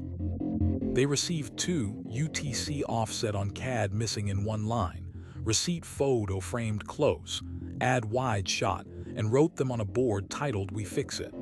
The district attorney hosted a public session in a gym where last year's banners creaked softly in their own time. Topic: Oversight without spectacle. 3 handouts, amber explainer with the same boxes empty as that first morning. A warrant template that punishes vagueness. A 1-pager titled How to Read Our Redactions, Purpose, Statute, Who to Call if you think we got it wrong. A teenager asked if oversight ever makes cases weaker. It makes weak cases honest and strong cases stronger, the DA said. That's the point. Victim services wrote their part into policy, quietly, finally, after years of doing it by muscle. Notice before release, accompaniment upon request, morning calls available, opt-out honored. At 6:11 a.m., the thin courage hour, a phone vibrated. The advocate answered with the office's sentence that is both oath and oversight. If you need me to stand next to you while you do nothing, she said, I will. They planned a day in small, manageable jurisdictions. Open blinds, make toast, read if you want, stop if you need. The policy didn't make it easier. It made it repeatable. Doc kept its arithmetic with the indifference that reassures. Counts, doors, passes, trays. Protective housing a line in a file, schedule converting spectacle into routine by design. Oversight here looks like signatures that don't care about cameras and logs that outlive wardens. At the high school, the counselor added a page to the steady binder called If You're Filmed, what bodycam looks like, what to tell your parents, how to ask for context, how to say I'd like a minute without missing algebra. Oversight shouldn't feel like surveillance, he told a student who already knew the corners of every hallway. It should feel like rules that keep adults from improvising. In a church hall where folding chairs know every version of the late question, the sheriff wrote the list the town has memorized and keeps asking to hear. How do we help without making it worse? Notice sooner, write better, ask for consent. If consent ends, get a warrant. Photograph before moving, stop at drawers, staple context to content, call before you post. She added the new line and underlined it once. Invite review, fix what the mirror shows. Dusk placed its careful hand on the cul-de-sac. Steam-pressed pale stamps on kitchen windows. Pencils made small crescents on worksheets. A bicycle traced a chalk river that refused to be a border. A patrol car idled one street over from a porch light that held because a timer said so. Inside the cruiser, a deputy slid a laminated card from the visor and said the line aloud because speaking it turns guidance into practice. Start small, document big, two-knock rhythm, voice level, consent requested and recorded. He wrote 1901 observed from threshold, foyer, keys in dish, purse on console. 1902 requested exact words quoted. 1903 consent granted, form signed.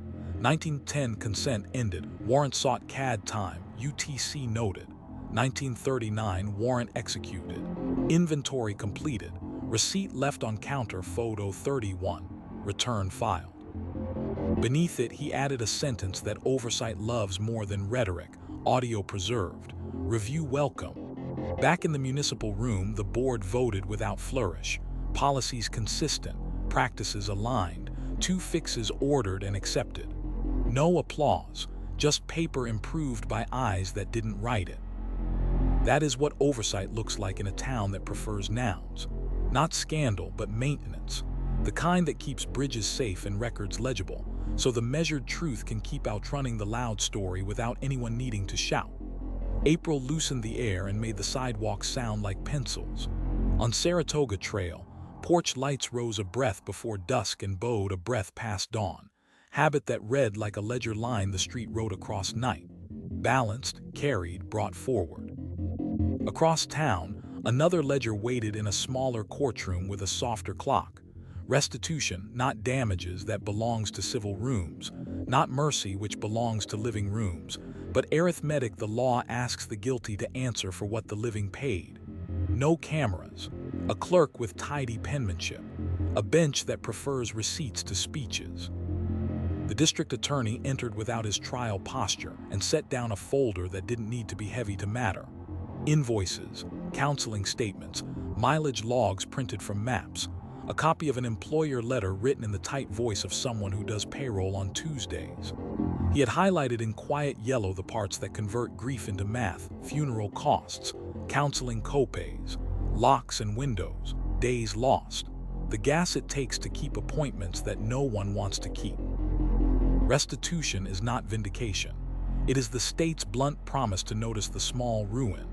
A victim advocate sat shoulder to shoulder with a relative and explained the choreography as if she were calling a dance. We tell the court what was spent. We show the court why. We ask for a number with a spine. If ordered, the number follows the person like a shadow that pays toward daylight. If denied, you'll hear why in sentences the law can defend. The relative nodded, eyes on a copy of the list that felt impolite until it felt like oxygen. Downstairs in the sheriff's building, the detective opened the binder the county treats like a tool and not a shrine and copied the hinge onto a fresh sticky because repetition is a kind of oath. I observed. I requested. Consent was declined. A warrant was obtained. Beneath it, he wrote smaller lines that had matured into culture: receipt left, return filed, timeline stapled on top, notice to family before release. Then one more for today: restitution packet compiled, contact confirmed. Paper can't heal, but it can refuse to forget. Training upstairs turned money into procedure. The instructor drew the tidy foyer: purse, keys, prenatal vitamins, car seats, and wrote costs that follow incidents above it like a weather report. The room listed what adds up while news cycles forget: childcare to attend hearings, time off for counseling, locks replaced because sleep has a memory. Write so these costs have coordinates, she said. Dates, addresses, names. If you can staple a receipt to a sentence, do it. You're not building a story. You're building an invoice the law will honor. Dispatch practiced adding a line at the end of their afternoon, after the neighbor's call about a porch light that forgot dawn, after the coworker's voice describing an empty chair. Victim resources offered, travel mileage noted upon request. The supervisor underlined a policy note on the console wall: offer, don't urge, because dignity is a number 2. Records prepared packets with their usual composure. Certified copies, redactions explained, timeline stapled on top, warrant and return tabbed. A redaction index printed in small fonts and statute numbers that behave under audit. Attached, this time, a one-page restitution guide written in nouns: what the court can order, what it can't, where to mail receipts, what to do when the number changes because grief bills monthly. Before mailing, the clerk made the call the statute doesn't demand and the office believes in: notice to family. Courtesy is not a claim, it's a bridge. In the lab, restitution sounded like mileage logs and overtime accounted for without flourish. A junior analyst noted hours attached to subpoenas and testified when asked, not to inflate the ledger, but to keep the system honest. Her bench partner initialed margins as always. Verification is mercy to your future self under oath, because small numbers need the same spine as large ones. The hospital added quiet math to its chart. The strangulation protocol remained ruler sketch, quotes fenced in quotation marks. He pressed here: I saw stars. 5 minutes later, a second nurse repeated the measurements. At discharge, the advocate slid across a sheet: no one wants and everyone later needs. Organizations that help with bills that do not have the decency to wait for justice. Keep receipts, she said gently. Let the state keep its promise. 2 counties over, the smaller agency that borrowed clocks and laminates stapled a restoration note to their model policy: receipt photo, return filed, victim resources offered with contact, restitution template provided. The sergeant who posted it hadn't been to law school and didn't feel inferior about it. If kindness is repeatable, she said, write it down. The district attorney hosted a night clinic in a gym where last year's banners hummed their low self-importance. Title: What the Court Can Make Them Pay.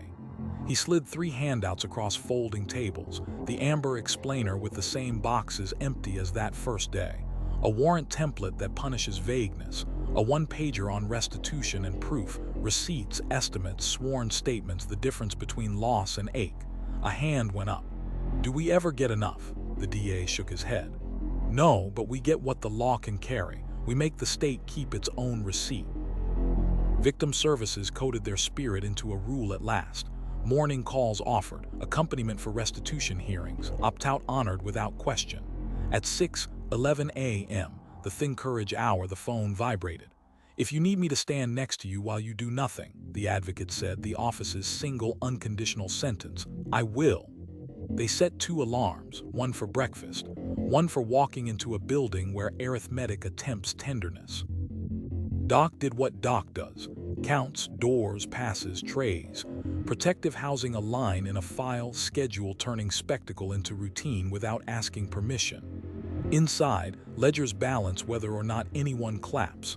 Outside, debates about monotony and mercy change the temperature and not the time.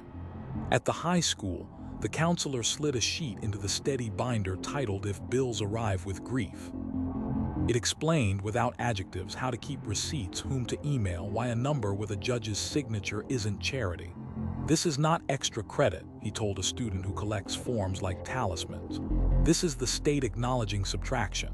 In a church hall with folding chairs that have listened to too many winters, the sheriff wrote her litany with the steadiness that has become a style. How do we help without making it worse? Notice sooner, write better, ask for consent. If consent ends, get a warrant. Photograph before moving, stop at drawers. Staple context to content, call before you post. She uncapped the marker again for a new line. Help the math teach receipts, testify clean, make the state pay what it owes. Dusk set its hand on the cul-de-sac. Steam taped itself to kitchen windows. Pencils cast little crescents on worksheets. A bicycle traced a chalk river that refused to be a border. A patrol car idled one street over from a porch light that held because a timer said so. Inside the cruiser, a deputy slid a laminated card from the visor and spoke the line aloud because saying it turns guidance into practice. Start small, document big. 2-knock rhythm, voice level, consent requested and recorded. His notes ended with a sentence he'd been taught to include when nights turn into months. Victim resources provided. Restitution information explained. Contact confirmed. It looked like nothing. It sounded like someone being expected to heal without being asked to finance it. Back in the small courtroom, the judge added numbers out loud so the room could hear where dignity begins. This receipt, yes. This estimate held for more proof. This request beyond the court's reach without a civil suit. The order signed with a modest thud that felt like a drawer shutting correctly.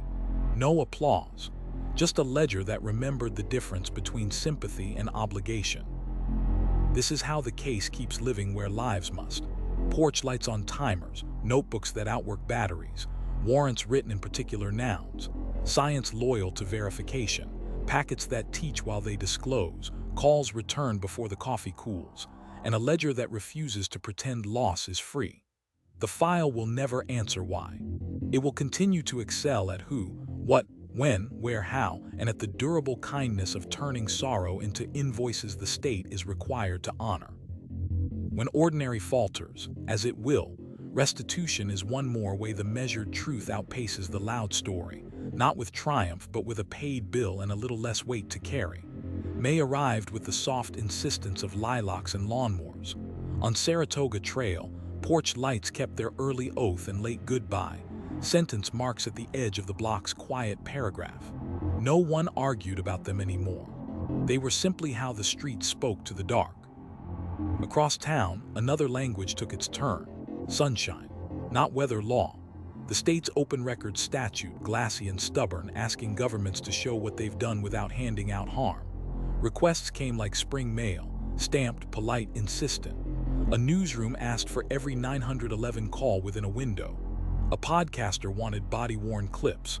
A law clinic sought the warrant and the return, plus the inventory and the photo that proves a receipt was left in a kitchen untouched by staging. An advocate requested policies, not footage, plain view, consent, time sync, redaction index, victim notice, because precedent lives or dies on paper. In records, the clerk stacked packets the way a good teacher stacks quizzes, by due date and degree of difficulty. Certified copies, redactions explained, timelines stapled on top so clips couldn't impersonate narrative, the warrant and return tabbed, the redaction index printed in patient fonts with statutes for anyone willing to read them. For injury images and anything inside private rooms unrelated to an element, the answer came with a backbone, withheld per statute, reference to case law that expects dignity from those who collect and disclose. Before any packet moved, the phone call the law does not demand and the office believes in. Notice to family. Courtesy isn't a loophole, it's a lane. The sheriff brought the binder the county treats like a tool into a glass-walled room and set it down as a carpenter sets a level. Inside the cover, as light-locked as ever the hinge, I observed, I requested. Consent was declined. A warrant was obtained. The transparency meeting wasn't about confession, it was about proof. She opened to audits that did not blush. Bodycam advisements matched cards. The time sync kit kept doorbell stamps and CAD in tune. Inventory receipts sat in photographs on counters, time-stamped, unromantic. Sunshine is not spectacle, she said. It is accountability formatted. Upstairs, training reframed the familiar foyer, purse, keys, prenatal vitamins, car seats as a public document. On a whiteboard titled Disclose versus Protect, the instructor drew two columns. Under Disclose, CAD logs with clocks, 911 audio with transcripts, doorbell stills where no child's face lives, warrant, particularity, return, inventory, lab bench notes with the inky patience of initials. Under Protect, autopsy photos, child identifiers, private addresses, industrial coordinates, movements inside rooms unrelated to elements. Sunshine has shade by design, she said. If you can't defend a redaction with a statute, it's a curtain, not a policy. Dispatch practiced a drill called readable air. A neighbor's voice about a porch light that forgot dawn. 5 minutes later, a coworker describing an empty chair and a thread gone silent. Call takers spoke in sentences even when callers didn't. Repeated back times, spellings makes. Quotation marks where voices belong, commas where officers can land. The supervisor played the audio and read the log along with it. The two matched like lips and subtitles. When this goes out, she said, it has to hold up without us in the room. At the hospital, sunshine meant something gentler. A release policy laminated inside a cabinet. What charts can travel, whose signature carries consent, how to redact quotes that live in bodies but cannot be returned to privacy once broadcast. The strangulation protocol stayed ruler, sketch, quotes fenced in quotation marks. He pressed here. I saw stars. 5 minutes later, a second nurse repeated the measurements without prompting. The advocate carried verbs you can keep in a pocket, call, stay, leave, plan, and told the patient that requests might arrive. We will shield what the law lets us, she said, and we will call you before anything goes. The district attorney hosted Sunshine and Spine in a gym where the banners learned to mind their own business. 3 handouts, the amber explainer with the same boxes empty as that first morning, a warrant template that punishes vagueness, a 1-pager titled What You'll See and What You Won't with Reasons. He wrote 2 sentences on a whiteboard and let them sit. Access is a public interest. Dignity is a public interest. We serve both, he said. We can prove we did without injuring someone who didn't choose this. Downstairs, the detective who audits the boring parts traced a request from intake to envelope the way a carpenter checks studs. CAD right arrow doorbell right arrow body cam clip, consent form or its absence, right arrow warrant and return right arrow inventory right arrow lab accession right arrow hash values. He circled a comma that leaned and fixed it, flagged a missing UTC offset and filed a training note, corrected, refiled, time standard pinned. Sunshine is not a spotlight, it is a ruler. 2 counties over, the smaller agency that borrowed clocks and laminates published a page called How We Answer You. Lead lines like plumb bobs, timelines stapled to the front, transcripts with audio, redaction index printed, receipt left, return file, notice to family before release. They added a sentence they'd stolen without guilt from the county that taught them. Start small, document big. Someone asked if they feared bad faith. The chief shrugged. We fear sloppy more. In the lab, transparency sounded like hash manifests printed in sealed mirror drives offered with values that match or else. A junior analyst practiced the phrase the lab requires and juries respect, consistent with, until assurance replaced apology. Her bench partner reran confirmatories and initialed margins because verification is mercy to your future self under oath. On the corkboard, 3 lines of case law about admissibility of digital extractions and the foundation a witness must lay. Sunshine reads footnotes first. Victim Services wrote their ethic onto policy letterhead at last. Notice before release, accompaniment offered, morning calls available, opt-out honored. At 6:12 a.m., the thin courage hour, the phone vibrated. If you need me to stand next to you while you do nothing, the advocate said, the office's single unconditional sentence, I will. They decided whether to read a packet today or Friday and who should hold the envelopes, another small mercy.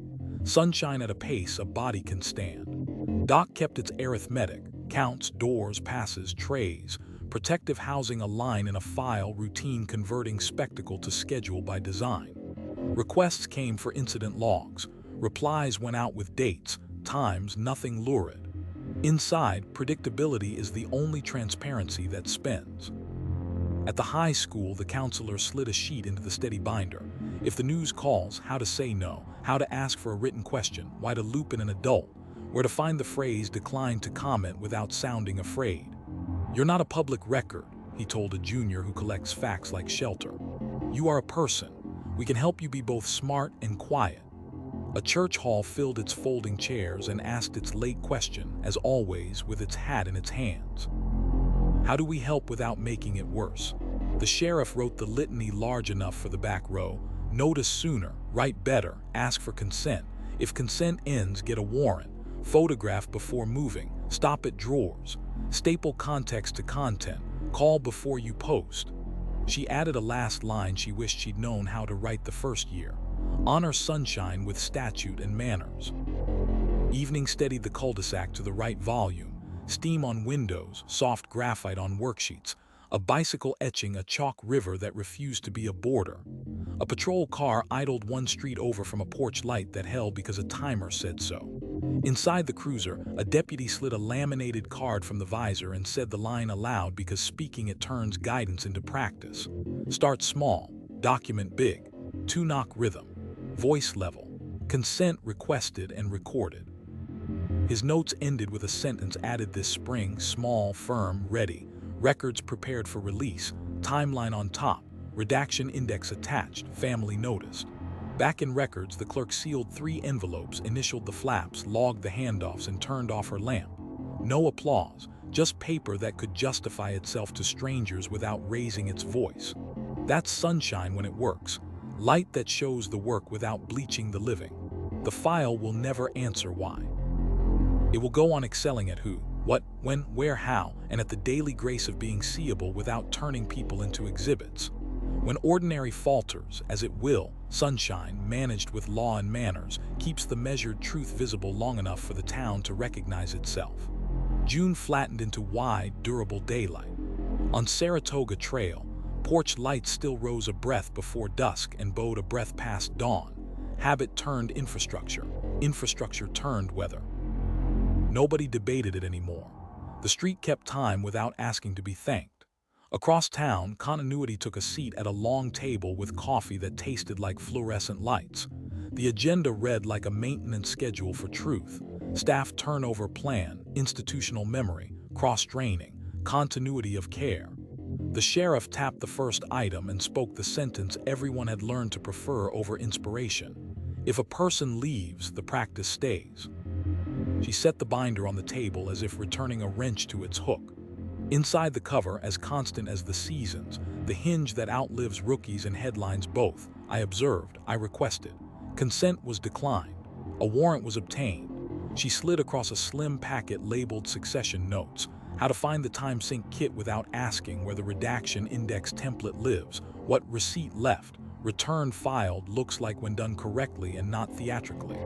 Continuity is not who, she said. It's how place where strangers can reach it. Downstairs, a detective who had taught this file to behave opened the evidence ledger and ran a fingertip along a line that had been signed so many times it felt carved. Chain of custody continuous. He initialed a seal with the tidy pressure of someone writing for people he will never meet, then wrote a memo that will never trend and always matter. Handoff drill completed, passwords escrowed, audit keys logged, margins legible. Continuity does not clap. It reconciles. Training replaced heroics with choreography. The instructor drew the tidy foyer, purse, keys, prenatal vitamins, car seats, and then wrote if someone else has to finish your sentence above the whiteboard. Under it, 3 columns, where, when, why, where you stood from threshold facing north. When you saw 0812, UTC offset noted. Why you moved for safety, for consent, for warrant terms. Write in a way the next set of hands can pick up the thread without pulling at it, she said. A deputy asked where instinct belongs when a room speaks in absence. In the margin with a time, she said. At 0810, I believe, then stop. Continuity trusts nouns. Dispatch practiced passing the baton. A neighbor called about a porch light that forgot dawn. 5 minutes later, a coworker called about an empty chair and a blinking thread. Mid-call shift change. One call taker stood, one sat, headphones trading chairs. The supervisor watched the handover like a judge watches foundation. Names repeated, times confirmed, quotation marks closed, commas kept where officers could land. She played the audio back against the CAD log and nodded only when the seam between voices vanished. "If the file breathes, it's because you didn't make it hold its breath," she said. Records ran continuity as if it were an assembly line that liked being precise. Certified copies, redactions explained, timeline stapled on top, warrant and return tabbed, redaction index printed with stubborn fonts. The long desk had 2 chairs instead of 1, a small rebellion against solo heroics. One clerk assembles, another checks and initialed. Before any packet moved, the call the statute doesn't require and decency does, notice to family. The policy was new. The practice had outlived policies. At the hospital, continuity meant a chart that could cross rooms without losing its pulse. The strangulation protocol remained ruler, sketch, quotes fenced in quotation marks. "He pressed here. I saw stars." 5 minutes later, a second nurse repeated the measurements without prompting. At shift change, the outgoing nurse tapped a line with a gloved finger and said, "Voice hoarse. Observe overnight. Advocate notified." Then signed a tidy handoff note with enough nouns to survive the weekend. The detective, soft soles and a notebook labeled before-after, wrote less because the chart had learned to speak. The lab ran its everyday orchestra without its first chair and didn't wobble.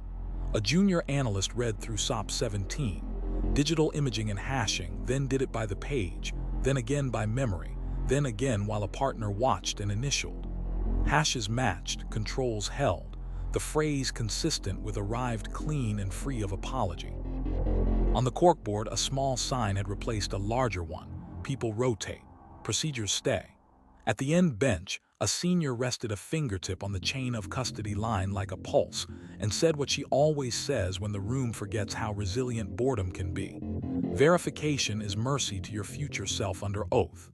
The district attorney hosted a clinic under a scoreboard scabbed with old tape. Continuity of proof. 3 handouts like a recurring dream. The amber explainer with the same boxes stubbornly empty.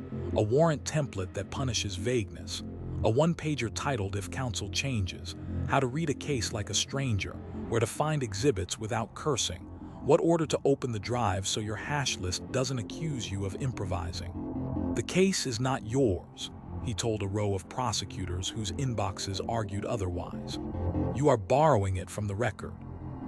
2 counties over, the smaller agency that borrowed clocks and laminates ran echo protocol with a twist. The shadow car swapped in a new driver at the curb while the lead knocked the 2-beat rhythm that carries without frightening. Consent granted, documented. Photos from thresholds. Drawers left shut until paper says otherwise. Back at the station, they printed both affidavits and laid them side by side. The sentences matched like overlaid transparencies. The sergeant circled 2 words, "receipt left," and wrote "keep" in the margin like a blessing. Doc kept its arithmetic with the relief of a metronome. Counts, doors, passes, trays. Protective housing a line in a file schedule that does not ask if anyone approves. New officer on the block, old keys in the lock. The door closed the way it did yesterday and would tomorrow. If there is continuity inside, it's the part that makes drama starve. Victim services made their muscle explicit on paper at last. Morning calls offered, accompaniment offered, opt-out honored, second contact if requested. At 6:11 a.m., the Think Courage hour, the phone vibrated. "If you need me to stand next to you while you do nothing," the advocate said, the sentence that functions as oath and oxygen, "I will." They set 2 alarms, one for toast, one for deciding whether to read a letter. If today's advocate rotated out next month, the plan would remain written, respectful, repeatable. At the high school, the counselor slid a page into the steady binder with a title that would never trend and always help. "If your helper changes." Contact list with alternates. A script for saying "I don't want to start over." A line that authorizes a new adult to read a file so a student doesn't have to become narration. "Continuity is a kindness you can schedule," he told a kid who had memorized exits but not the word for relief. A church hall with folding chairs that have learned patience hosted the late question again. "How do we help without making it worse?" The sheriff wrote the list in block letters large enough to quiet the back row. Notice sooner, write better, ask for consent. If consent ends, get a warrant. Photograph before moving. Stop at drawers. Staple context to content. Call before you post. She added a ninth line and underlined it once. Write it so the next honest person can finish your work. Evening steadied the cul-de-sac into its correct volume. Steam on windows, graphite on worksheets, a bicycle carving a chalk river that refused to be a border. A patrol car idled one street over from a porch light holding steady because a timer said so. Inside the cruiser, a deputy slid a laminated card from the visor and said the sentence aloud because speaking turns advice into practice. Start small, document big, two-knock rhythm, voice level, consent requested and recorded. His notes looked like they were meant for a stranger's hands tomorrow. 1903 observed from threshold. Foyer, keys in dish, purse on console. 1904 requested exact words quoted. 1905 consent granted, form signed. Scan saved to case file, paper copy left. 1912 consent ended. Warrant sought, CAD time, UTC noted. 1941 warrant executed. Inventory completed. Receipt left on counter, photo 31. Return filed. 1955 records flagged for release, family notice pending. He initialed, then added a line that continuity loves more than rhetoric. Handoff note entered, next shift briefed. Back at the long table, the sheriff closed the meeting with a sentence that doesn't belong on a poster and does belong on every checklist. The truth is not a personality, it's a procedure. No applause. Just people who make paper behave, picking up their mugs and going back to their desks, leaving behind a stack of habits durable enough to outlast any one of them. This is how the case keeps living where lives must. Porch lights on timers, notebooks that outwork batteries, warrants written in particular nouns, science loyal to verification, packets that teach while they disclose, calls returned before the coffee cools, plans that survive their authors. The file will never answer why.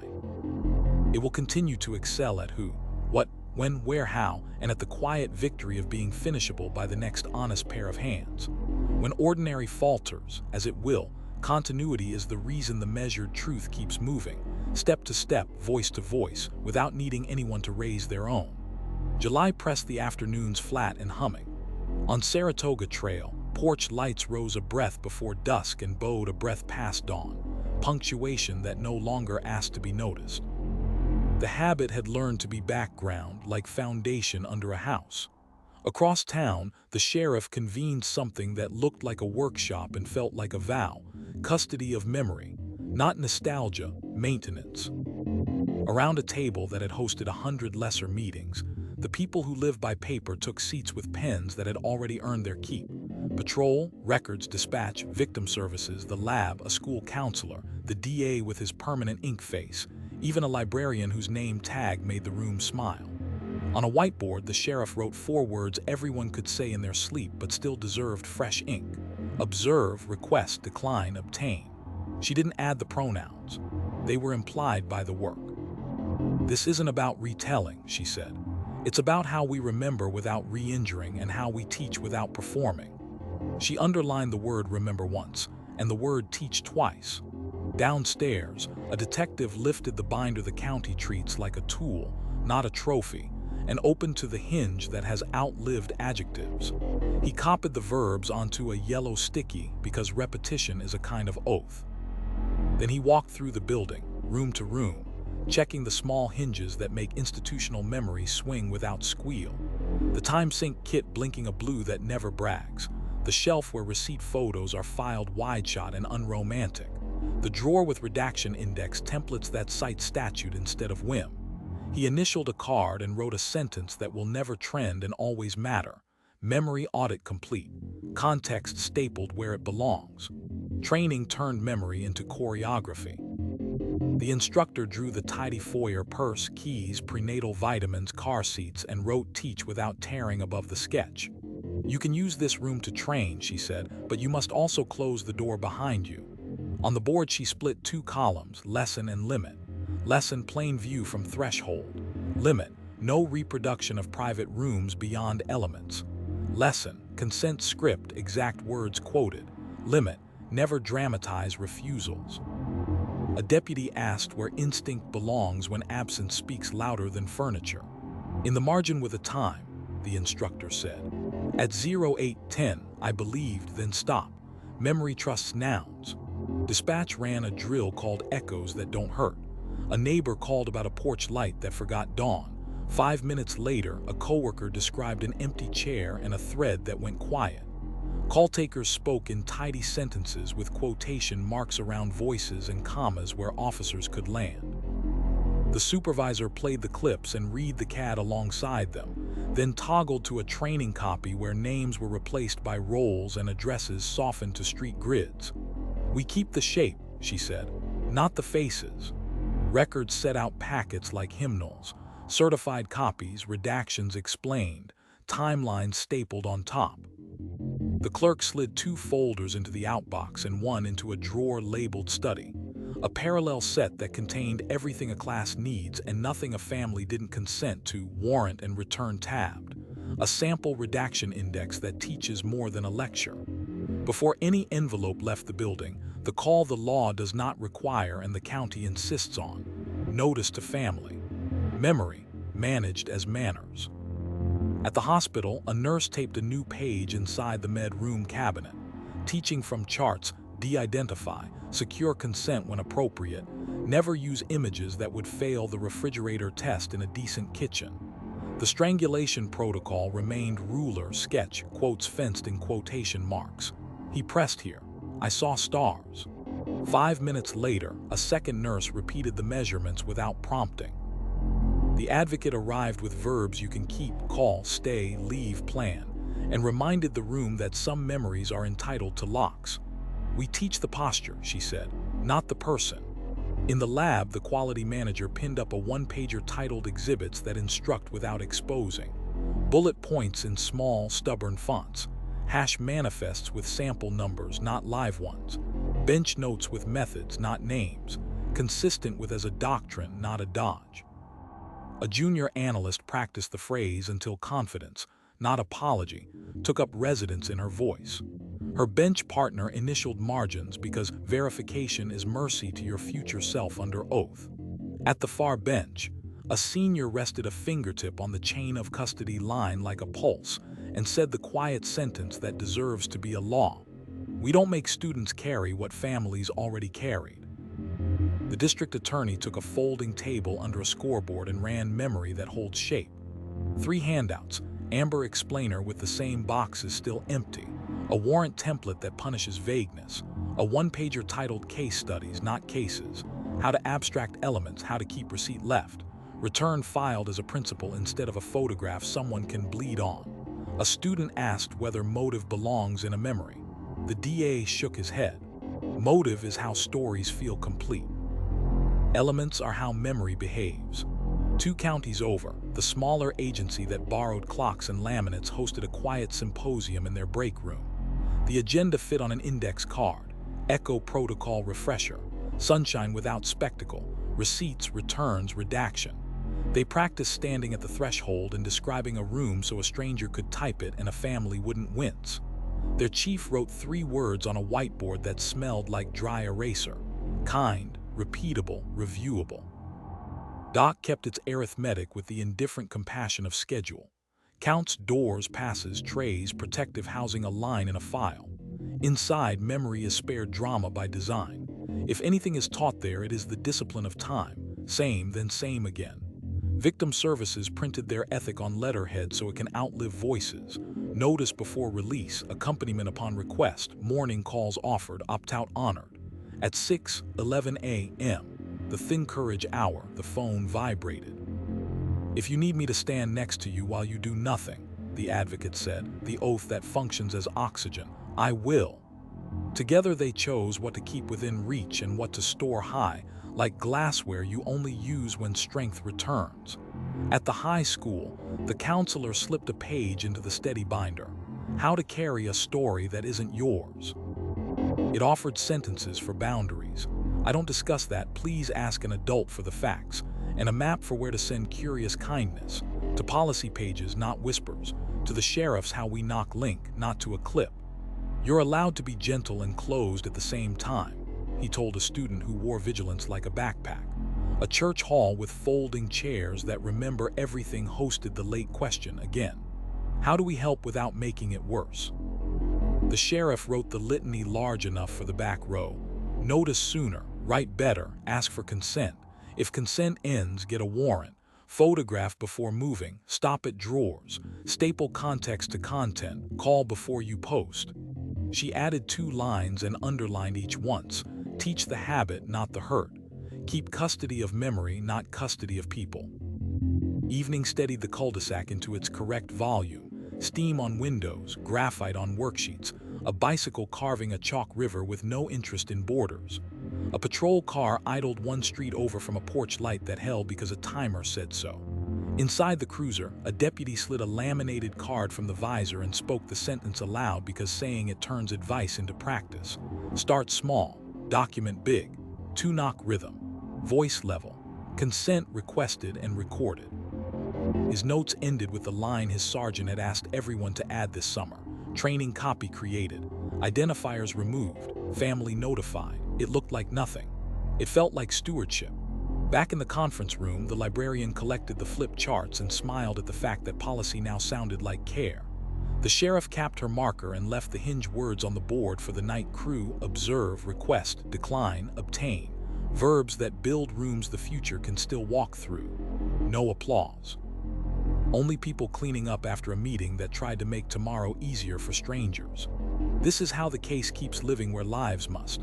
Porch lights on timers, notebooks that outwork batteries, warrants in particular nouns, science loyal to verification, packets that teach while they disclose, calls returned before the coffee cools. It does not promise why. It excels at who, what, when, where, how, and at the quieter craft of holding memory with clean hands, enough to teach, not enough to tear. When ordinary falters, as it will, custody of memory keeps the measured truth from being either spectacle or secret, and lets a town recognize itself without rehearsing its worst day out loud. August settled without ceremony, the sky the color of paper you can write on without smudging. On Saratoga Trail, lights clicked on early and retired late, but nobody saluted them anymore. They were scenery now, like curb numbers and mail flags. Quiet proof a street could keep its own pulse without narrating it. Aftercare didn't have a podium. It had rooms where the chairs faced each other. A library's small conference nook. A church basement that smelled faintly of coffee and floor wax. A school counselor's office decorated with award ribbons and a tired philodendron. The work was not to solve what had been solved in court. The work was to make sure the town's habits didn't calcify into superstition. The sheriff called it maintenance of ordinary and brought a spiral notebook scarred with grocery lists and policy notes in the same hand. The librarian started with the simplest choreography, a media literacy night whose flyer avoided the words murder and exclusive. She stacked packets that read like instruction manuals for breathing around strangers, how to read a headline against a docket, how to recognize context as not optional, how to say no comment without sounding afraid. Parents arrived with folded arms and left with templates they didn't know they needed, and a list of people to call before a rumor made it to lunch. At the school, the counselor updated steady with a page titled How Not to Inherit a Story. It was 3 steps and a script. Acknowledge curiosity without feeding it. Refer questions to adults with actual access. Speak in facts about your day. Chem lab was loud. Math had a quiz. The page wasn't moral. It was practical. We're not trying to make saints, he said to a teacher scanning the sheet. We're trying to make students who can keep algebra in their hands when the hallway wants a saga. Records added a modest line to their replies that nobody demanded and everybody appreciated. This response is comprehensive.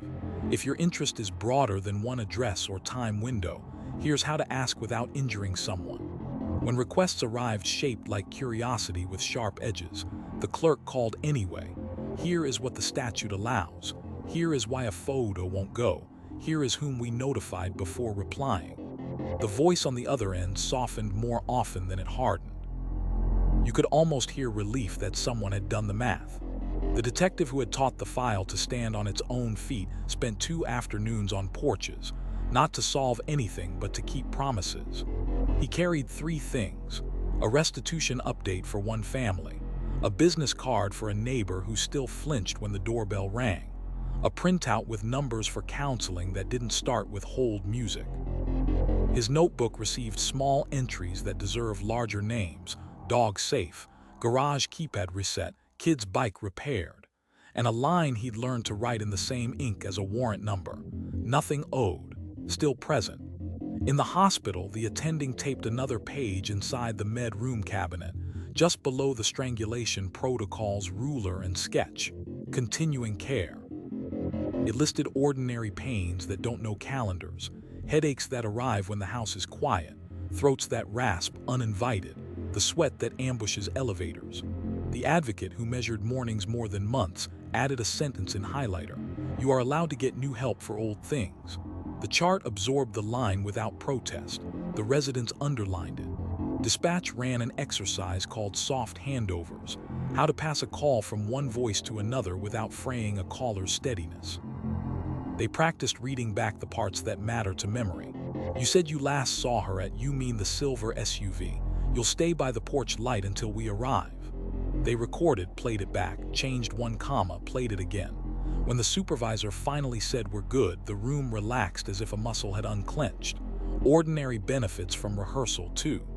The lab's contribution to aftercare was not new, quiet correctness, but they made it visible. A junior analyst set out a display in a hallway case. No exhibits, only methods. Hash manifests with sample numbers, a diagram of chain of custody that looks like a subway map, a card that explains why consistent with is a promise, not an evasion. Visitors stopped. A few read every word. Most read enough to suspect that boredom can be moral. 2 counties over, the smaller agency that still kept their laminated checklists like talismans hosted a walk-the-block night. Patrol, records, and a couple of rookies with respectful nerves walked a neighborhood that wasn't famous and didn't want to be. They knocked doors without drama, asked if porch cameras needed time syncing, handed out a 1-pager titled "How We Knock," 2 beats: name first, request next, paper if needed. One homeowner asked why they bothered here. The sergeant shrugged. "Because calm homes are the ones that help when it counts." A gym with banners from seasons no one could quite place hosted quiet questions, a forum without microphones. The district attorney, sleeves pushed to the elbow, wrote on a portable whiteboard 2 phrases that get mistaken for each other: closure and completion, and explained the difference with a dryness that felt like kindness. "Completion is a case thing," he said. "Closure is a people thing. We can guarantee one. We can't promise the other, but we can stop getting in its way." Victim Services turned the office's single unconditional sentence into a postcard people could keep taped inside a cabinet, beside recipes and light bulb sizes. On one side: "If you need me to stand next to you while you do nothing, I will." On the other, 3 boxes you could check on a hard morning: call, stay, plan, with blanks for names and times. The cards didn't trend, they were used. Doc continued its arithmetic with the steady indifference that spares nerves. Counts, doors, passes, trays. Protective housing remained a line and a schedule, not a spectacle. When the street asked if anything changed inside after the headlines faded, a captain answered like a ledger: "Staffing steady, programs open, no incidents to report," and the street learned to love a sentence that ends without commas. The sheriff gathered the people who keep ordinary from unraveling and set a single rule for the month: teach the habit, not the hurt. Patrol practiced 2-knock rhythm and consent script on a mock front door. Record stapled timelines to the top of packets like reflex. Dispatch read addresses back slowly on purpose. The lab initialed margins without being asked. The counselor rehearsed how to say "not today" kindly. The advocate reset her morning alarm to the thin courage hour and wrote 2 calls, not one in a planner that holds more lives than dates. Evening put a thumb on the town and steadied it. Steam smudged kitchen glass. Graphite made gray weather on worksheet margins. A bicycle drew a chalk river that pretended not to remember last week's rain. A patrol car idled a street over from a porch where the light held on schedule and for no reason at all. Inside the cruiser, a deputy slid a laminated card from the visor and said the line out loud because speaking turns advice into posture. Start small, document big. 2-knock rhythm. Name first. Request next. Paper if needed. In his notebook, he left a line blank on purpose, for what the house needs and not what the report expects, and felt older in a good way. Back at the sheriff's office, the spiral notebook replaced the binder on a desk for the night. On its last page, after grocery items and a sketch of 3 boxes labeled notice/warrant/return, someone had written a sentence that didn't ask for applause and didn't need it. Aftercare is ordinary protected on purpose. The sentence looked unremarkable. The town had been building toward it for years. This is how it keeps living where lives must, not with speeches but with the specific gravity of procedure. Lights that obey timers, notes that strangers can read, doors that open to names not drama, packets that teach without harm, calls returned at an hour when courage is thin. The file will never answer why. It continues to excel at who, what, when, where, how, and at the slower craft of letting the day become livable again. When ordinary falters, as it does, aftercare is the quiet hand at the small of the town's back, guiding it forward without being seen. September thinned the heat until even noon felt teachable. The cul-de-sacs wore the season without applause, sprinklers whispering on timers, school buses checking mirrors twice, dogs memorizing the mail carrier's gait. The street had learned to keep its own temperature. Across town, the word that anchored the month looked plain enough to vanish in any sentence: proportionality. It sat at the top of a whiteboard in the sheriff's conference room and drew lines to everything else: entry, search, disclosure, presence, tone. Under it, a list that could pass for a prayer if you read it slow. Enough, not all. Specific, not scenic. Necessary, not eager. The morning began with a house call no one would film. Patrol parked one address down, short of the driveway. The deputy who trained himself to let policy speak first knocked the 2-beat rhythm that reads as neighbor, not siege. Through glass, the living room offered nothing you'd put in a slideshow: blanket on a couch back, a plant that remembered to live, shoes waiting their turn. The resident opened the door half a foot, and the deputy adjusted his posture as if dialing down his volume. "May I speak with you?" he asked, name first, request next, a mutually understood map out loud. Proportionality was that simple, a smile that didn't ask for more space than permission allowed. Back at the sheriff's building, an instructor redrew the room everyone knew: the tidy entry, the console with a bowl, the family math pinned by life's small hardware, and wrote in block letters above it, scope the size of a keyhole. On the left side of the whiteboard, she listed what the law would bless in a threshold glance. On the right, what demanded paper. Between the columns, a narrow strip labeled plain view, shaded like a curb. "This is your lane," she said. "If your report reads like a tour, you went sightseeing. The house will tell on you." A detective who keeps verbs minimal opened the binder the county treats like a tool and tapped the hinge that's outlasted novelty. "I observed. I requested. Consent was declined. A warrant was obtained." He didn't make the new hires memorize it. He had them recite it softly, as though checking a compass in a field that looks like every other field. Then he pulled out 2 affidavits, one written years ago, one last month, and laid them side by side. The difference wasn't grammar, it was distance. An older paragraph had admired itself. The later one pointed only where authority allowed. "Proportionality is a tone that survives red ink," he said. Dispatch practiced a drill called deluxe versus enough. A neighbor reported a porch light burning past breakfast. 5 minutes later, a coworker described an empty desk and 3 unsent drafts blinking in a window. The first call taker collected anchors: name spelled, time marked, vehicle described. The second resisted the urge to expand the canvas. No guesses for the caller to agree with, no mourning sewn into the script. The supervisor listened to the playback with a pencil that only tapped for commas. "Your job is to deliver coordinates, not confession," she said. "Enough is the opposite of cold." Over in records, a stack of requests waited like tidy weather. A podcast wanted everything, which is how people ask when they don't know the names of parts. The clerk trimmed the ask to what the statute could defend: CAD logs.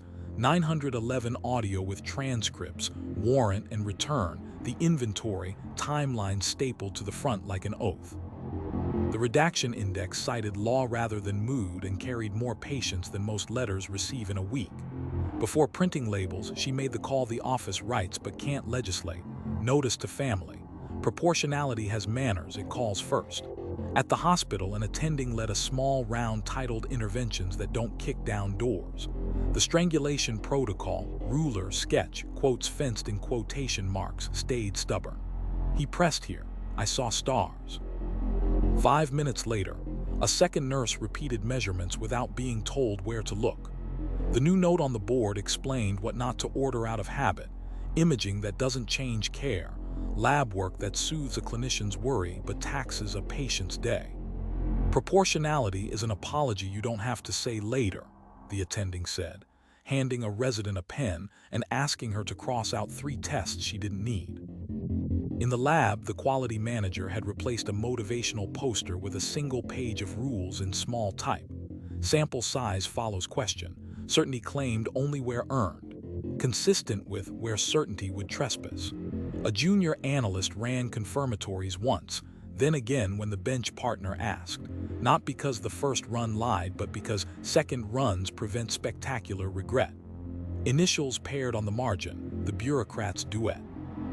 When asked to build a training talk for a civic group, the senior tech crafted slides that showed process without serving a spectacle, hash manifests with sample digits, chain of custody as a diagram that looks like a metro map. The point wasn't to impress, it was to underline, enough, not all. 2 counties over, the small department that had borrowed the time sync kit and learned to love laminated cards held a town night called Expectations. The handout was a single sheet, how we knock, what we ask, what we don't when we get paper, what we photograph and what we don't, where we leave a receipt when we call you first. They took questions that salt the earth if you don't harvest them. Why show only the corner of a room? Because private life isn't evidence unless the elements need it. Why arrive 2 cars deep? Because one carries the clock and the kit. Proportionality sounded like answers that didn't hide behind Latin. The district attorney, standing under a scoreboard that smelled like varnish and old sneakers, ran a clinic titled Charging Without Swagger. He wrote 3 verbs on a rolling board, consider, decline, file, and told new lawyers the oldest story in the trade. Power is not skill, restraint is. A student asked whether motive matters. He smiled in a tired way. Motive is seasoning, he said. Proportionality is the size of the plate. Victim Services revised a paragraph they've spoken for years as if it had been a birthright. We can come with you, stay outside, or listen after. They added a quiet clause, or we can do none of those and still be here later. The proportional offer for a day that doesn't need company trying to prove itself. At 6:12 a.m., the thin courage hour, the phone vibrated. If you need me to stand next to you while you do nothing, the advocate said, the sentence that functions like oxygen, I will. The person said maybe later. The advocate wrote later on a card and didn't call it a loss. Doc continued its arithmetic in the language of proportionality.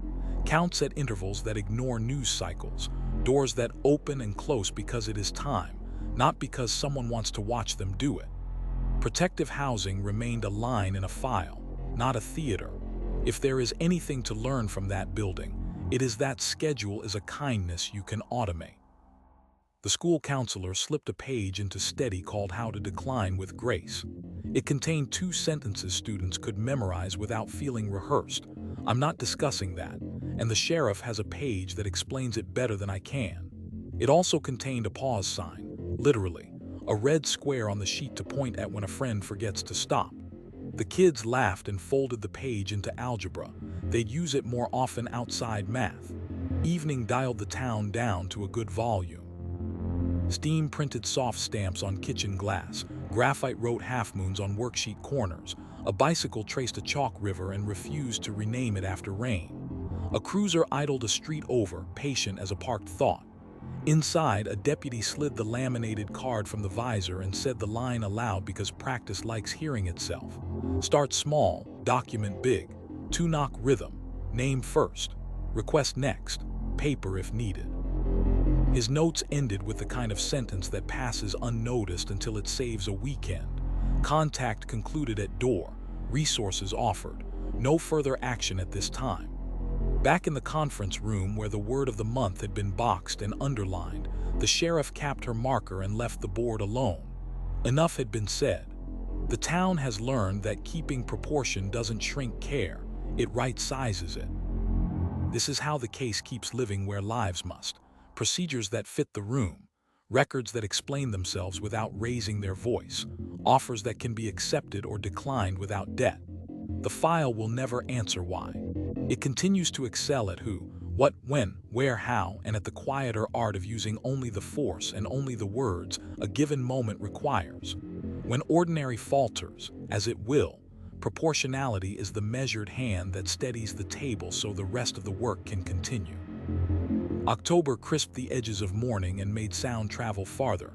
Footsteps, bus brakes, the soft ping of a porch light timer remembering itself. On Saratoga Trail, the bulbs kept their quiet appointment with dusk and dawn. Punctuation the block no longer noticed because it never fails.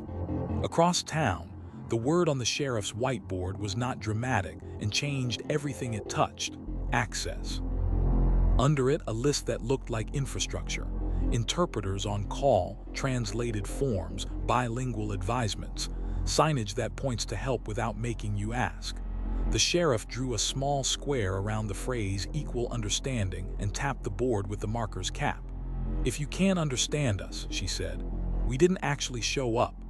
The morning started with a door no one would film. A deputy checked his laminated card for the two-knock rhythm, then glanced at a second laminate that hadn't existed a year ago, a list of language line codes and a sentence he could say in 3 tongues. Through the glass, a living room that gave nothing away, lilies in a vase, a blanket folded like habit, shoes waiting their turn near a mat. The door opened a hand's width. The resident's eyebrows lifted with the question the town finally learned to expect: "Can we do this in my language?" The deputy nodded, held up his phone like a bridge and tapped the code. A voice arrived that belonged to neither of them and made the threshold a table instead of a test. Down the hall at the sheriff's building, training turned access into choreography. The instructor sketched the familiar foyer: purse, keys, prenatal vitamins, car seats, and wrote "say it so it travels" above the drawing. On one side of the whiteboard, plain view, consent, warrant, return, receipt left. On the other, those same nouns in a second language, printed phonetically for people whose mouths were brave but new at the sounds. "Do not simplify the law when you translate," she said. "Simplify your sentences. The ideas stay big, the grammar gets small." A deputy asked where instinct lives when words are slow. "In the margin with a time," the instructor answered. "At 0812 I believed, then stop.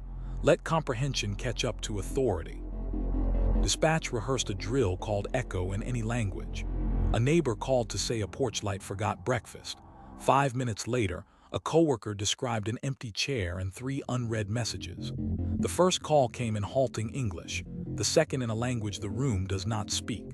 The call taker pressed 2 buttons, greeted the interpreter, and repeated addresses and times with the ceremony of railings.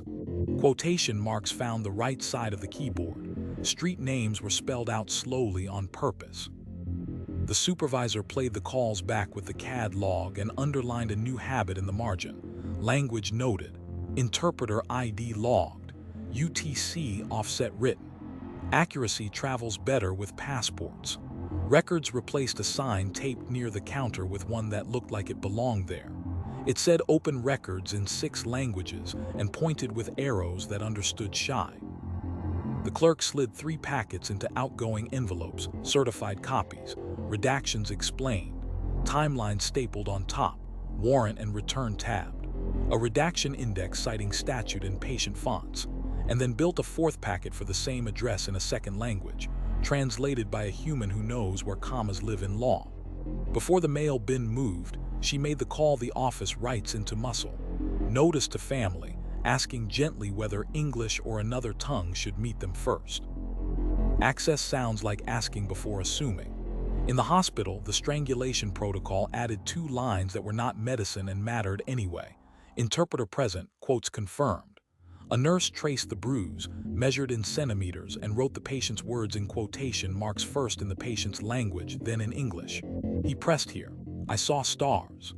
5 minutes later, a second nurse repeated the measurements without prompting. The interpreter repeated the words without polishing them. The advocate offered verbs that hold in any tongue: call, stay, leave, plan, and left a card printed on both sides because shock flips paper around in your hands. The lab posted a one-page guide beneath the chain of custody clipboard titled Labels That Cross Borders. Samples were tagged with pictograms as well as codes. Accession forms carried a second line for names written in alphabets Americans forget weren't designed for our scanners. A junior analyst practiced the phrase that doesn't care which dictionary you use, consistent with, until it sounded like assurance instead of apology. Her bench partner initialed the margin because verification is mercy to your future self under oath, a sentence whose meaning doesn't change when translated twice. 2 counties over, the small department that borrowed the time sync kit invited a community liaison group into their briefing room. They set out tea and a stack of how we knock pamphlets now printed in 3 languages. Lead unit knocks the 2-beat rhythm, name first, request next, paper if needed, photos from thresholds, drawers left shut, receipt left, return filed. A woman raised her hand and asked what happens if you sign a form you can't read because your kid is translating and scared. The sergeant shook his head. We don't do that, he said. We wait for an adult, yours or ours, who can interpret properly. Your kid gets to stay a kid. The district attorney ran a night session in a gym that wears Last Winter on its banners. Title, Rights with subtitles.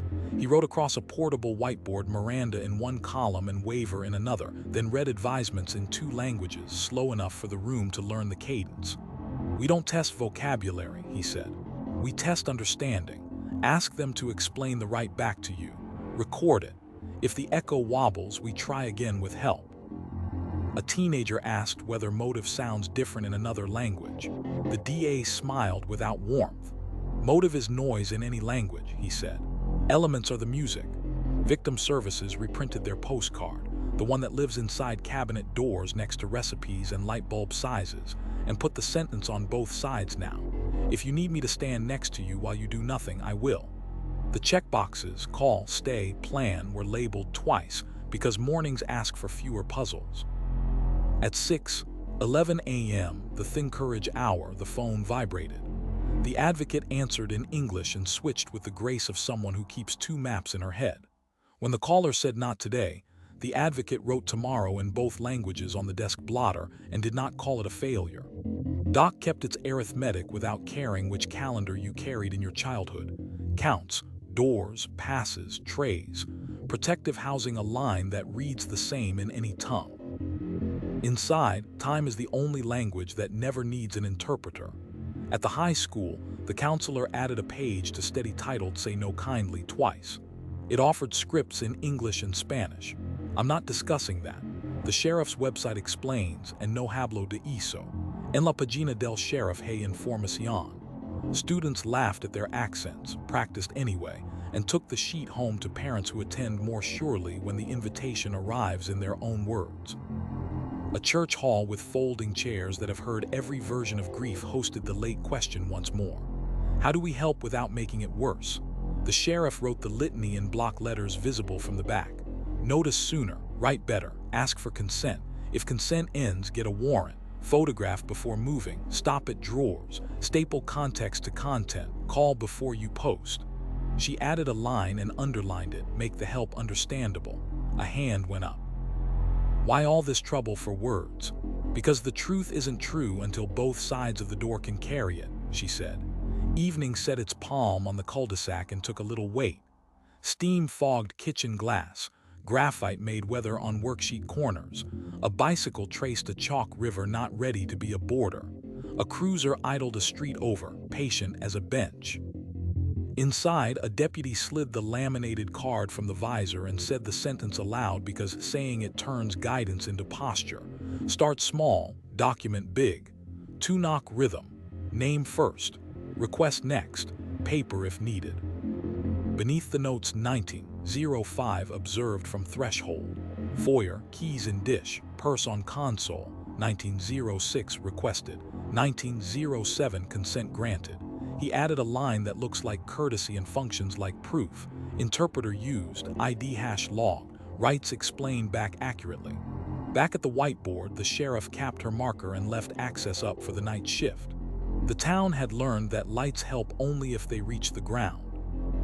This is how the case keeps living where lives must. Not with speeches, but with bridges, porch bulbs on timers, notebooks strangers can read, warrants in particular nouns, science loyal to verification, packets that teach without harm, calls returned in the language courage arrives in. The file will never answer why. It will go on excelling at who, what, when, where, how, and at the necessary work of making those answers available to everyone at the door. When ordinary falters, as it will, access is the quiet ramp that keeps the measured truth moving forward, one careful word at a time. November pressed the air thin and exact, the kind that makes distant sounds come honest, garbage lids, bus doors, the faint metallic chirp of a lamp timer accepting dusk. On Saratoga Trail, the bulbs answered on schedule, no speech attached, the way good fences answer without making a scene. Across town, the month's word was written small and underlined twice on a whiteboard. Boundaries, not the chalk lines folks draw when they're young, the grown-up kind, legal, procedural, humane. The sheriff tapped the board with a capped marker. "We aren't here to be everywhere," she said. "We're here to be where the law and the people need us, and to stop at the line." The first call of the week delivered a map no camera would care to film, a protective order to be served without turning a doorway into a theater. 2 units parked a house down, enough presence, not spectacle. The deputy practiced the 2-beat knock in the cruiser, then walked the short stretch of sidewalk like a person approaching a neighbor, not a plot. Through the pane, a living room that kept its privacy to itself, blanket on the arm of a couch, a child's paper crown folded into a bowl. He announced his name, read the order in a voice that carried only as far as it needed to, and handed over paper that drew a radius where contact could not go. "You are served," he said. "If you need to ask questions, we'll answer them out here." Boundary honored twice, by the order and by the porch. Training turned lines into muscle. The instructor sketched the familiar entryway, keys in a dish, purse on a console, prenatal vitamins in their stubborn place, and wrote above it in block letters, "Where we end." Left column, threshold view, consent scope, warrant scope. Right column, rooms unrelated to elements, devices beyond lock screen, private drawers not named on paper. Between them, a narrow strip shaded like a curb, plain view. "If your report reads like a tour," she said, "you didn't respect the house's borders." A deputy asked where instinct lives when the silence in a room seems to point. "Put it in the margin with a time," she said. 0814 concern increased. Then stop. Let authority, not appetite, decide the next step. In dispatch, boundaries meant triage you can defend. A neighbor called because a porch light had burned past breakfast. 5 minutes later, a coworker called about an empty chair and 3 unread messages blinking on a screen. The first call earned a welfare check. The second tipped the balance to a knock now, not later. The call taker read back what mattered, set a perimeter with commas, time last seen, vehicles on the property, known routes, and logged the phrase their supervisor insists on because it survives scrutiny. No speculative notes. The job wasn't to decide why. It was to keep the lane clear so responders could reach where without dodging a room full of guesses. Records drew their line with ink and statute numbers, not feelings. A podcast sent the clumsy request people use when they don't yet know the names of parts, everything. The clerk trimmed it to what the law permits and people deserve. CAD logs, 911 audio with transcript, the warrant and return, the inventory, timeline stapled to the front like a promise, a redaction index that cites law instead of mood. Before anything left the counter, she made the call that has become policy and also decency: advance notice to family. When a producer asked for photos from rooms unrelated to elements, the answer was a sentence the office has learned to speak without flinching. "We protect access and dignity. Both are public interests." The line held. The lab's boundaries look like boredom and save cases.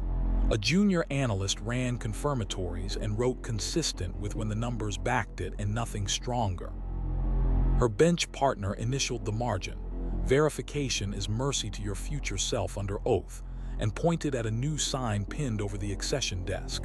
Data minimization. Only the bits needed for the question, nothing that makes a slideshow. Chain of custody lines ran from hand to hand, ending where a lock and a log outlast gossip. At the hospital, boundaries turned into care that doesn't overreach. The strangulation protocol still measured in centimeters and sketched the contour of injury. It added a line for patient control. Who may hear, who may not, whether the chart can be used for instruction later. Less can be kinder, the attending told a resident trying to order a full panel out of habit. Order what changes care. If the page reads like fear, you made the patient carry it.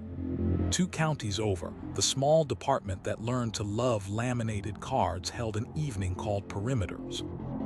They handed out a 1-pager titled How We Knock in 2 languages and a second one called When We Walk Away. Times you'll see a cruiser stop short of a driveway. Reasons a deputy will decline a quick look around. Why photos show corners and not families. When someone asked why 2 cars for a simple check, the sergeant answered like a ledger, one for the door, one for the clock and the kit, and added the sentence that lets a town exhale. We leave a receipt when paper is used. If we don't have paper, we do not open drawers. The district attorney ran a clinic in a gym where banners pretend to care about last winter. Title, charging within lines. 3 verbs on a rolling board: decline, amend, file, and a story every prosecutor learns once and never forgets. You can file your anger, you can file your fear, or you can file the case. Elements, not appetite, he said, capping his pen. A hand went up. Motive. Motive is scenery, he said. Boundaries decide what reaches the map.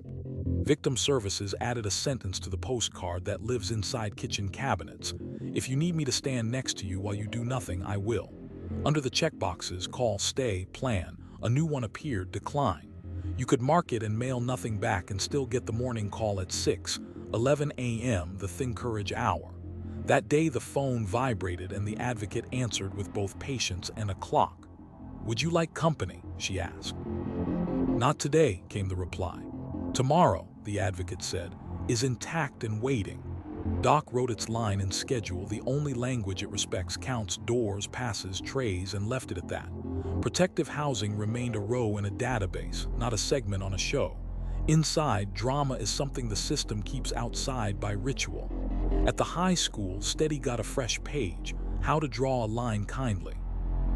It offered 2 sentences students could say and mean. That's not mine to talk about, and there's an official page that explains what I can. It also listed 3 ways to change the subject without turning a friend into an enemy. Ask about a class, compliment a shoe, offer gum. The plan worked in hallways and on buses. The counselor wrote a note to himself, post boundaries on doors too. In a church hall with folding chairs that have held grief without bending, the late question sat up straight. How do we help without making it worse? The sheriff didn't write the old litany this time. She drew a rectangle and colored in only the edges. By knowing where we end, she said. By leaving room for families to keep what's theirs. By taking only what the elements need. By teaching the habit and letting the hurt belong to the people it belongs to. Dusk placed a flat palm on the cul-de-sac and steadied it. Steam softened window panes. Pencils put a gray weather on worksheet corners. A bicycle drew a chalk river and didn't try to name it. A cruiser idled 1 street over, just out of sight of a porch where the bulb held. No message attached, only light. Inside the car, a deputy slid the laminated card from the visor and said the sentence out loud because saying it preserves the line. Start small, document big. 2-beat knock. Name first. Request next. Paper if needed. His notes ended with the most modest sentence the job produces and the one that keeps the peace. Contact resolved at threshold. Resources provided. No further entry required. Back at the whiteboard, the markers underlined beneath boundaries had bled just enough to show it had been there a while. The town understood. The case does not live on because anyone keeps poking at it. It lives on because people keep their distance where distance is a form of care. The file will never answer why. It continues to excel at who, What, when, where, how, and at the discipline of stopping at the edge so the truth inside the line can stand on its own. When ordinary falters, as it does, boundaries hold the map steady so the rest of us don't lose our place. December iced the breath and made every sound ring truer. Trash lids, bus doors, the thin metallic chirp of lamp timers reporting dusk. On Saratoga Trail, porch lights kept their early oath and late goodbye without commentary, the way a heartbeat keeps its own minutes. Across town, the word on the sheriff's whiteboard was not new and needed saying anyway: resilience. Under it, smaller words that held it up like studs: rotation, debrief, guardrails, rest. The sheriff tapped the board with the marker's cap. "We don't power through," she said. "We persist correctly." The day began with a call nobody films because it looks like competence. A deputy parked one address down, adjusted posture to neighbor not siege, and knocked the two-beat rhythm he could do in his sleep and still checks against the laminated card. Through the glass, a living room that offered no clues and needed none, a blanket folded on the arm, a plant remembering water, a child's paper crown in a bowl. The conversation was brief, contained, written later as sentences that could stand without a narrator. 1902 observed from threshold. 1903 requested. 1904 consent granted. 1911 consent ended, warrant sought. 1941 warrant executed, receipt left, return filed. Between the lines, the thing the job asks first and forgets to honor. Nothing dramatic, correct anyway. Back at the building, training treated resilience like a drill and not a slogan. The instructor drew the tidy foyer, keys in a dish, purse on a console, prenatal vitamins like punctuation, and labeled the margins instead of the room: pre-brief, roles, time check, debrief. "You're not only writing a report," she said. "You're protecting the person who will pick up your report at 03:00 on a Thursday in February." A deputy asked where gut feeling lives when the house is quiet and the clock is loud. "In the margin with a time," the instructor answered. 08:12 concern noted, then stop. Let paper and policy carry weight so people don't. Dispatch ran a drill called staircase, not slide. The first call, porch light past breakfast, earned a welfare check. The second, empty chair and 3 unsent drafts, moved it to priority without panic. Call takers read back anchors, placed commas where officers could land, logged language used, interpreter ID, and added a line their supervisor had written into muscle memory. Deep breath. Confirm, release the mic. The room sounded like a metronome that respects lungs.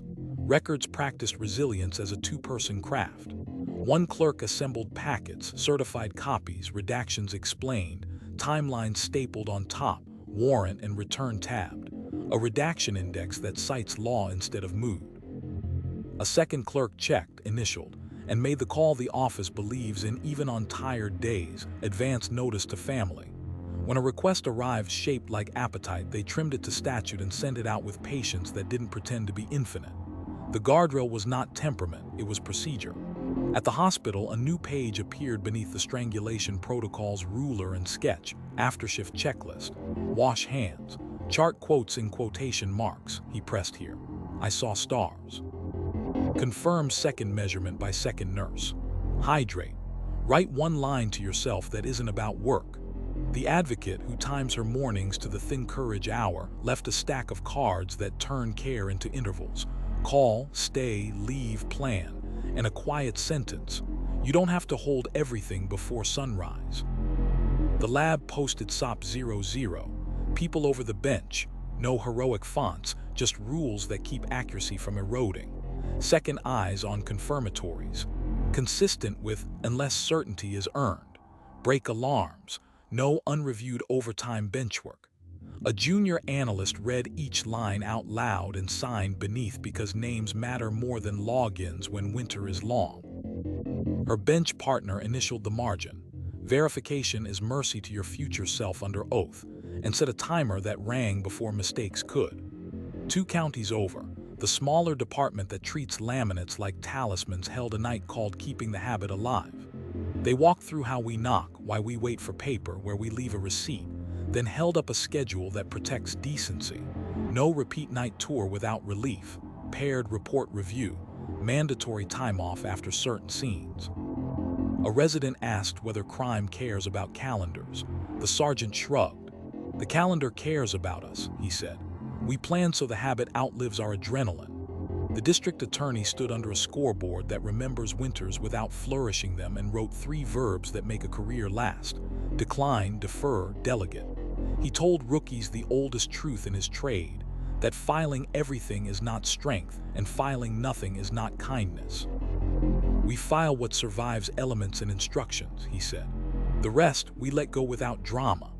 On the whiteboard's edge, he wrote a line that doesn't fit in a closing argument and belongs on every desk.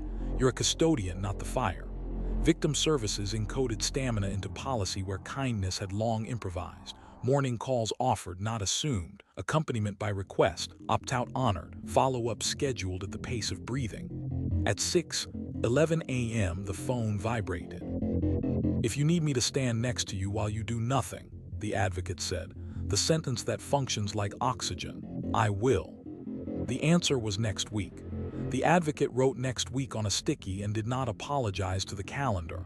Doc continued its indifference in the helpful way: counts, doors, passes, trays. Protective housing, a schedule that respects bodies more than headlines. When asked at the forum whether anything had changed, the captain answered like a ledger: staffing steady, programs open, no incidents to report. Resilience in that building is the absence of surprises. At the high school, Steady gained a page called Refill. It offered students and staff 3 small acts that stand between a morning and a night.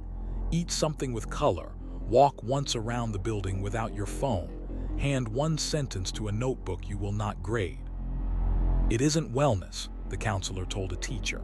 It's maintenance. A church hall with folding chairs that have learned to hold more than weight took the late question again. How do we help without making it worse? The sheriff didn't write the litany this time. She drew a rectangle and filled it with small checkboxes: 2-knock rhythm, time sync, consent script, warrant if needed, photograph before moving, stop at drawers, timeline on top, family notice, debrief done. We keep the ritual, she said.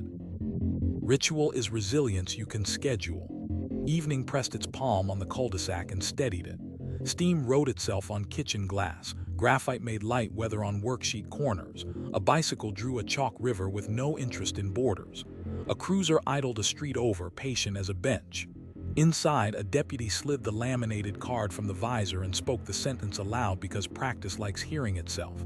Start small, document big, 2-beat knock. Name first, request next. Paper if needed. Beneath the neat times and nouns, he added 2 lines nobody sees on television and everybody needs. 10-minute cooldown completed. Peer check-in logged. Back at the board, the sheriff capped her marker and let resilience sit where the night shift could see it. The town has learned that the case doesn't stay upright because people clench. It stays upright because habits do. This is how it keeps living where lives must. Porch bulbs on timers, notebooks strangers can read, warrants in particular nouns, science that prefers verification to theater, packets that teach while they disclose, calls returned when courage is thin, guardrails that protect the hands doing the work. The file will never answer why. It goes on excelling at who, what, when, where, how, and at the durable craft of staying steady long after the loud story has run out of breath. January pared the town down to essentials: breath like chalk, sidewalks the color of focus, sound traveling clean, the soft thunk of mail, the analytic chirp of lamp timers admitting dusk. On Saratoga Trail, bulbs rose a moment before dark and bowed a moment after morning, not as a performance now, but as a metronome a neighborhood had agreed to share. Across town, the whiteboard carried a practical noun: calibration. Beneath it, the sheriff drew 3 small circles that touched law, habit, context, and tapped the overlap with the flat end of a marker. What we practice must still match the world, she said. If the world shifts and we don't, that's not integrity, that's drift. The morning's task looked dull and therefore important: checking clocks. Patrol synced their body-worn cameras to the dispatch server. The time-stamped bench in the evidence room blinked a steady blue. The doorbell loaner kit took its pulse from an atomic clock that doesn't care what county it lives in. A deputy spoke the alignment out loud so it would live on tape. CAD 09, 00 equals BWC equals kit 09000000. Not poetry, geometry. Calibrated time is the difference between coincidence and sequence. Training turned the idea into muscle. On the whiteboard, the instructor resketched the familiar entryway, keys in a shallow bowl, purse on a console, prenatal vitamins with their quiet gravity, and wrote in block letters above the drawing, match input to question. Under that, 2 columns, what the element needs and what the rumor wants. She pointed with the marker like a conductor. An element needs a time, a place, a verb, she said. A rumor asks for a tour. Calibrate your sentences. No adjectives until the boxes are checked. A deputy raised a hand. Where does instinct fit when absence speaks louder than furniture? In the margin with a time, the instructor answered. 0812 concern noted. Then stop. Let authority, not appetite, decide the next move. Dispatch ran a drill they named Green Band after the narrow stripe on their consoles that confirms clocks agree. A neighbor called about a porch light that forgot breakfast. 5 minutes later, a coworker reported an empty chair and 3 unsent drafts. Call takers collected coordinates, times, spellings, vehicle description, and resisted the gravitational pull of interpretation. The supervisor played back audio against CAD, a pencil poised for commas that land like footings. We don't write certainty where urgency lives, she said. We write enough, and we write it in the right minute. Records calibrated disclosure with law and manners, not mood. A request arrived shaped like appetite. All footage, all photos, all reports. The clerk trimmed it to statute, CAD logs, 911 audio with transcript, the warrant and return, the inventory, timeline stapled on top, a redaction index with patient citations. Before sealing envelopes, she made the call the office has turned into muscle memory, advance notice to family. Calibration is often courtesy with paperwork to prove it. Downstairs, a detective pulled the binder the county treats like a tool and returned to the hinge that has never wobbled under questioning. I observed, I requested. Consent was declined. A warrant was obtained. He copied the verbs onto a fresh sticky because repetition is a kind of oath and laid 2 reports side by side, one from a winter of high fever, one from last month. The difference was not the nouns, it was the distance. The newer report stood at the line and pointed. The older admired the room. We tightened the lens, he said to the rookies. Calibrated for honesty, not effect. The hospital added a box to the strangulation protocol that had never been about fashion, ruler, sketch, quotes fenced in quotation marks. He pressed here. I saw stars. Now a small square joined the page, follow-up reminder sent. Not because the chart needed it to be admissible, but because bodies do better when systems remember. The attending crossed out 2 lab tests that soothe clinicians more than patients. Order what changes care, she told a resident. Calibration is restraint in practice. In the lab, the quality manager retired a poster that had faded into wallpaper and replaced it with a checklist that refuses to apologize for boredom. Fresh calibrant loaded, instrument drift logged, confirmatories rerun if delta threshold, consistent with unless certainty is earned. A junior analyst read it out loud and initialed the corner. Her bench partner put the second set of initials where they belong because verification is mercy to your future self under oath.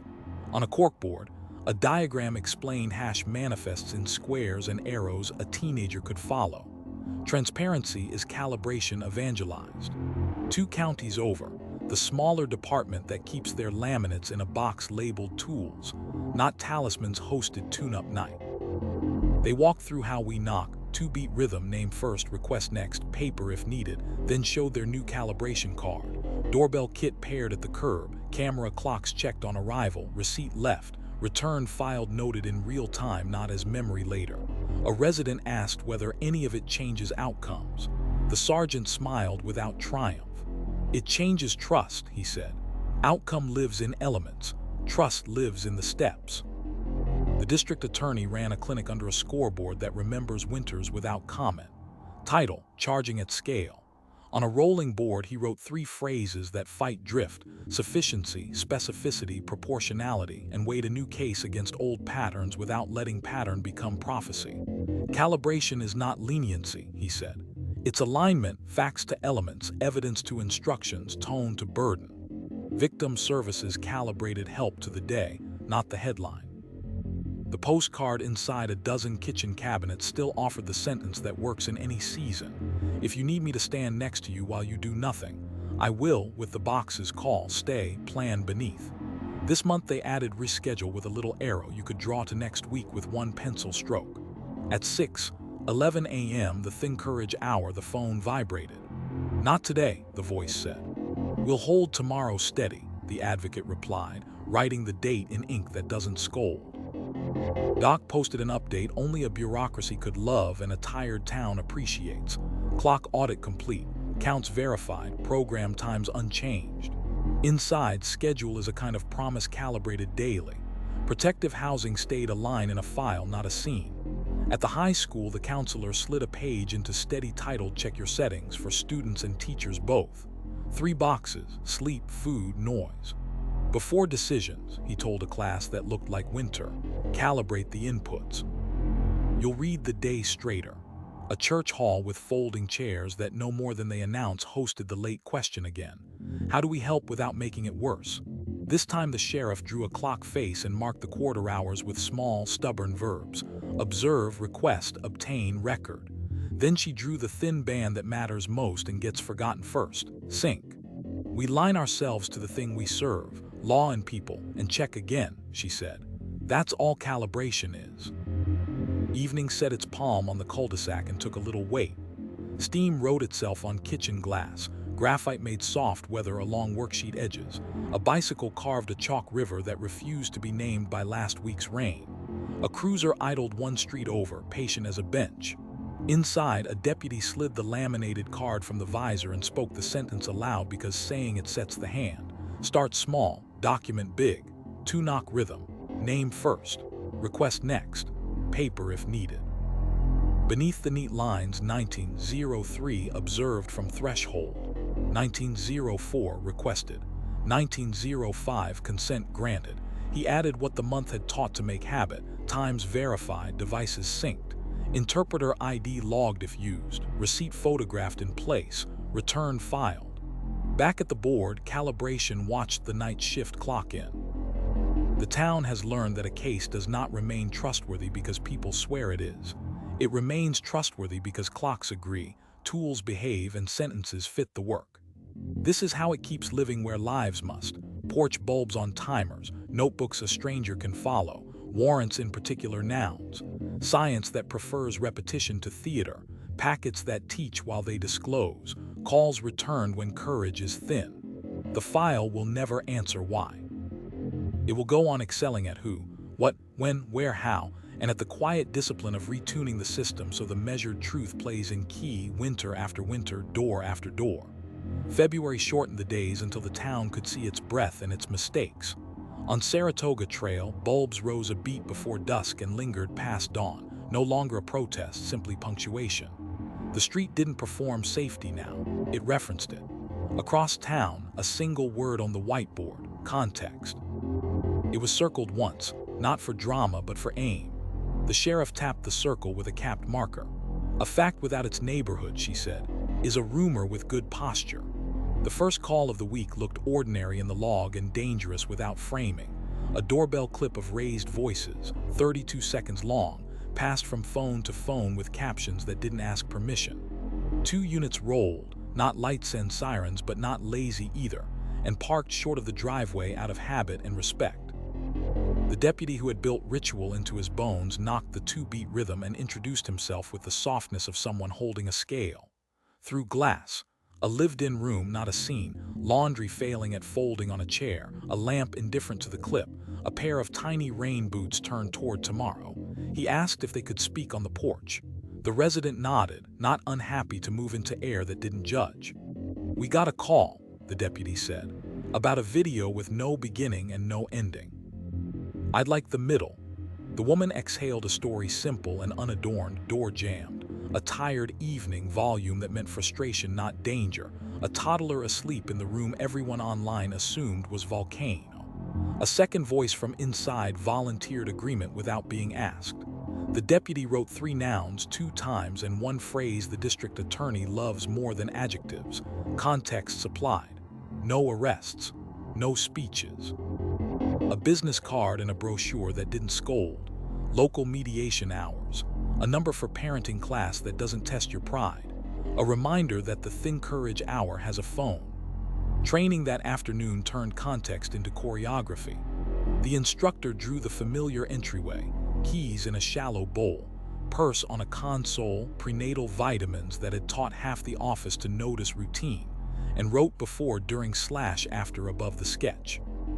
Your job is not to invent a middle, she said, marker ticking off cadence. It's to collect a beginning and an ending that give the middle its mass. On the board went 3 columns.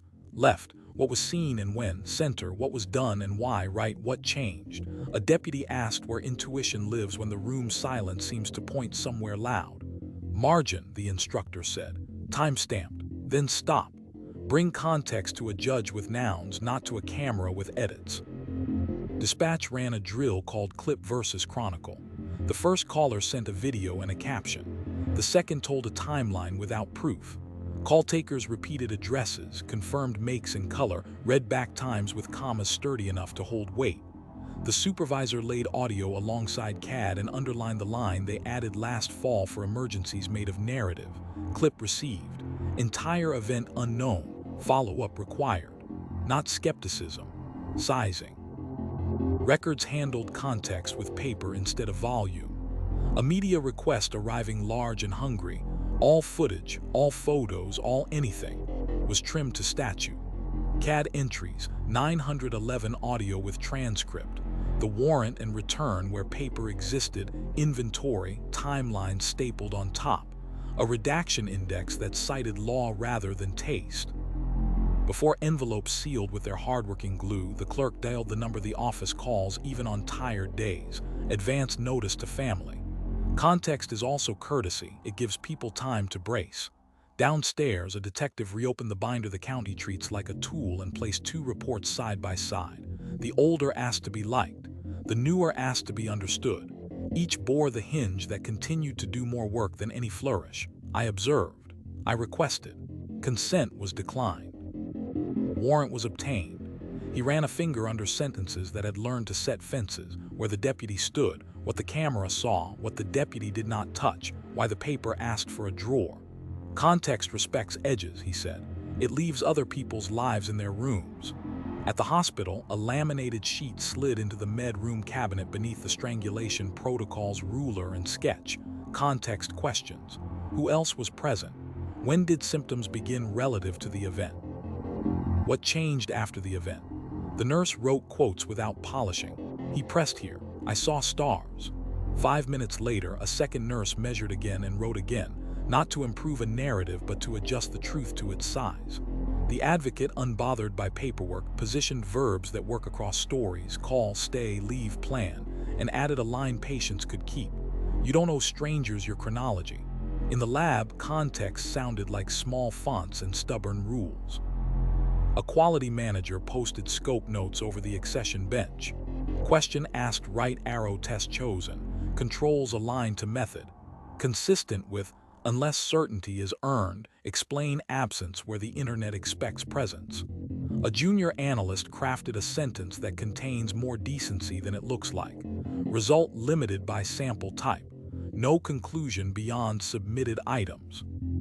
Her bench partner initialed, because verification is mercy to your future self under oath, which reads like manners and functions like armor. 2 counties over, the small department that loves laminates without worshiping them hosted context night in a library that smelled like ink and warmed winter. Handouts were stubbornly plain. How we knock when we walk away, what we leave receipt, what we file return, and a new one called What a Clip Can't Tell You. It listed 10 questions video never answers well. Who started, what stopped, who else was present where the camera wasn't. A man raised his hand to ask if anyone listens when a town explains itself. The sergeant shrugged the way people do when they mean comfort, not surrender. We keep explaining, he said. That's the job. The district attorney, under a scoreboard that refused drama, ran a clinic titled Elements versus Edits. He wrote 2 words on a portable board, sufficiency and sequence, and walked a new case across both without changing shoes. "We don't prosecute moments," he said. "We prosecute acts with beginnings and endings you can swear to." A student asked about motive. "Motive explains," he said. "Context weighs." Victim Services added a 4th box to the postcard inside a dozen kitchen cabinets, the one with the sentence that functions like oxygen: "If you need me to stand next to you while you do nothing, I will." After call, stay, plan a new square, decline without reason. At 6:11 a.m., the Think Courage hour, the phone vibrated. "Not today," the voice said. "Understood," the advocate answered. "Context, a day off." Doc kept its arithmetic, the only context it honors: counts, doors, passes, trays. Protective housing remained a line in a file that does not rise for theories. Inside, the context for every hour is the next hour.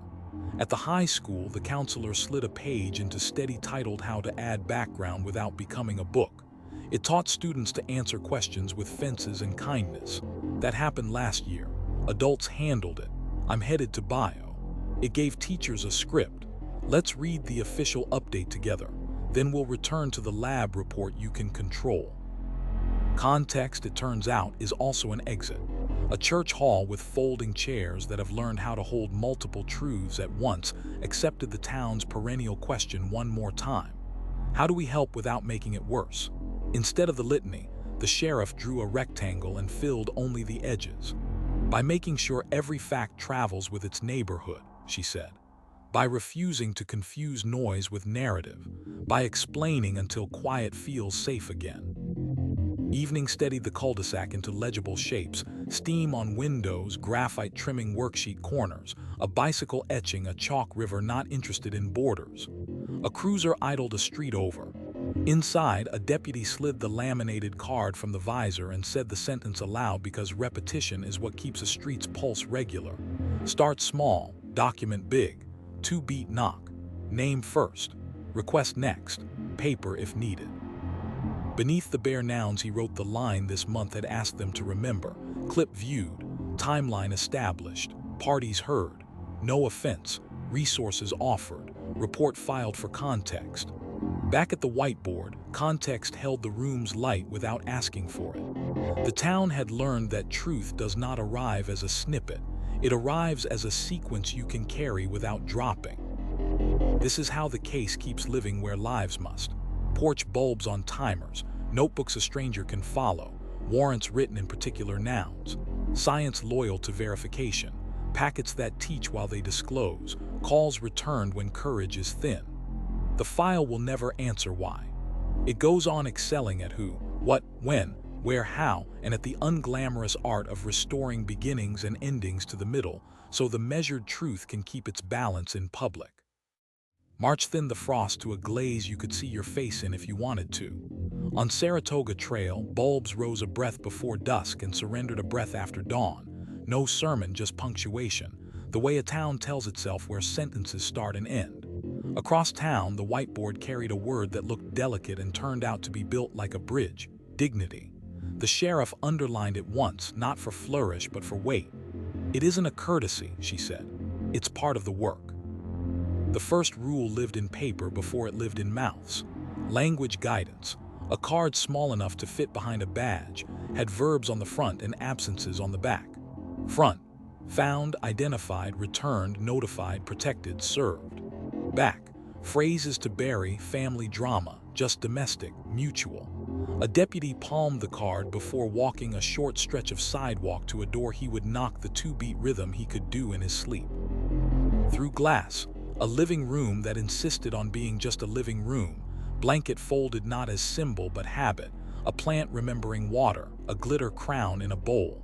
He introduced himself, name first, request next, the way the policy asks. "May we speak here?" he asked. "Or would you like a private room?" Dignity begins with offering a door you can close. Training turned the word into choreography. The instructor drew the familiar entryway, keys in a dish, purse on a console, prenatal vitamins with their quiet gravity, and wrote above it in block letters: person first, event second. She split the board in 2 columns: Left, say her name, say their ages. It is okay to say mother, child, neighbor. Right, avoid reducing a life to a noun that fits a headline. A deputy asked where instinct belongs when silence feels like invitation. In the margin with a time, the instructor said. 08:11 concern noted, then stop. Dignity doesn't rush. Records practice dignity with staples and statute. A request arrives shaped like appetite, everything you have. The clerk trimmed it to law, CAD logs, 911 audio with transcript, the warrant and return, the inventory, timeline stapled on top, a redaction index with patient citations. Photos from private rooms unrelated to elements, withheld with reasons that point to paragraphs and not feelings. Before envelope sealed, she made the call. The office has turned into muscle.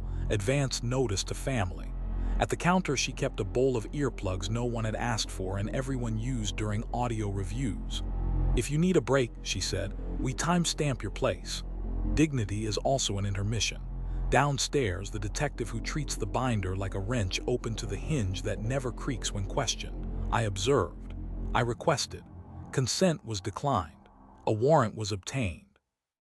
He slid a new checklist into the pocket behind the cover.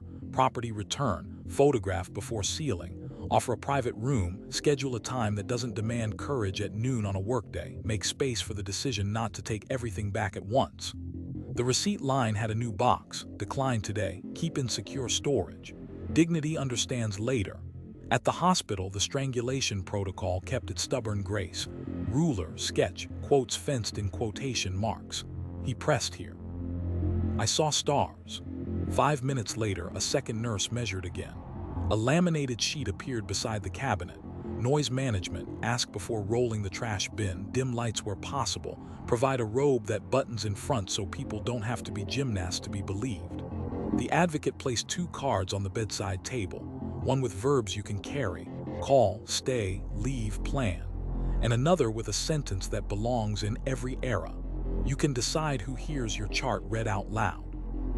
Dignity lets a body be a participant, not an exhibit. The lab framed dignity as precision with modesty. A junior analyst practiced the phrase the lab prefers and juries respect, consistent with, until assurance replaced apology. Her bench partner initialed the margin because verification is mercy to your future self under oath, a sentence that reads like manners and works like armor. On a corkboard, a small sign replaced a glossy poster.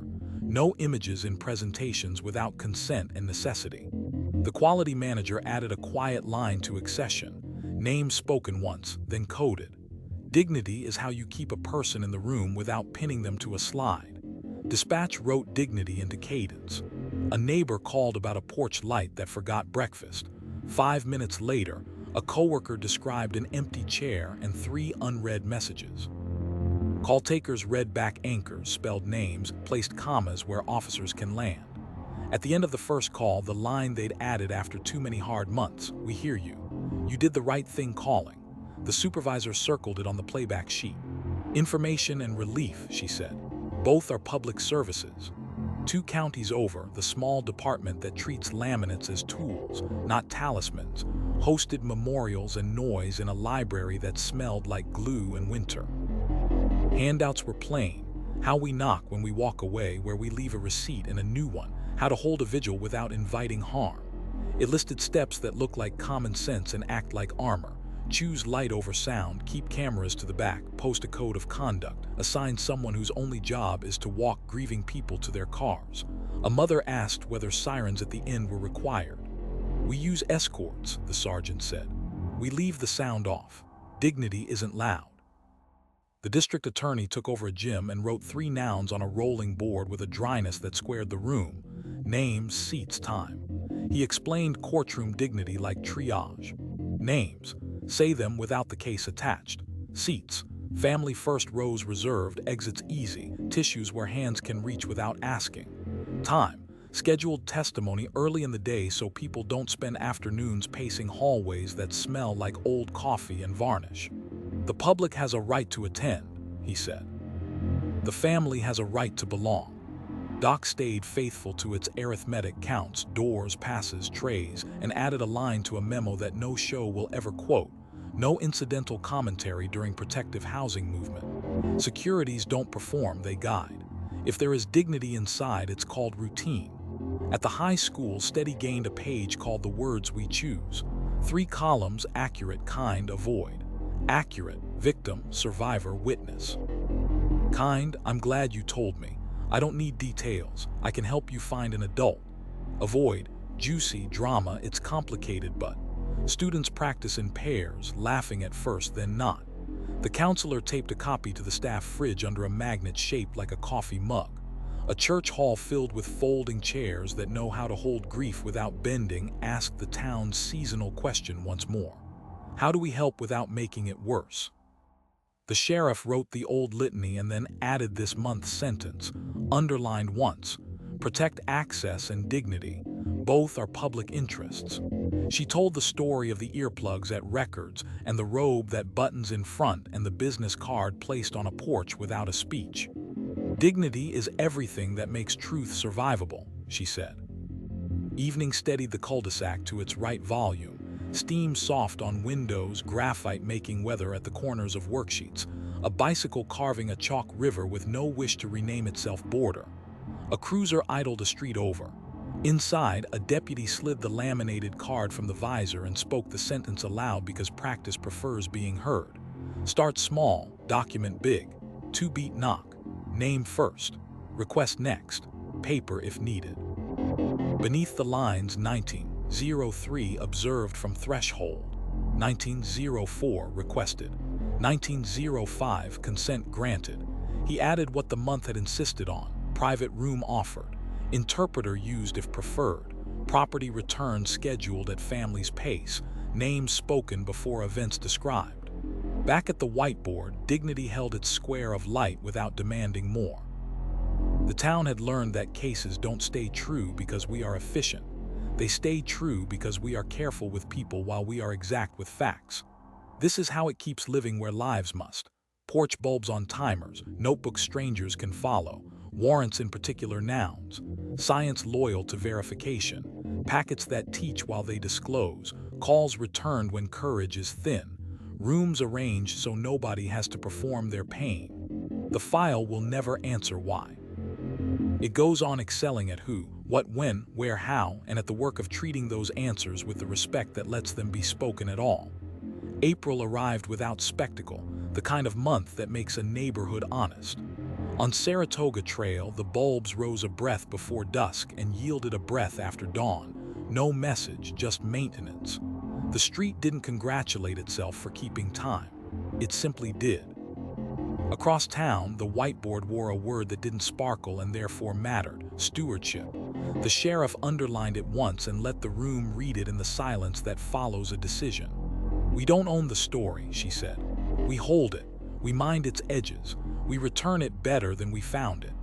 The day's first task looked like housekeeping and functioned like oath. A detective removed a sealed envelope from the property locker, return of photographs, and checked the chain of custody line with the fingertip he uses to feel for drift. The packet held copies of images that had once been evidence and were now memories someone was entitled to manage on their own terms. He wrote the appointment on a small card instead of leaving it to voicemail. Stewardship keeps pace with a calendar, not a feed. At the house, 2 units parked a driveway shy, the ritual posture for care that isn't theater, present enough to help, far enough to let dignity breathe. The deputy knocked the 2-beat rhythm that reads as neighbor, not notice, and asked the only question stewardship never gets tired of repeating. Would you prefer the porch or a private room? The answer was the kitchen table, the one with onion skin on a cutting board and a jar that collects screws and coins and tiny batteries that will someday resume their lives. Paper slid across wood. Signatures did what signatures do best, measured consent 1 pen stroke at a time. A receipt stayed. A thank you did not need to be invented.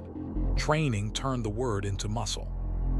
The instructor sketched the familiar entryway, keys in a bowl shallow enough to admit habit, purse on a console, prenatal vitamins in the position of quiet gravity, and wrote hold/use/return across the board like knots in a rope. Under hold, document, secure, restrict gossip. Under use, fit to element, stop at drawers, photograph before moving. Under return, schedule, offer privacy, explain choices, keep, copy, decline. Stewardship is the arithmetic of respect, she said. What you took must equal what you explain must equal what you give back. A deputy asked where instinct lives when the room's silence leans. Margin with a time, the instructor answered. 0814 concern noted. Then stop. Let paper, not appetite, decide. Records practice stewardship with staples instead of speeches. A request arrived wide and hungry, everything, and left the building trimmed to statue. CAD log, 911 audio with transcript, the warrant and return, the inventory, timeline stapled on top, a redaction index citing law rather than taste. Before envelopes traveled, the clerk made the call. The office has turned into muscle. Advance notice to family. She kept a second set of packets labeled teaching copy, names gone, lessons intact, because stewardship includes what you won't put in circulation and what you will put in class. Dispatch ran a drill called Finish the Handoff. A neighbor reported a porch light past breakfast. 5 minutes later, a coworker described an empty chair and 3 unsent drafts. The call taker read back anchors, spelled names, placed commas where officers could land. At the end came a sentence the supervisor insists on. Resources provided. Caller invited to update. Case number read aloud. Stewardship returns information to the people who risk their quiet to give it. Downstairs, the binder the county treats like a tool open to the hinge that keeps memory from improvising. I observed. I requested. Consent was declined. A warrant was obtained. A new insert lived behind the hinge. Stewardship notes, who was notified before a release, who received a property return, which items were offered a copy instead of the original, which images will never be published, and why statute, not mood. The detective wrote the sentence that bored everyone until they needed it. Context stapled where it belongs. At the hospital, stewardship sounded like light dimmed and paper arranged. The strangulation protocol did its old work, ruler, sketch, quotes fenced in quotation marks. He pressed here. I saw stars. 5 minutes later, a second nurse measured again without being told where to look. At discharge, the advocate set 3 cards on the tray table, verbs that travel, call, stay, leave, plan. A plain explanation of who can read a chart and who cannot. A small map to the office where a copy of a photograph can be obtained or declined without a discussion that turns a person into education. Stewardship respects later. The lab lifted the idea into method. A junior analyst practiced the phrase the bench prefers, consistent with until assurance replaced apology. Her partner initialed the margin because verification is mercy to your future self under oath. On a corkboard, a 1-pager hung stubbornly. When the case ends, mirror drive sealed. Hash manifests printed. Access narrowed. Presentation scrubbed of human detail that does not carry an element. A lab slides into vanity as easily as any department, the quality manager said. Stewardship is the part that declines applause. 2 counties over, the small department that keeps their laminated cards in a shoebox labeled tools hosted a night called What We Keep, What We Give Back in a library that smells like glue and winter. Handouts were plain. How we knock when we walk away, where we leave a receipt and a new one. What comes home? It listed the obvious and the overlooked. Phones after imaging, photos after closing, copies of statements with a guide to corrections if memory improves. We don't make you beg the building that took from your worst day, the sergeant said. We put it on a schedule.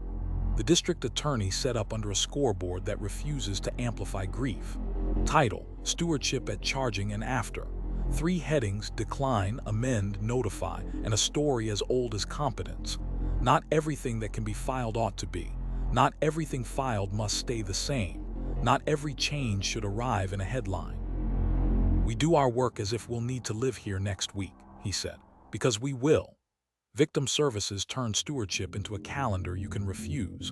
The postcard inside kitchen cabinets still read, if you need me to stand next to you while you do nothing, I will, with boxes for call, stay, plan, decline. This month they added remind later with a blank you could fill with a day that belongs to you. At 6:11 a.m., the thin courage hour, the phone vibrated. Not today, the voice said. May I write Thursday? The advocate asked. Please, stewardship asks. It does not hover. Doc contributed with its single dialect schedule. Counts doors, passes, trays, protective housing a line in a file tuned to repeatables. The memo no one will film and everyone benefits from. Property audits complete, receipts reconciled, chain of custody intact. Stewardship here is the absence of surprise. At the high school, Steady gained a page called Borrowed Stories. It taught students how to handle what isn't theirs to share and what they can't stop hearing anyway. Acknowledge, redirect, place the weight on paper that can carry it. A script for lockers and buses. That's not mine to explain. There's an official page with the facts. Want to walk to class with me? A small line at the bottom meant for adults with hall passes. We are custodians. Return what you carry. A church hall with folding chairs that have learned how to hold absence took the late question one more time. How do we help without making it worse? The sheriff didn't write the long litany. She drew a small box and wrote 3 verbs inside it: mind, mend, return. Mind what you take, she said. Mend what you touch. Return what you can. That's stewardship. Evening settled the cul-de-sac to its right volume. Steam on windows, graphite shading worksheet corners, a bicycle tracing a chalk river not interested in borders. A cruiser idled a street over. Inside, a deputy slid the laminated card from the visor and spoke the sentence aloud because practice prefers being heard. Start small, document big. 2-beat knock. Name first. Request next. Paper if needed. Beneath the plain nouns, 1903 observed from threshold. 1904 requested. 1905 consent granted. 1912 consent ended, warrant sought. 1941 warrant executed, receipt left, return filed. He added what the month had taught to make habit. Property return date scheduled. Teaching copy created, identifiers removed. Family notified before release.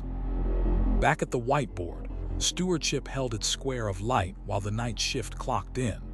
The town has learned the case does not endure because anyone clutches it. It endures because people hold it carefully and let it go correctly. This is how it keeps living where lives must. Porch bulbs on timers, notebooks a stranger can follow, warrants in particular nouns, science that prefers verification to theater, packets that teach while they disclose, calls returned when courage is thin, things taken only as long as they must be and then brought home. The file will never answer why. It goes on excelling at who, what, when, where, how, and at the quiet craft of carrying the truth like something borrowed, used well, accounted for, and returned to the people who have to live with it. May arrived like a level laid across the day, steady, unshowy, true.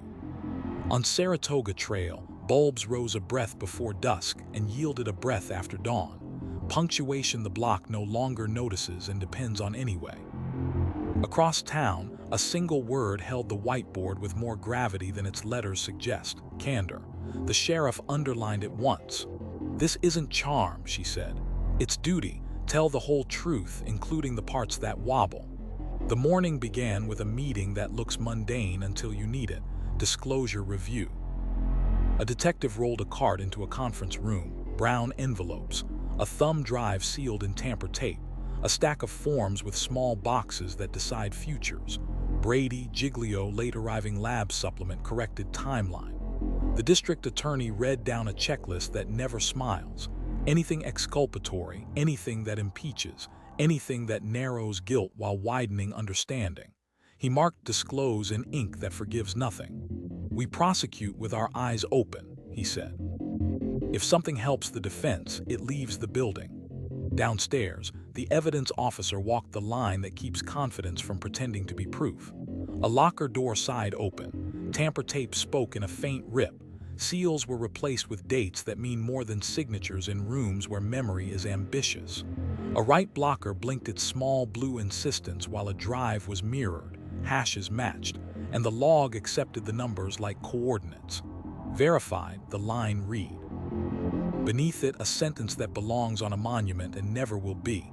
Possible alternate pathway noted. Counsel notified. Candor isn't a feeling.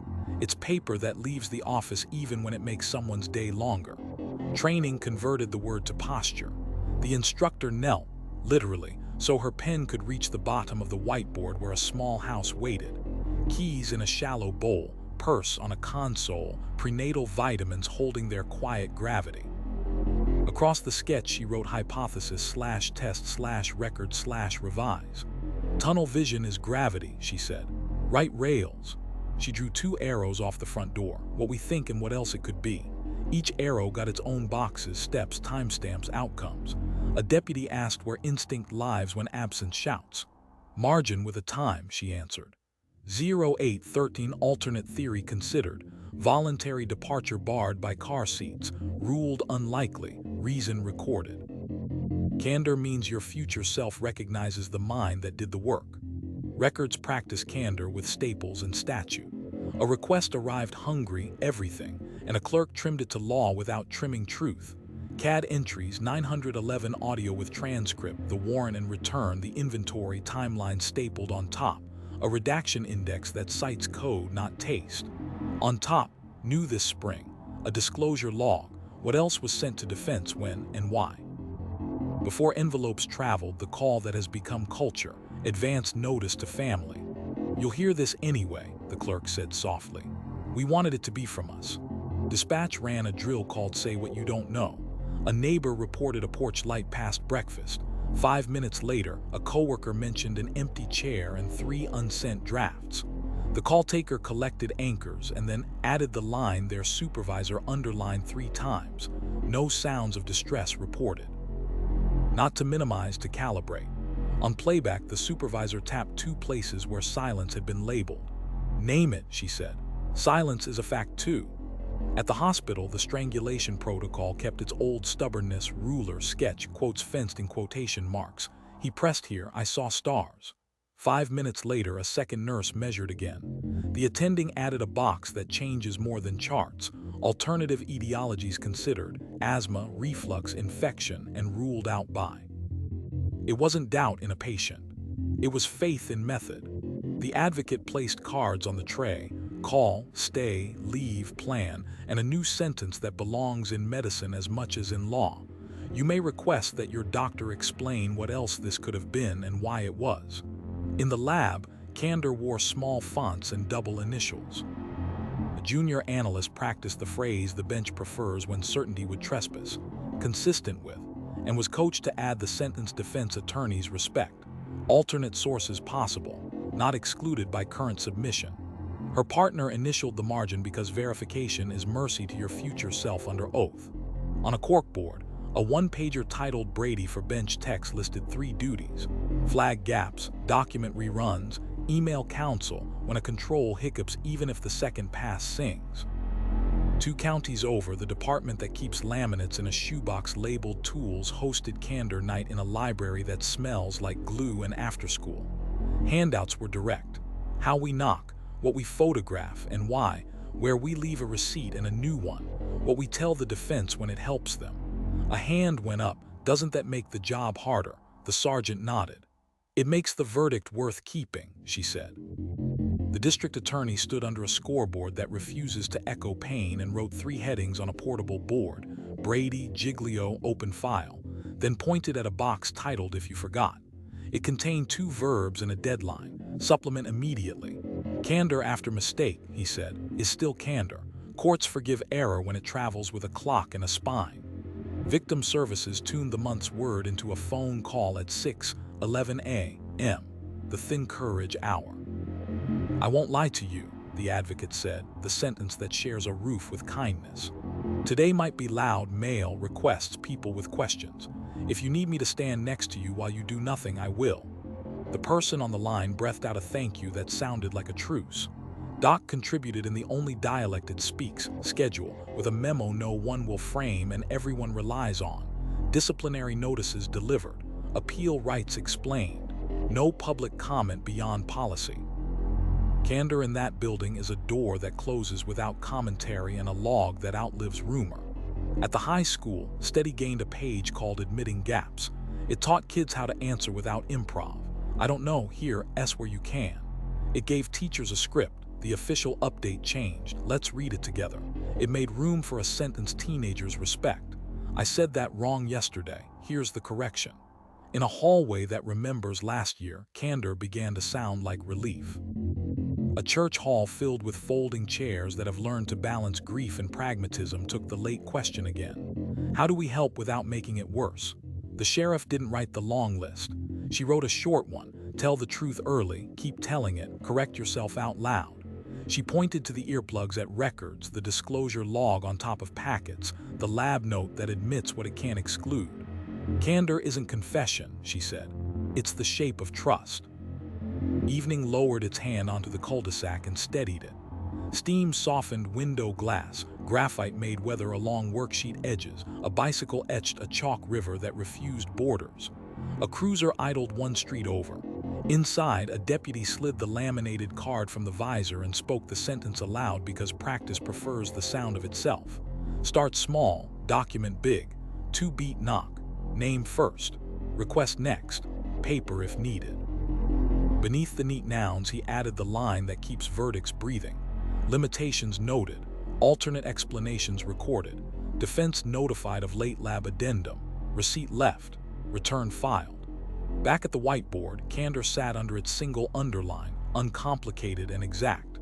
The town had learned the case didn't remain trustworthy because anyone insisted. It remained trustworthy because the people inside it kept telling the whole thing, especially the quiet parts that didn't flatter them. This is how it keeps living where lives must. Porch bulbs on timers, notebooks a stranger can follow, warrants in particular nouns, science that prefers verification to theater, packets that teach while they disclose, phone calls that don't promise ease but do promise honesty. The file will never answer why. It continues to excel at who, what, when, where, how, and at the modest bravery of saying what is true while there's still time to fix what isn't. June warmed the town until the afternoons felt like held breath. On Saratoga Trail, bulbs rose a beat before dusk and let go a beat after dawn, habits so reliable it passed for weather. No one called it vigilance anymore. It was simply how the street spelled its evenings. Across town, a word that doesn't trend on the whiteboard, humility. The sheriff underlined it once and left the line slightly crooked on purpose. We aren't the main character, she said. We're the paperwork. Do the paperwork well. The first call of the week would never earn a montage. A rookie and a veteran parked a door short of the driveway. The veteran tapped the 2-beat knock into the steering wheel, then stopped and handed the laminated card across. You do it, he said. Through the glass.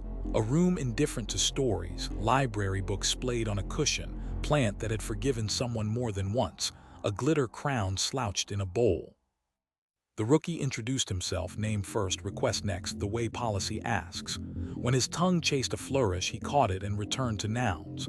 May we speak here, or would you prefer another room? Humility sounds like offering a choice you can honor. Downstairs, the detective who treats the binder like a wrench open to the hinge that refuses vanity. I observed.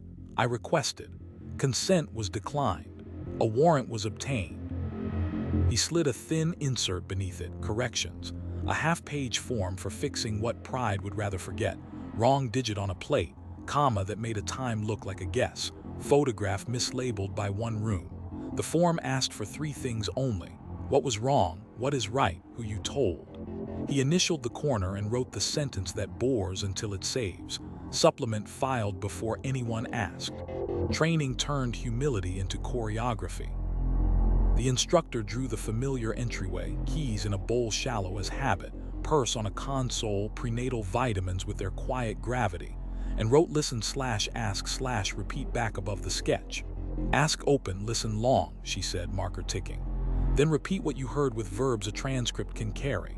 A deputy asked where instinct lives when a room's silence feels like an arrow. Margin with a time, the instructor said. 0812 concern noted. Then stop. If you're right, paper will meet you there.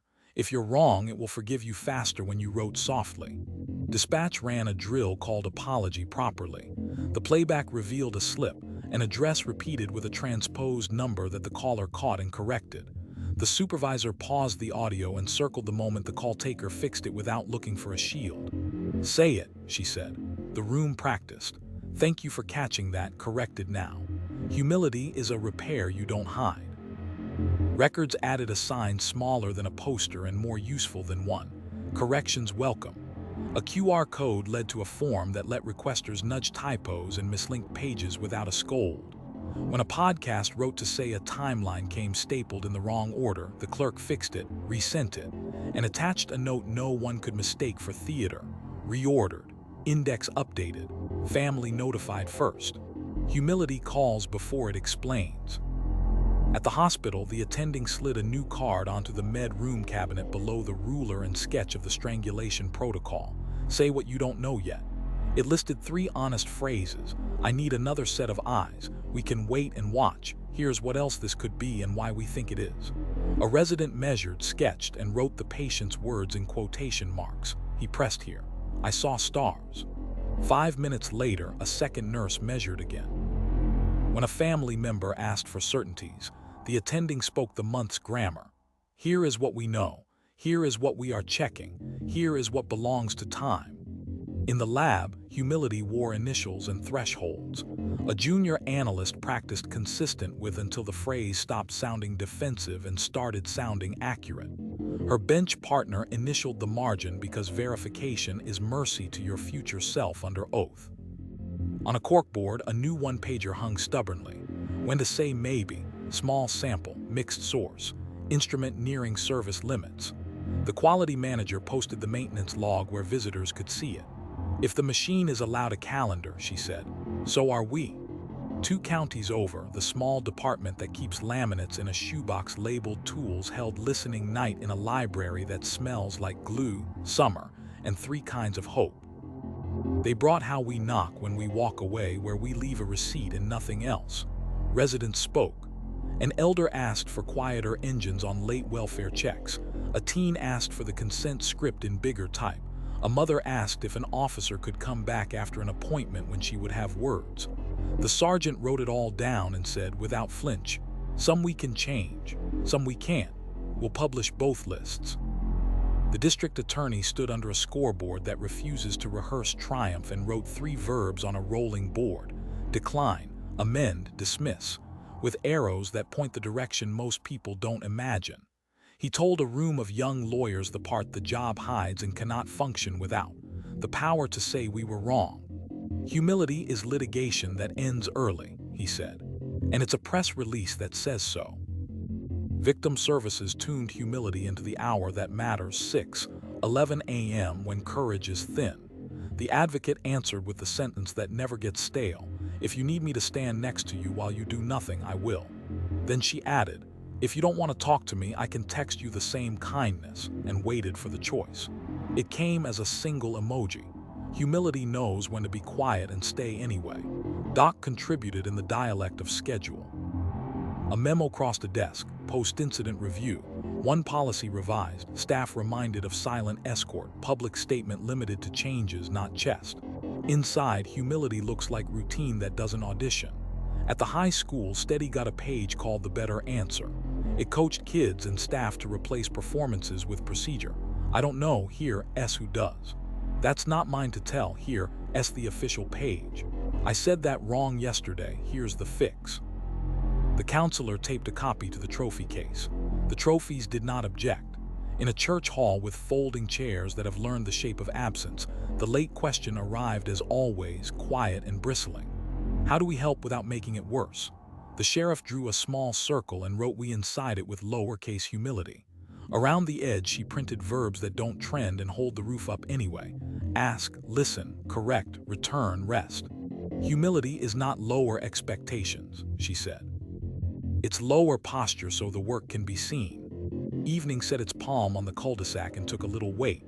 Steam softened window glass, graphite weathered worksheet corners, a bicycle etched a chalk river that refused to learn borders. A cruiser idled 1 street over. Inside, the rookie slid the laminated card from the visor, said the sentence aloud because saying it lines your hands up. "Start small, document big, 2-beat knock. Name first, request next, paper if needed." Beneath the neat nouns he added what the month asked for, spoke softly, asked twice, admitted limits, corrected note before submission, receipt left, return filed. Back at the whiteboard, humility kept its crooked underline. The town had learned the case does not remain trustworthy because anyone sounds certain. It remains trustworthy because people write softly, fix quickly, and let the right things be bigger than they are. This is how it keeps living where lives must. Porch bulbs on timers, notebooks a stranger can follow, warrants in particular nouns, science that prefers verification to theater, packets that teach while they disclose, calls returned at the hour bravery is thin, and a posture that makes space for truth to stand taller than the people who carry it.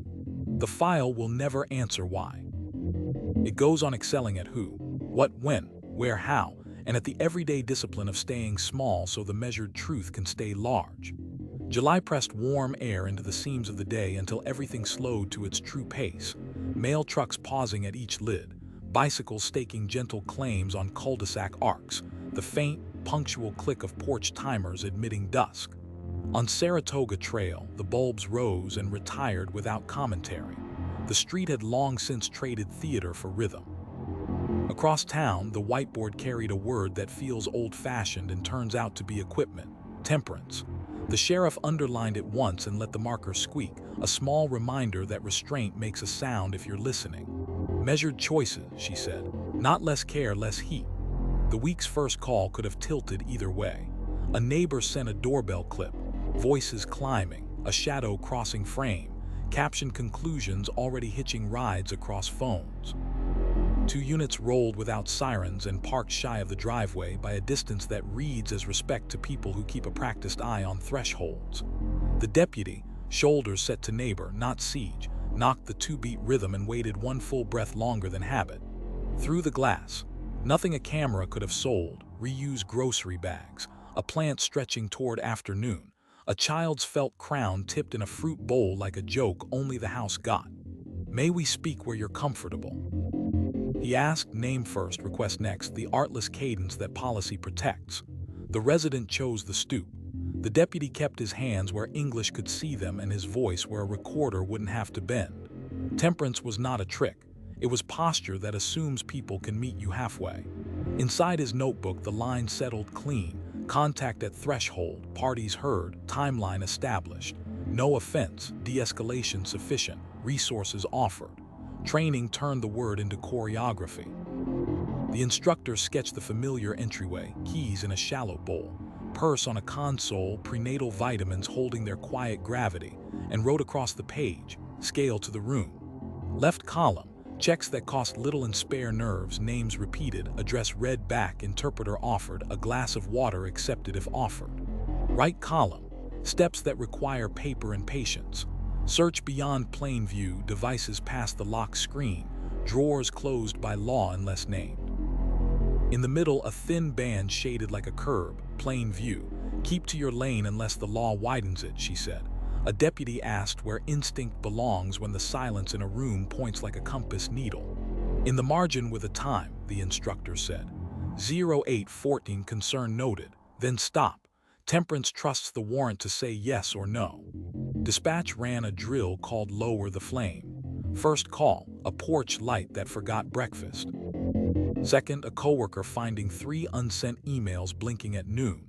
The call taker took coordinates, not ownership, times, spellings, vehicles, doors, then repeated back the anchors like a steady hand on a shoulder. At the end of each call, a sentence they'd added in ink, not mood. Thank you for calling. We'll update if anything changes. The supervisor played the audio against CAD and tapped once when a comma landed like a railing. Urgency isn't volume, she said. It's accuracy on schedule.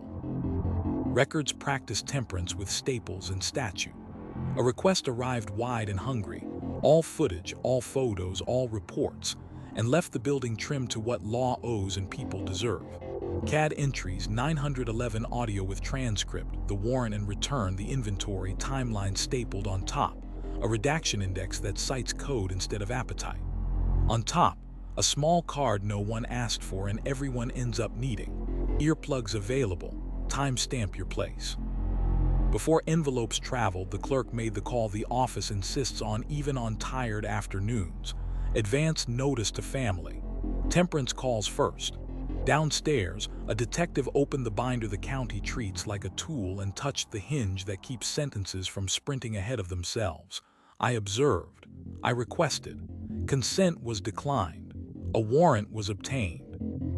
He slid in a fresh insert titled Noise Discipline. Notes for scenes that want to be louder than the elements. Don't narrate while filming. Don't admire a room. Photograph before moving. Say why when you move. Stop at drawers unless paper speaks.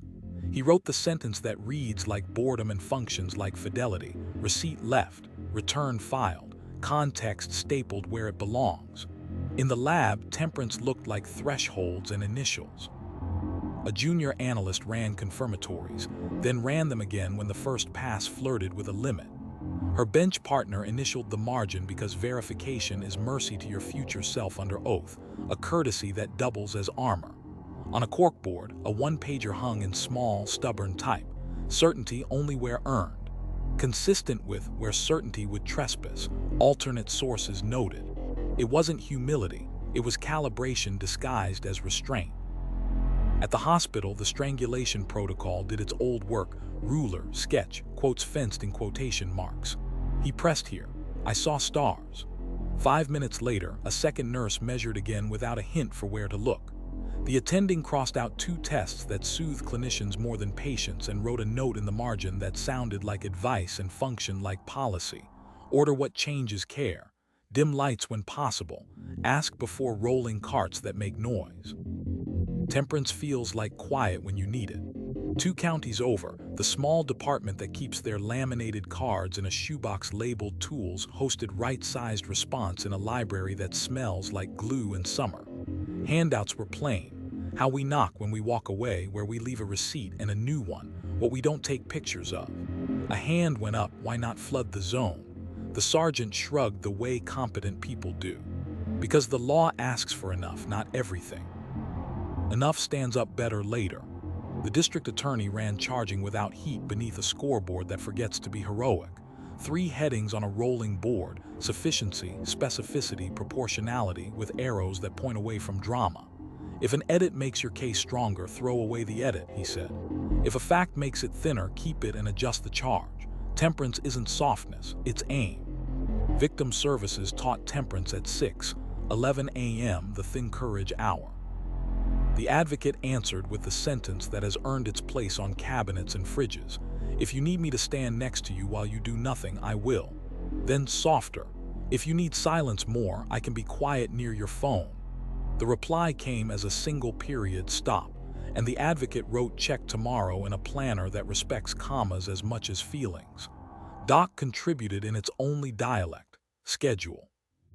A memo announced escort routes adjusted for quiet hours. No siren tests before 9. Protective housing movement without commentary.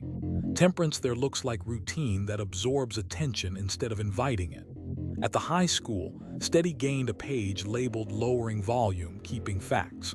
It taught students and staff how to answer curiosity without feeding spectacle. That was last year. Here, the official page. I'm headed to science. Teachers practiced reading an update in a monotone that isn't cold, it's stable, and then reopening notebooks to the assignments that save days.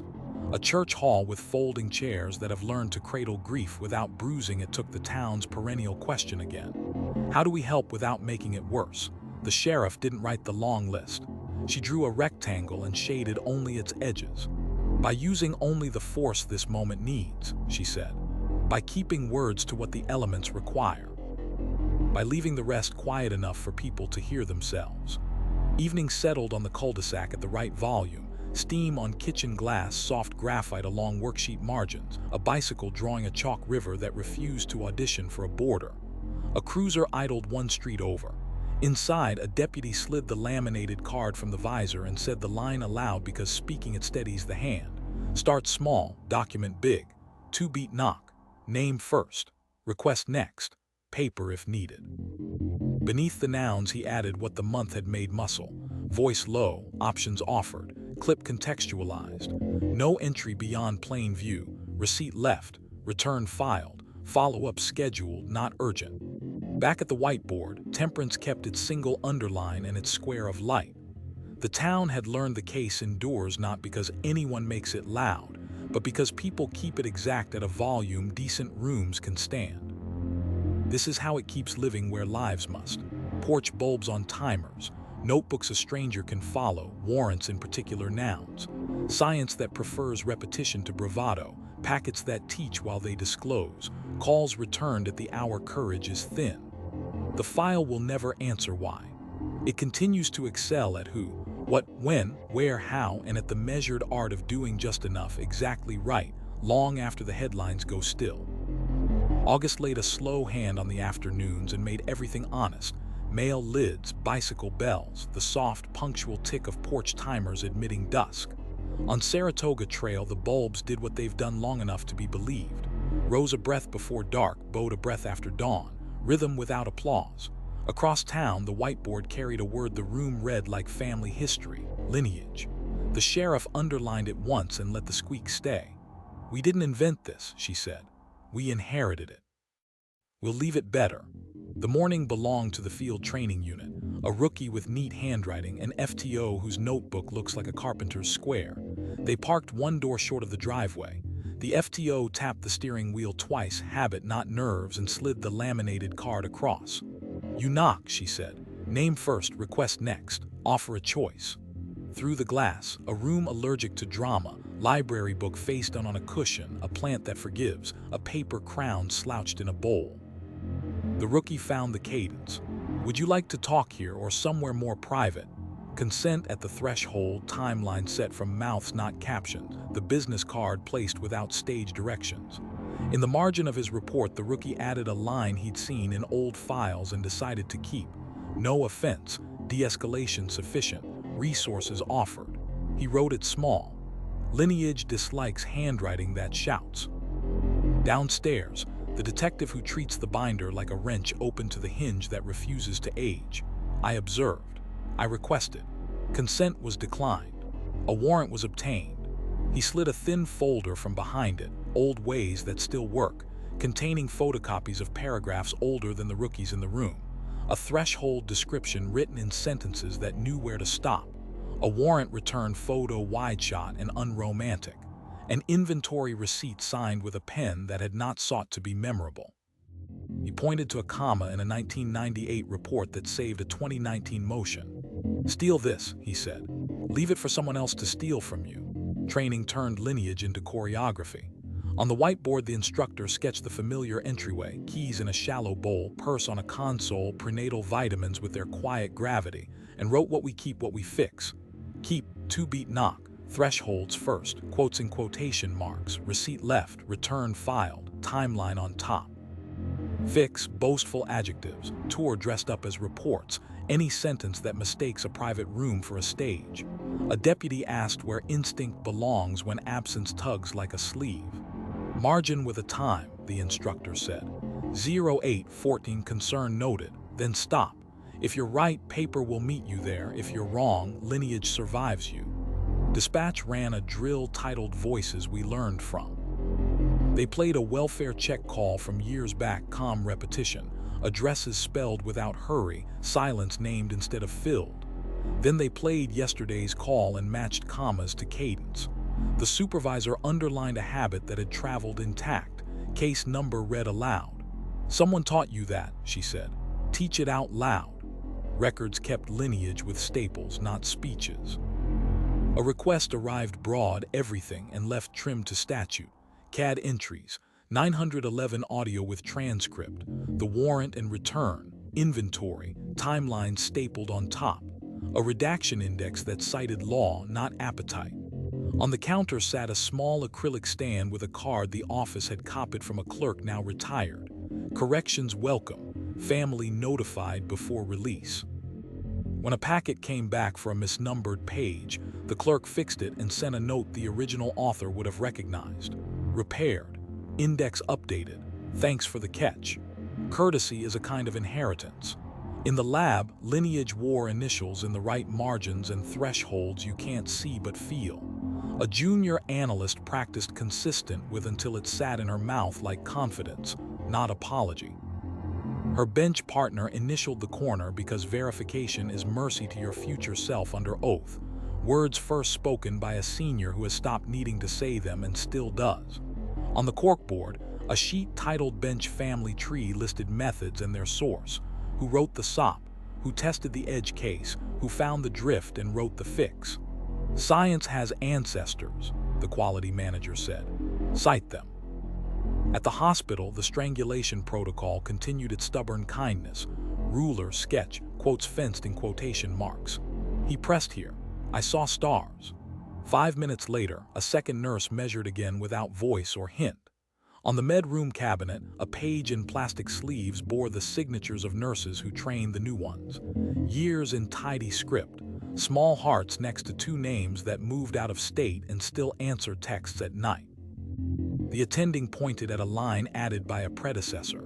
Dim lights if possible, ask before rolling loud carts. We keep the good ghosts, she said. 2 counties over, the department that stores laminates in a shoebox labeled tools held what our old people taught us in a library that smells like glue in summer. The sergeant read from a spiral notebook with frayed edges. Don't narrate a room. Don't guess for a witness. Don't forget to leave the receipt. Teenager asked why paper mattered in a year when everything streams. Because courts don't stream, he said. They read. The district attorney stood beneath a scoreboard that refused to rehearse victory and wrote elements outlast us on a rolling board. He told a room of rookies a tale older than any case they'd try, a charge filed without swagger, an instruction read without theater, a verdict that stayed because the report did not lean on personality. You will go home, he said. Your paperwork woe. Make it decent company. Victim services turned lineage into language you can borrow. The postcard inside cabinet still carried the sentence that works at 6:11 a.m. If you need me to stand next to you while you do nothing, I will. Under the boxes, call, stay, plan, decline. A new line appeared in small print. This sentence belongs to you. Lend it to someone else. The advocate answered a morning call with it, then heard it echoed back in the afternoon to a neighbor. Heritage in the wild. Doc contributed in its only dialect schedule. A memo with a flat voice and a spine. Count procedures verified, escort routes unchanged, protective housing logs reconciled. The captain pointed to a photocopy taped to a bulletin board, Silent Escort Policy 2007. Still good, he said. Still ours. At the high school, Steady gained a page titled How to Hand Down Help. It taught students how to move a friend toward adults without turning themselves into narrators. That's not mine to carry. The counselor knows this route. It offered teachers 3 sentences that age well. I was taught to say I don't know. Here, S who does. I was taught to write it down. Let's do it together. I was taught to rest. I'm doing that tonight. A church hall with folding chairs that have learned to hold what isn't there yet hosted the late question again. How do we help without making it worse? The sheriff drew 3 arrows, one after the other. Received, right arrow, refined, returned. Take what we were given, she said. Sand off the splinters. Hand it back to the next pair of hands without blood on it. Evening steadied the cul-de-sac into legible shapes, steam on windows, graphite weather at notebook corners, a bicycle drawing a chalk river that refuses to be a border. A cruiser idled 1 street over, patient as a bench. Inside, the rookie slid the laminated card from the visor and said the sentence aloud because saying it sets the bones. Start small, document big. 2-beat knock. Name first. Request next. Paper if needed. Beneath the nouns he added a line he'd promised himself to write every time. Times verified, interpreter offered, receipt left, return filed, note written for whoever reads this after me. Back at the whiteboard, lineage held its square of light while the night shift clocked in. The town had learned the case didn't endure by accident. It endured because people cared for the craft they found and left it straighter than they met it. This is how it keeps living where lives must. Porch bulbs on timers, notebooks a stranger can follow, warrants in particular nouns, science faithful to verification, packets that teach while they disclose, calls returned when courage is thin, hands that learn from older hands and make room for younger ones. The file will never answer why. It goes on excelling at who, what, when, where, how, and at the ordinary inheritance of doing things right again, so the measured truth outlives all of us. September thinned the light until edges showed. Mail lids, bus doors, the punctual tick of porch timers admitting dusk. On Saratoga Trail, bulbs rose a breath before dark and lingered a breath after dawn. Punctuation so steady it read like provenance. You could say where the night had been and when. Across town, the whiteboard carried a word that looks like a barcode and behaves like a backbone: traceability. The sheriff underlined it once. If you can't follow it, she said, you can't testify to it. The morning's exercise was nothing a show would borrow and everything a court respects: audit trail rehearsal. In the evidence room, a locker sighed. A seal lifted with the papery rip that makes grown adults hush. The evidence officer spoke the chain aloud for the camera as if reading coordinates. Received by, moved to, analyzed by, returned dates, times, initials. A right blocker blinked its patient blue while a drive was mirrored. Hashes bloomed in columns that looked like coordinates to the uninitiated and like oath to anyone who has been cross-examined. Two numbers matched to the digit, and someone exhaled the way people do when proof behaves. Downstairs, the detective who treats the binder like a wrench opened to the hinge that refuses personality. I observed. I requested. Consent was declined. A warrant was obtained. Behind it, an insert that hadn't existed a year ago. ID map. Linked every exhibit to a number and every number to a source, so a future stranger could walk backward without stubbing a toe. Doorbell clip A12 right arrow CAD entry 18, 07 right arrow BWC file B44 UTC-0600 noted right arrow transcript T9 checksum 3E7A. He tapped the page. Breadcrumbs, he said, but the kind that don't blow away. Training turned traceability into choreography. On the board, the instructor sketched the familiar entryway, keys in a shallow bowl, purse on a console, prenatal vitamins with their quiet gravity, and wrote from door to drawer above it. Left column, who touched it when they did, why they could. Right column, how it was recorded, photo before movement. Inventory line with a number. Receipt left in the wide shot no one will frame but everyone will need. A deputy asked where instinct lives when the room seems to point. Margin with a time, the instructor answered. 0814 concern noted. If that becomes action, it gets a number. Numbers are how memory survives cross. Dispatch practiced a drill called follow the time. First call, a porch light that forgot breakfast. Second, a coworker watching 3 unsent drafts blink at noon. Call taker repeated anchors and stamped the seconds as if they were part of the oxygen.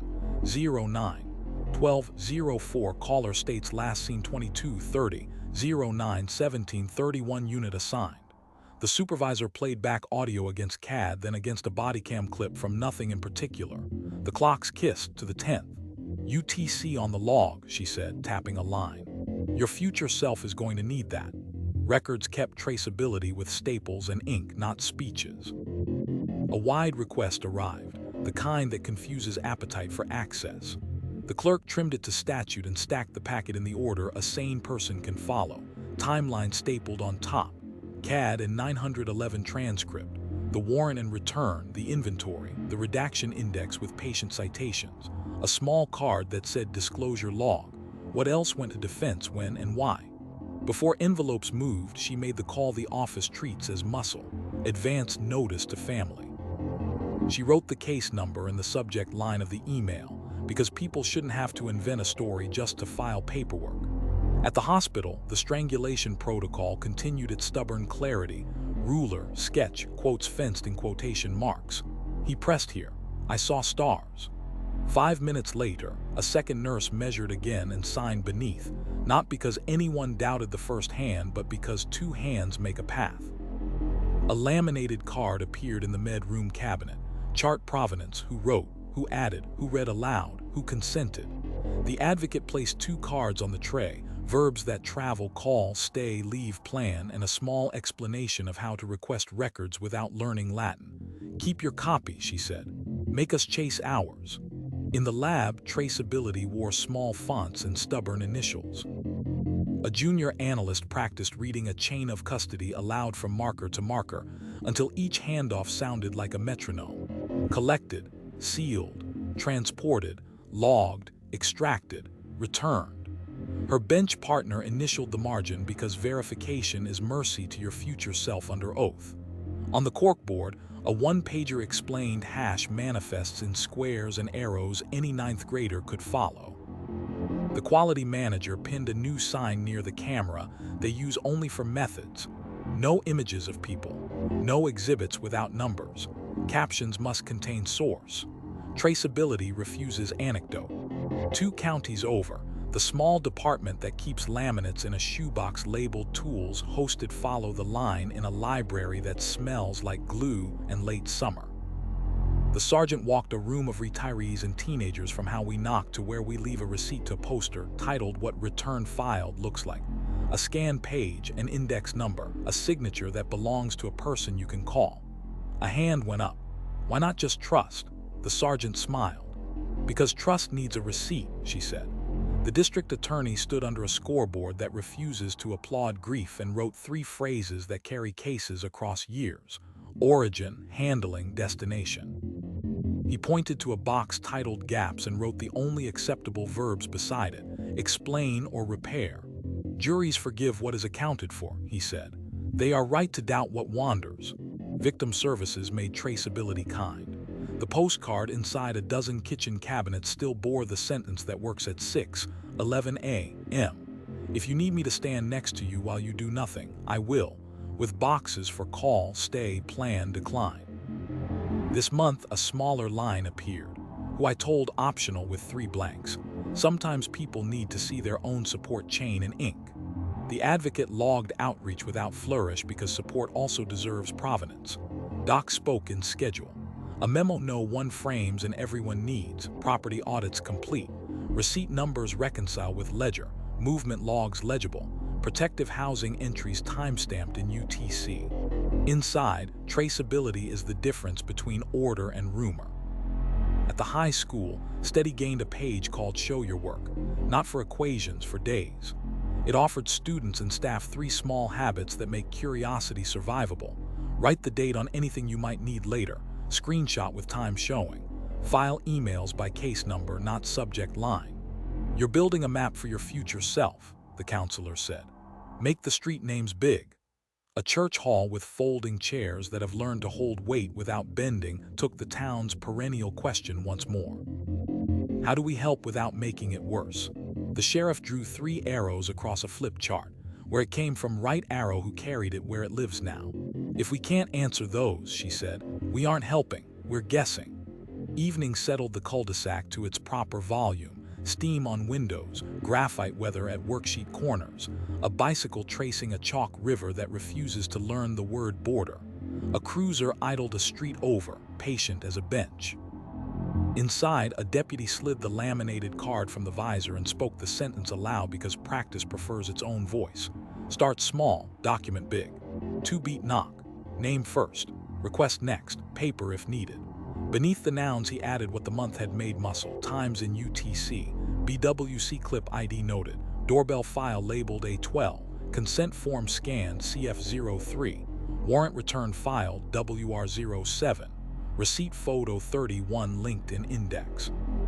Back at the whiteboard, traceability held its square of light while the night shift clocked in. The town had learned the case doesn't remain trustworthy because anyone repeats it. It remains trustworthy because every step leaves a footprint that points to the next. This is how it keeps living where lives must. Porch bulbs on timers. Notebooks a stranger can follow. Warrants in particular nouns. Science faithful to verification. Packets that teach while they disclose. Calls returned when courage is thin. The file will never answer why. It goes on excelling at who, what, when, where, how, and at the durable craft of leaving a trail the truth can walk again tomorrow without getting lost. October cooled the day until edges showed. Bus doors, mail lids, the tidy metronome of porch timers admitting dusk. On Saratoga Trail, the bulbs rose a breath before dark and bowed a breath after dawn. Punctuation so reliable the block had forgotten the sentence it ended and remembered only the rhythm. Across town, the whiteboard carried a word that does most of its work off-stage: discretion. The sheriff underlined it once. We have authority, she said. We choose when to use it and more often when not to. The morning call could have become a performance and didn't. A neighbor forwarded a doorbell clip, raised voices, a shadow stepping in and out of frame, a caption already doing more work than the video. 2 units rolled without sirens and parked shy of the driveway, a distance that reads as respect to anyone whose threshold has seen strangers. The deputy knocked the 2-beat rhythm and let a full breath pass before speaking. Through glass, a room uninterested in narrative, library book faced him, a plant stubbornly alive, a glitter crown half swallowed by a bowl. Name first. Request next. Would you like to talk here or somewhere more private? The resident chose the stoop. Timeline established by mouths, not captions. No offense. De-escalation sufficient. A business card and a brochure that doesn't scold, mediation hours, a number for parenting class that doesn't test your pride. In the notebook, the sentence the office tries to earn. Contact resolved at threshold, resources offered, no further state action necessary. Downstairs, the detective who treats the binder like a wrench open to the hinge that refuses drama. I observed. I requested. Consent was declined. A warrant was obtained. Behind it, an insert labeled alternatives, diversion referrals, civil standby scheduling, property return appointments, community advocates on call. He traced a finger under a line that has saved more afternoons than speeches do. Authority available not equal to authority required. Then he wrote the sentence that reads like modesty and functions like policy. Receipt left. Return filed. Discretion explained in memo. Training turned the word into choreography. The instructor sketched the familiar entryway, keys in a shallow bowl, purse on a console, prenatal vitamins with their quiet gravity, and wrote "can slash should" across the top. Under can, plain view from threshold, consent within scope, warrant when consent ends, photograph before moving. Under should, stop at drawers, dim tone, accept not today without auditioning disappointment, decline an arrest where elements wobble and help exists. A deputy asked where instinct lives when the air in a room hums. Margin with a time, the instructor said. 0811 concern noted, no immediate hazard, resources engaged. Discretion documented is discretion that survives review. Dispatch ran a drill called yes but later. First call, porch light past breakfast. Second, a coworker staring at 3 unsent drafts. The call taker read back anchors, names, times, vehicles, then added the line that lowers heat without losing urgency. Welfare check queued. Caller invited to update if status changes. On playback, the supervisor tapped 2 commas that kept breath inside the script. You can move a unit without moving panic, she said. Records exercised discretion with staples and statute. A request arrived wide, everything, and left the building trimmed to law. CAD entries, 911 audio with transcript, the warrant and return, the inventory, timeline stapled on top. A redaction index citing statute rather than appetite. On top, a small card that has become culture. Advance notice to family. When a producer pressed for images from rooms unrelated to elements, the clerk used the sentence the office keeps like a rail. We protect access and dignity. Both are public interests. Discretion is not secrecy. It is restraint with reasons. In the lab, discretion looked like thresholds and initials. A junior analyst ran confirmatories and wrote consistent with where certainty would trespass. Her bench partner initialed the margin because verification is mercy to your future self under oath. On a corkboard, a 1-pager titled "Show Only Method for Bad Exhibits with Faces in Any Public Talk and Required Hash Manifests when Offering Mirror Sets to Counsel." You can be transparent without being lurid, the quality manager said. That's a choice we make, not a talent we have. At the hospital, the strangulation protocol kept its stubborn order, ruler, sketch, quotes fenced in quotation marks. He pressed here. I saw stars. 5 minutes later, a second nurse measured again. A laminated card appeared in the med room cabinet. When not to photograph, areas irrelevant to elements, images that will live online against anyone's will, moments when patient control is more important than documentation. The attending crossed out 2 tests a trainee had reflexively ordered and wrote a note you could breathe through. Order what changes care. The advocate set down 2 cards, verbs that travel, call, stay, leave, plan, and a sentence that should be printed on waiting room walls. You can say no today and yes later. Our number does not expire. 2 counties over, the small department that keeps laminates in a shoebox labeled tools hosted right to walk away in a library that smells like glue and school. They handed out how we knock when we walk away, where we leave a receipt, and a new single sheet titled what we decline. It listed trespass arrests converted to civil standbys, late-night quick looks traded for warrants at dawn, platform requests answered with policy pages instead of clips. A teen raised a hand, doesn't declining look weak? The sergeant shook his head. It looks like adulthood, he said. It holds up in court. The district attorney stood beneath a scoreboard allergic to drama and wrote 3 headings on a rolling board: decline, defer, divert. He walked a fact pattern across them like a carpenter fitting lumber. Elements first, he said. Then people, then charging. Discretion is not mercy with a costume, it's judgment with a record. Victim services put discretion on a clock. At 6:11 a.m., the thin courage hour, the phone vibrated. If you need me to stand next to you while you do nothing, I will, the advocate said, then added the month's lesson. If you need me to not call tomorrow, I can do that too. You decide the volume. The answer was a breath and a yes for Friday. She wrote Friday on a sticky and did not make it a test. Doc contributed in the language it trusts schedule. A memo went out quiet as a ledger.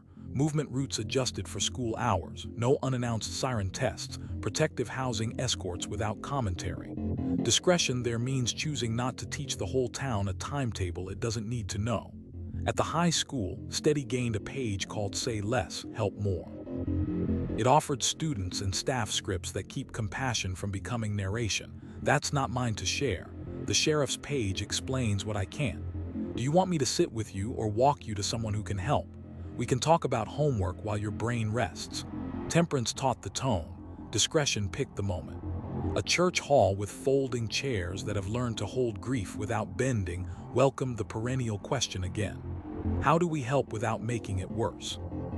The sheriff drew a rectangle and shaded only the corners. By knowing what we can do, she said, and choosing the smallest version that keeps people safe. By leaving room for families to make their own choices. By writing the reasons when we step back.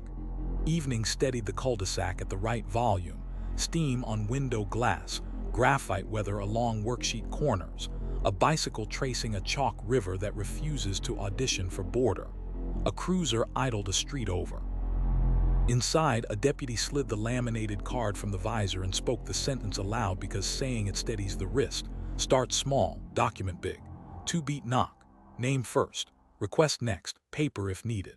Beneath the nouns he added the line October had taught to make muscle. Options offered. Lesser step chosen. No entry beyond plain view. Receipt left. Return filed. Memo logged. Why we declined more.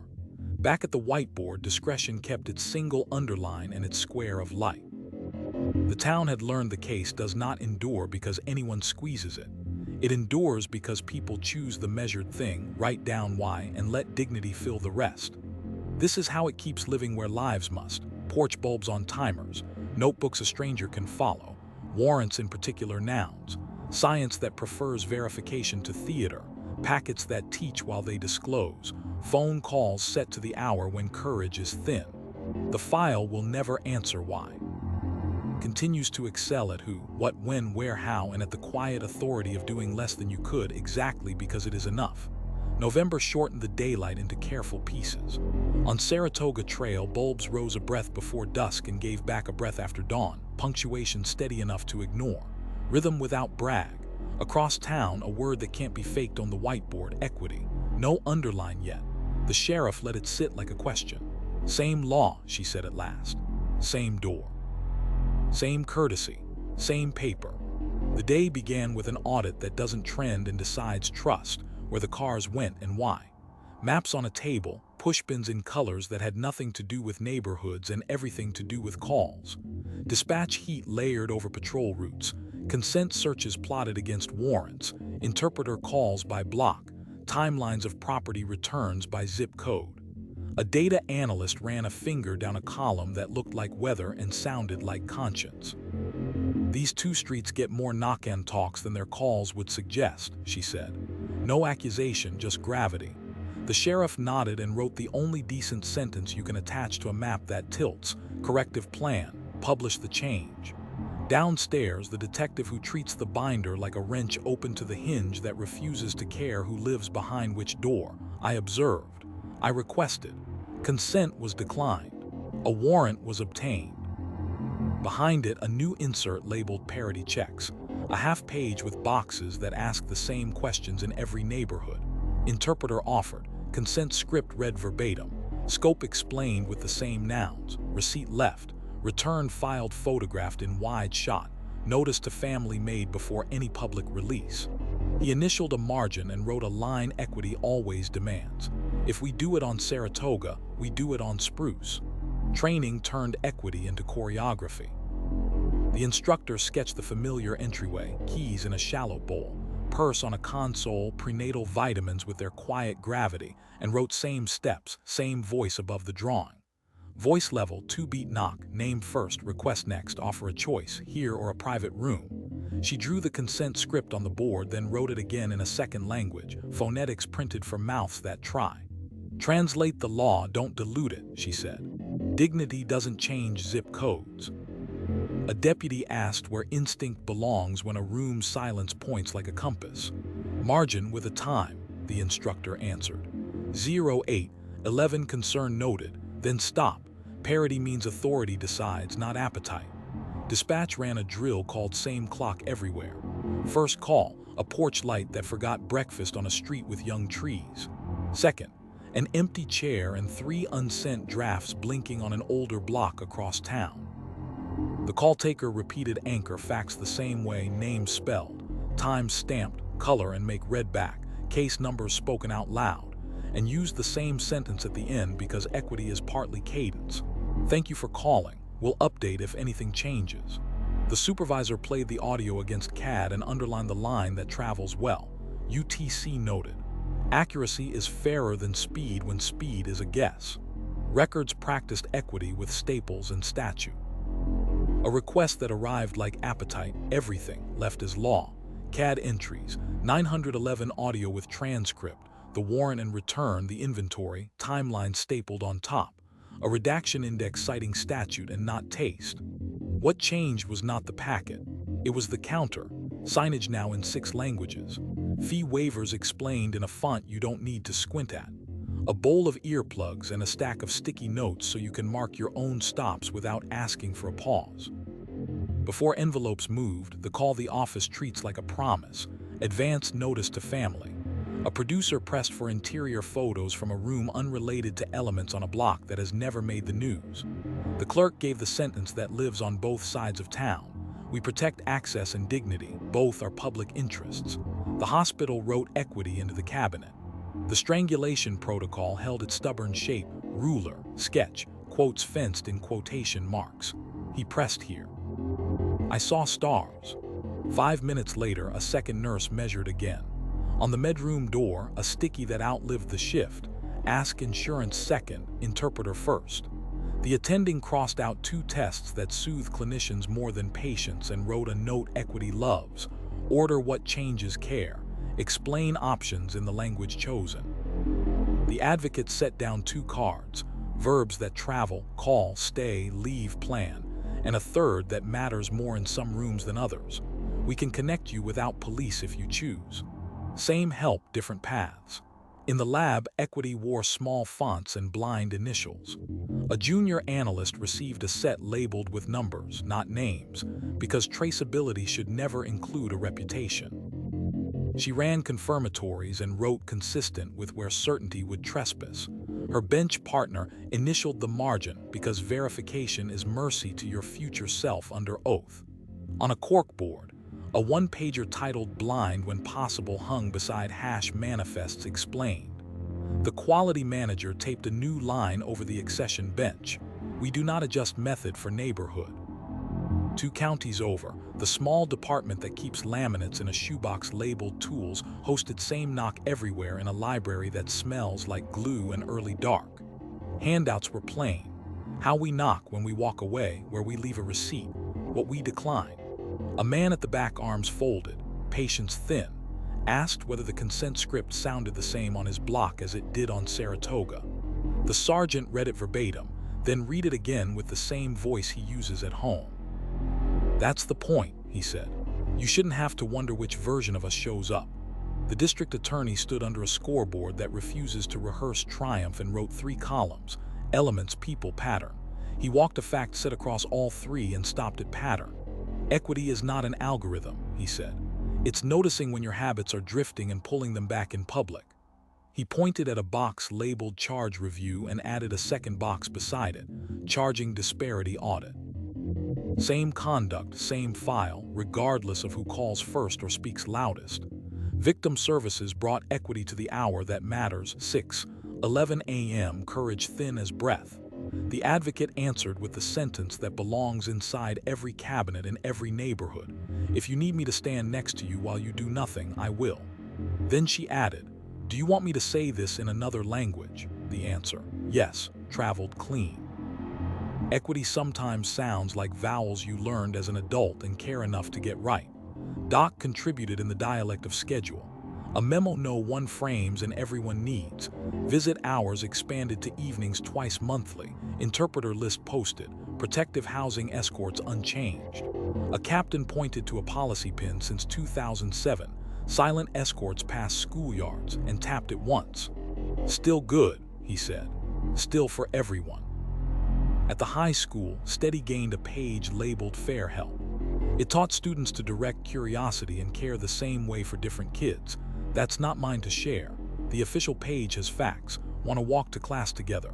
It offered staff a checklist for hard mornings that refuses to play favorites. "Call nurse." "Offer water." "Ask who you'd like present."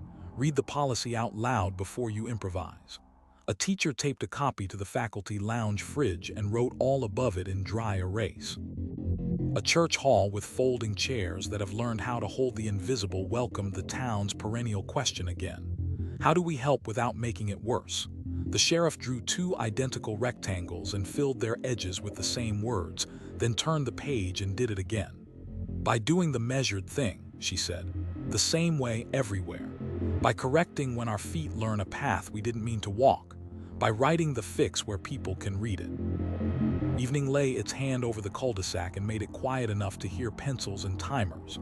Steam smudged window glass, graphite-trimmed worksheet corners. A bicycle sketched a chalk river that refused to become a border. A cruiser idled a street over, patient as a bench. Inside, a deputy slid the laminated card from the visor and spoke the sentence aloud because saying it keeps it square in your hands. "Start small, document big. 2-beat knock. Name first. Request next. Paper if needed." Beneath the nouns he added what the month had turned into muscle. Script read verbatim. Interpreter offered. Times in UTC. Consent scope identical to policy. Receipt left. Return filed. Parody memo attached. Back at the whiteboard, equity finally got its underline straight, not loud. The town had learned the case does not stay trustworthy because anyone cares more on one street than another. It stays trustworthy because the steps don't change with the view. This is how it keeps living where lives must. Porch bulbs on timers. Notebooks a stranger can follow. Warrants in particular nouns. Science faithful to verification. Packets that teach while they disclose. Calls returned when courage is thin.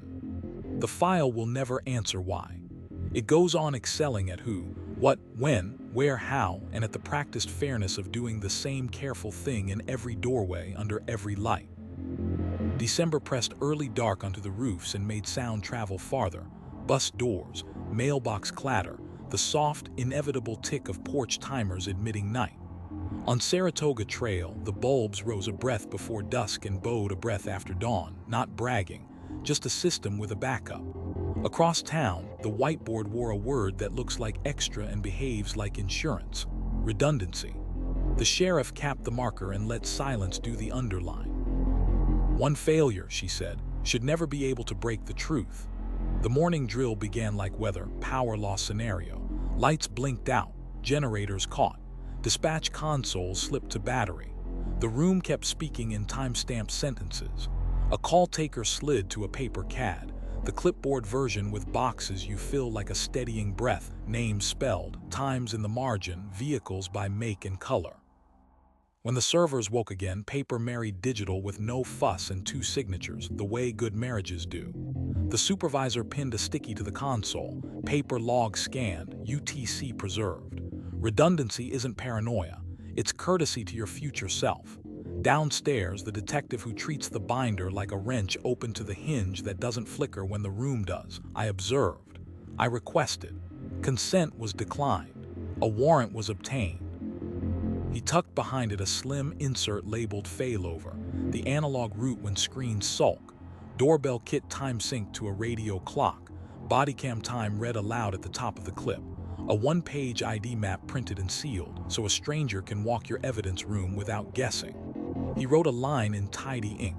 Receipt left, return filed, photograph on both devices. If one dies, the other still tells the story.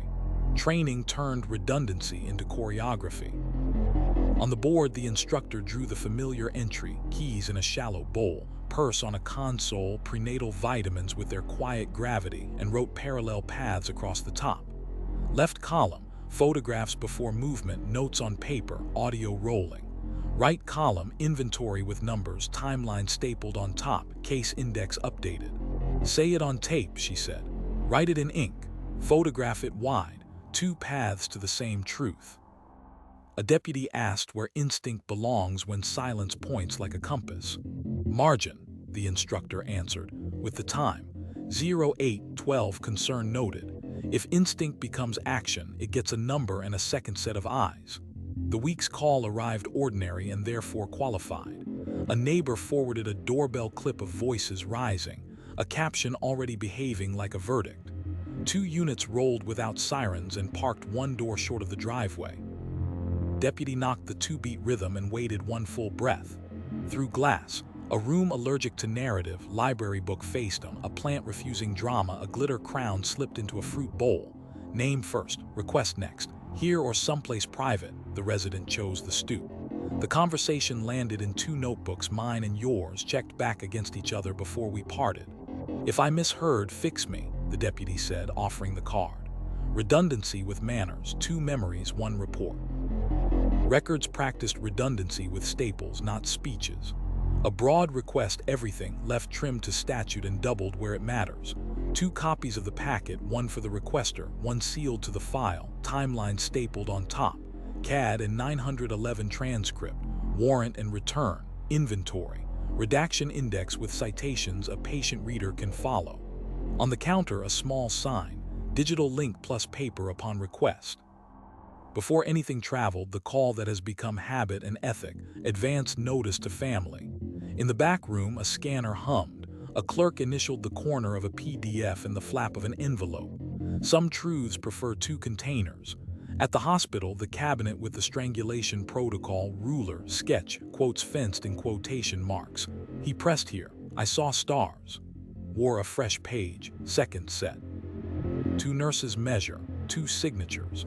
A photograph of the ruler start point taped to the page so the future knows where 0 lived. The attending added a line to the discharge checklist. Follow-up scheduled plus patient copy of instructions. The advocate laid down 2 cards, verbs that travel, call, stay, leave, plan, in 2 languages, then wrote the appointment time on the whiteboard and on a sticky that won't forget. Redundancy is what steadies hands that have had enough of improv. In the lab, redundancy sounded like twin initials and timed pauses. A junior analyst ran confirmatories and then ran them again when a control flirted with drift.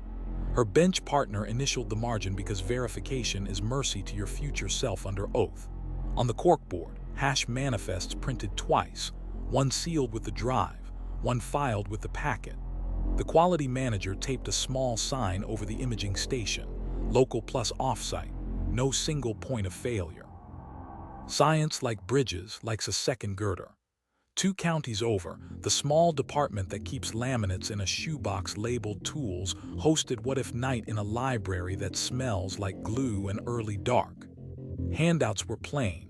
How we knock when we walk away, where we leave a receipt, and a new sheet if the power goes out. It listed what doesn't change, 2-beat knock, name first, request next, paper if needed and where copies live. The backup radio channel, the paper CAD, the external drive in a sealed pouch with a log of who opens it.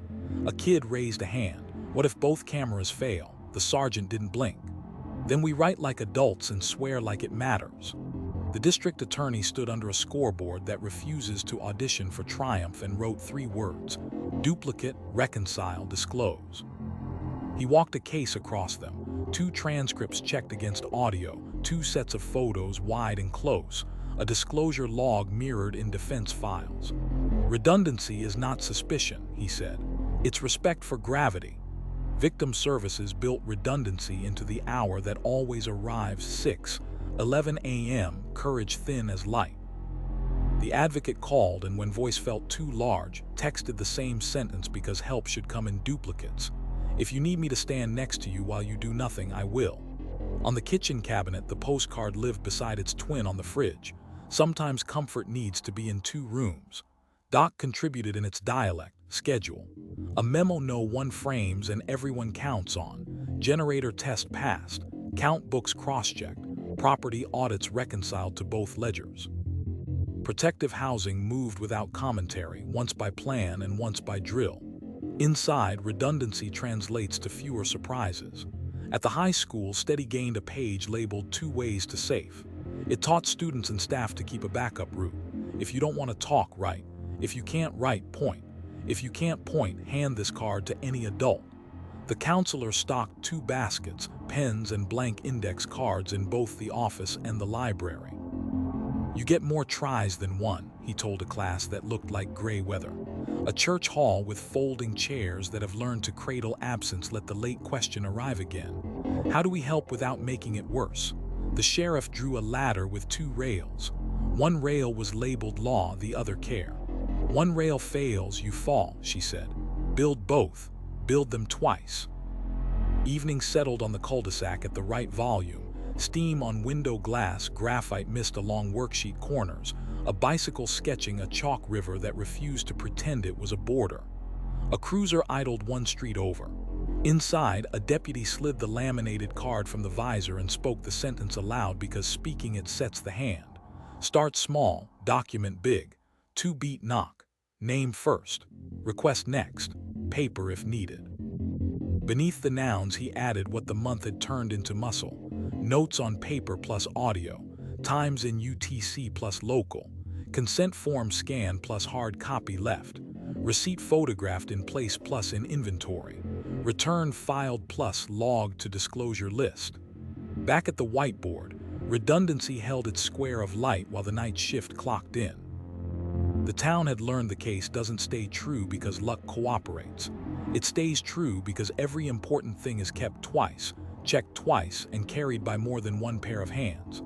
This is how it keeps living where lives must. Porch bulbs on timers, notebooks a stranger can follow, warrants in particular nouns, science faithful to verification, packets that teach while they disclose, calls returned at the hour courage is thin. The file will never answer why. It goes on excelling at who, what, when, where, how, and at the durable wisdom of building a spare for every step the truth has to take. January shaved the daylight to a thin, serviceable strip. On Saratoga Trail, porch bulbs rose a breath before dusk and yielded a breath after dawn. Punctuation the street no longer admired because it never failed. Rhythm is a comfort when the calendar forgets to be generous. Across town, the whiteboard held a word that looks like storage and behaves like a promise: retention. The sheriff capped the marker and tapped the board with the quiet of someone knocking once on a door already open. How long we keep, how we keep, how we let go, she said. All 3 are policy. All 3 are respect. The morning began with a meeting that would never trend and decides whether trust outlives hardware, the Sunset Review. Records laid out schedules like tide charts, 911 audio, X years, body-worn clips, Y unless flagged, warrants and returns, permanent, training copies, expunge on date certain, legal hold overrides all. A data analyst read lines the way a carpenter reads grain looking for the points where tools will slip if you aren't patient. The clerk lifted a red folder labeled holds and the room stilled. Inside, the cases that stopped the clock. These remain, she said. paper didn't argue. It never does. Downstairs, the detective who treats the binder like a wrench opened to the hinge that doesn't age out. I observed. I requested. Consent was declined. A warrant was obtained. Behind it sat a new tab life cycle with boxes that turned memory into arithmetic, qualified for archive, teaching copy shredded, property return scheduled, notice to family sent, certificate of destruction logged, disclosure ledger mirrored. He ran a finger down the column labeled because statute, policy, legal hold, and wrote a sentence that keeps auditors interested and litigation honest. Why beats when? Training turned retention into choreography. On the whiteboard, the instructor sketched the familiar entryway, keys in a shallow bowl, purse on a console, prenatal vitamins with their quiet gravity, and wrote keep/share/retire across the top. Under keep, warrants, returns, inventories with numbers, timeline stapled on top, chain of custody ledgers. Under share, CAD extracts 911 transcripts, redaction index with patient citations, methods without faces. Under retire, duplicates that bred in the cloud, rough drafts with guesses, the training copy that has done its teaching. A deputy asked where instinct belongs when a file feels too thin to let go. Margin with a time, the instructor said. 0812 concern noted, legal hold requested. Retention isn't hoarding, it's discipline with receipts. The week's call arrived ordinary and so qualified. A neighbor forwarded a doorbell clip captioned like a conclusion. 2 units rolled without sirens and parked shy. The deputy knocked the 2-beat rhythm and offered choice without theater, the stoop, or a private room. Timeline established by mouths, not captions. No offense. De-escalation sufficient. He left a business card and beneath the neat nouns in his report, added the line his sergeant asks for when clips go viral and sobriety must survive later. Clip copied tagged. Retention clock set. Training copy prohibited. Disclosure log updated. Dispatch practice 2 clocks. The call taker logged the time the phone rang and the time the clip arrived, stamped in UTC and local because retention prefers math to memory. When the supervisor performed the weekly pull and prove, retrieving a random call and matching it to the policy horizon, she scribbled a note that reads like good housekeeping. Requester notified before purge window. Appeal path provided. Retention that surprises people is just erasure wearing law. Records turned policy into muscle. A request arrived wide, everything, and left trimmed to statute, stacked in an order a stranger can follow. Timeline on top, CAD and transcript, warrant and return, inventory, redaction index, and a small gray sheet titled retention and sunset. Dates, exceptions, how to ask for a legal hold. On the counter sat earplugs and a bowl of sticky flags so someone could mark a pause without confessing a limit. Before the envelopes traveled, the call the office treats like oath, advance notice to family. A producer asked whether the oldest body cam clips would be kept for historical value. The clerk used the sentence the office keeps for such appetites. We protect access and dignity. Both are public interests. History is not an exception to consent. In the lab, retention sounded like redundancy's quiet sibling. A junior analyst printed 2 hash manifests, sealed one with the drive and filed the other in the packet. Her bench partner initialed the margin because verification is mercy to your future self under oath. The quality manager posted a small sign above the imaging station. Method slides kept. Exhibits with faces not retained unless court orders. Off-site mirror pruned on schedule. The point wasn't to forget. It was to refuse to keep more than the truth requires. At the hospital, the cabinet with the strangulation protocol, ruler, sketch, quotes fenced in quotation marks. He pressed here, I saw stars. Gained a thin sheet titled Who May See How Long We Keep. Entries were patient first. Patient, always designated support with consent, training, only anonymized, police, with proper request, retention, clinical schedule, exceptions, legal hold. The attending crossed out a reflex photograph and wrote the month's quiet noun next to the order set. Minimum necessary. The advocate placed 2 cards, verbs that travel, call, stay, leave, plan, and a third for later. Ask us before you throw any envelopes away. We can keep them for you until you want them back.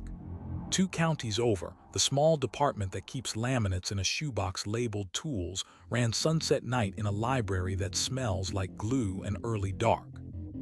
Handouts were plain: how we knock when we walk away, where we leave a receipt, and a new one, how we let go.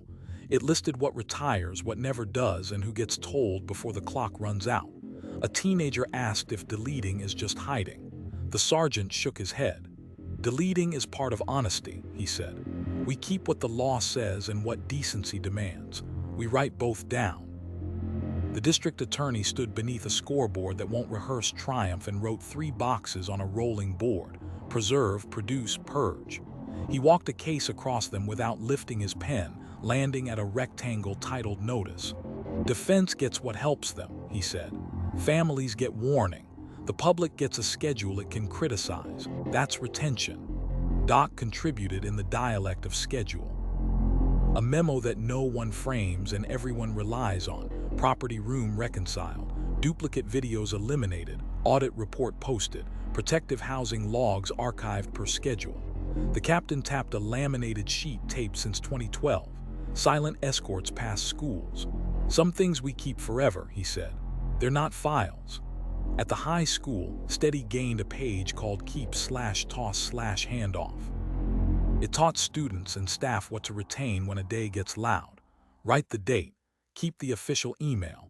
Toss the screenshots if they're just pain. Hand off anything that looks like evidence to adults who keep ledgers. A teacher taped the page inside a cabinet door and wrote "Don't build museums of hurt" below it in dry erase. A church hall with folding chairs that have learned to hold the invisible let the late question take its seat. How do we help without making it worse? The sheriff drew a calendar and colored 3 squares: hold, share, release. We keep enough for accountability, she said. We share what the law and decency allow. We let go so lives can be more than archives. Evening laid its hand over the cul-de-sac and steadied it. Steam-blurred kitchen glass, graphite-trimmed worksheet corners. A bicycle sketched a chalk river with no interest in borders. A cruiser idled a street over, patient as a bench. Inside, a deputy slid the laminated card from the visor and spoke the sentence aloud because saying it turns habit into posture. Start small, document big. 2-beat knock. Name first. Request next. Paper if needed. Beneath the neat nouns he added what the month made: muscle, clip tagged, retention timer set, legal hold checked, consent form scanned, receipt left, return filed, destruction date noted, family notice queued. Back at the board, retention held its square of light while the night shift clocked in. The town had learned the case does not remain trustworthy because anyone clings. It remains trustworthy because the keeping is principled, the sharing is lawful, and the letting go is written down. This is how it keeps living where lives must. Porch bulbs on timers, notebooks a stranger can follow, warrants in particular nouns, science that prefers verification to theater, packets that teach while they disclose, calls returned when courage is thin. The file will never answer why. It goes on excelling at who, what, when, where, how, and at the disciplined mercy of keeping what serves the truth and releasing what only feeds the echo. February pared the air down to glass and made small sounds honest. Bus doors sighing shut, a mailbox's hinge, the soft, punctual tick of porch timers admitting dusk. On Saratoga Trail, bulbs rose a breath before dark and yielded a breath after dawn. Not ceremony, compatibility. The street's devices agreed on time. Across town, the whiteboard wore a word that belongs to engineers and tonight to everyone: interoperability. The sheriff tapped the letters with a capped marker as if checking studs. Same facts, she said. Different systems, they have to fit. The morning began with a table that looked like a switchboard, dispatch consoles, laptops from 3 agencies, a hospital chart open to the strangulation protocol, a lab kiosk with a training login, a projector showing the clerk's records portal. The data analyst clicked once and turned the town into verbs: export, import, verify, reconcile.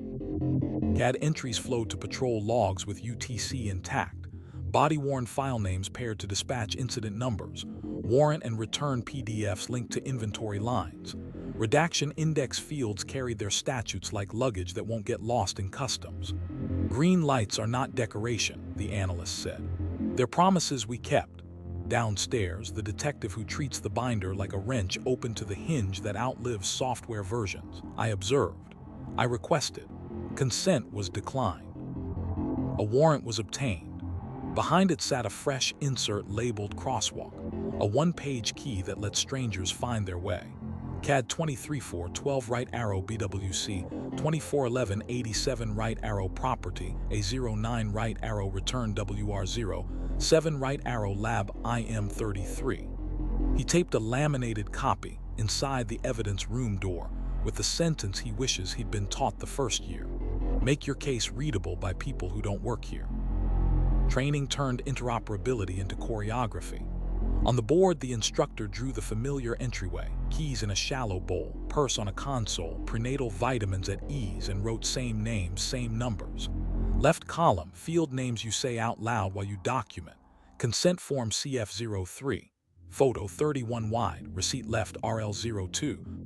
Right column, where those names live elsewhere, records, index, lab manifest, hospital release, DA disclosure log. Speak in labels, she said. Software crashes, labels travel. A deputy asked where instinct belongs when a room's quiet points in a direction the map doesn't show. Margin with a time, the instructor said. 0812 concern noted. If it becomes action, give it a number and a home. The week's call arrived with a doorbell clip and a caption trying to be a conclusion. 2 units rolled without sirens and parked a door shy of the driveway, habit that reads as respect. The deputy knocked the 2-beat rhythm and waited the beat that keeps neighbors from flinching. Through glass, a room immune to plot, library book faced on, a plant stubbornly green, a glitter crown tucked in a bowl. Name first, request next. Here or private, the stoop one. Timeline from mouths, not text overlays. In his notebook, the deputy used the words that plug into other people's systems. CAD, BWC ID, consent CF03 declined. Warrant sought, receipt left, photo 31, return WR07 filed. 2 sentences later, no offense, de-escalation sufficient, a line records can staple, the lab can ignore, and the DA can understand without calling anyone. Dispatch ran a drill called Speak Each Other's Fields. First call, porch light past breakfast. Second, 3 unsent drafts blinking at noon. The call taker read back names, spelled streets, and new habit, announced the CAD number for the recorder because body cams will borrow it later. On playback, the supervisor matched timestamps to BWC headers. The clocks kissed to a 10th. UTC on both, she said. That's not fashion, that's on purpose. Records practiced their part with staples and patience. A request arrived broad, everything, and left trimmed to statue, stacked in the order other systems inhale. Timeline stapled on top, CAD and 911 transcript, the warrant and return, the inventory keyed to labels, the redaction index with statutes printed in a font that doesn't punish eyes. On the counter sat signs in 6 languages and a small card labeled disclosure log, mirrored to defense, date and method noted. Before any envelope traveled, the habit that has become ethic, advance notice to family. Interoperability is not just digital, it's manners that line up. At the hospital, the cabinet that houses the strangulation protocol, ruler, sketch, quotes fenced in quotation marks. He pressed here. I saw stars. Wore a thin page titled Release Crosswalk. It mapped who gets what in what form with whose signature, patient copy, support person if named. Law enforcement request plus case number, training de-identified only. The attending added a line to the discharge sheet that reads like a key. Chart ID left right arrow case hash, so the advocate can bridge worlds without asking someone to repeat pain in a lobby. In the lab, interoperability looked like dull glory. Small fonts, twin initials, arrows between systems. A junior analyst practiced reading a chain of custody aloud from barcode to barcode. Her bench partner initialed the margin because verification is mercy to your future self under oath.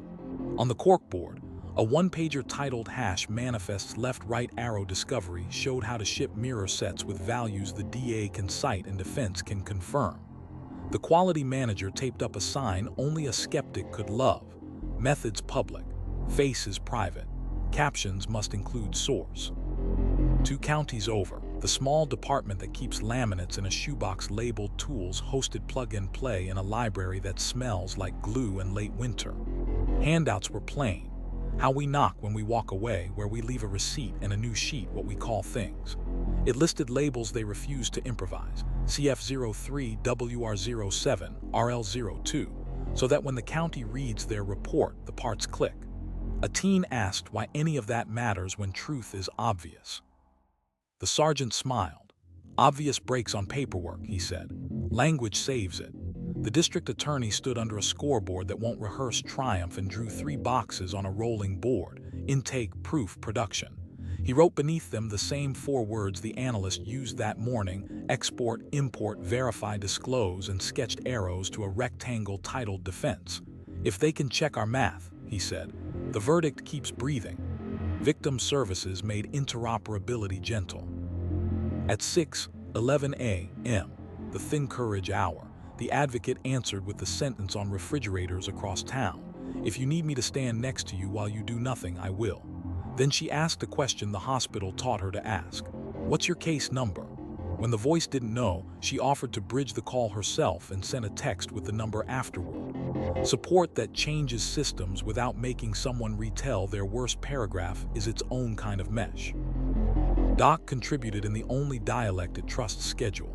A memo that no one frames and everyone needs. Visitor roster API live for courts. Movement logs standardized to UTC. Protective housing flags sync to transport. The captain tapped a laminated sheet older than the new cadets, silent escorts past schools, and said what good policy always says, still compatible with now. At the high school, Steady gained a page titled Handoffs That Work. It taught students and staff how to move a concern between rooms without losing shape. Write the date, include the case number if you have it, add 1 sentence of fact, not theory, choose email over myth, copy the counselor, not the hallway. Systems break rumors, the counselor said. Help the system. A church hall with folding chairs that have learned to hold the invisible took the late question again. How do we help without making it worse? The sheriff drew 3 interlocking circles: law, care, communication, and shaded the overlap. We make the pieces fit, she said. We stop asking people to be couriers for their own pain.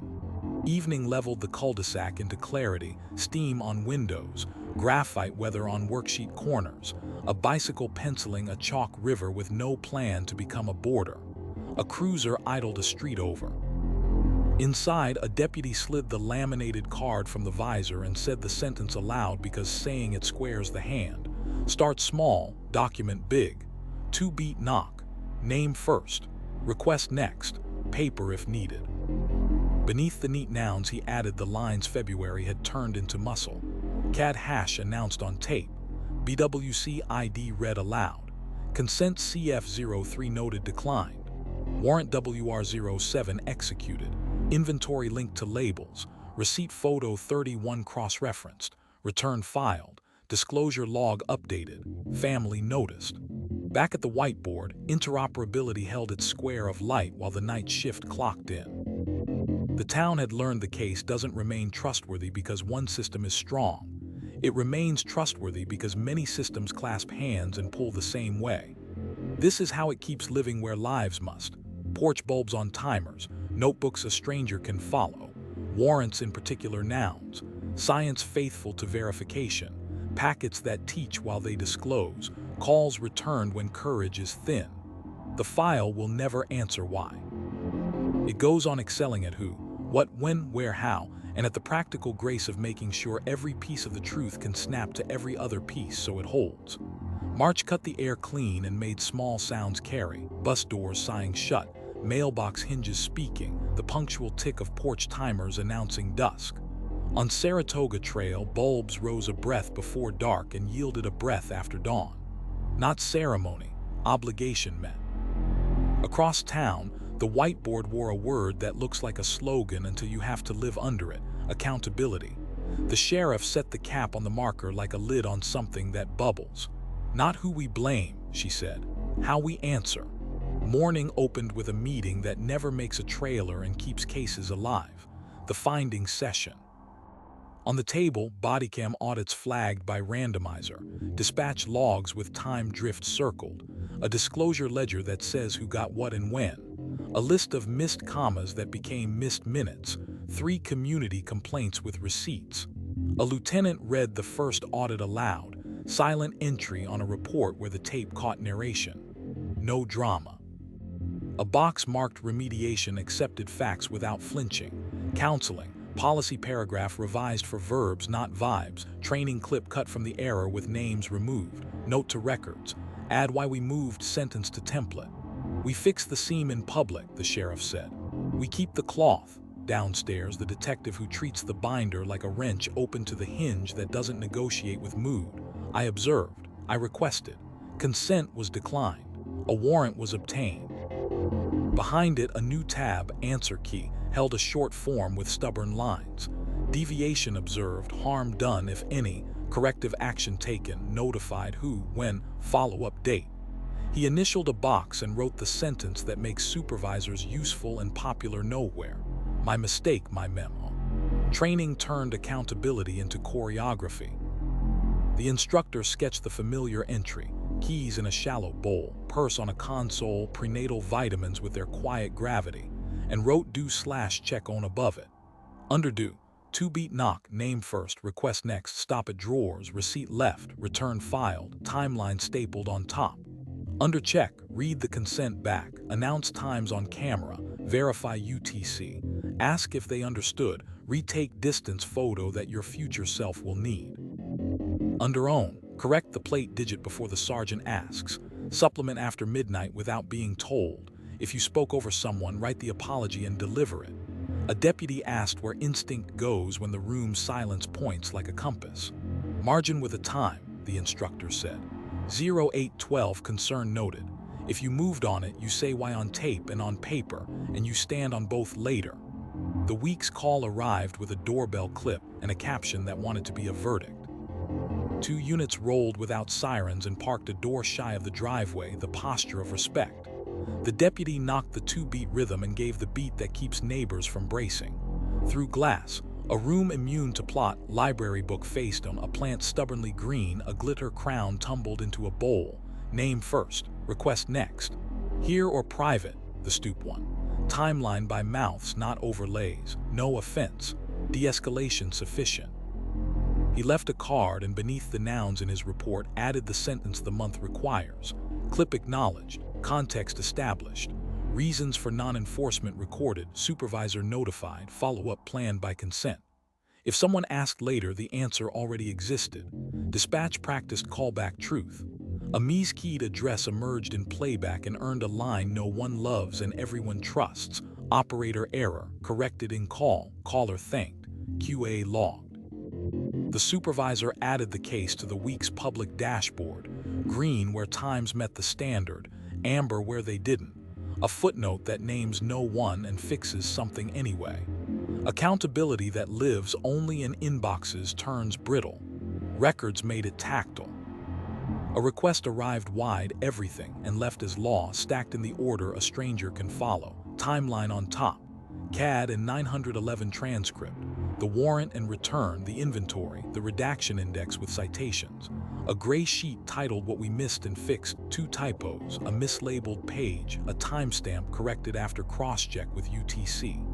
Before envelopes travel, the call the office treats as oath. Advance notice to family. At the counter, a small sign pointed to the dashboard where publication times and redaction reasons appear with dates that can be argued with. Accountability accepts arguments. At the hospital, the cabinet with the strangulation protocol, ruler, sketch, quotes fenced in quotation marks. He pressed here. I saw stars. Wore a thin sheet. Mandem, small room edition. Not morbidity and mortality in theater. 5 minutes of what we could have done better. Anonymized, recorded as actions. Interpreter earlier. 1 test removed. A dimmer switch used. The attending signed the bottom like a receipt. The advocate added a box to the discharge checklist. Patient asked for corrections to chart. Accountability that invites edits keeps dignity from becoming a poster. In the lab, accountability looked like initials, thresholds, and a line you never reach for theatrics. consistent with. A junior analyst logged a control wobble and reran the set. Her bench partner initialed the margin because verification is mercy to your future self under oath. On the corkboard, a plain page titled "When We Tell on Ourselves." Instrument drift, contaminated blank, mislabeled tube discovered in quarantine. Counsel notified with numbers, not adjectives. The quality manager taped above the imaging station a sentence borrowed from aviation. Confession earns immunity. Concealment earns audits. 2 counties over, the small department that keeps laminates in a shoebox labeled tools hosted owning it in a library that smells like glue and late winter. Handouts were stubbornly plain. How we knock when we walk away, where we leave a receipt, and a new one, how to complain and what happens. It mapped the path. Form right arrow sergeant right arrow review board with civilians right arrow result categories. Sustain, not sustain, exonerate, unfounded with examples. A teenager asked whether officers read complaints about themselves. Yes, the sergeant said, and so does my mother. The board publishes summaries on Thursdays. The district attorney stood under a scoreboard that refuses to rehearse triumph and wrote 3 columns: charge, disclose, answer. He added a smaller box off to the side, dismiss. We answer with filings, he said, and with withdrawals. We answer with letters to defense that help them and hurt us. We answer at the podium when we have to and on paper when we should. Victim Services put accountability on a clock. At 6:11 a.m., the thin courage hour, the advocate answered with the sentence on refrigerators across town: if you need me to stand next to you while you do nothing, I will. Then asked, who did not call you back yesterday? Names were written, calls placed, apologies delivered without choreography. The office published a tiny metric on its site: callbacks attempted by noon, 98% because percentages can be promises if you let them. Doc spoke its dialect, schedule with a memo no one frames and everyone checks. Grievance response times posted. Visit cancellations with reason codes. Protective housing reviews logged with signatures, not initials. A captain pointed to a laminated sheet from years ago, silent escorts past schools, and added a date he'd forgotten to write the first time. Even old good needs a timestamp. At the high school, Steady gained a page titled "When We Mess Up." It taught students and staff the lightest usable apology. I did that. Here's what I'm doing. Here's when I'll check back. It offered a script for rumors that outpace corrections. I said that wrong. The updated info is here. A teacher posted the page on the class site and underlined the most adult sentence in the building: I will update this post. A church hall with folding chairs that have learned to hold absence without collapsing took the late question again. How do we help without making it worse? The sheriff drew a box and wrote 4 verbs around the edge: notice, name, fix, publish. We don't get credit for meaning well, she said. We get measured by what we repair and whether people can see it. Evening steadied the cul-de-sac into legible shapes: steam on windows, graphite weather at worksheet corners, a bicycle drawing a chalk river that refuses to be a border. A cruiser idled a street over. Inside, a deputy slid the laminated card from the visor and spoke the sentence aloud because saying it keeps the wrist square. Start small, document big. 2-beat knock. Name first. Request next. Paper if needed. Beneath the nouns he added what March had made muscle. Decision to not enforce. Reason stated, clip referenced. Supervisor notified, dashboard ticked. Family notice queued, receipt left. Return filed. Follow-up date written. Back at the whiteboard, accountability held its square of light while the night shift clocked in. The town had learned the case does not remain trustworthy because anyone sounds righteous. It remains trustworthy because errors are caught. Repairs are logged, and answers arrive with stamps instead of slogans. This is how it keeps living where lives must. Porch bulbs on timers, notebooks a stranger can follow, warrants in particular nouns, science loyal to verification, packets that teach while they disclose, calls returned when courage is thin. The file will never answer why. It continues to excel at who, what, when, where, how, and at the plain courage of standing up in daylight and saying what happened next. April arrived modest and exact, like a new page you don't tear from the pad. On Saratoga Trail, the porch bulbs kept their quiet pact: up a breath before dusk, down a breath after dawn. No one saluted. Rhythm isn't remarkable when it holds. Across town, the whiteboard wore a word that rarely gets credited and never gets to rest: continuity. The sheriff set the marker down as if finishing a hinge. "Good work survives a shift change," she said. "So does bad. Choose." The morning started with handoff, the plain ceremony that decides whether a town remembers itself. Roll call, then the bridge brief, a laminated strip with 3 columns: open tasks, waiting on others, watch these. Each line carried a case number in large, friendly type you could read from the doorway, and a sentence that didn't ask to be clever. Friday, property return, family requested afternoon, lab addendum posted, defense notified, doorbell clip mislabeled, fixed, note to records. Post-its hopped between pockets without drama. 9 minutes later, a street had a memory. The first call of the week was the kind that fails if you start over. A neighbor forwarded a doorbell clip captioned like a verdict. 2 units rolled without sirens and parked a door shy, the posture that reads as respect on any block. The deputy knocked the 2-beat rhythm and let 1 breath pass. Through the glass, a room that had no time for storytelling, library book faced on, plant auditioning for spring, a glitter crown slouched into a bowl. Name first, request next. Here or private, the stoop one. Timeline from mouths, not overlays. No offense. De-escalation sufficient.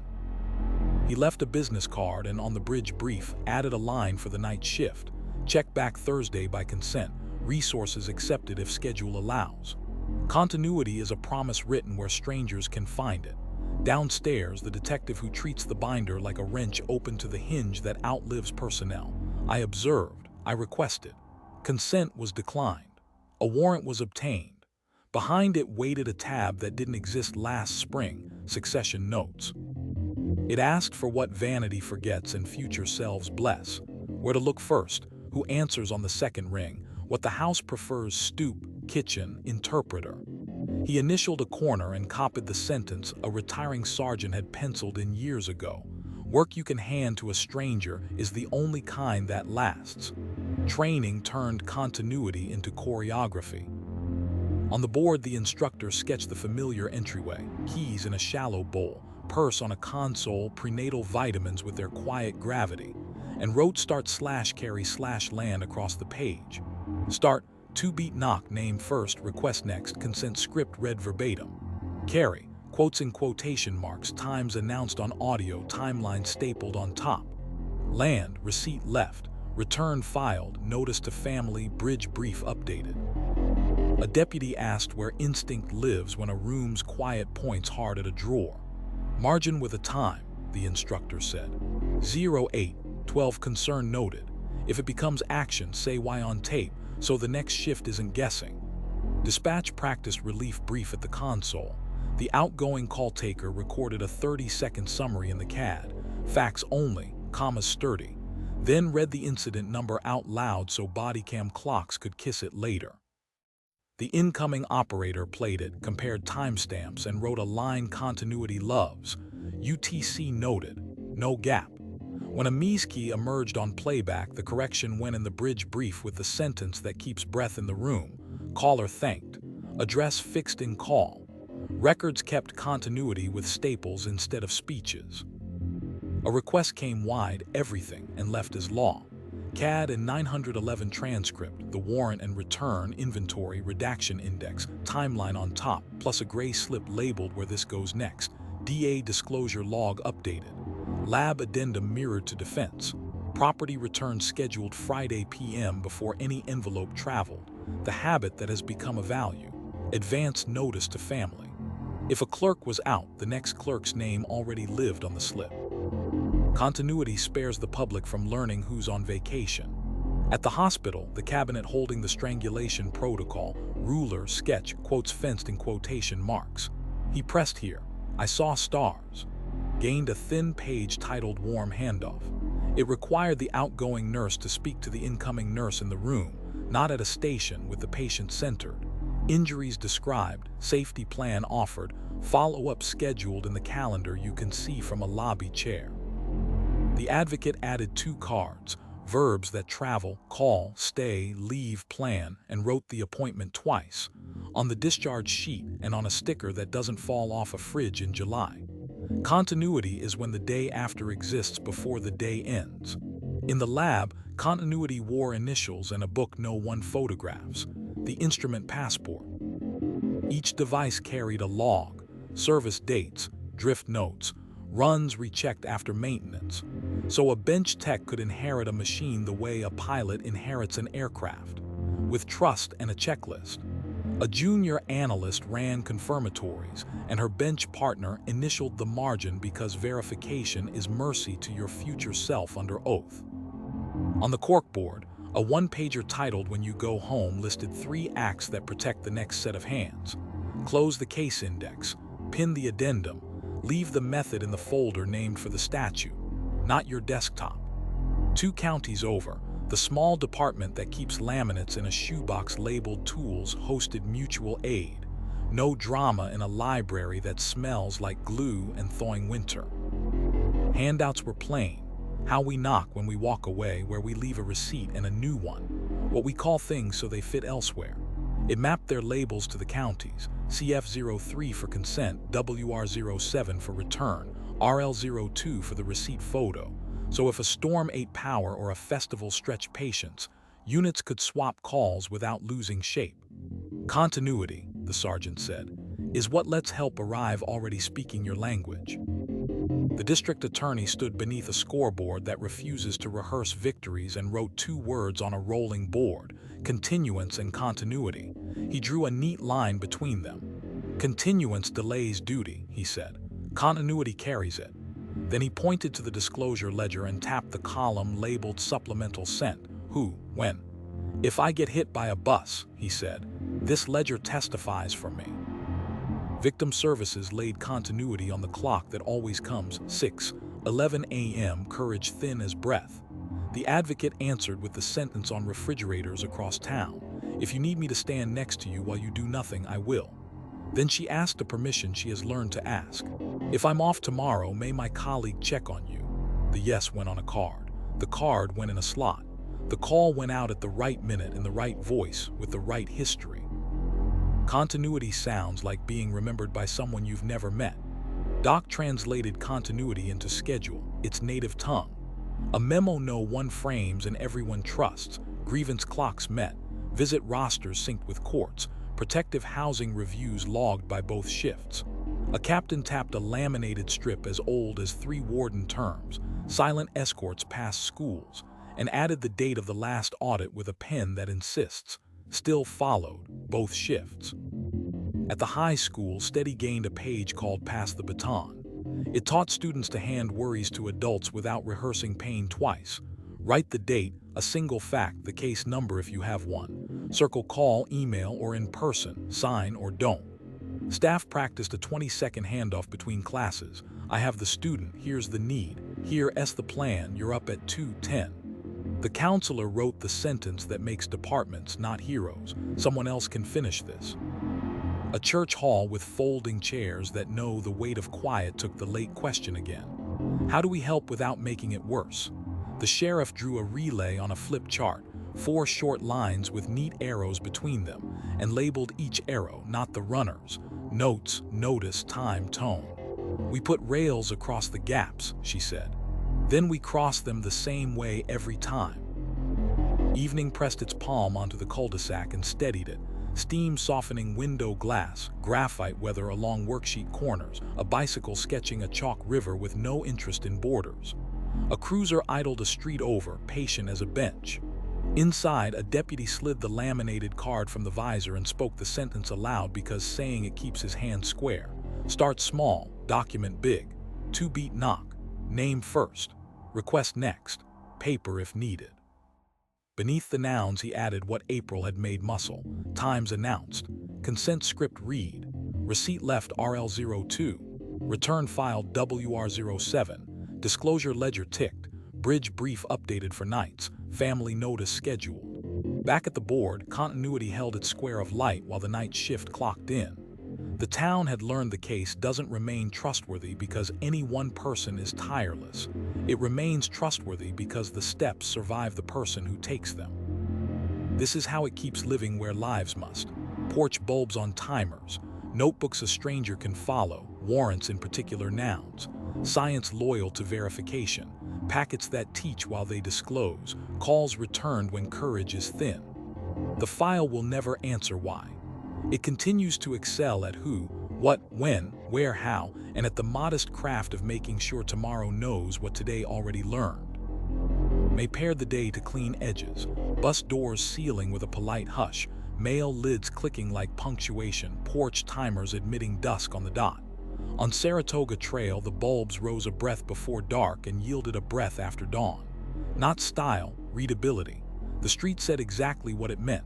Across town, the whiteboard carried a word that gets mistaken for simplicity because it refuses costume: clarity.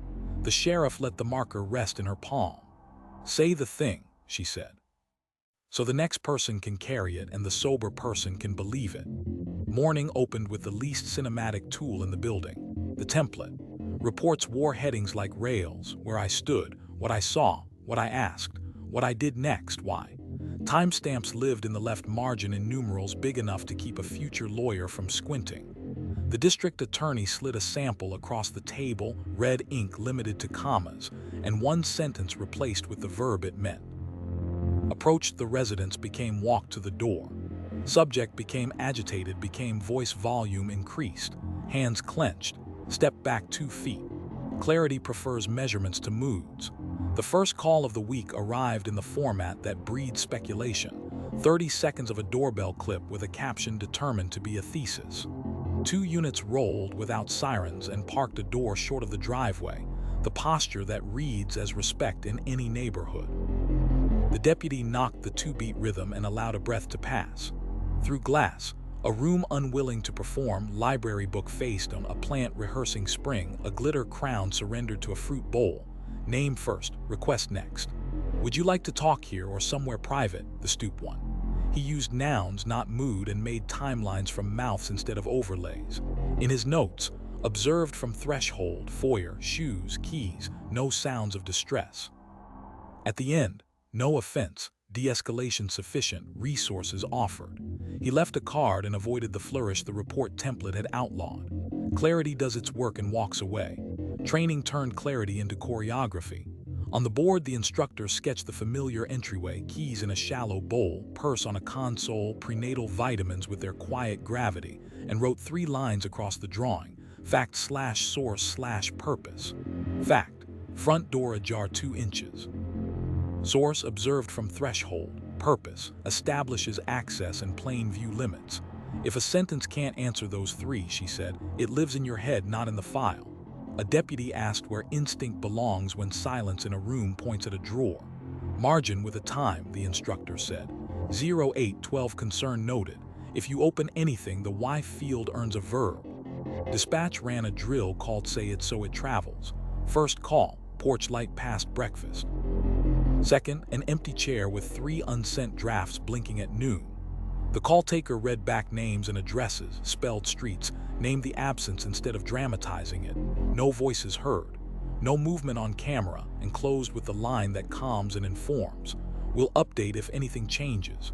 Your case number is on playback. The supervisor matched CAD to audio and circled a timestamp alignment that looked like a ruler. Clarity is kindness to the next person, she said. Records practiced clarity with staples and statute. A request arrived wide, everything, and left as law, stacked for comprehension. Timeline on top, CAD and 911 transcript, the warrant and return, inventory redaction index with citations. A gray slip rode on top titled What You Are Holding, 5 bullet points explaining each section in fewer than 12 words. Signs at the counter spoke in plain language in 6 tongues. Fee waivers were explained in print not designed to punish eyes. Before envelopes traveled, the habit that has become a value. Advance notice to family. When a producer pressed for room photos unrelated to elements, the clerk used the office's sentence that trades on both decency and code.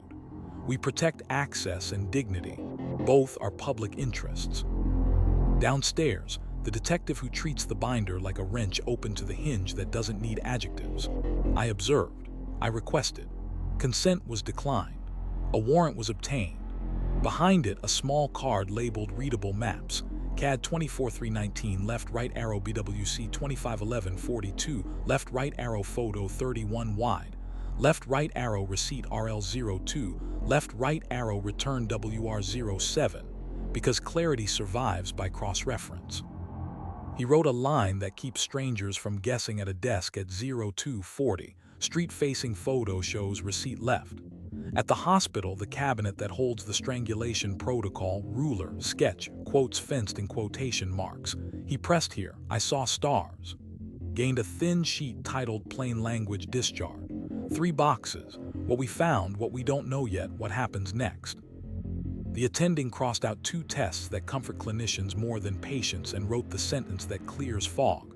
Order what changes care. The advocate set 2 cards on the tray, verbs that travel, call, stay, leave, plan, and a third with phone numbers labeled in big nouns. Legal, shelter, counseling. No mottos, no mascara slogans. Clarity respects afternoons ruined by bureaucracy. In the lab, Clarity wore small fonts and twin initials. A junior analyst read her conclusion aloud to a bench partner and stripped the sentence to its bones. Results consistent with X. Alternate sources not excluded.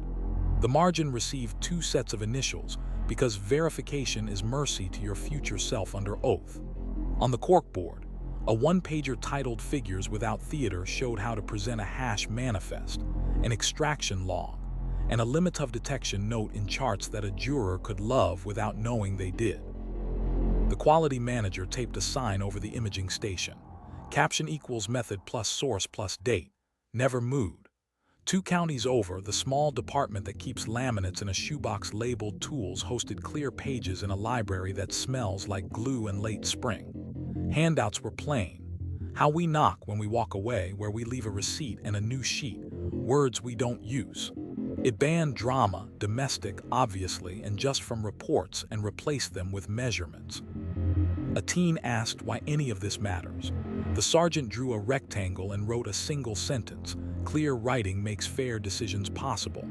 The district attorney stood beneath a scoreboard that refuses to rehearse triumph and wrote 2 columns, what we can prove and what we can say. He dragged charges across until the left column survived by itself. Clarity resists charisma, he said. It leans on elements, not applause. Victim Services delivered Clarity at 6:11 a.m., the thin courage hour. The advocate answered with the sentence on cabinets across town, if you need me to stand next to you while you do nothing, I will.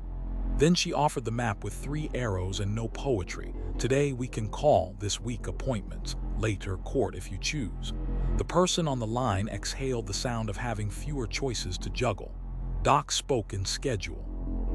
A memo no one frames and everyone understands. Visit hours, grievance timelines, property return windows, posted plainly, translated. A captain tapped the laminated strip older than most cadets, silent escorts past schools, and added a date in neat block print, policy reviewed, unchanged. Clarity is often refusing to move the goalpost. At the high school, Steady gained a page labeled Say the Fact. It taught students and staff to cut rumor at the knot. The official update says, I don't know here, who does. That happened last year, I'm headed to bio. Teachers practiced reading policy paragraphs without throat clearing. One laughed and said it felt like stretching. Good, the counselor said. Clarity is a muscle. A church hall with folding chairs that have learned to hold the invisible took the town's perennial question again. How do we help without making it worse?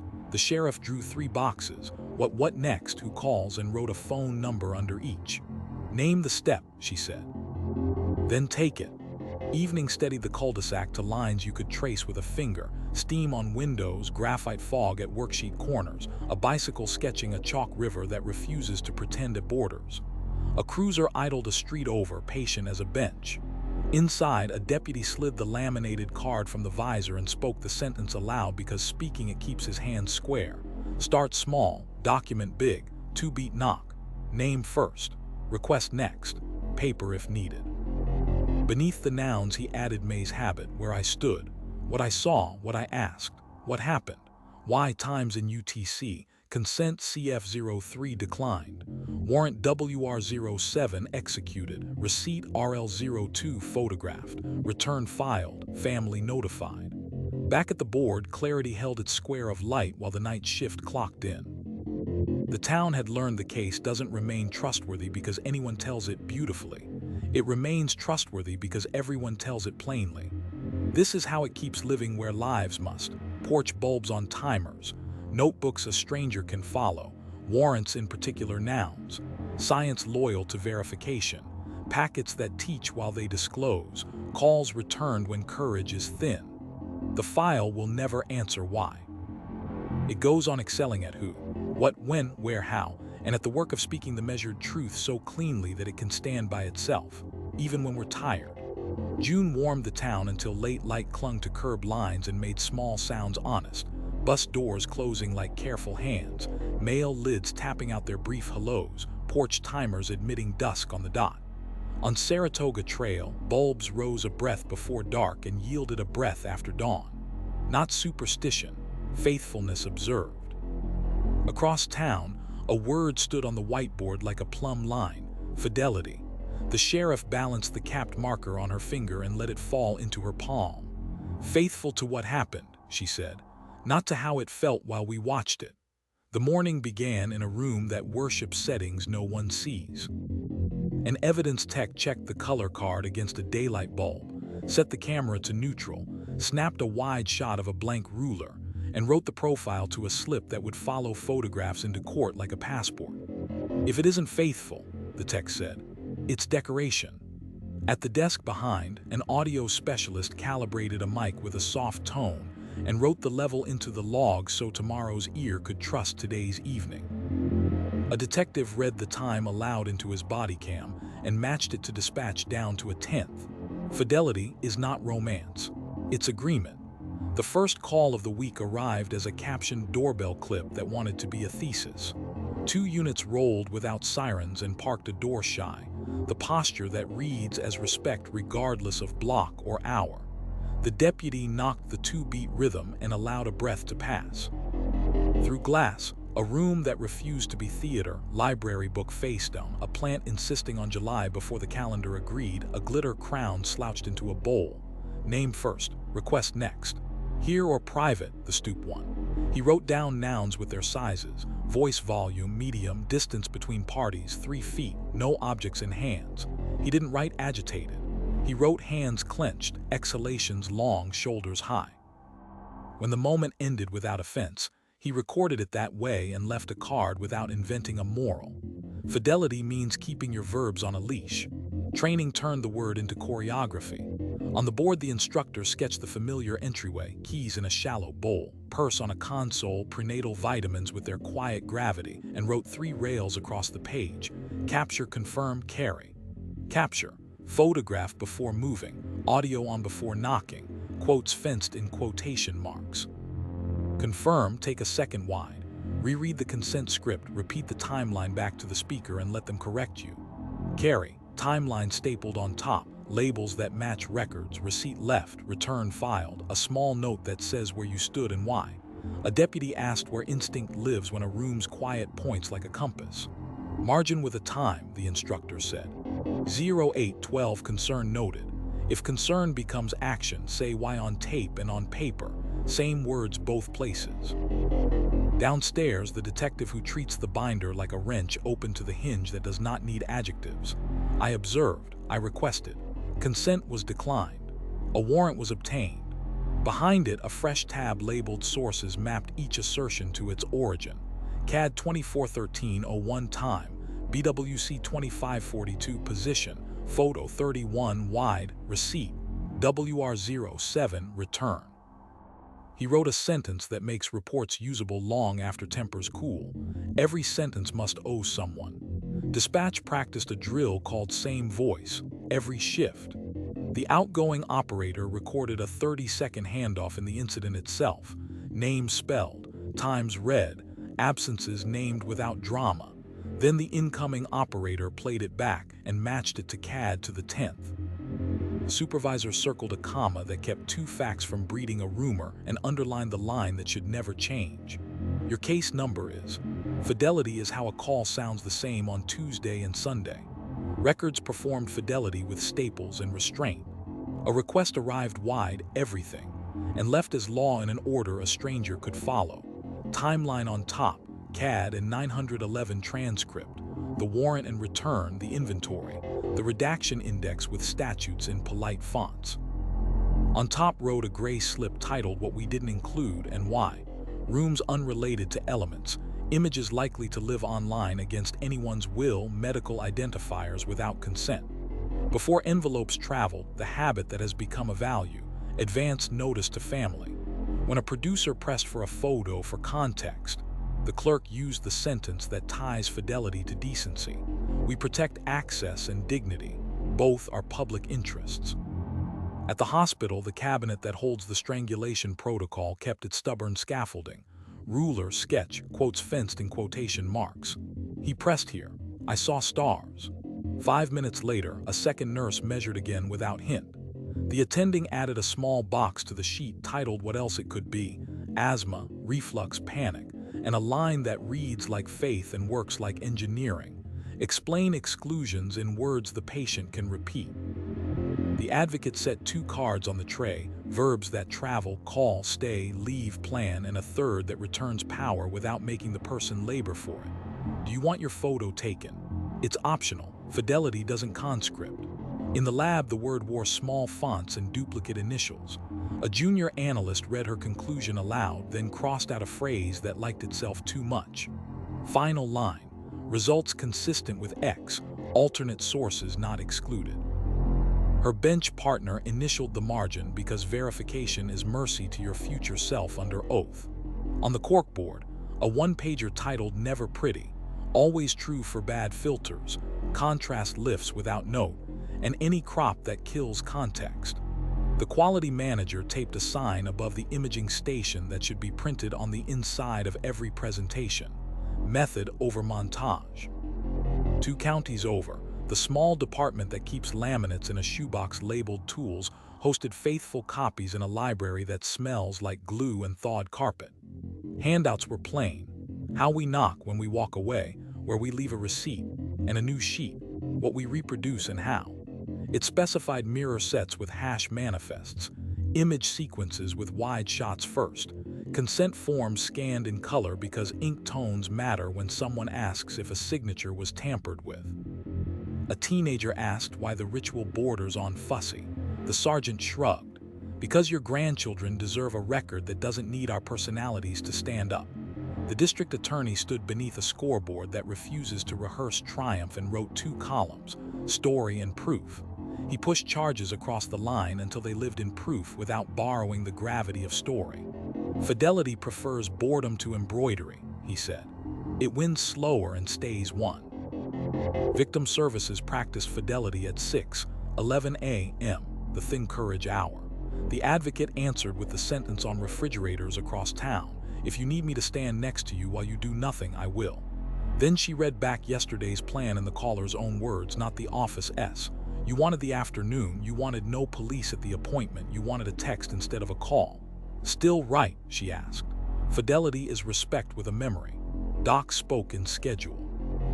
A memo with the tone of a ledger and the spine of a metronome. Count times met.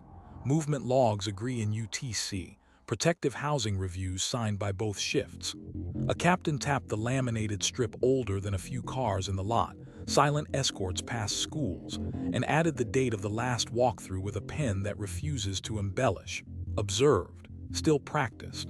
At the high school, Steady gained a page called Tell It So It Matches Later.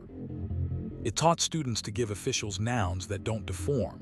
Who, where, when, what was said. It taught staff to write email summaries in the same words they used face-to-face. A teacher pinned a copy to a corkboard and wrote, "Don't let your adjectives outrun your facts" along the bottom in dry erase. A church hall with folding chairs that have learned to hold the invisible took the town's perennial question again. How do we help without making it worse? The sheriff drew a box and wrote 3 words on its edges: faithful, plain, repeatable. "We owe the truth its shape," she said. "Not a better one." Evening leveled the cul-de-sac into legible lines, steam soft on window glass, graphite weather along worksheet margins, a bicycle penciling a chalk river that refuses to become a border. A cruiser idled a street over, patient as a bench. Inside, a deputy slid the laminated card from the visor and said the sentence aloud because saying it squares the wrist. "Start small, document big. 2-beat knock, name first, request next, paper if needed." Beneath the nouns he added June's habit, times read on tape, positions measured, quotes verbatim, consent CF03 read verbatim, warrant WR07 executed, receipt RL02 photographed wide, return filed, disclosure log updated, family noticed. Back at the whiteboard, Fidelity held its square of light while the night shift clocked in. The town had learned the case does not remain trustworthy because anyone tells it persuasively. It remains trustworthy because everyone records it faithfully. This is how it keeps living where lives must. Porch bulbs on timers, notebooks a stranger can follow, warrants in particular nouns, science married to verification, packets that teach while they disclose, calls returned when courage is thin. The file will never answer why. It continues to excel at who, what, when, where, how, and at the steady craft of keeping the truth the same size all the way from the door to the record and back again. July arrived level and unsentimental, ironing noise into lines, bus doors sealing like promises, mail lids tapping the same 2 beats, porch timers admitting dusk without flourish.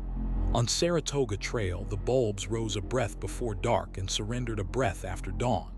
Not caution, calibration. Across town, the whiteboard carried a word that looks like math and behaves like mercy, proportionality. The sheriff drew a small square around it. "Match the tool to the task," she said, "and match the tone to the tool." Morning opened with a drill that weighs habit against need. Patrol reviewed last month's reports, sliding a ruler across verbs. Knock and talk where warrant had been possible, warrant where consent would have done, arrest where summons kept breath in a room. A lieutenant tapped 3 entries and wrote a patient sentence at the margin.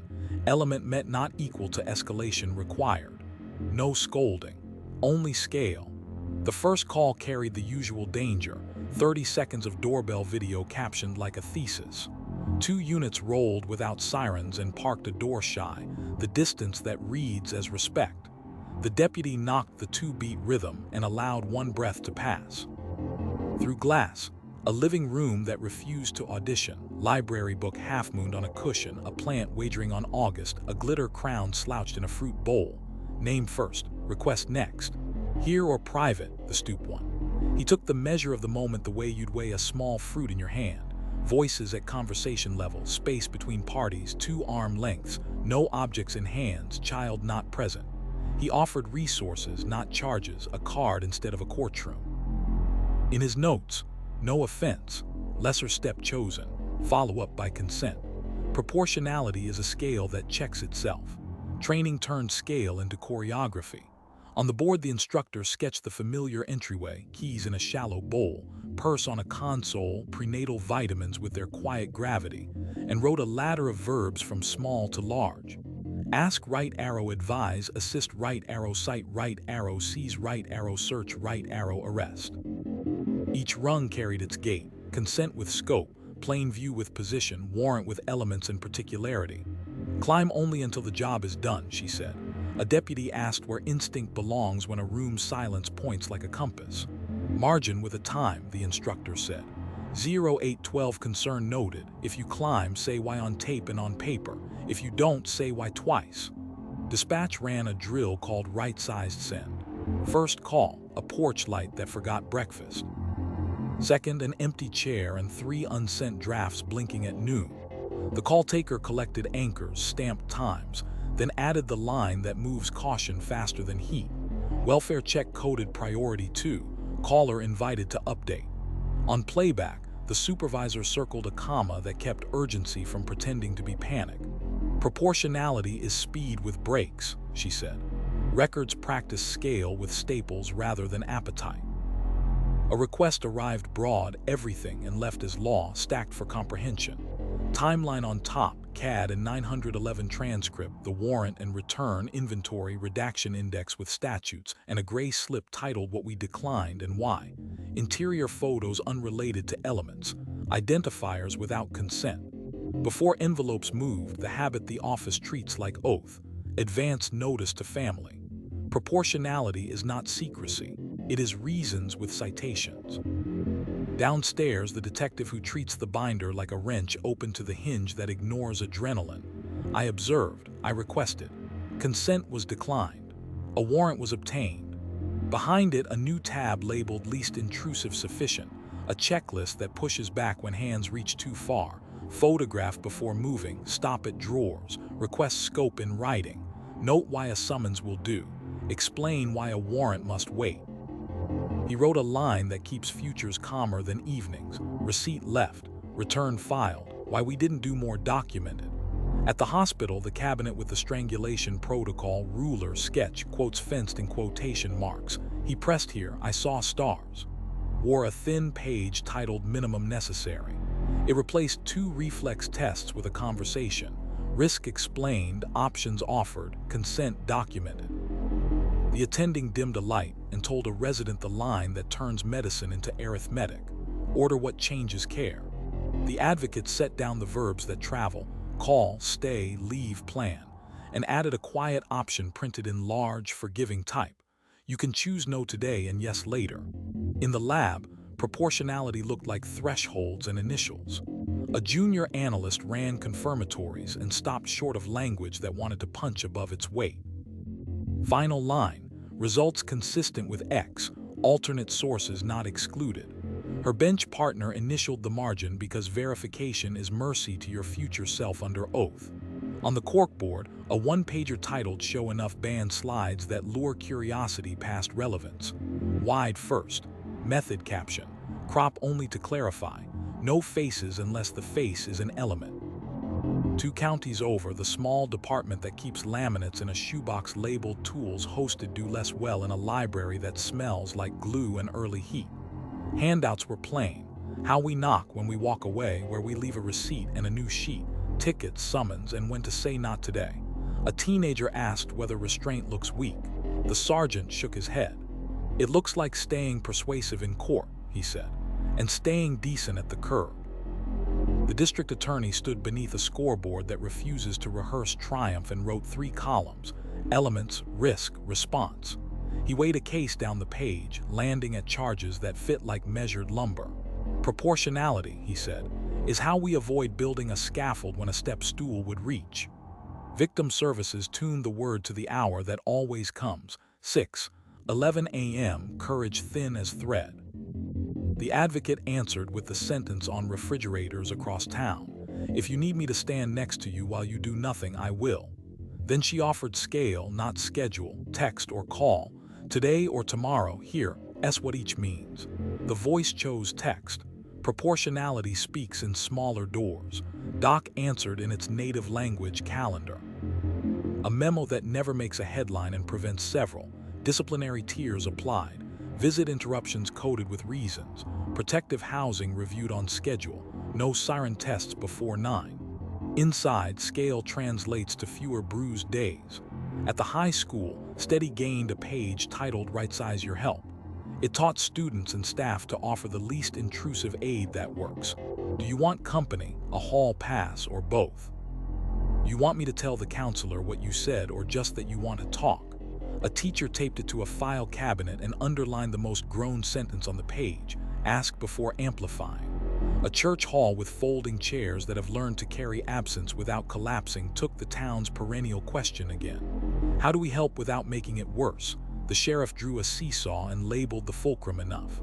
Put only the weight required to balance what's in front of you, she said. No more, no less. Evening smoothed the cul-de-sac to its right volume.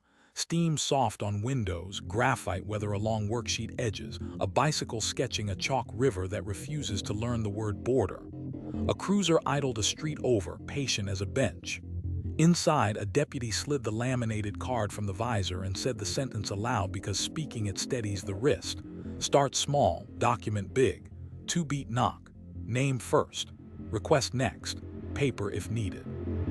Beneath the nouns he added July's habit, lesser step chosen, reason stated, consent CF03 declined, warrant WR07 deferred not needed, receipt RL02 left, return not applicable, family notice offered, follow-up by consent. Back at the board, proportionality held its square of light while the night shift clocked in. The town had learned the case doesn't remain trustworthy because anybody is brave. It remains trustworthy because everybody is measured.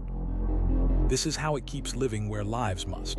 Porch bulbs on timers, notebooks a stranger can follow, warrants in particular nouns, science loyal to verification, packets that teach while they disclose, calls returned when courage is thin. The file will never answer why. It continues to excel at who, what, when, where, how, and at the disciplined grace of doing exactly enough precisely so the truth has room to stand. August pressed heat into the day until sounds traveled farther, bus doors sighing shut, mail lids tapping their two-count porch timers admitting dusk with punctual mercy. On Saratoga Trail, the bulbs rose a breath before dark and yielded a breath after dawn. Not ritual recheck. Across town, the whiteboard carried a word that's in every lab notebook and not often said out loud: verification. The sheriff capped the marker and let the room sit with it. Belief is optional, she said. Proof is not. The morning began with a scene re-walk. No sirens, no speeches, just shoes on sidewalk. A detective set a tripod at the curb, leveled a camera with a yellow bubble that mines gravity, and read the time into the lens. The deputy who had written the first report stood where the earlier self had stood and read his notes aloud exactly. Distance tape out. Photos wide, then closer, then the object in its home with a ruler that cared. The doorbell lens was measured for height. The body cam time was spoken into the room. The sun angle was pulled from a chart taped inside the camera case. The rewalk didn't hunt for drama. It looked for drift and wrote it down when it found none. Training turned the word into choreography. On the board, the instructor sketched the familiar entryway, keys in a shallow bowl, purse on a console, prenatal vitamins with their quiet gravity, and drew 3 stacked boxes: collect, corroborate, concur. Collect, photograph before movement, audio before knock, quotes fenced in quotation marks. Corroborate, second angle, second set of ears, second measurement 5 minutes later. Concur, lab value against a threshold, timeline against CAD, receipt photograph against the return. A deputy asked where instinct belongs when a room's quiet points like a compass. Margin with a time, the instructor said. 0812, concern noted. Verification is when paper, pixels, and people say the same thing.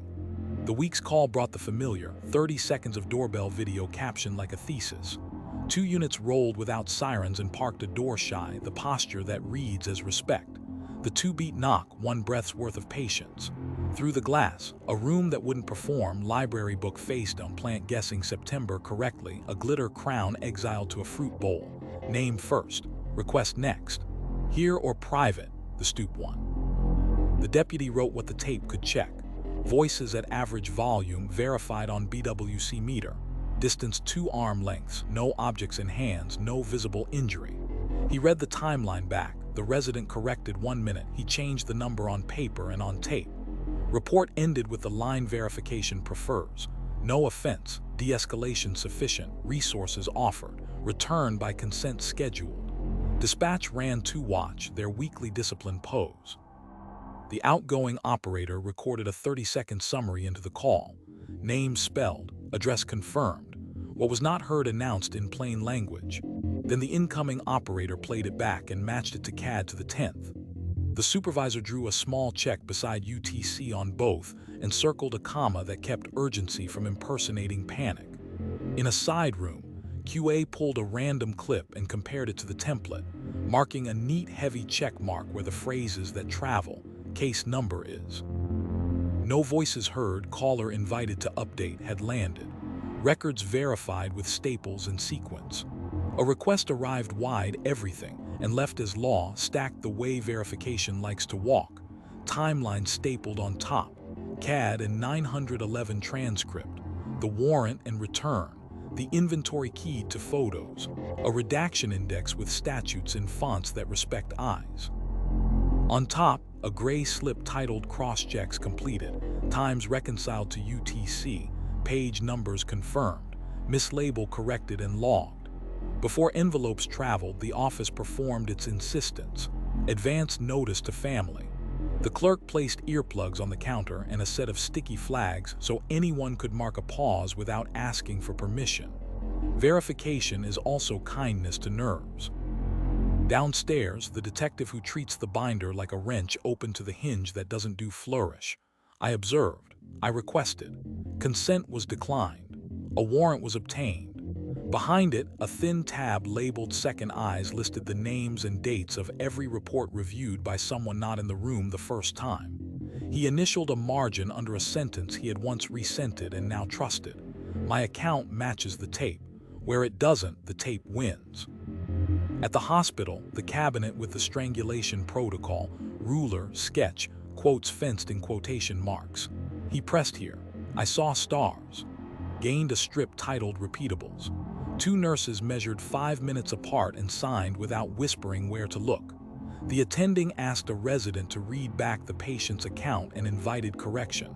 The resident erased a flourish and wrote the words exactly.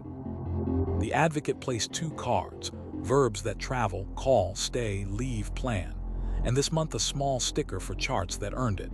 Patient read and agreed. Verification that includes the person most affected keeps medicine from becoming theater. In the lab, the word wore tiny fonts and twin initials. A junior analyst ran confirmatories, documented a control wobble, reran, and wrote consistent with where certainty would trespass. Her bench partner initialed the margin because verification is mercy to your future self under oath. On the corkboard, a 1-pager titled "Proficiency" is practice with receipts listed blind trials, instrument passports, and the quarterly ritual of proving you can still hit the same target with the same tool. The quality manager taped above the imaging station the sentence that keeps presentations honest. If the crop helps, show the wide first. 2 counties over, the small department that keeps laminates in a shoebox labeled "Tools" hosted "Check Your Work" in a library that smells like glue and late summer. Handouts were plain. How we knock when we walk away, where we leave a receipt and a new sheet. How we prove ourselves right or wrong. It mapped mirror sets with hash manifests, consent forms that say the same thing on paper and on tape, and the habit of reading the case number out loud at the curb. Teenager asked what happens when the second look contradicts the first. The sergeant didn't blink. Then the first changes, he said. That's why the second exists.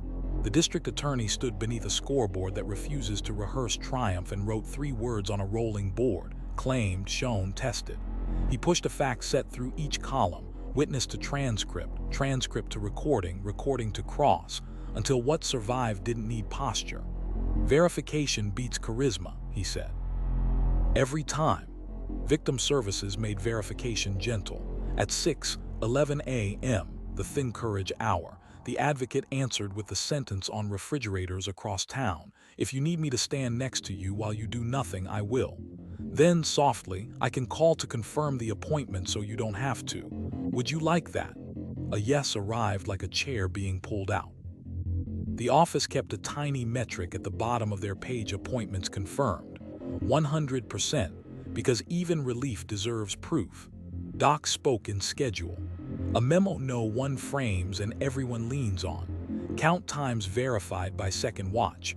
Movement logs reconciled to transport rosters. Protective housing checks signed by both shifts. A captain tapped the laminated strip older than most of the radios. Silent escorts past schools, and added the date of last observation with a pen that doesn't do flare. Witnessed, unchanged. At the high school, Steady gained a page titled "Show Your Work People Edition." It taught students and staff to write memory in sentences that can be checked: who said what, where, when, what words exactly. It offered a script for when correction arrives. "Thank you, I'll fix my note," the new version says. The counselor told a room of 9th graders the secret grown-ups forget. Verification is not distrust. It's how we build the bridge we walk on together. A church hall with folding chairs that have learned to hold invisible weights took the town's perennial question again. How do we help without making it worse? The sheriff drew a triangle and labeled the vertices paper, pixels, people. Make all three agree, she said. If they won't, say where and why. Then fix the part that can be fixed. Evening steadied the cul-de-sac into lines you could track with a finger, steam on windows, graphite weather on worksheet edges, a bicycle sketching a chalk river that refuses to be a border. A cruiser idled a street over, patient as a bench. Inside, a deputy slid the laminated card from the visor and spoke the sentence aloud because speaking it squares the hand. Start small, document big. 2-beat knock. Name first. Request next. Paper if needed. Beneath the nouns he added august habit. Times in UTC matched to CAD, distances measured, quotes read back. Consent CF03 read verbatim. Warrant WR07 executed. Receipt RL02 photographed wide and close. Return filed. Disclosure log updated. Family noticed. Back at the whiteboard, verification held its square of light while the night shift clocked in. The town had learned the case doesn't remain trustworthy because anyone insists. It remains trustworthy because the numbers, the words, and the pictures keep agreeing in public. This is how it keeps living where lives must. Porch bulbs on timers, notebooks a stranger can follow, warrants in particular nouns, science faithful to second looks, packets that teach while they disclose, calls returned when courage is thin. The file will never answer why. It continues to excel at who, what, when, where, how, and at the careful labor of proving the truth again tomorrow exactly as it was today. September trimmed the daylight to clean edges, bus doors closing like good lids, mail slots thudding their last truths, porch timers admitting dusk on schedule. On Saratoga Trail, bulbs rose a breath before dark and yielded a breath after dawn. Not superstition, precision. Across town, the whiteboard held a word that belongs to paper and keeps boots in bounds: particularity. The sheriff traced a square around it with the side of the marker, careful, like taping off a corner. Say exactly where, she said. Say exactly what. Do exactly that. Morning opened with a table that looked like a carpenter's bench for sentences. Detectives laid out draft affidavits beside maps and photographs. A lieutenant tapped nouns with a pencil until they stopped wobbling. North-facing bedroom closet, gray tote labeled winter, iPhone MA, garage workbench top drawer. No poetry, no tour. The district attorney slid a sheet across the table with case law in the margins, Fourth Amendment, scope, plain view limits, and wrote the sentence the county has decided to love. Probable cause fits the box it rides in. The day's first call was a lesson in edges. A neighbor forwarded a doorbell clip captioned like it wanted to be a warrant by itself. 2 units rolled without sirens and parked a door shy, the posture that reads as respect in every neighborhood. The deputy knocked the 2-beat rhythm and kept a full breath between sound and speech. Through glass, a room unpersuaded by narrative, library book faced him, a plant committed to October early, a glitter crown slouched into a fruit bowl. Name first. Request next. Here or private, the stoop one. He wrote the parts a future judge can stand on. Observed from threshold. Foyer, keys, shoes, no noises of distress, parties calm. Consent to look for a missing item was offered and defined, living room surfaces only, then declined without theater. The deputy closed his notebook and opened the path paper prefers. Affidavit drafted, scope proposed. No entry beyond plain view. Particularity is the line you don't cross because your verbs fit your nouns. Training turned the word into choreography. On the whiteboard, the instructor sketched the familiar entryway, keys in a shallow bowl, purse on a console, prenatal vitamins with their quiet gravity, and drew 3 rectangles inside the door, each shaded to a different depth. Threshold, plain view, consent scope, warrant scope. She wrote in block letters beside them, stop at drawers, say what you're looking for, photograph before moving. A deputy asked where instinct lives when stillness points like a compass. Margin with a time, the instructor said. 0812, concern noted. If it becomes action, the paper has to say so first, with nouns that fit in a box. Downstairs, the detective who treats the binder like a wrench opened to the hinge that does not accept ambition as a substitute for standard. I observed. I requested. Consent was declined. A warrant was obtained. Behind it, a fresh tab labeled Scope Keys linked the affidavit's words to the floor plan's rooms with index numbers a stranger could follow. A1, bedroom closet, north wall. A2, garage workbench, top drawer. On the next page, a small caution printed like a level bubble. Commingled containers demand narrower hands. He wrote the sentence that saves afternoons later. Receipt left RL02 shows only what the paper named. Return WR07 matches it. Dispatch ran a drill called Describe the Box. First call, a porch light that forgot breakfast. Second, 3 unsent drafts blinking at noon. The call taker repeated anchors, then added the line they've learned to use when a clip arrives with captions instead of context. Video received. Beginning and ending unknown. No evidence requests made by caller. On playback, the supervisor matched CAD times to the note warrant pending and circled a comma that kept Scope from being swallowed by urgency. Your summary isn't a scavenger hunt, she said.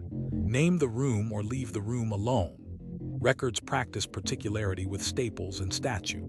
A request came broad, everything, and left as law, stacked in the order a sane future reads. Timeline stapled on top. CAD and 911 transcript.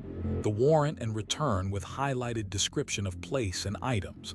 The inventory cross-index to photos. The redaction index with patient citations. On the counter, a laminated card explained Scope in plain language in 6 tongues. Before envelopes traveled, the office did what it always does when paper moves and lives might feel a shove. Advance notice to family. If a producer pressed for images beyond what the inventory named, the clerk walked a finger down a statute and offered the sentence the building trusts. We protect access and dignity. Both are public interests. Scope applies to us, too. At the hospital, the cabinet that holds the strangulation protocol, ruler, sketch, quotes fenced in quotation marks. He pressed here. I saw stars. Wore a thin page titled Ask for Only What Helps. The attending crossed out 2 reflex tests and replaced them with a conversation about what the chart needs to contain and what the patient controls. Minimum necessary, she told a resident. Clinical scope is a warrant in a white coat. The advocate laid down the verbs that travel, call, stay, leave, plan, and added a checkbox with the dignity of small print. Release only the part that serves the request. In the lab, particularity presented as labels that match and claims that don't overrun their borders. A junior analyst read her conclusion aloud to a bench partner and trimmed it to the shape of the method. Results consistent with X on item A2. No opinion offered on unsubmitted items. The margin earned 2 initials because verification is mercy to your future self under oath. On the corkboard, a 1-pager titled What We Do Say banned catching adjectives and insisted on consistent with unless thresholds allowed more. Another sheet mapped #manifest discovery index, so mirrors arrive with numbers a defense laptop can swallow whole. Particularity is the reason the same truth fits in more than one machine. 2 counties over, the small department that keeps laminates in a shoebox labeled tools hosted stay in the box in a library that smells like glue and harvest. Handouts were plain. How we knock when we walk away, where we leave a receipt and a new sheet scope cards. It listed sentences to read aloud, the same in every doorway. We're seeking item, may we look location only. And we will stop at drawers unless named. A teenager asked if anyone ever thanks them for being that specific. The sergeant laughed with tired affection. Not often, he said, but judges do. The district attorney stood beneath a scoreboard allergic to triumph and wrote 3 columns, probable cause, particularity, execution. He moved a draft charge through each column as if it were lumber, squaring edges, shaving splinters. Vivid is for novels, he said. Particular is for warrants. He pointed at return filed and inventory and drew a line back to the affidavit's nouns. What you asked for and what you took should fit like a lid. Victim Services set scope on a clock, the one that arrives at 6:11 a.m. when courage is thin and inboxes are unkind. The advocate answered with the sentence in kitchen cabinets across town. If you need me to stand next to you while you do nothing, I will. Then she offered 3 doors with clear labels. Legal letter, only what the court needs. Employer note, dates, not details. School plan, accommodations, not narratives. Particularity in side care is privacy with receipts. Doc spoke its language, schedule with memo verbs that don't stray. Property audits reconcile to inventory numbers. Movement logs match request scope. Protective housing reviews initialed by both shifts. A captain tapped a laminated strip older than anyone's boots. Silent escorts passed schools, and wrote the date of last verification in a corner that admits no flourish. Observed, still practiced. Boundaries you can schedule are boundaries you can defend. At the high school, Steady gained a page titled Ask Precisely, Offer Lightly. It taught students and staff to request only what helps and to write only what the next person needs. Who, where, when, what you need changed. A teacher taped it to a cabinet and underlined the groan sentence at the bottom. Leave feelings, bring facts, protect details that don't serve the fix. A church hall with folding chairs that have learned how to hold absence without bending took the perennial question again. How do we help without making it worse? The sheriff drew a rectangle and labeled the edges where, what, why, how long. We aim small, she said. We write small. We act small. We leave a receipt that matches.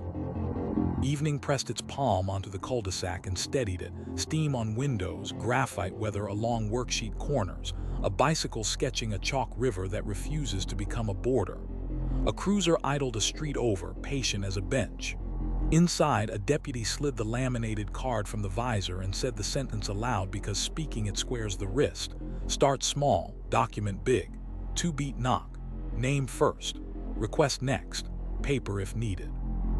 Beneath the nouns he added September's habit. Affidavit nouns squared to rooms. Consent CF03 scope read verbatim. Warrant WR07 executed within limits. Photos wide before open.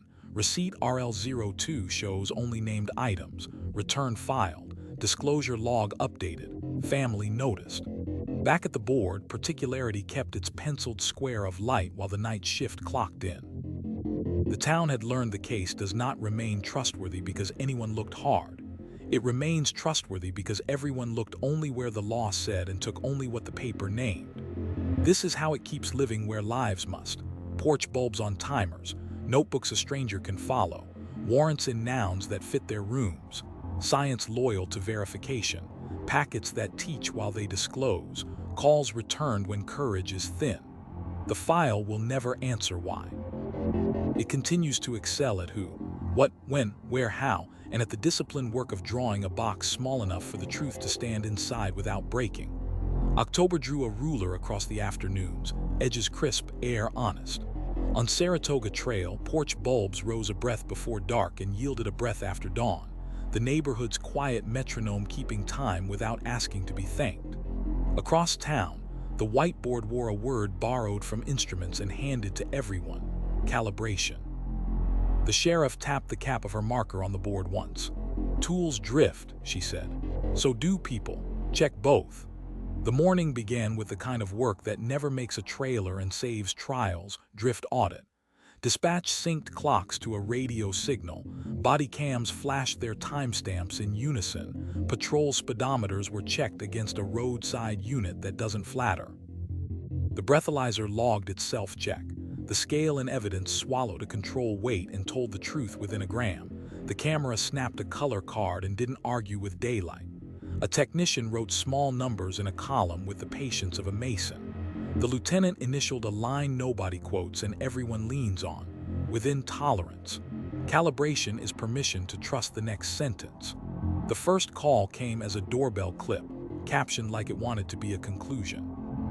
2 units rolled without sirens and parked a door shy, the posture that reads as respect anywhere. The deputy knocked the 2-beat rhythm and let a breath pass. Through glass, a room uninterested in theater, library book faced-on, a plant bedding on late fall, a glitter crown slouched into a fruit bowl. Name first. Request next. Here or private, the stoop one. He wrote down the shape of the moment and measured it against something that doesn't lie. Voice volume matched to body cam meter average. Distance 2 arm lengths. No visible injury, no objects in hands. He read the timeline back, let the resident adjust a minute, changed it on paper and on tape, then left a card. In his notebook, October wrote its preference.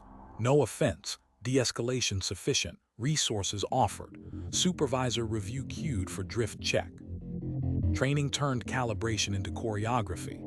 On the board, the instructor sketched the familiar entryway, keys in a shallow bowl, purse on a console, prenatal vitamins with their quiet gravity, and drew two columns, mechanical and mental. Under mechanical, clock sync, lens profile, microphone level, scale check, ruler sold by dull truth. Under mental, confirmation bias named, tunnel vision written and fenced, a line to write when adrenaline wants to steer. What else could this be? We calibrate ourselves with questions, she said. A deputy asked where instinct lives when stillness points like a compass. Margin with a time, the instructor said. 0812 concern noted. Then try on the alternate for size. If it doesn't fit, you'll know why, and so will your report. Downstairs, the detective who treats the binder like a wrench opened to the hinge that doesn't drift with mood. I observed. I requested. Consent was declined. A warrant was obtained. Behind it waited a tab labeled benchmarks, attaching acts to numbers. Threshold photo at 35 and color card included. Distance tape in frame.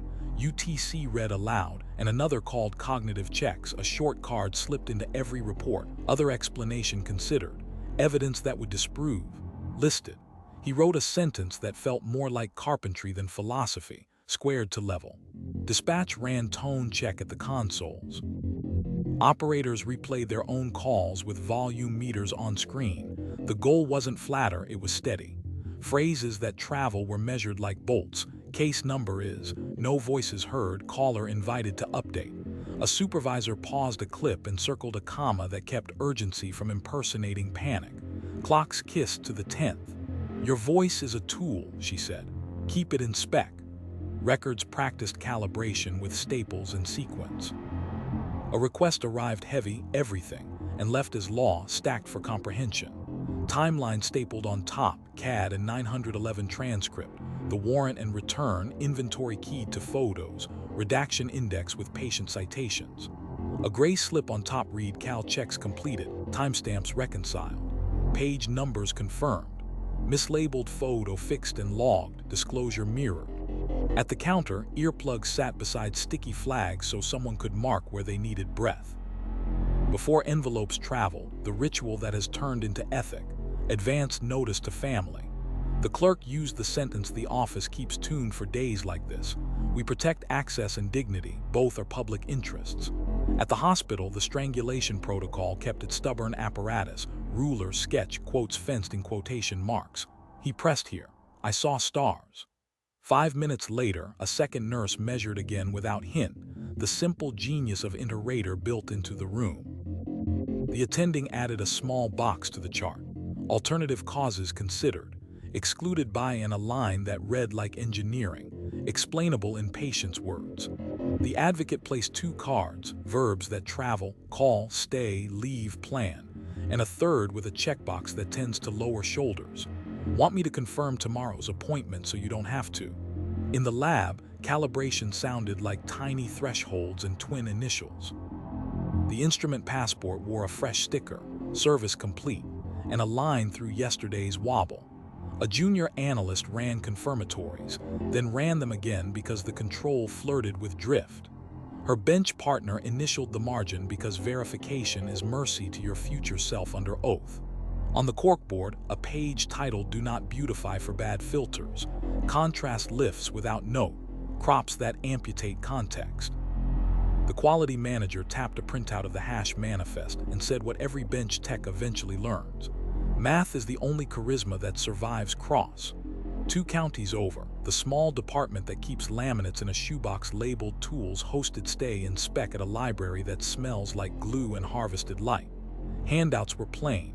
How we knock when we walk away, where we leave a receipt and a new sheet. Logs we keep even when no one asks. Breathalyzer checks. Scale verifications. Timesync screenshots. A teen asked why any of this matters if people know what happened.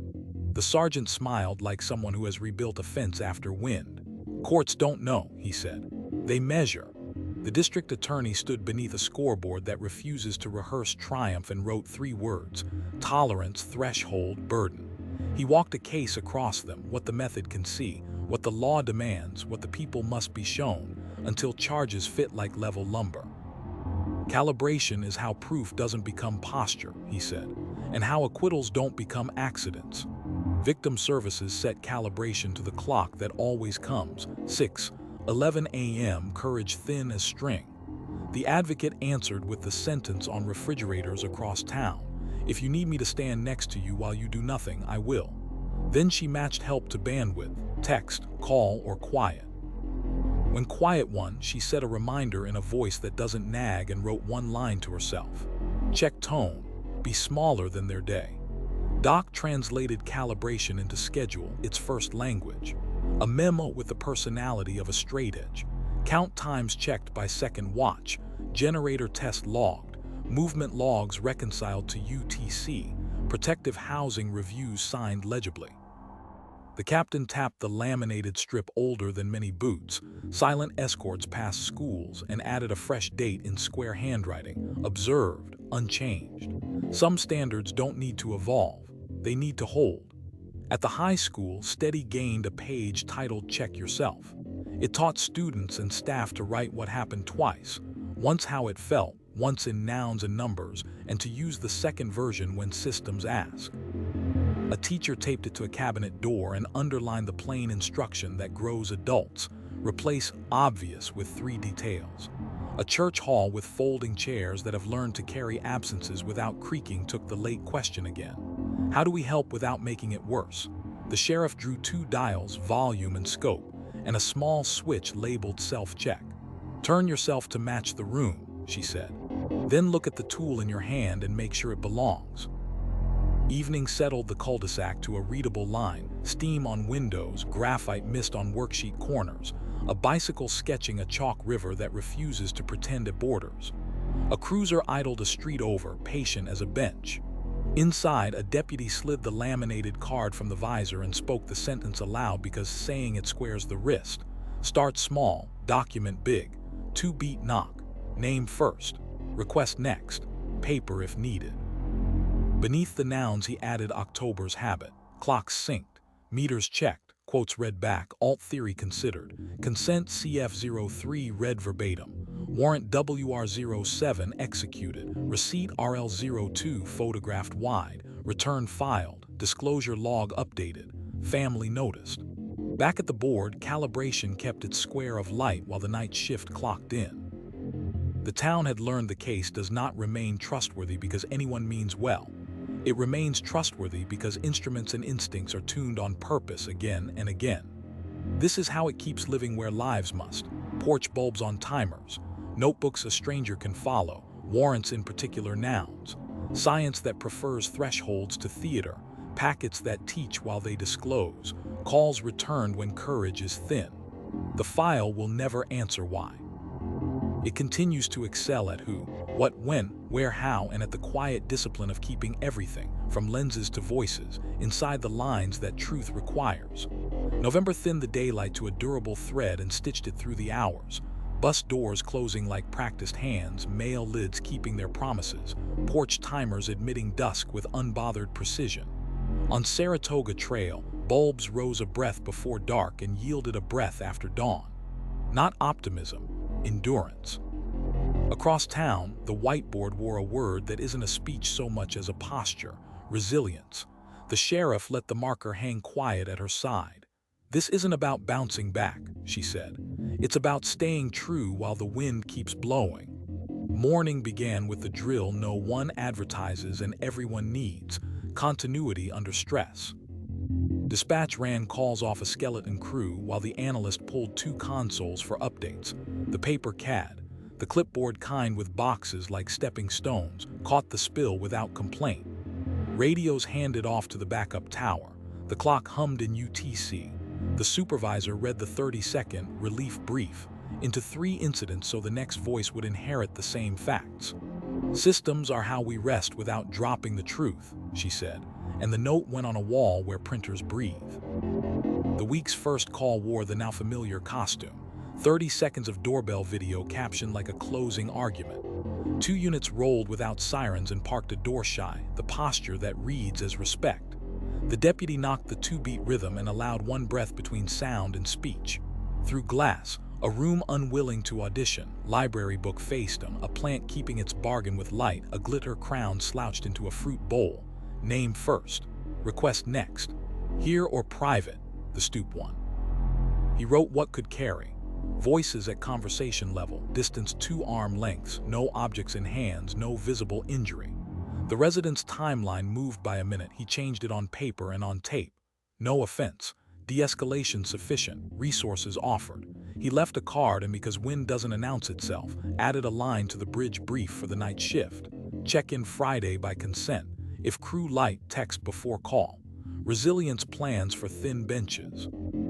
Training turned resilience into choreography.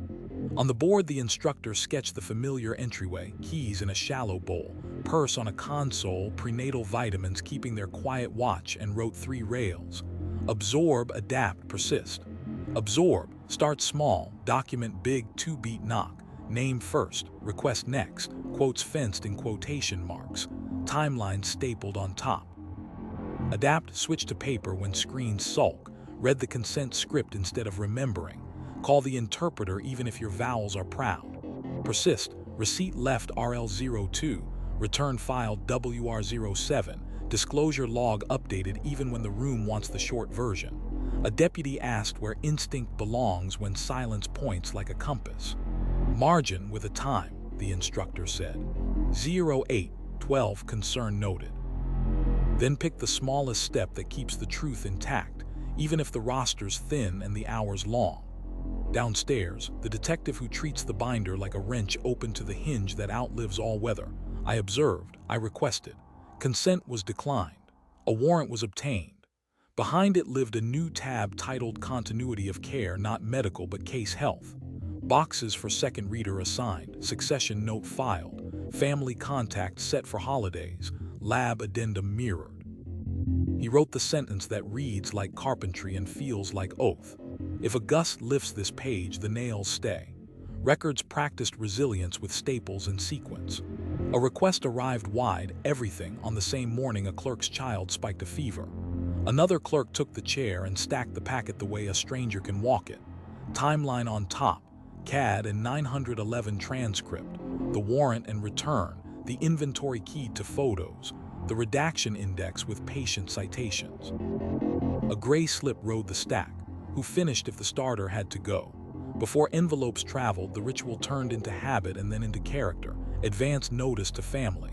At the counter, a bowl of earplugs and a stack of sticky flags waited for people who need to stop without asking permission. Resilience is kindness that survives triage. At the hospital, the cabinet with the strangulation protocol, ruler, sketch, quotes fenced in quotation marks. He pressed here. I saw stars. Gained a thin page titled When We're Short. It mapped minimum staffing to steps that still protect the patient. Measure twice with one nurse and a second set of eyes from triage. Dim lights where possible. Ask before rolling the loud cart. The attending crossed out 2 tests that soothe clinicians more than patients and wrote order what changes care in ink that banishes flourish. The advocate set down the verbs that travel, call, stay, leave, plan, and added a box that lives only in real rooms. If phones overwhelm, we can hold appointments for you. The person in the bed exhaled as if someone had handed them a smaller day. In the lab, resilience sounded like methods that don't panic and initials that don't quit. A junior analyst ran confirmatories. A control flirted with drift. She reran without drama. Her bench partner initialed the margin because verification is mercy to your future self under oath. On the corkboard, a 1-pager titled Work When the Light Flickers explained how mirror sets cue, where hash manifests live offline, which instrument gets the next run if the first goes down. The quality manager tapped a printout and said the thing that keeps a shop honest. We don't skip, we shift. 2 counties over, the small department that keeps laminates in a shoebox labeled tools held hard weak rules in a library that smells like glue and early dark. Handouts were plain. How we knock when we walk away, where we leave a receipt and a new one when you're tired. It listed 3 sentences to save a day from becoming a headline. I'm going to slow down. Please correct me if I missay your time. We can do this tomorrow. A teenager asked if stopping ever looks weak. The sergeant shook his head. Stopping looks like accuracy that survived. The district attorney stood beneath a scoreboard that refuses to rehearse triumph and wrote 3 nouns: docket, duty, delay. He walked a case down the calendar, choosing which hearing to advance, which to amend, which to dismiss, because a tired office should not carry charges that require heat to stand up. Resilience is not hoarding, he said. It's letting go of what the truth doesn't need. Victim services tuned resilience to the hour that always comes, 6:11 a.m., courage thin as thread. The advocate answered with the sentence in 100 kitchens: "If you need me to stand next to you while you do nothing, I will." Then she added, "If talking is too big, I can text you the same kindness.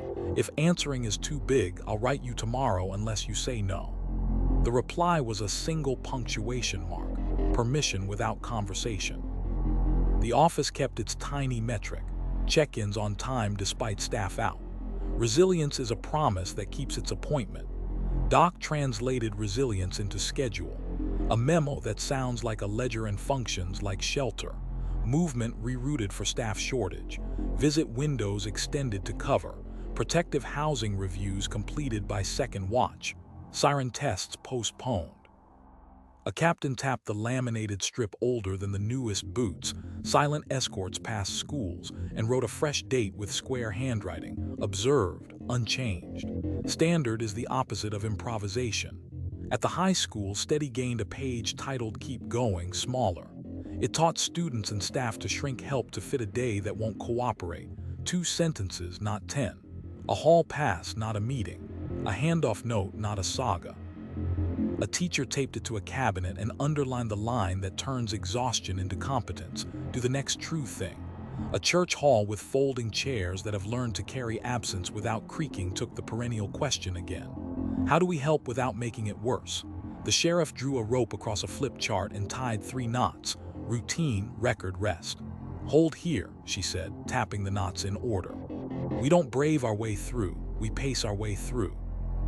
Evening set its palm on the cul-de-sac and steadied it: steam on windows, graphite weather along worksheet corners, a bicycle sketching a chalk river that refuses to learn the word border. A cruiser idled a street over, patient as a bench. Inside, a deputy slid the laminated card from the visor and said the sentence aloud because speaking it keeps the wrist square. "Start small, document big. 2-beat knock. Name first. Request next. Paper if needed." Beneath the nouns he added November's habit. Facts read back, alt theory noted. Consent CF03 read verbatim. Warrant WR07 if needed tomorrow dawn, not midnight. Receipt RL02 photographed wide. Return filed. Disclosure log updated. Bridge brief set. Family noticed. Back at the board, resilience held its square of light while the night shift clocked in. The town had learned the case doesn't stay trustworthy because anyone is tireless. It stays trustworthy because the steps are sturdy enough to carry tired feet. This is how it keeps living where lives must. Porch bulbs on timers, notebooks a stranger can follow, warrants in particular nouns, science loyal to verification, packets that teach while they disclose, calls returned when courage is thin. The file will never answer why.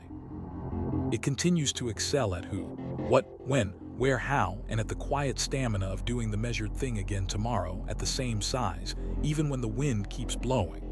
December pressed cold into the seams of the day and clarified sound. Bus doors shutting like measured thoughts, mail lids clicking their single-syllable, porch timers admitting dusk on the dot. On Saratoga Trail, bulbs rose a breath before dark and yielded a breath after dawn. Not preference, practice. Across town, the whiteboard wore a word that governs hands more than hearts: impartiality. The sheriff set the cap on the marker like a seal. "Feelings can visit," she said. "They can't drive." Morning opened with the kind of meeting that changes fewer minds than habits and matters more. Assignment audit. Cases on a table in plain folders, names taped shut, blocks and call types visible. The analyst read the distribution like rainfall totals, randomized starts, rotation exceptions logged, mutual aid handoffs tracked and reconciled. 2 outliers leaned right of the mean. The lieutenant wrote the sentence that moves a needle without theater. Reshuffle going forward, publish rule, show your homework. On a second screen, charging disparity blinked in columns. Same acts, different blocks, similar outcomes. The district attorney circled a wobble and said the only decent verb. Correct. The first call arrived captioned like a verdict, 30 seconds of doorbell video built for outrage. 2 units rolled without sirens and parked a door shy, the posture that reads as respect regardless of zip code. The deputy knocked the 2-beat rhythm and let one breath pass.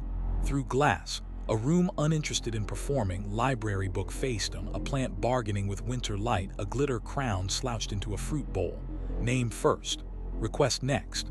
Here or private, the stoop one. He wrote the measured nouns anyone could check. Voices at conversation level, distance 2 arm lengths, no objects in hands, no visible injury. He read the timeline back. The resident moved a minute. He changed it on paper and on tape. No offense. De-escalation sufficient. Resources offered.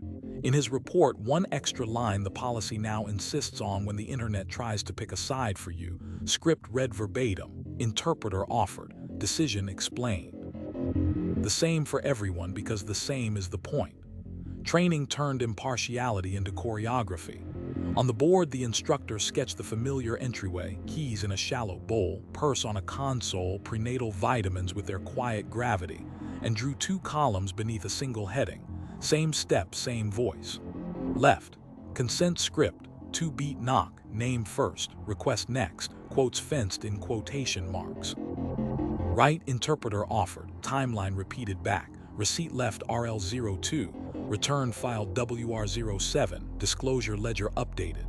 Your tone is part of policy, she said. A deputy asked where instinct belongs when silence points like a compass, and when the people on the porch are not the people you grew up calling neighbor. Margin with a time, the instructor said. 0812 concern noted. Then do the script the same way you would on your own street. Downstairs, the detective who treats the binder like a wrench opened to the hinge that will not trade standards for weather. I observed. I requested. Consent was declined. A warrant was obtained. Behind it sat a new tab labeled Blind Reads, reports scrubbed of names and neighborhoods, second-read by someone who didn't stand in the room. Boxes for language noted, alternatives raised, elements met without adjectives. He initialed a line and wrote what supervisors keep taped to the inside of their mouths. Facts earn verbs. Feelings explain themselves in court or not at all. Dispatch ran a drill titled Neutral Script. First call, a porch light that forgot breakfast from a street with young trees. Second, 3 unsent drafts blinking at noon from an older block across town. The call taker read back names, spelled streets, named absences without drama, no voices heard. No movement on camera, and closed both calls with the exact line because cadence is equity. Thank you for calling. We'll update if anything changes. Your case number is... The supervisor compared the tapes and circled a comma that kept urgency from disguising bias. Same sentences, same volume, she said. Everywhere. Records practiced impartiality with staples, not speeches. A request arrived broad, everything and left as law, stacked for comprehension. Timeline stapled on top. CAD and 911 transcript. The warrant and return. Inventory keyed to photos. Redaction index with citations. On the counter, signage in 6 languages. Fee waivers explained in print that doesn't punish eyes. A bowl of earplugs no one has to request. Before envelopes traveled, the habit that has become character. Advance notice to family. When a producer pressed for interior photos unrelated to elements on a block that seldom makes the news, the clerk answered with the sentence that belongs to both streets. We protect access and dignity, both are public interests. At the hospital, the cabinet with the strangulation protocol, ruler, sketch, quotes fenced in quotation marks. He pressed here. I saw stars. Gained a thin page called Order of Help. It told staff to ask interpreter first, insurance second, to offer the same discharge options to everyone, to explain what we found, what we don't know yet, what happens next in nouns that don't grade the patient. The advocate set down the verbs that travel, call, stay, leave, plan, and added a checkbox with quiet authority. Law enforcement involvement is your choice unless an immediate hazard exists. Impartiality does not mean indifference. It means the same doors stand open. In the lab, impartiality wore numbers and blind labels. Items arrived as A1, A2, not as reputations. A junior analyst read her conclusion aloud and struck an adjective that wanted to lean. Final line. Results consistent with X, alternate sources not excluded. Her bench partner initialed the margin because verification is mercy to your future self under oath. On the corkboard, a one-pager titled Way, Don't Wish banned slides that court sympathy and required wide first. Method caption, crop only to clarify. The quality manager taped a sign above the imaging station that holds across politics and seasons. Math is neutral if we let it be. 2 counties over, the small department that keeps laminates in a shoebox labeled tools hosted same door. Same script in a library that smells like glue and early dark. Handouts were plain, how we knock when we walk away, where we leave a receipt, and a new sheet, bias checks you can admit out loud. It listed 3 sentences that keep a room honest. I'm going to read this exactly. Please tell me if I rush you. Would you like an interpreter even if you speak English? A teenager asked whether people notice the sameness. The sergeant nodded. They do, he said, especially when they've learned to expect the opposite. The district attorney stood beneath a scoreboard that refuses to rehearse triumph and wrote 3 columns. Elements, pattern, people. He pushed a fact set across them and paused at pattern, the place where fairness grows receipts. Impartiality isn't pretending we don't have habits, he said. It's measuring them and writing down how we stopped. Victim Services tuned the word to 6:11 a.m., the thin courage hour. The advocate answered with the sentence inside 100 cabinets, if you need me to stand next to you while you do nothing, I will. Then she asked, call, text, or email, and in what language? The answer came as a single word different from yesterday's. The office changed its mouth without ceremony. Fair isn't identical, it's equal in dignity. Doc spoke in schedule. A memo no one frames. Discipline codes applied evenly across units. Visit denials published with reason codes, protective housing reviews signed by both shifts. A captain tapped the laminated strip older than the newest boots, silent escorts past schools, and wrote the date of last walkthrough in square handwriting, observed, unchanged. Rules that don't wobble are a kind of kindness. At the high school, Steady gained a page titled Fair Help. It coached students and staff to root care the same way for different kids. Do you want company, a pass, or both? Do you want me to say what you said or just that you want to talk? A teacher taped it to a cabinet and underlined the line that grows adults. Offer choices. Don't guess which one fits.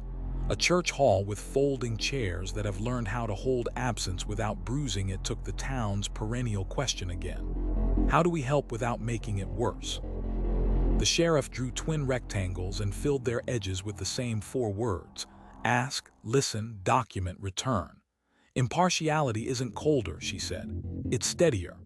Evening settled the cul-de-sac to a readable hush, steam on windows, graphite weather along worksheet corners, a bicycle sketching a chalk river that refuses to be a border.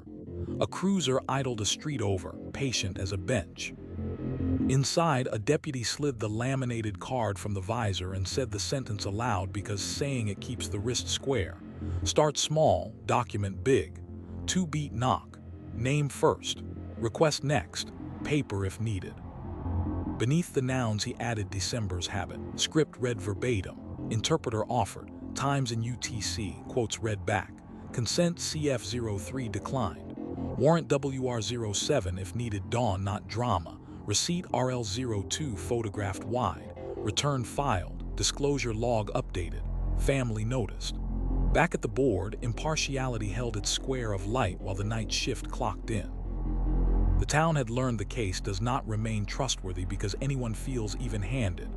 It remains trustworthy because the steps are the same at every door. The nouns fit the evidence, and the choices are written where strangers can see them. This is how it keeps living where lives must. Porch bulbs on timers, notebooks a stranger can follow, warrants in particular nouns, science welded to verification, packets that teach while they disclose, calls returned when courage is thin. The file will never answer why. It continues to excel at who, what, when, where, how, and at the steady craft of treating every threshold like the first one and the last. January pressed a clean edge onto the morning and made small sounds honest, bus doors closing like decisions, mail lids tapping once, porch timers admitting dusk with their usual brevity. On Saratoga Trail, bulbs rose a breath before dark and yielded a breath after dawn. Not performance, alignment. Across town, the whiteboard carried a word that does its best work when no one is watching: integrity. The sheriff rolled the marker between her palms like a coin she refused to spend. The pieces should agree, she said, even when it costs us. Morning opened with a meeting that never trends because it refuses confetti, conflict check. Case lists on one screen, employment histories on another, a spreadsheet of relationships and prior contacts between investigators, witnesses, and counsel.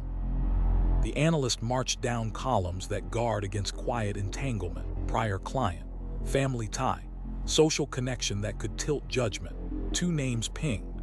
A lieutenant wrote a sentence that changes days without dramatizing them: recuse and replace, notify both tables, explain on paper. Integrity begins with who should do the job, not just how. The first call arrived in the now familiar costume, 30 seconds of doorbell video wearing a caption like a verdict. 2 units rolled without sirens and parked a door shy, the posture that reads as respect across house styles and histories. The deputy knocked the 2-beat rhythm and allowed a breath between sound and speech. Through the glass, a room that refused to audition, library book faced him, a plant keeping faith with winter light, a glitter crown slouched into a fruit bowl. Name first, request next. Here or private, the stoop one. He spoke in nouns that obey gravity. Voices at conversation level, distance 2 arm lengths, no objects in hands, no visible injury. He read the timeline back. The resident moved a minute. He changed it on paper and on tape. No offense. De-escalation sufficient. Resources offered. On the line beneath, January added its insistence. Disclose all exculpatory detail. Note why we did less. Supervisor notified. Integrity means telling the truth that helps someone else. Training turned integrity into choreography. On the board, the instructor sketched the familiar entryway: keys in a shallow bowl, purse on a console, prenatal vitamins with their quiet gravity, and drew 3 rails. Declare, separate, document. Declare, relationships that could tilt you, instincts that could tilt a room, gifts that look like favors. Separate, evidence from narrative, observation from inference, plain view from curiosity. Document, quotes fenced in quotation marks, timeline stapled on top, receipt left RL02, return filed WR07, a disclosure log that shows where the facts traveled. A deputy asked where instinct goes when silence points like a compass, and when the people in the house look like the people who raised him. Margin with a time, the instructor said. 0812, concern noted. Then do the policy as written. We are our rails. Downstairs, the detective who treats the binder like a wrench opened to the hinge that resists personality. I observed, I requested. Consent was declined. A warrant was obtained. Behind it lived a tab labeled Integrity Notes, short spaces for sentences people avoid until the day they're grateful. What we didn't take and why: late addenda disclosed to defense first, alternate theory recorded even though it hurts us, error corrected, responsible party named. He initialed the corner and copied a line that belongs on courthouse steps and maintenance closets. Admit early, repair out loud. Dispatch ran a drill called Whole Truth Script. First call, porch light past breakfast. Second, 3 unsent drafts blinking at noon. The call taker read back names and spelled streets, then added facts that never headline and always matter. No sounds of distress, no movement on camera. At the end, the sentence that keeps cases square. Your case number is. We will call back if this changes. On playback, the supervisor circled a timestamp alignment like a ruler pressed to wood. Integrity is accurate boredom, she said. Say the quiet facts. Records practiced integrity with staples and statute. A request arrived broad, everything, and left as law, stacked for a stranger to walk. Timeline on top, CAD and 911 transcript. The warrant and return, inventory keyed to photos, redaction index with patient citations. A gray slip on top listed late corrections, mislabel fixed, page count reconciled, UTC drift resolved, and the disclosure log mirrored to defense with dates. Before envelopes traveled, the office kept its vow: advance notice to family. When a producer pressed for photos from rooms unrelated to Elements, the clerk used the sentence this building loves because it limits everyone equally. We protect access and dignity. Both are public interests. At the hospital, the cabinet with the strangulation protocol, ruler, sketch, quotes fenced in quotation marks. He pressed here. I saw stars. Received a thin page titled Plain Words, Hard Choices. It instructed clinicians to explain decisions the patient might not like, why one test helps and another only interrogates, why discharge can be safe today and still cautious tomorrow. The attending crossed out a reflex order and wrote minimum necessary. The advocate placed 2 cards, verbs that travel, call, stay, leave, plan, and a third box with a promise in print big enough to believe. We won't share what you don't consent to unless law requires, and we'll tell you first if it does. In the lab, integrity looked like blind labels and sentences that refused to lean. Items were A1, A2, not reputations. A junior analyst read her conclusion aloud, saw one adjective standing too close to a noun, and crossed it out. Final line, results consistent with X, alternate sources not excluded. Her bench partner initialed the margin because verification is mercy to your future self under oath. On the corkboard, a one-pager titled When It Hurts Us required email to counsel within the hour if a control hiccuped, a sample spilled, or a method fell short. The quality manager tapped the hash manifest and said what math says for her. Integrity is the part that doesn't need you here to defend it. 2 counties over, the small department that keeps laminates in a shoebox labeled tools hosted no corners in a library that smells like glue and frost. Handouts were plain. How we knock when we walk away, where we leave a receipt and a new sheet if it's yours, say so. It listed 3 sentences that keep a day from collapsing. I made that error. Here's the fix. Here's who I told and when. A teenager asked whether honesty costs promotions. The sergeant smiled without bitterness. Sometimes, he said, but it buys verdicts that stay bought. The district attorney stood beneath a scoreboard that refuses to rehearse triumph and wrote 2 columns, advantage and obligation.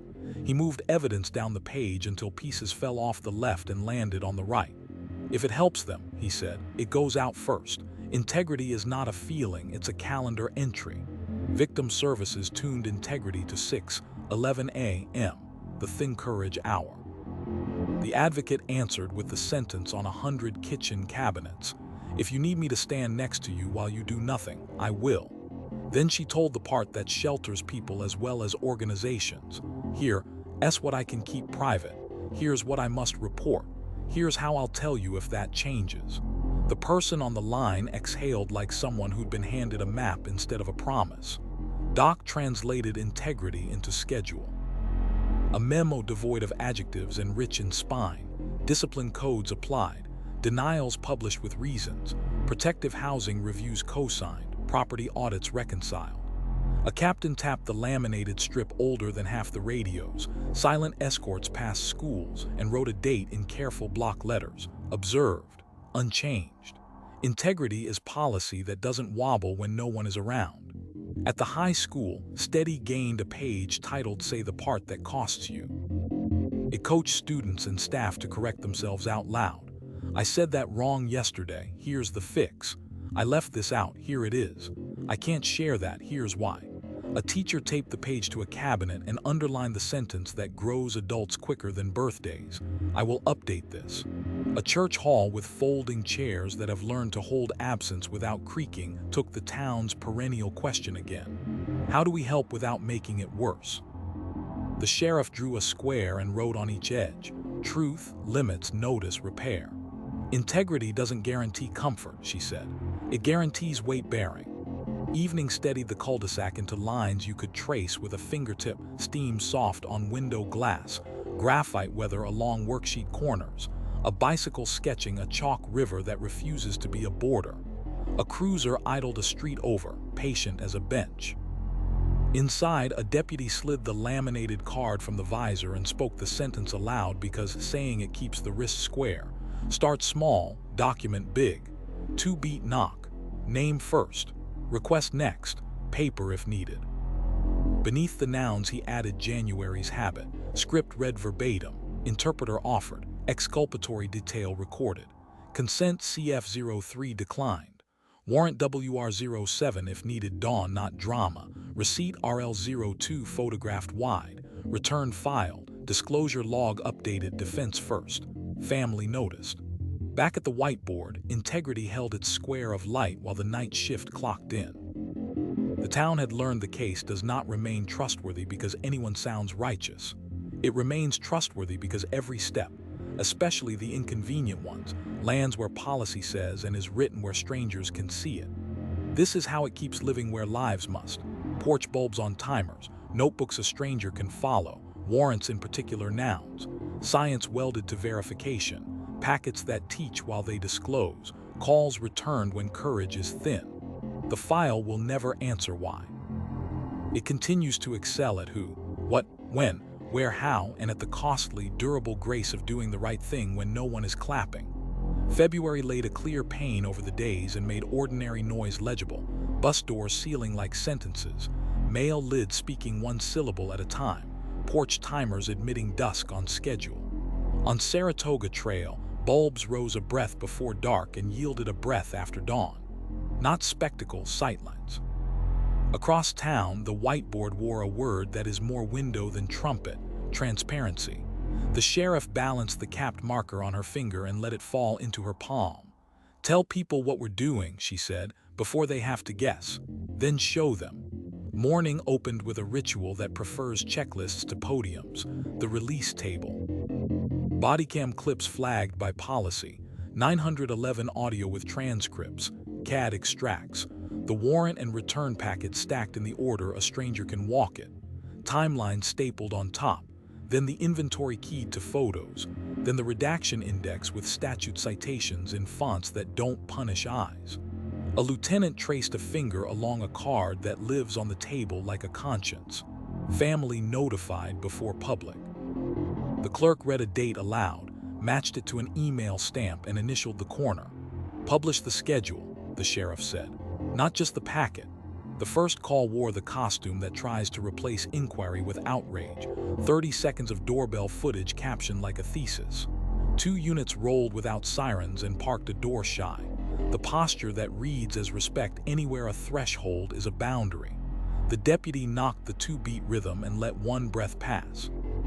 Through glass, a room with no appetite for plot, library book faced on, a plant bedding on March, a glitter crown slouched into a fruit bowl. Name first, request next. Here or private, the stoop one. The deputy wrote nouns the public can check. Voices at conversation level, distance 2 arm lengths, no objects in hands, no visible injury.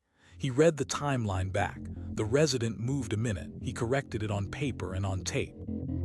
Then he added the sentence February had taught into muscle. Incident number read aloud for record. Public info card provided. How to request the packet explained. He left a business card that didn't try to be a benediction. Transparency is not a performance, it's a map. Training turned transparency into choreography. On the board, the instructor sketched the familiar entryway, keys in a shallow bowl, purse on a console, prenatal vitamins with their quiet gravity, and wrote 3 verbs in a row: explain, show, leave. Explain, 2-beat knock. The consent script read verbatim, plain view named at the threshold. Why we won't open drawers without paper. Show, hold the camera wide first. Narrate position, not opinion. Read the time in UTC. Point to the receipt RL02 where it will live. Leave, the card with the public records links, the case number. A sentence the building has chosen over slogans. You are entitled to this packet, here is how. A deputy asked where instinct belongs when silence points like a compass. Margin with a time, the instructor said. 0812 concern noted. If instinct becomes action, say why out loud, so the person in the room and the person at home hear the same truth. Dispatch practiced open script at the consoles. First call, a porch light that forgot breakfast. Second, 3 unsent drafts blinking at noon. The call taker read back names and spelled streets, then added the line transparency requires even when it feels like quiet paperwork. Your case number is, request records at, we will call back if this changes. On playback, the supervisor matched audio to CAD to the 10th and circled a comma that kept urgency from impersonating theater. Say the boring parts, she said. They're the railings. Records made the word visible. A new page on the counter. What you'll get and when explained release timelines with exceptions in plain language in 6 tongues. Audio by X days. Bodycam within policy window. Warrant and return upon filing. Redactions listed by statute. Fee waivers available. A QR code pointed to a public dashboard. Packets released. Timestamps. Reasons when clocks slipped. Near the bowl of earplugs and sticky flags sat a small stack of envelopes stamped Family First. Before anything traveled, the office made the call the building treats as oath. Advance notice to family. When a producer asked for an interior photo unrelated to elements, the clerk used the sentence that belongs to both streets and long evenings. We protect access and dignity, both are public interests. Downstairs, the detective who treats the binder like a wrench opened to the hinge that doesn't need adjectives. I observed. I requested. Consent was declined. A warrant was obtained.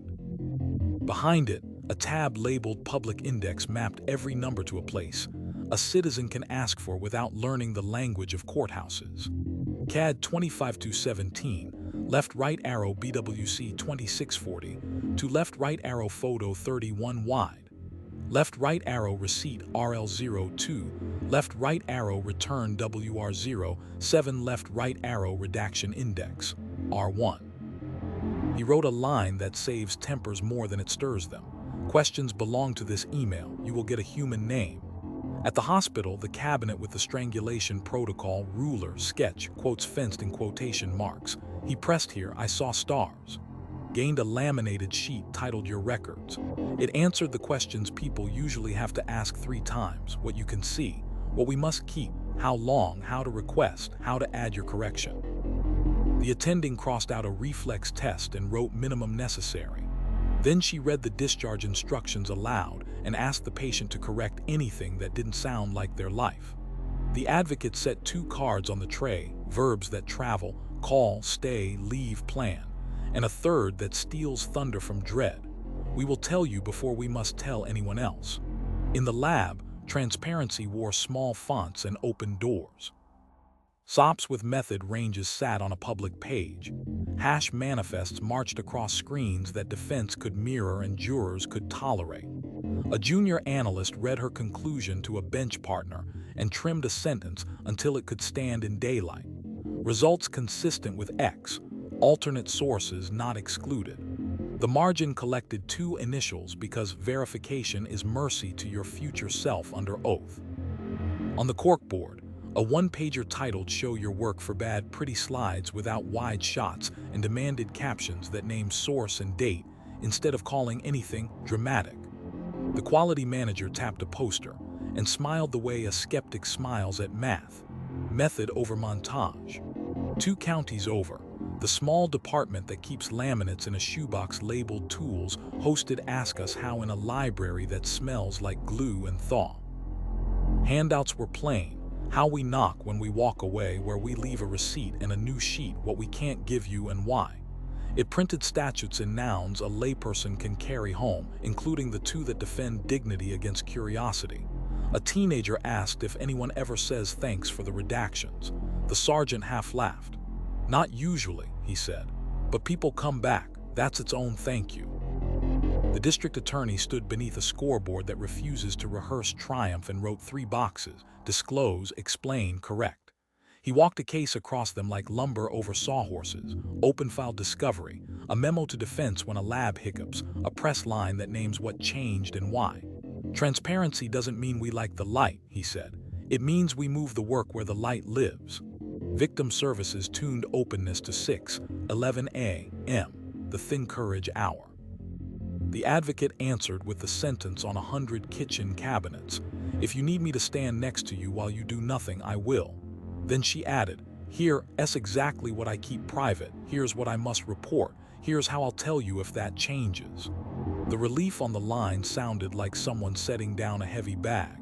Openness is a map, not a spotlight. Doc translated transparency into schedule. A memo no one frames and plenty of people bookmark. Count times posted. Grievance response clock visible. Visit denials logged with codes and links. Protective housing reviews signed by both shifts. A captain tapped the laminated strip older than a few of the radios. Silent escorts passed schools and wrote the date of the last walkthrough where anyone could read it. Observed, unchanged. Some windows never need curtains. At the high school, Steady gained a page titled Show Your Sources. It taught students to attach the email, the policy link, or the case number to any announcement, and taught staff to put what, where, when, who to ask in one paragraph at the top of every message. A teacher taped it to a cabinet and underlined the groan sentence at the bottom. Don't make people guess. A church hall with folding chairs that know how to hold absence without bruising, it hosted the perennial question again. How do we help without making it worse? The sheriff drew a rectangle and labeled the edges: what we know, what we don't, what we're doing, what you can do. Put this on the page, she said. Then answer your phone. Evening leveled the cul-de-sac into lines you could trace, steam on windows, graphite weather along worksheet corners, a bicycle sketching a chalk river with no ambition to be a border. A cruiser idled a street over, patient as a bench. Inside, a deputy slid the laminated card from the visor and said the sentence aloud because speaking it squares the wrist. Start small, document big. 2-beat knock. Name first. Request next. Paper if needed. Beneath the nouns he added February's habit. Incident hash read on tape. Consent CF03 offered declined. Plainview boundaries explained. Warrant WR07 if needed dawn not drama. Receipt RL02 photographed wide. Return filed. Redaction index prepared. Dashboard ticked. Family noticed. Public link queued. Back at the board, transparency kept its square of light while the night shift clocked in. The town had learned the case does not remain trustworthy because anyone sounds convincing. It remains trustworthy because people can see the steps, argue with the timelines, and find a human name at the bottom of a page. This is how it keeps living where lives must. Porch bulbs on timers, notebooks a stranger can follow, warrants in particular nouns, science loyal to verification, packets that teach while they disclose, calls returned when courage is thin. The file will never answer why. It continues to excel at who, what, when, where, how, and at the plain grace of putting the truth where anyone tired, scared, skeptical can reach it. March set its palm on the afternoon and flattened it into something sturdy. Bus doors closing like good lids, mail slots knocking once, porch timers admitting dusk on schedule. On Saratoga Trail, bulbs rose a breath before dark and yielded a breath after dawn. Not sentiment, care taken. Across town, the whiteboard wore a word that sounds like gardening and turns out to be custody with manners, stewardship. The sheriff drew a short underline, the kind that keeps a noun from sliding. What passes through our hands, she said, should leave them better, labeled, returned, or explained. Morning opened with a table of ordinary miracles, things that didn't get lost. On the felt lay evidence envelopes, property bags with knotted string, a necklace sealed with a photograph of the clasp left exactly where it was found.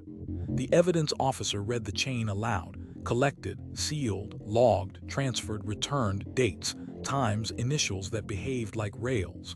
A deputy held up a receipt copy and a wide photograph of it resting on the kitchen counter where the person would find it. Stewardship leaves breadcrumbs, the officer said, for someone who didn't ask to walk this path. The week's first call arrived wearing the familiar mask, 30 seconds of doorbell video captioned like a verdict.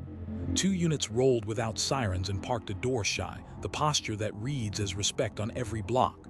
The deputy knocked the 2-beat rhythm and let a breath pass. Through glass, a room with no appetite for performance, library book faced him, a plant rehearsing spring, a glitter crown slouched into a fruit bowl. Name first. Request next. Here or private, the stoop one.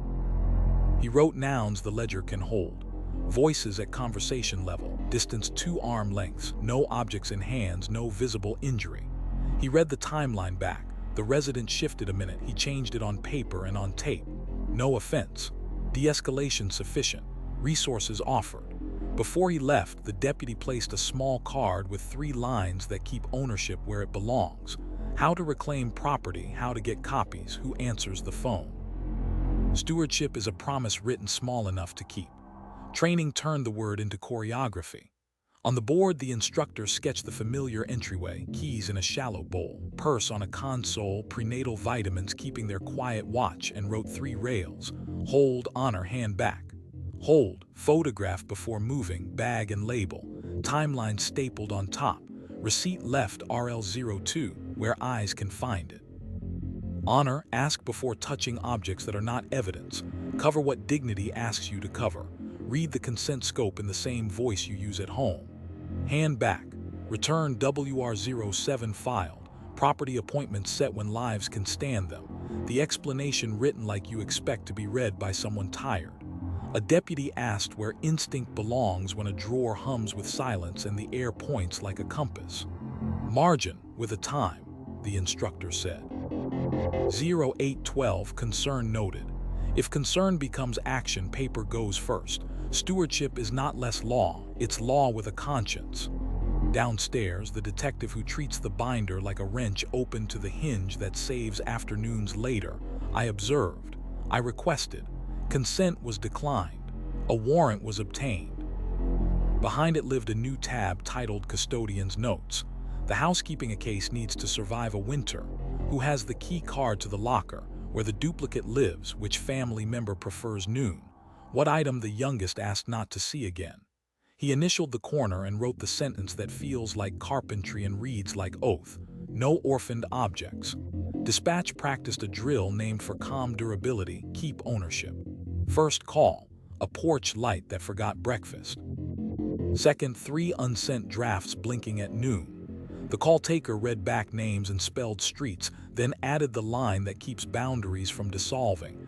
We do not keep your video. We reference the time. Here's how to provide a copy if you choose. On playback, the supervisor circled a comma that prevented urgency from becoming appetite.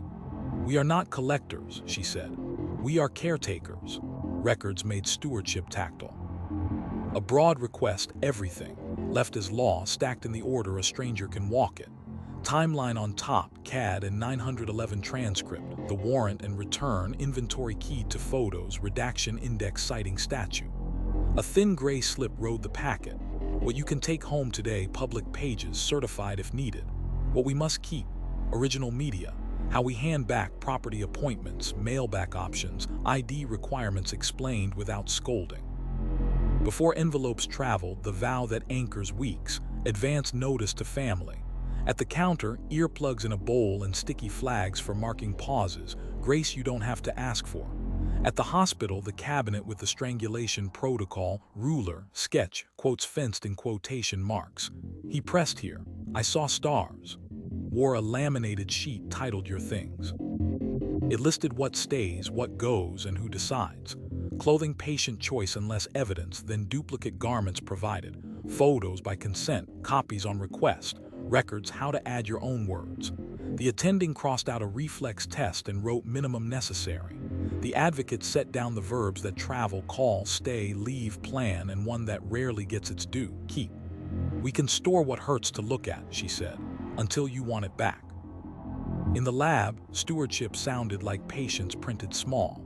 Items arrived anonymized, A1, A2, and left in the same skins, seals replaced and logged.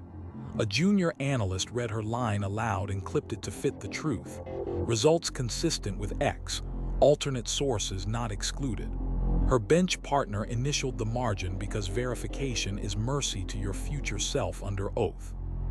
On the corkboard, a one-pager titled Return as you found banned adhesive that scars paper, forbade cutting through signatures, and required a wide photo of every package resealed. This goes back to a kitchen drawer, the quality manager said. Treat it like that. 2 counties over, the small department that keeps laminates in a shoebox labeled tools hosted care of things in a library that smells like glue and grass thaw. Handouts were plain. How we knock when we walk away, where we leave a receipt and a new sheet, return day. It mapped the room families walk into when the case is done. Chairs that don't wobble, envelopes with names, explanations written like bridges, a cart for carrying weight to a car that already has enough. A teenager asked what happens when something cannot be returned. The sergeant said the quiet sentence stewardship owes the world. Then we hold it and we hold the story about why. The district attorney stood beneath a scoreboard that refuses to audition for triumph and wrote 3 words: evidence, property, mementos. He walked a case through them, moving items between columns as elements demanded and decency allowed. Stewardship is choosing the smallest box that still protects the truth, he said, and then giving the rest back. Victim services set the word on the clock that always arrives: 6:11 a.m., when courage is a thread and phones feel like cliffs. The advocate answered with the sentence on 100 kitchen cabinets: if you need me to stand next to you while you do nothing, I will. Then she added the next good thing: I can keep the appointment card for you and text the time. I can keep the letter until you're ready to read it. Ownership redefined as relief. Doc translated stewardship into schedule. A memo that reads like a ledger and acts like a promise. Property audits reconcile. Lost and found posted weekly. Visit cancellations logged with codes and callbacks. Protective housing reviews signed by both shifts. A captain tapped the laminated strip older than a few of the radios. Silent escorts passed schools and wrote a date that says somebody checked, observed, unchanged. Guards of things are also guards of hours. At the high school, Steady gained a page titled Borrowed and Returned. It taught students and staff to pass along stories without taking possession. I can walk with you to the counselor. I won't keep your secret from the help you asked for. Here's a copy of the policy. You keep the original. A teacher taped it to a cabinet and underlined the sentence that grows adults: don't keep what isn't yours, feelings or files. A church hall with folding chairs that have learned how to hold absence without bruising it took the perennial question again: how do we help without making it worse? The sheriff drew a line of small open hands and labeled them collect, keep safe, give back, let go. We are temporary guardians, she said, of items, of hours, of rooms. We leave receipts everywhere. Evening steadied the cul-de-sac into legible lines, steam on windows, graphite weather on worksheet corners, a bicycle sketching a chalk river that refuses to be a border. A cruiser idled a street over, patient as a bench. Inside, a deputy slid the laminated card from the visor and spoke the sentence aloud because saying it squares the wrist. Start small, document big. 2-beat knock. Name first. Request next. Paper if needed. Beneath the nouns he added March's habit. Photo before movement, bag and label. Consent CF03 scope read verbatim. Warrant WR07 if needed, dawn not drama. Receipt RL02 placed and photographed wide.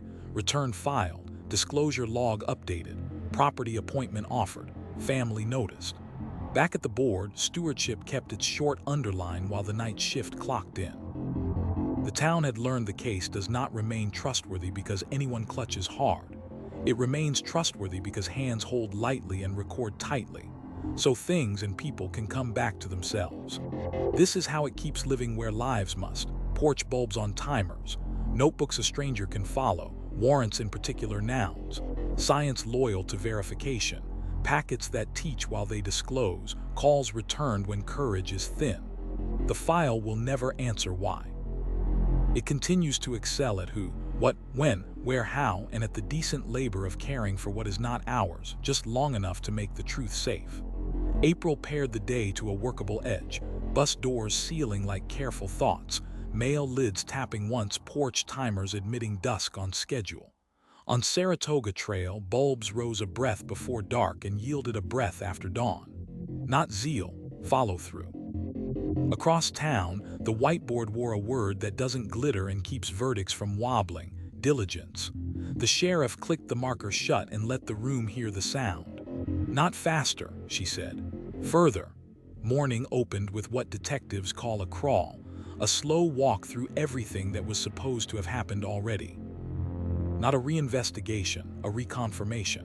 Returns filed where they claimed to be. Receipts RL02 photographed in wide shots attached to their inventories.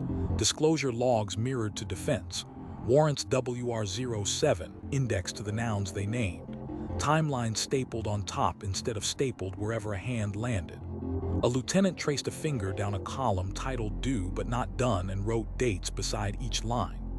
Diligence is a calendar, she said. We keep promises on paper. The first call of the week arrived in the familiar costume. 30 seconds of doorbell video captioned like it wanted to be a conclusion. 2 units rolled without sirens and parked a door shy, the posture that reads as respect regardless of block. The deputy knocked the 2-beat rhythm and left a breath between sound and speech. Through glass, a room uninterested in theater, library book faced him, a plant testing spring without asking permission, a glitter crown slouched into a fruit bowl. Name first, request next. Here or private, the stoop one. He wrote nouns a ledger can bear, voices at conversation level, distance 2 arm lengths, no objects in hands, no visible injury. He read the timeline back, the resident moved a minute, he changed it on paper and on tape. No offense. De-escalation sufficient. Resources offered. Then the part diligence always adds after the polite parts. Follow-up set by consent, reminder placed, supervisor pinged for review. Doing once is courtesy, doing again is diligence. Training turned the word into choreography. On the board, the instructor sketched the familiar entryway, keys in a shallow bowl, purse on a console, prenatal vitamins keeping quiet watch, and wrote 3 rails. Start, sustain, finish. Start, 2-beat knock. Consent script read verbatim, positions narrated, time and UTC on audio. Sustain, quotes fenced in quotation marks, affidavit nouns squared to rooms, receipt left RL02 and photographed wide. Interpreter offered whether pride wants one or not. Finish. Return WR07 filed, disclosure ledger updated, family noticed, bridge brief written so a stranger can carry the next inch. A deputy asked where instinct lives when stillness hums and points like a compass. Margin with a time, the instructor said. 0812 concern noted. If instinct becomes action, put it on the calendar. Who needs telling what needs filing when it's done? Downstairs, the detective who treats the binder like a wrench opened to the hinge that outlives moods. I observed. I requested. Consent was declined. A warrant was obtained. Behind it waited a tab new to the binder and older than the work tickler. Not alarms, duties. Lab addendum due, victim call on Friday, property return at noon, supplemental sent to defense first. He initialed a line that small towns forget and juries don't. Annual check with family, offer updates, accept no. Diligence keeps knocking after the case can't answer for itself. Dispatch ran a drill called aftercare. Calls don't end when the phone hangs up. They end when the last person who needed something got it. The outgoing operator recorded the 30-second relief brief into the incident. The incoming operator played it, then placed a 2-minute courtesy call to the resident with the doorbell clip. Your case number, the records request link. The difference between urgent and routine updates. We will call you if this changes. On playback, the supervisor circled a comma that kept calm from looking like indifference. Diligence is the echo that doesn't raise its voice, she said. Records practice diligence with staples and patience. A broad request, everything, left as law, stacked in an order a stranger can walk. Timeline on top, CAD and 911 transcript. The warrant and return, inventory keyed to photos. Redaction index with citations you don't have to squint at. On the counter, a small card titled "We owe you this." Release windows by type. Exceptions explained plainly, fee waivers in 6 tongues. A line for how to ask for a legal hold before the sunset. Before any envelope traveled, the vow that keeps cases human, advance notice to family. Diligence keeps the door open before the package leaves. At the hospital, the cabinet with the strangulation protocol, ruler, sketch, quotes fenced in quotation marks. He pressed here. I saw stars. Grew a discrete column on the discharge sheet. Callbacks attempted, messages left, apps confirmed. The attending crossed out a reflex order and wrote minimum necessary, then asked the patient to read the plan aloud in their own words. Anything that snagged got rewritten. The advocate laid down the verbs that travel, call, stay, leave, plan, and a checkbox that lives where diligence lives. Remind me tomorrow if I don't answer today. Following up is a form of care. Permission makes it a kindness. In the lab, diligence looked like a ledger no one quotes and everyone needs. A junior analyst logged a control flirt with drift, reran without heat, and wrote the month's sentence without adornment. Results consistent with X, alternate sources not excluded. Her bench partner initialed the margin because verification is mercy to your future self under oath. On the corkboard, a one-pager titled Finish Lines listed the unglamorous steps that win trials. Mirror sets verified with hash manifests. Discovery shipped and acknowledged. Method notes attached to figures. Slides ordered wide right arrow close right arrow conclusion. Defense questions logged and answered. Diligence isn't extra. It's the job. 2 counties over, the small department that keeps laminates in a shoebox labeled tools hosted do the rest in a library that smells like glue and wet coats. Handouts were plain, how we knock when we walk away, where we leave a receipt and a new sheet the week after.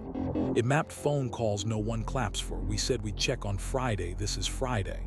Your property is ready, here S how tomorrow looks. We corrected the timestamp, here S the copy and the note. A teenager asked why bother when the internet already decided. The sergeant smiled into his collar.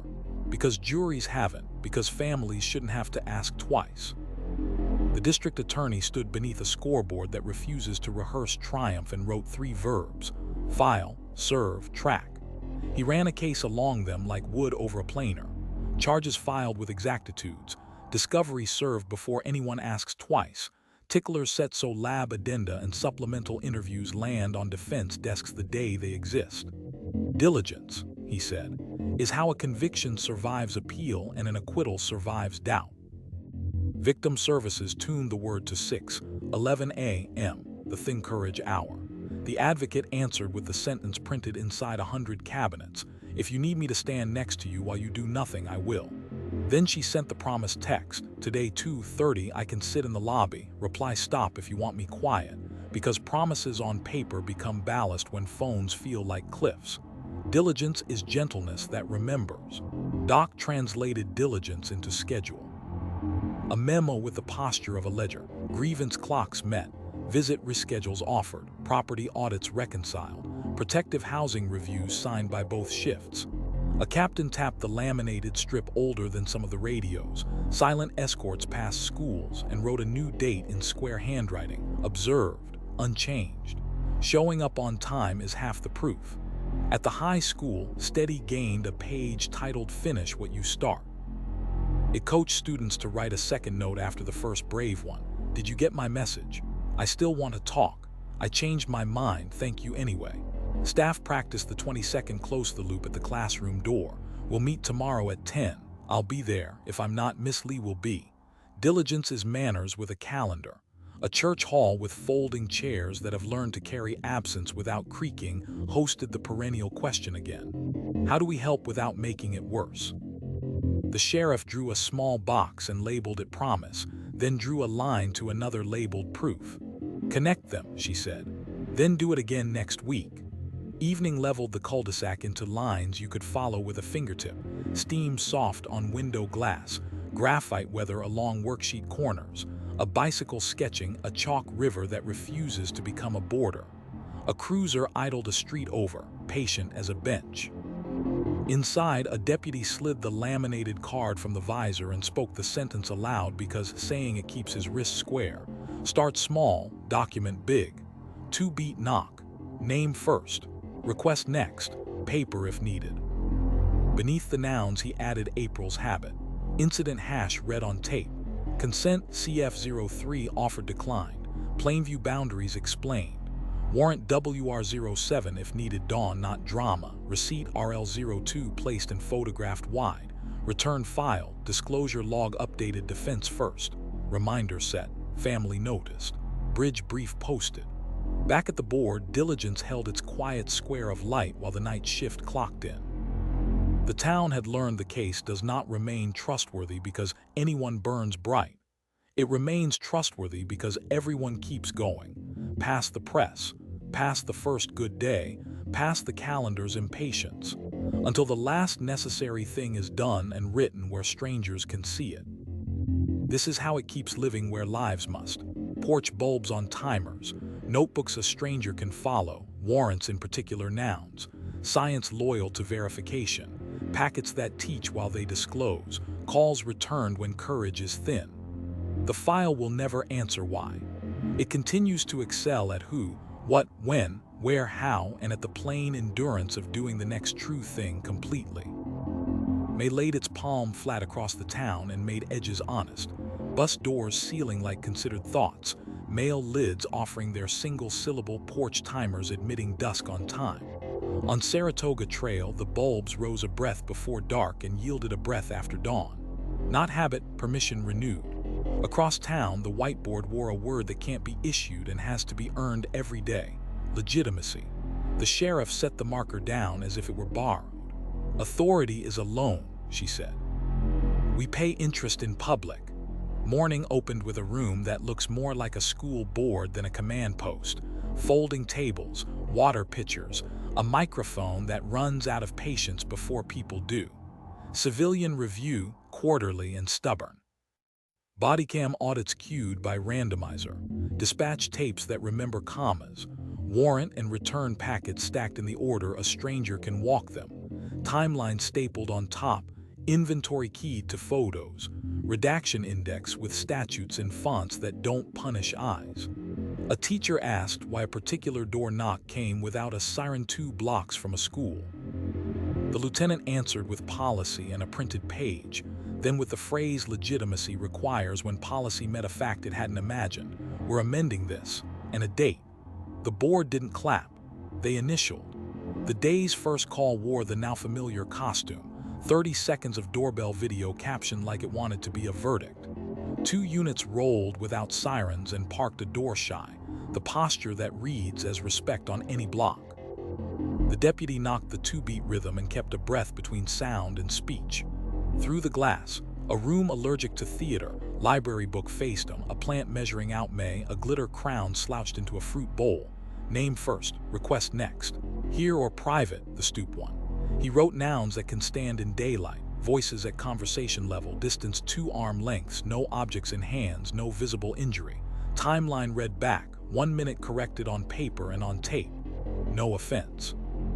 De-escalation sufficient. Resources offered.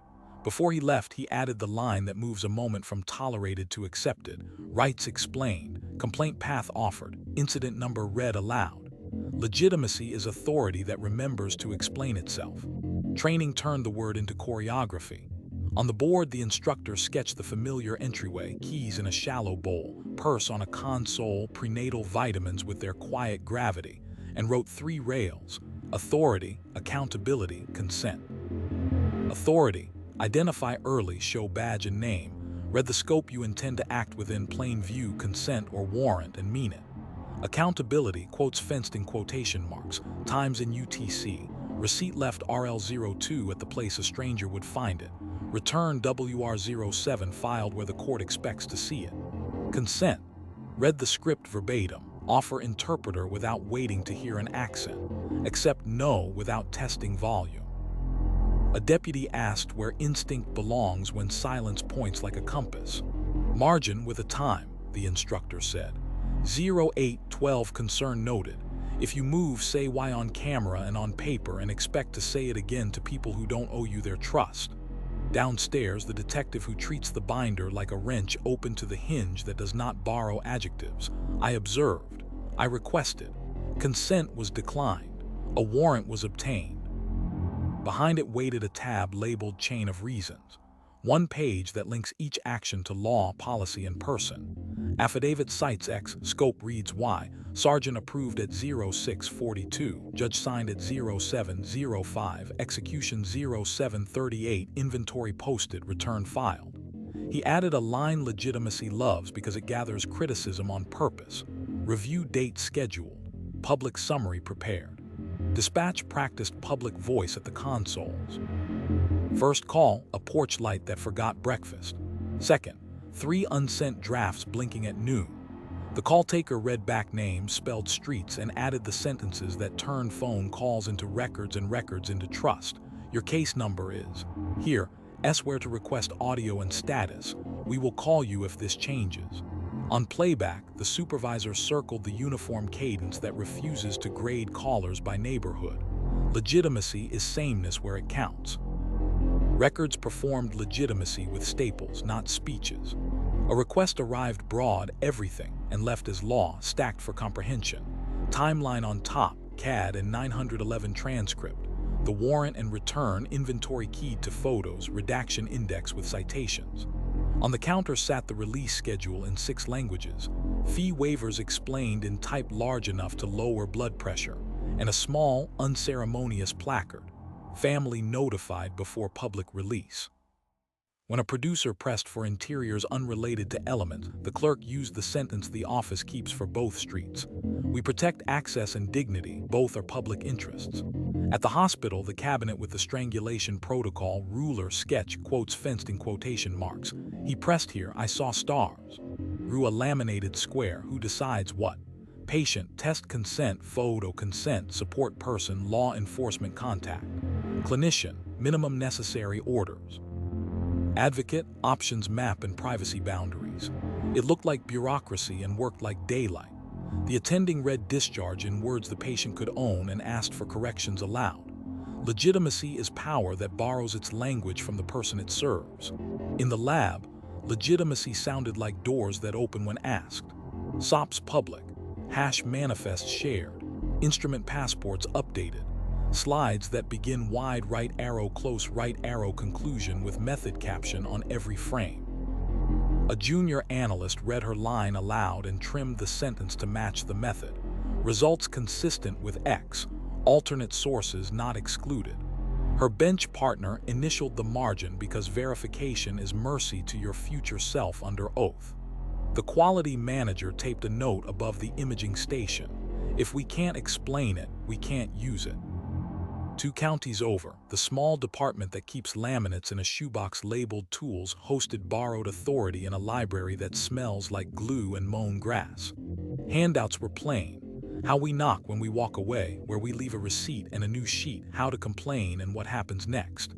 It mapped the path with names, not slots.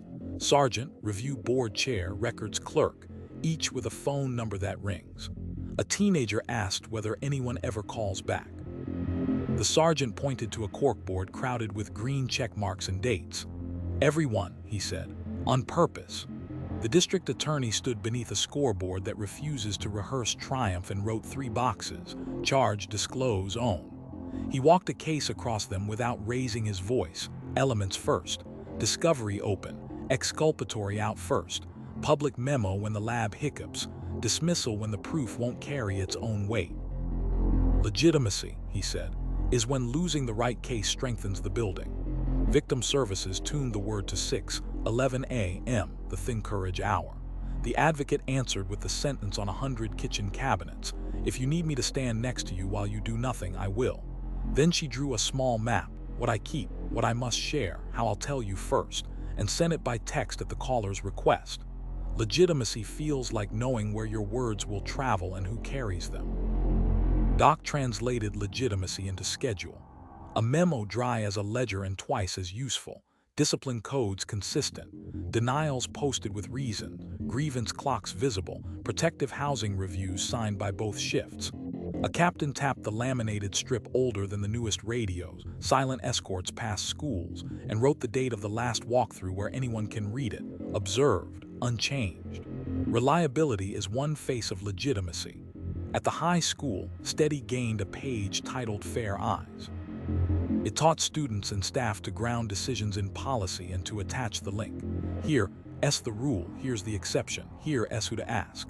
A teacher taped it to a cabinet and underlined the line that grows adults. Explain the why, not just the no. A church hall with folding chairs that have learned how to hold absence without bruising it took the perennial question again. How do we help without making it worse? The sheriff drew 3 concentric squares, law, policy, courtesy, and shaded the overlap. We live here, she said, and we report here. When we leave the overlap, we say so out loud. Evening steadied the cul-de-sac into legible lines, steam soft on window glass, graphite weather at worksheet corners, a bicycle sketching a chalk river with no interest in borders. A cruiser idled a street over, patient as a bench. Inside, a deputy slid the laminated card from the visor and said the sentence aloud because speaking it keeps his wrist true. Start small, document big. 2-beat knock. Name first. Request next. Paper if needed.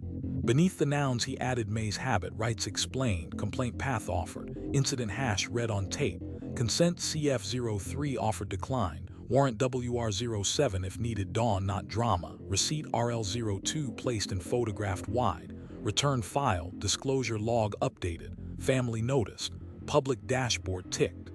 Back at the board, legitimacy kept its square of light while the night shift clocked in. The town had learned the case does not remain trustworthy because anyone looks confident. It remains trustworthy because power is exercised within edges, explained before asked about, and returned to the people who lent it. This is how it keeps living where lives must. Porch bulbs on timers, notebooks a stranger can follow, warrants in particular nouns, science married to verification, packets that teach while they disclose, calls returned when courage is thin. The file will never answer why. It continues to excel at who, what, when, where, how, and at the everyday ceremony of earning the right to be believed, again tomorrow.